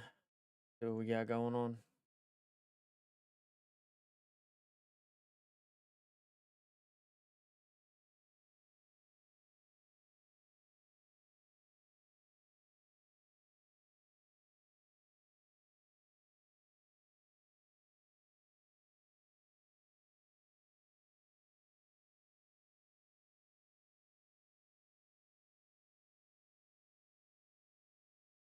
Oh shit.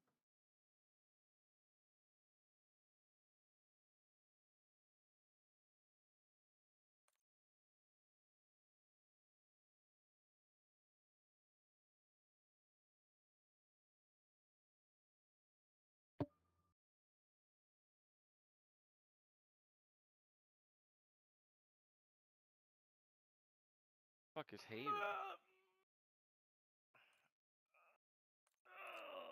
I'll make another drink. Little drinky drink. It's just banging. Not gonna lie. What do you have? Captain Coke? Or No, I'm Jack and doing. Coke?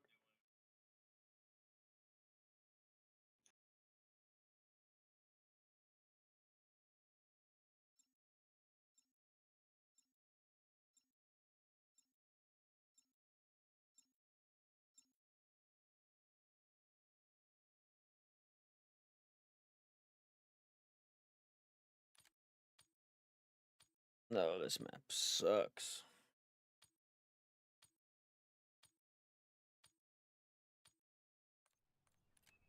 Like really small.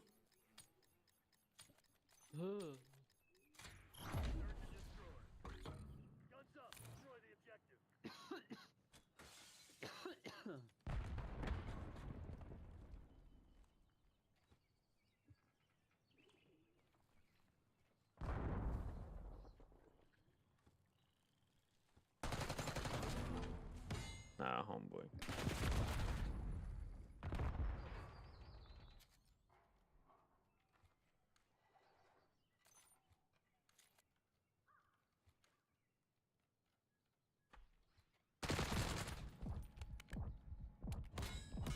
The fuck? The hell was that guy thinking?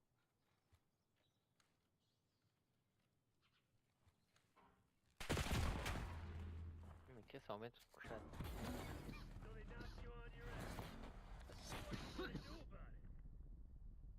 Yeah, I was watching you.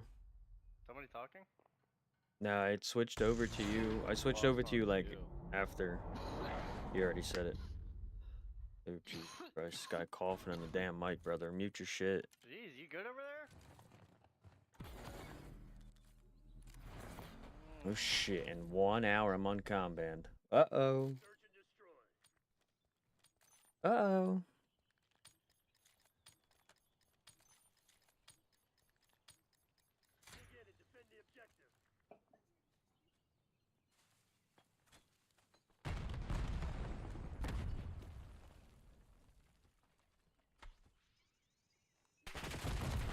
Fucking laying close corner.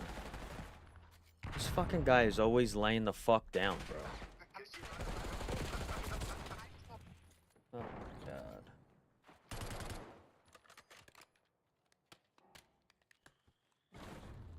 Oh.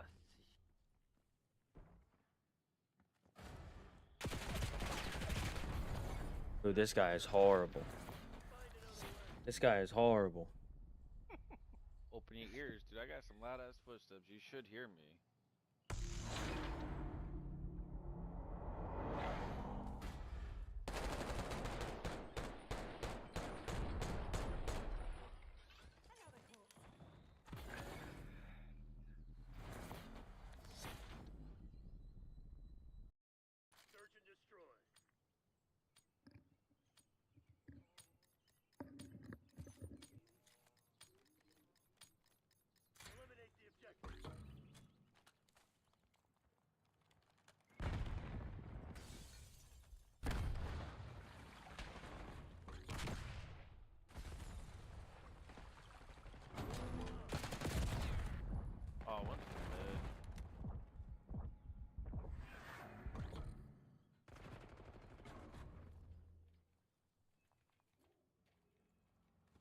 chasing him. One's in the back of their spawn too. Backside B.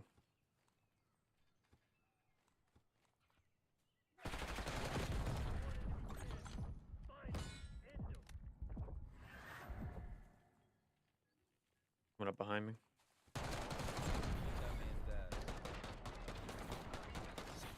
Get off me, kid. Put the bat down. Oh, I need ninja.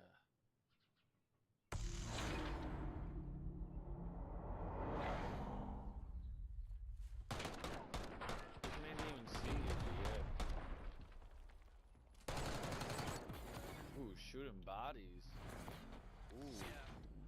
First round, you're fucking level 100, 800. I'm level 100, 800? The fuck kind of number is that? Huh. Yeah, I'm shooting bodies, bro. Trust.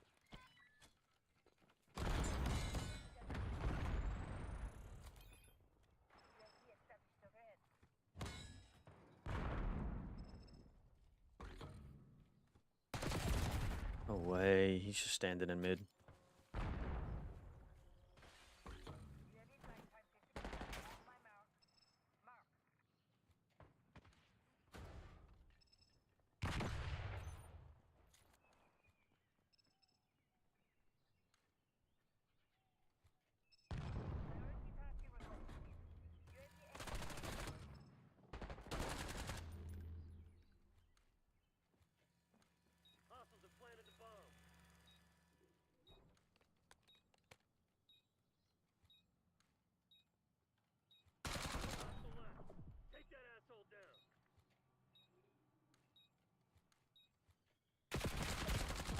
Nice job.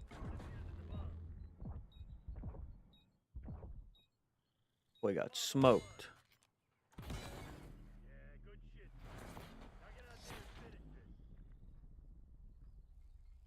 This motherfucker like beamed me. Show it. Oh, it's gonna show you getting beamed.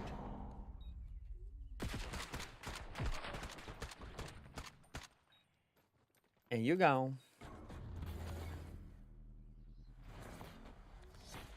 Another one bites the dust.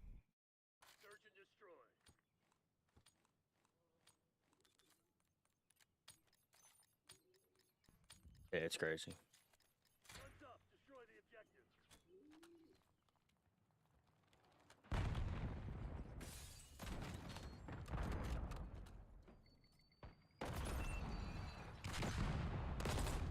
You're fucking hard scoping left side.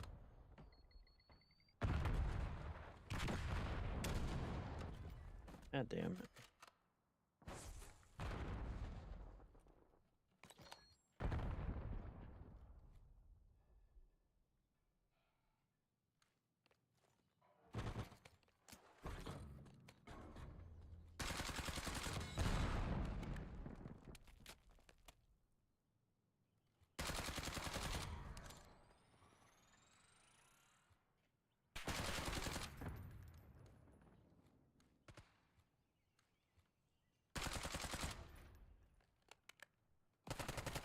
Oh no, not the reload.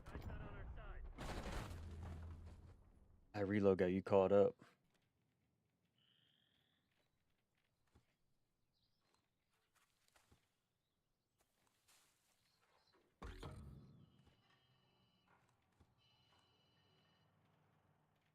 This guy's tweaking.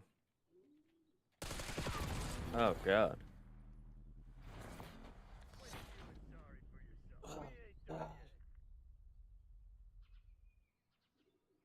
What?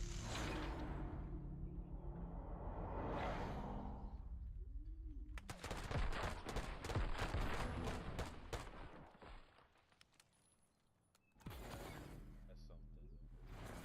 Dude, he's Yeah, fucking locks on. Oh yeah. Good They're habit. talking about you cheating. Oh, it's so funny.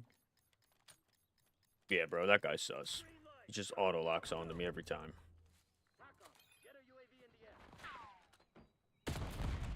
As I'm throwing a stun, you come out. Fucking rat.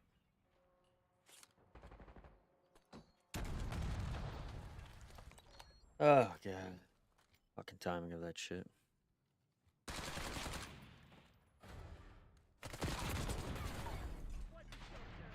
Yeah, get better. Get better. Fucking just camping up there.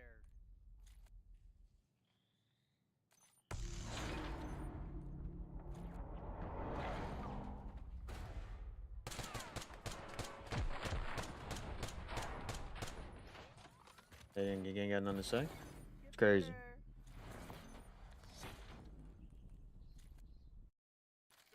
You're trash, kid.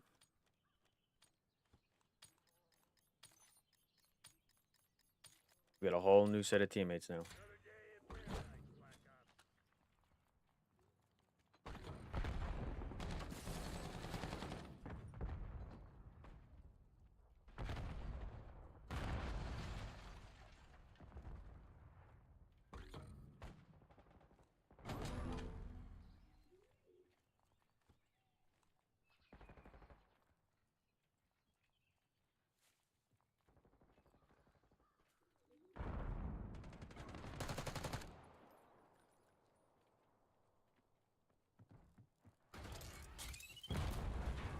Guy's putting fucking bouncing Betties by the door. Jesus Christ.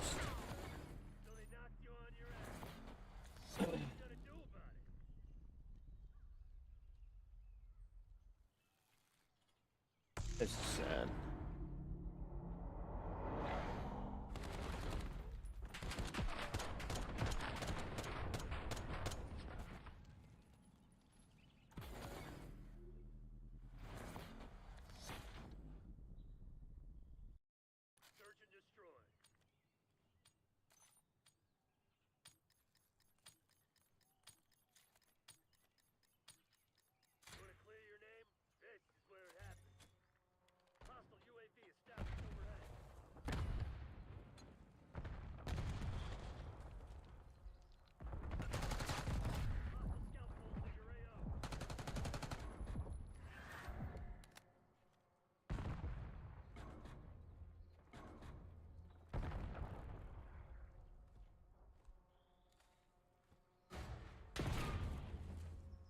Wow. Crazy.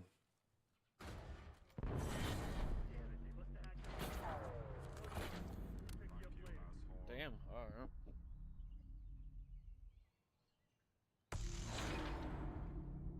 It's only went 2 rounds. Crazy. Let's talk shit.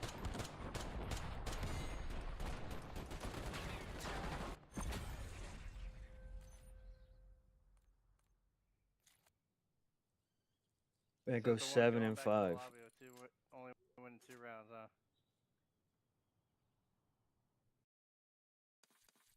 Wow. Crazy.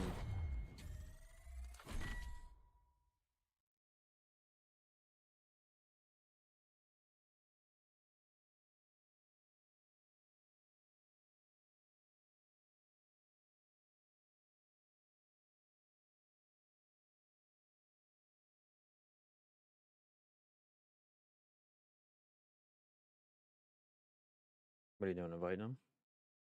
For a 1v1? Oh, they're right here. They're in the same game.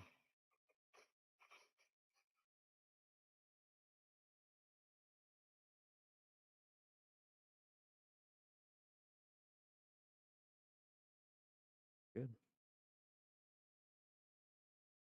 Sounds good.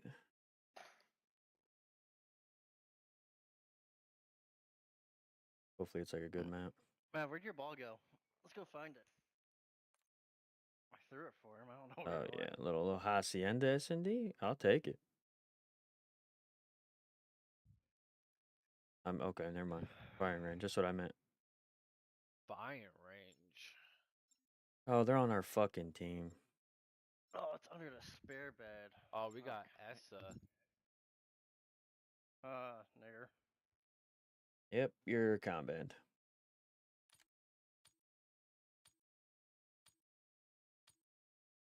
Yep, you just lost your comms for the day, kid. Actually, for 2 weeks. Have a good day. Oh, they're on the other team.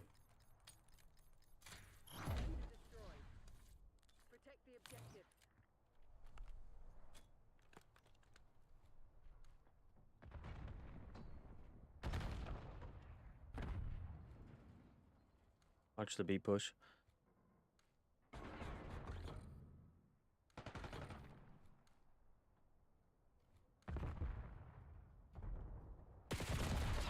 Oh, but he's just camping. That's crouch walking. Oh, okay.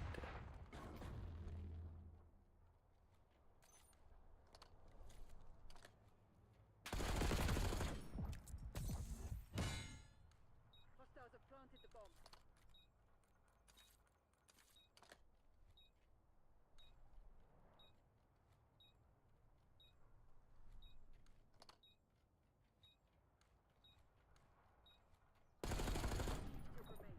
Terminate with extreme prejudice. No time for moping. All work to do.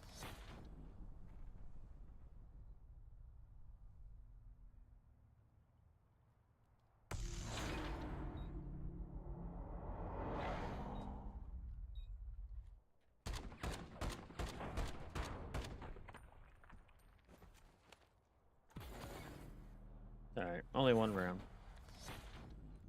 Only one round. Search and destroy. These are there, they're flapping their gums. The boy must have got banned already. Destroy the objective.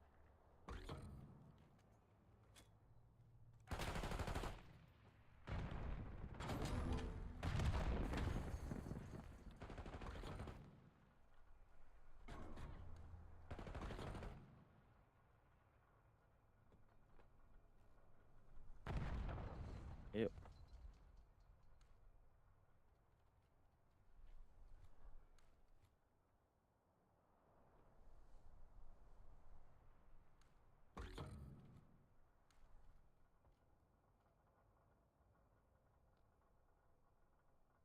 He's in their warehouse building.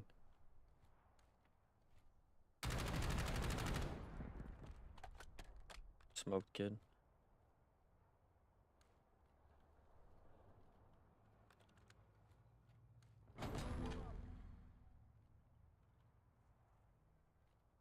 Time's nearly up.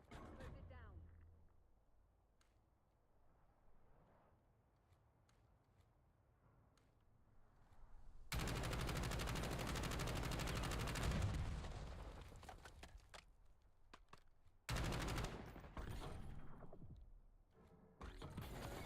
Enemy.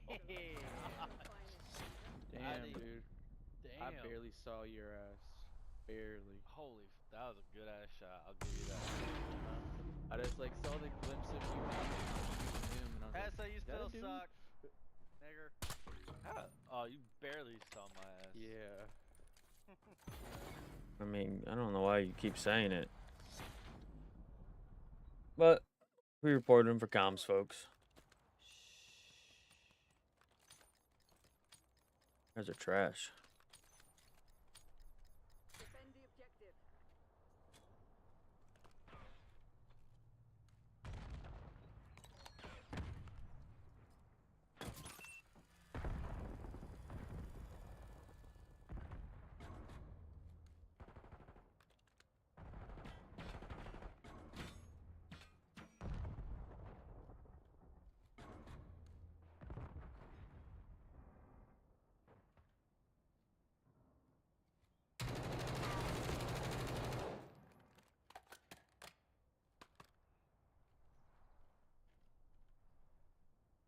Enemy charges set.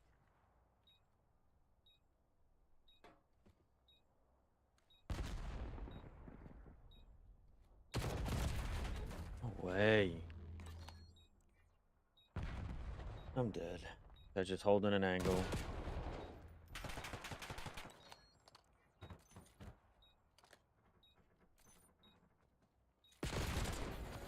Failures not incriminating. Just holding the angle.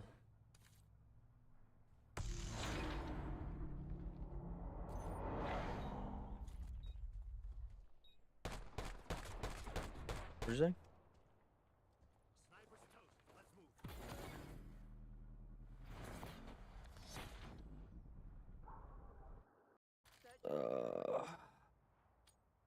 Just wish our team didn't die in the first like 30 seconds of the fucking round. You know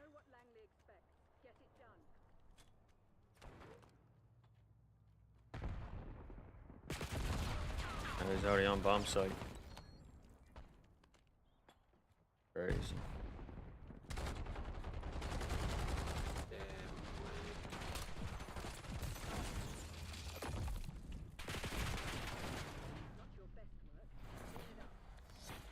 Dude, the teammates we get are unbelievable.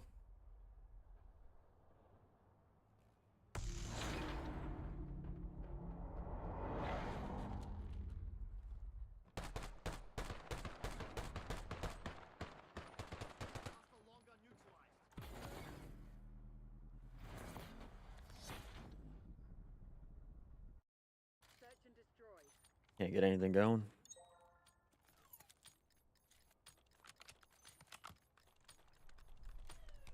Protect the objectives.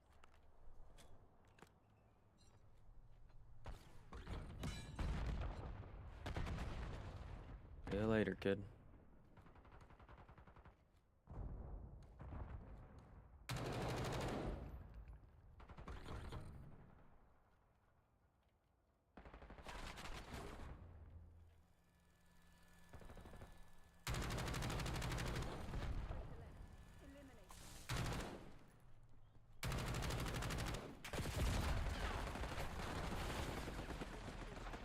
Over here reloading, man. Dude, you're not wrong about that, Sosa. What the hell? You ain't wrong about that.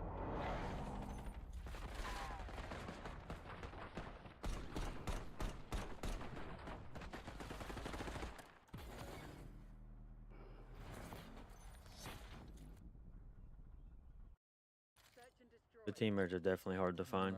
Level 29, it's a new account.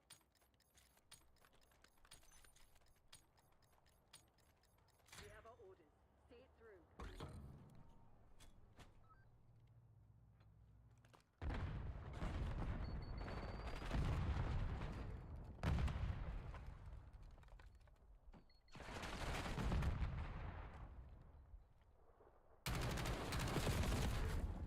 Dude, just creep walking up behind us too. Hostile scout pulse in your AO. Get on the ship. Get ready for the next round.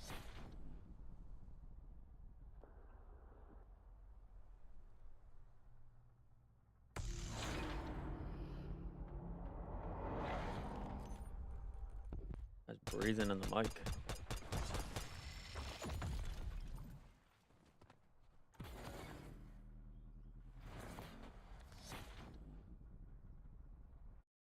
Search and destroy. That dude's like 1 in 7.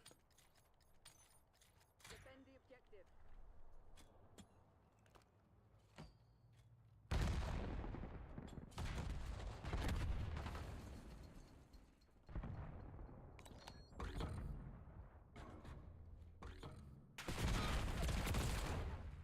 You're just watching me, right?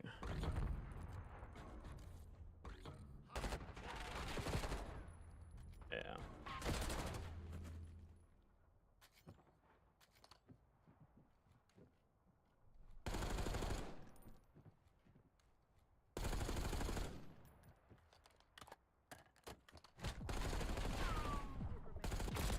Oh.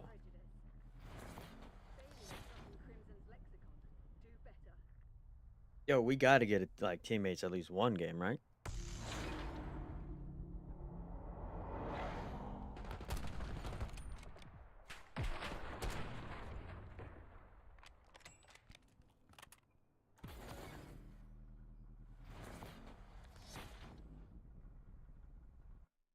Search and destroy.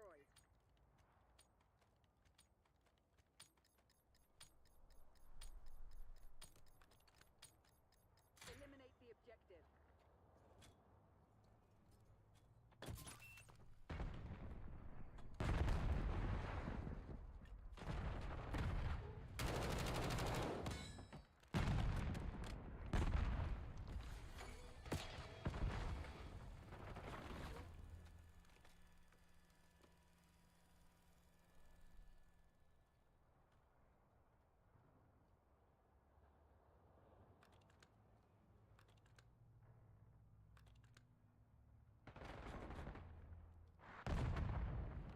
Our teammates shooting RPGs.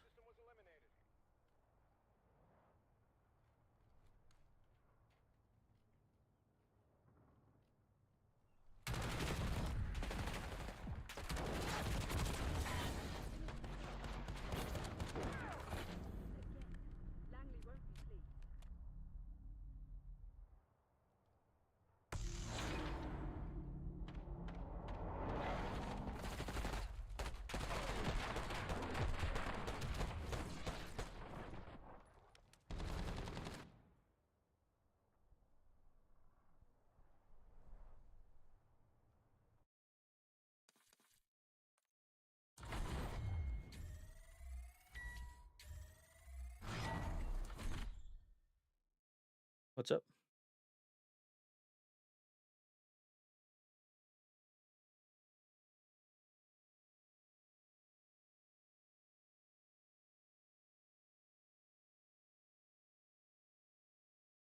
Day's alright. Day playing COD.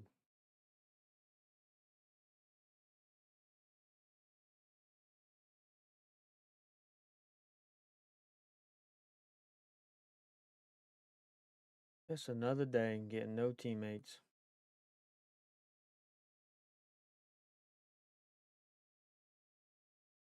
Oh, look, they're back in here again.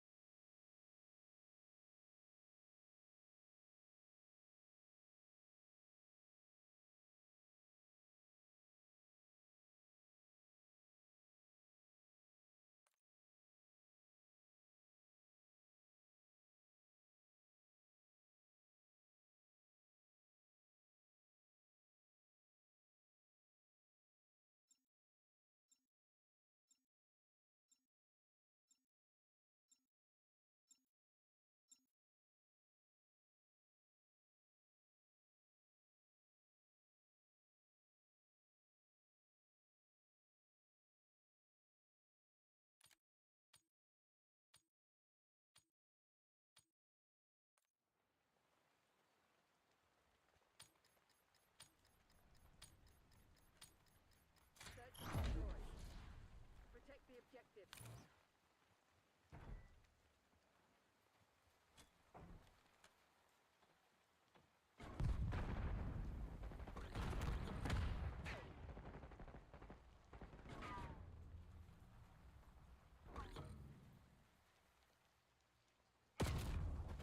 Brother, what is this guy doing?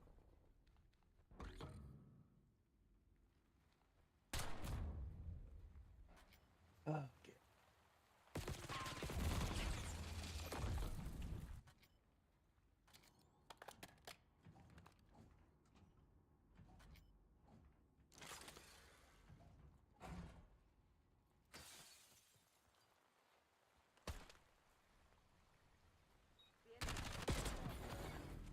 Not your best.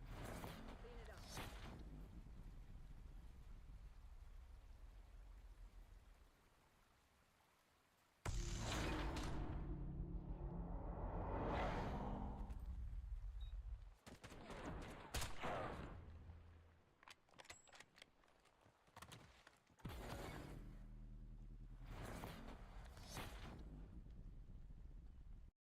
Search and destroy.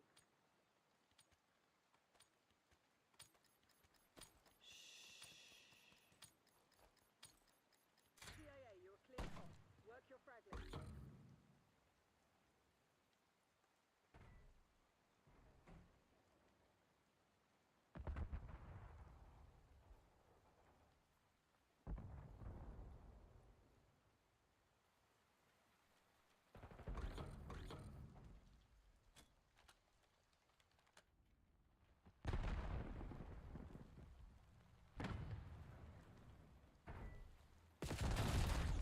They're lying down on the floor, bottom A.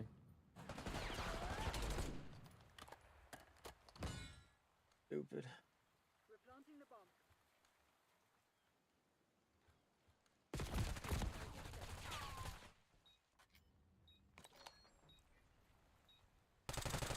One traitor left. Eliminate them.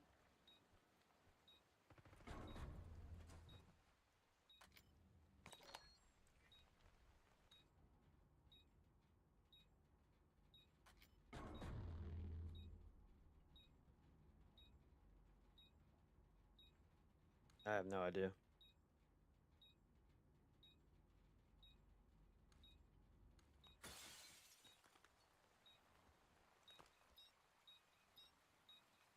Our device was This is bad. He's not even watching the bomb.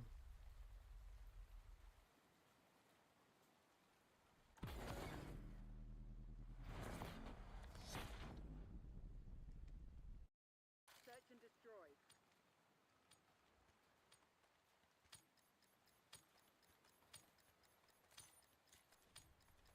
Shoot to kill. We're not here to negotiate.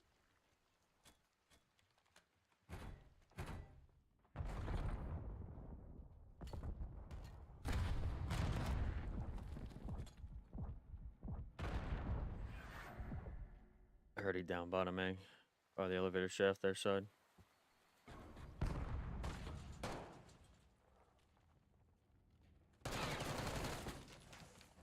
Bomb's down on me.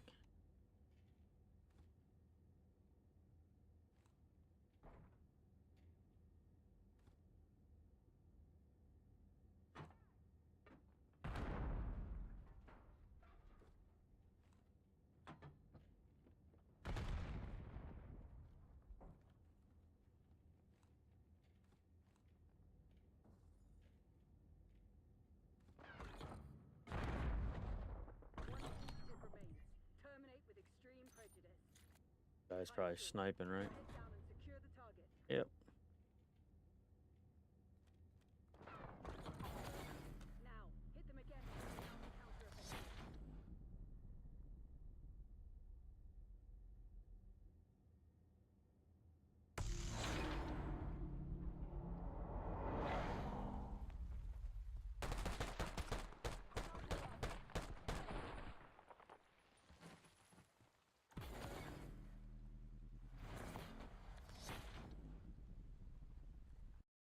Search and destroy.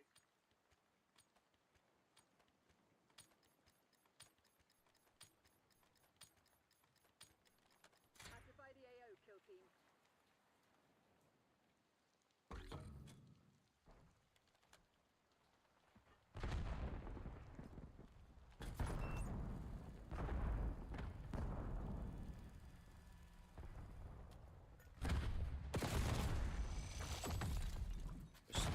They're all set up down on A. Oh god.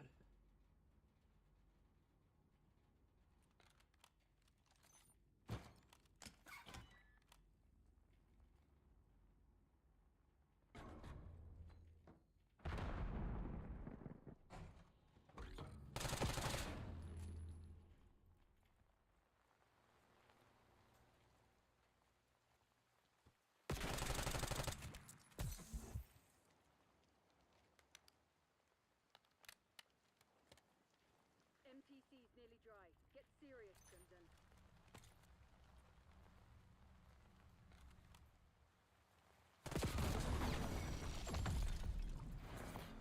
No time for motion. We have more work to do.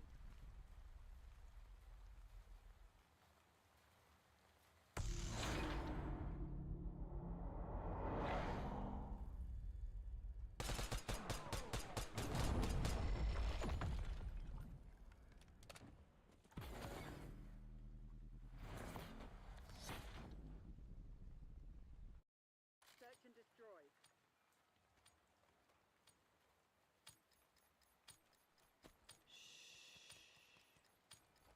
Defend the objective.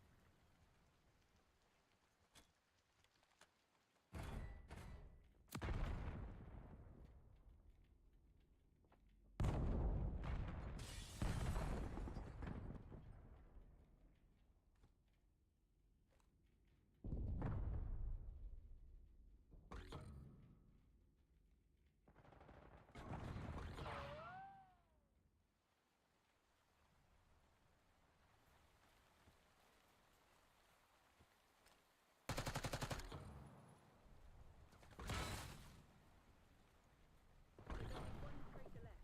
Eliminate. Exemplary, Crimson. Do it again. There we go.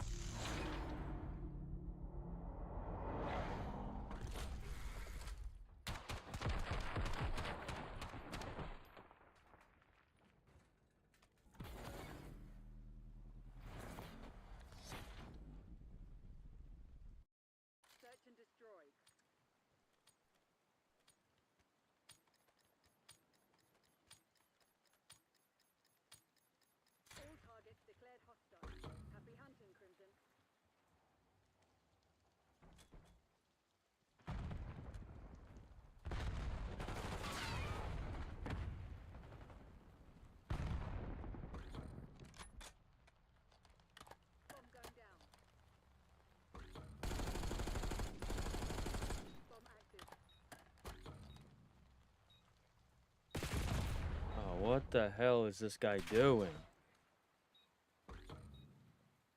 One fugitive remaining. Terminate the The enemy's on their back foot. Don't let up.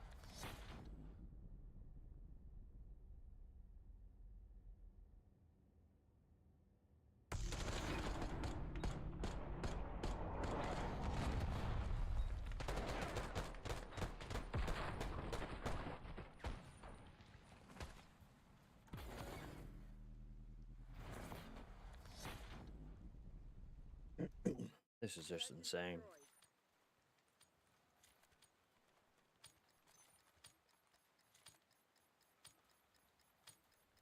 Engagement windows open. Go, go, go!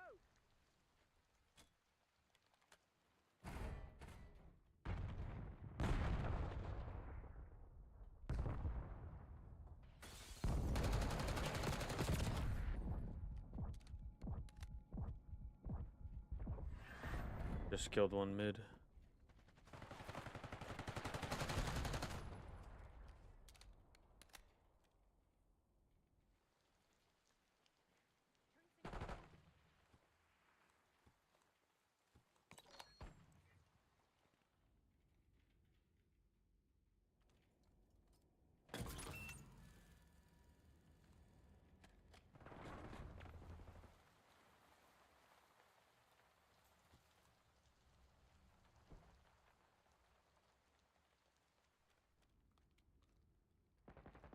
There's only one traitor left. Eliminate them. Not much time left. Put this to bed.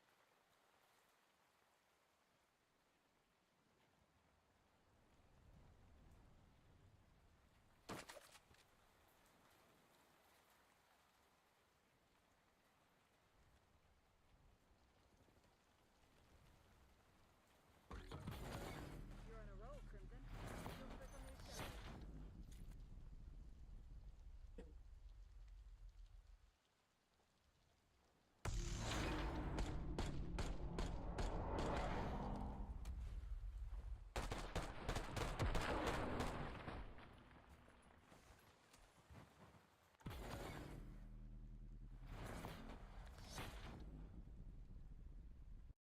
Search and destroy.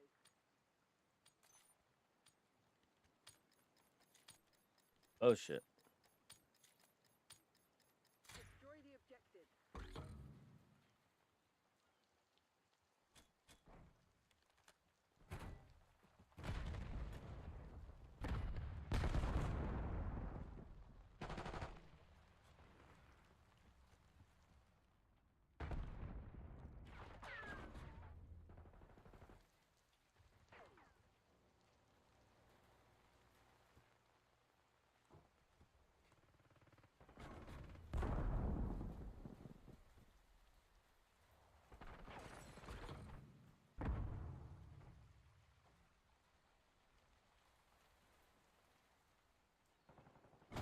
Down.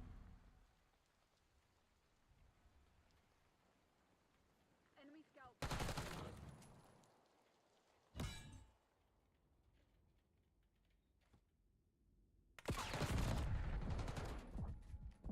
Time's nearly up. Close it down.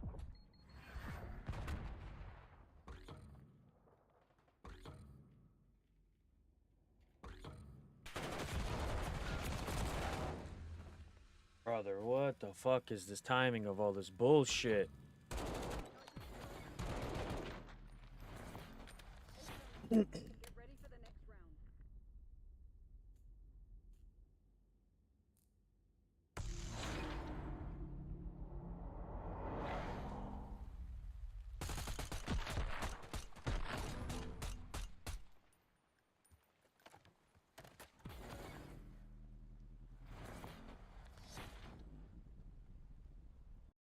Search and destroy.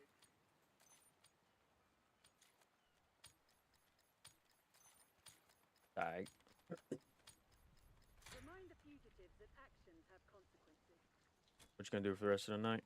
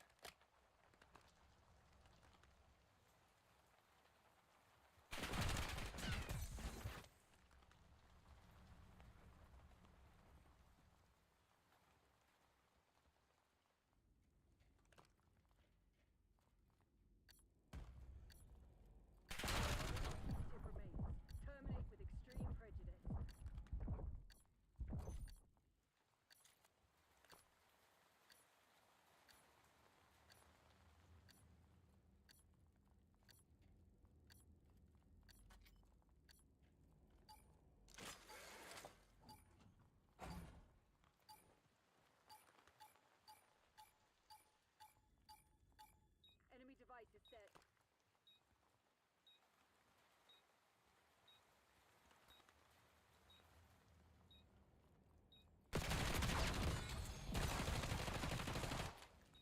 Oh, damn. You're underway. Charges defused. So be fooled. One victory is not the rule.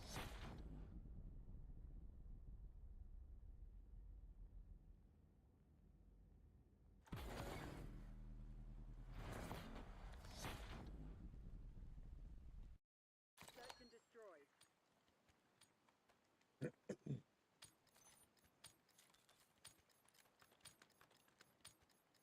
Eliminate the objective.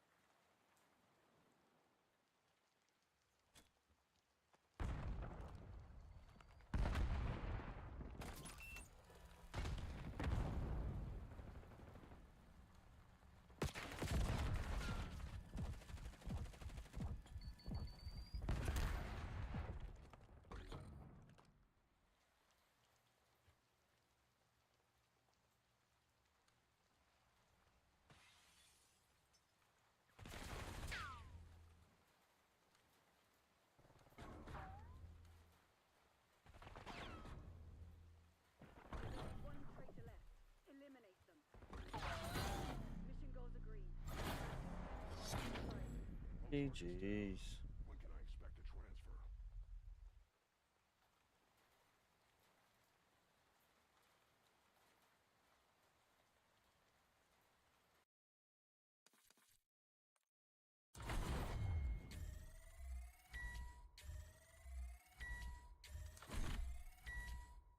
I did not hear what you just said. What happened?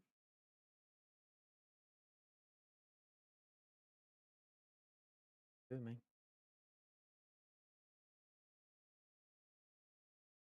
Yeah, man, take it easy. Later, brother.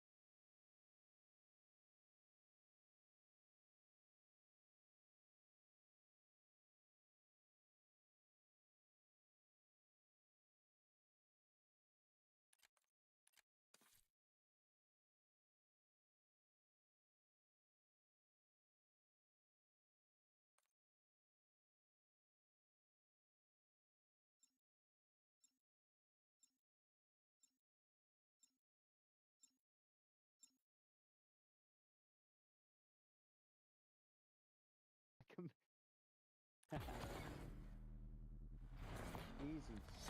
It's too easy. What's up, buddy? How you doing, buddy?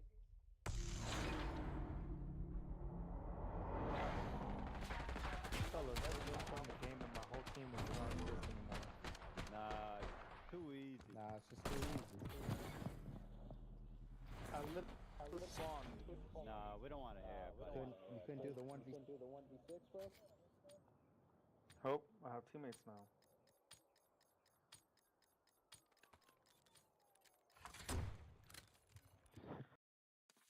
Not waiting around to join into a game. You go grab a beer quick.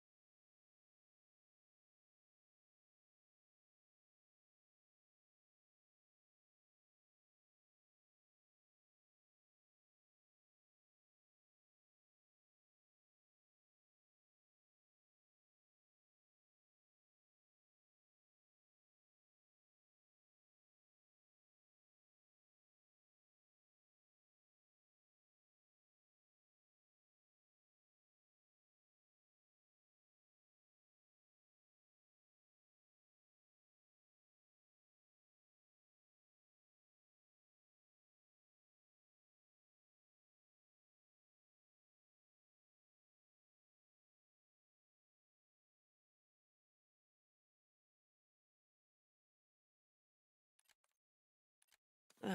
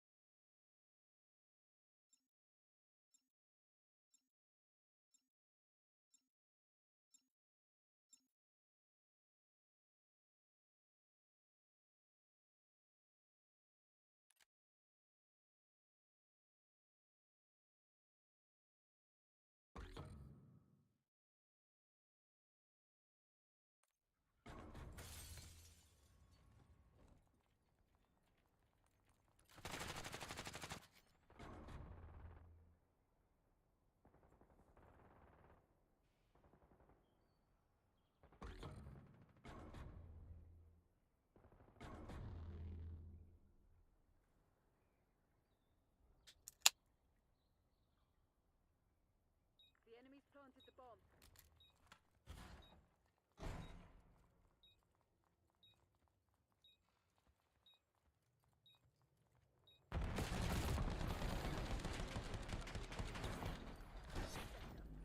What was that guy thinking?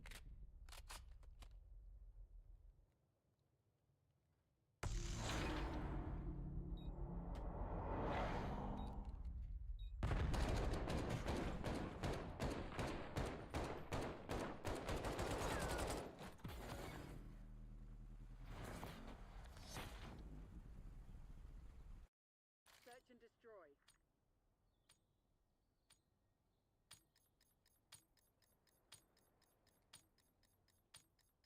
Work quick and clean. No witnesses. Oh shit, I'm actually playing. Whoa.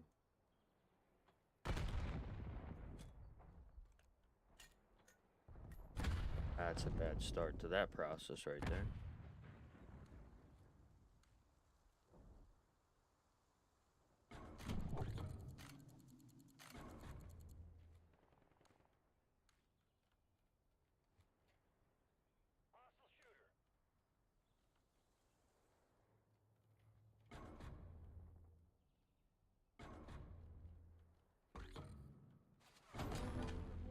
Put your head down and close this out. No time for moping. All work.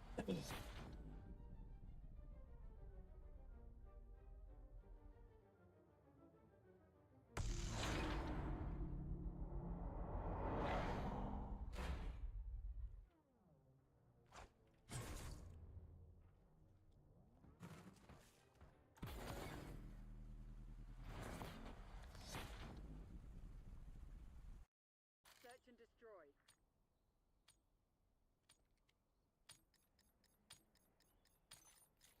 Might not be a COD night, be honest with you. I'm getting cooked. Objectives.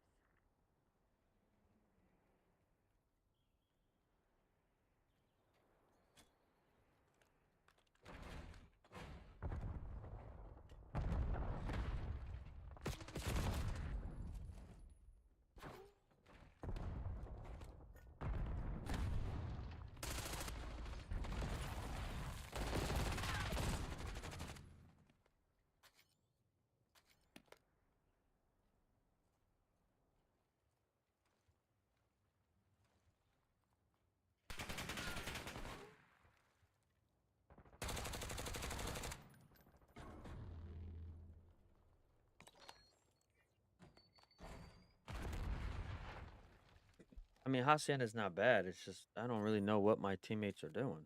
Enemy device is set. You gotta play this game like it's a 1v6 every round.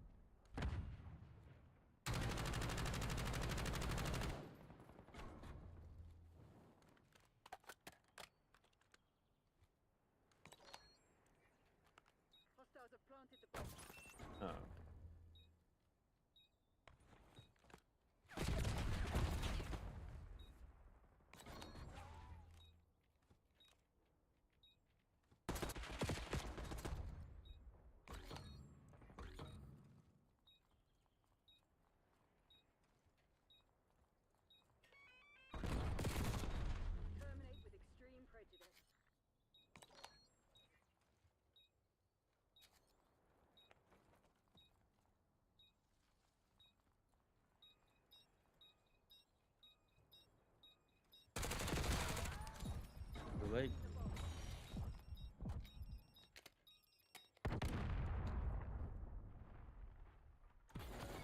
No time for moping. All work to do. Too late.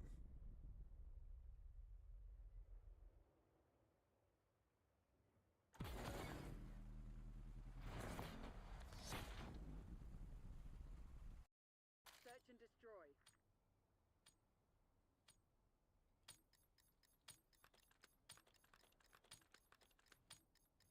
Eliminate the objective.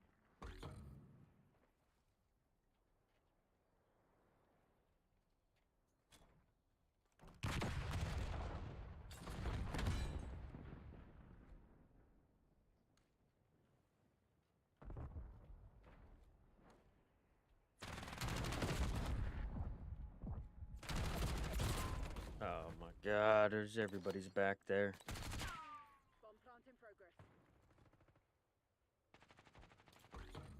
Only so much I could do.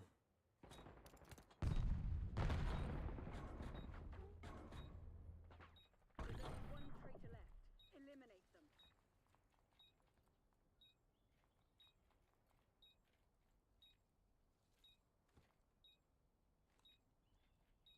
Enemies remain. Not exactly how we cleaned up, but a win is a win.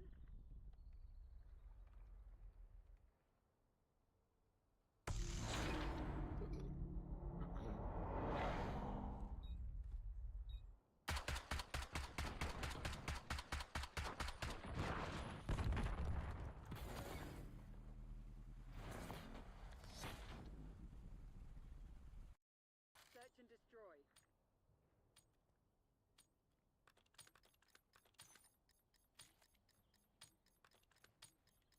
Use of deadly force has been approved.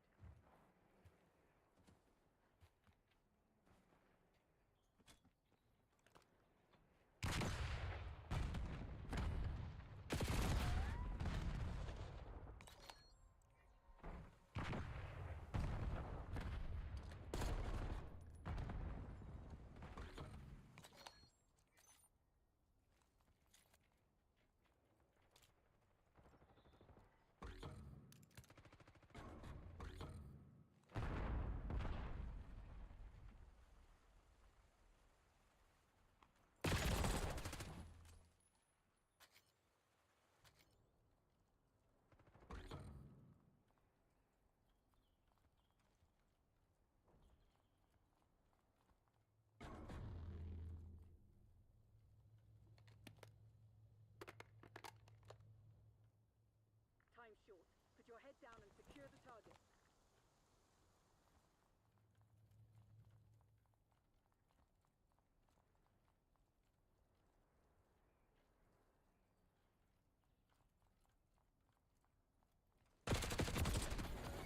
Failures not in Crimson Lexington.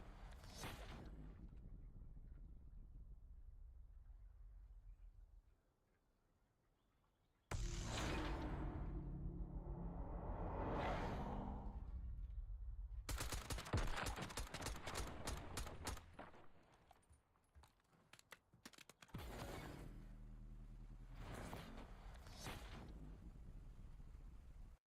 Search and destroy.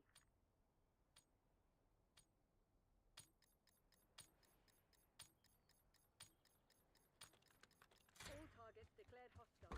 Happy hunting, Crimson. Hello?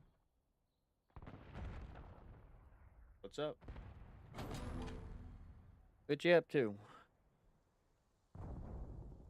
Just playing S&D. Trying to, at least.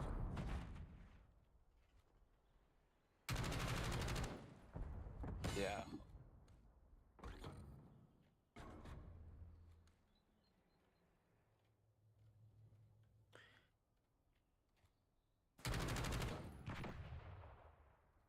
One fugitive remains.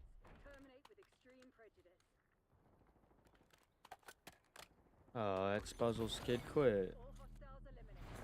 Messy work for a team, but we'll take it. Ah, one of the dudes quit on their team.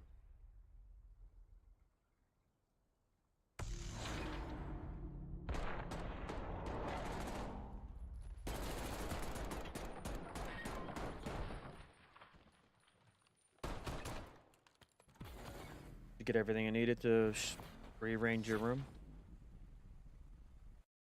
Search and destroy. Not bad. Pacify the AO, kill team.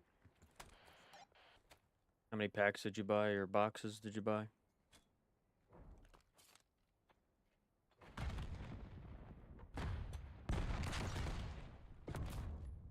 Yeah. Jesus.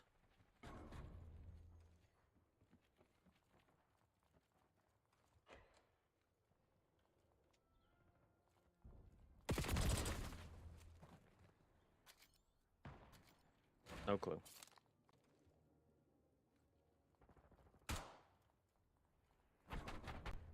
We'll leave it that way.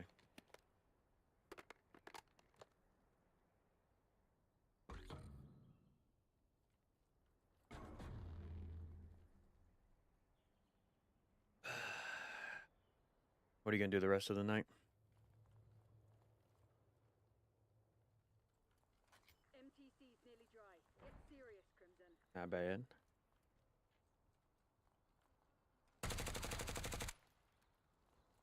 What's up?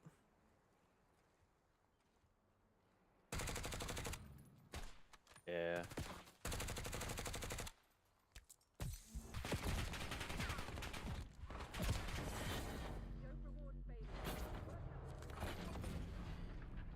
I don't know how much longer I'll be on. Yo, Finn, you should fucking kill yourself. That's how you're gonna win this game.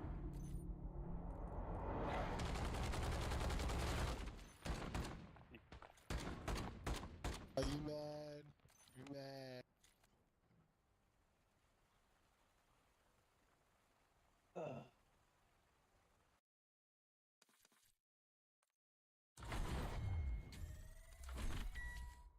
Fuck it. Chad, I'm gonna hop on just chill for the night.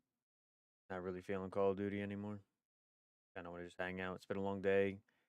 Watching a CDL, watching Halo.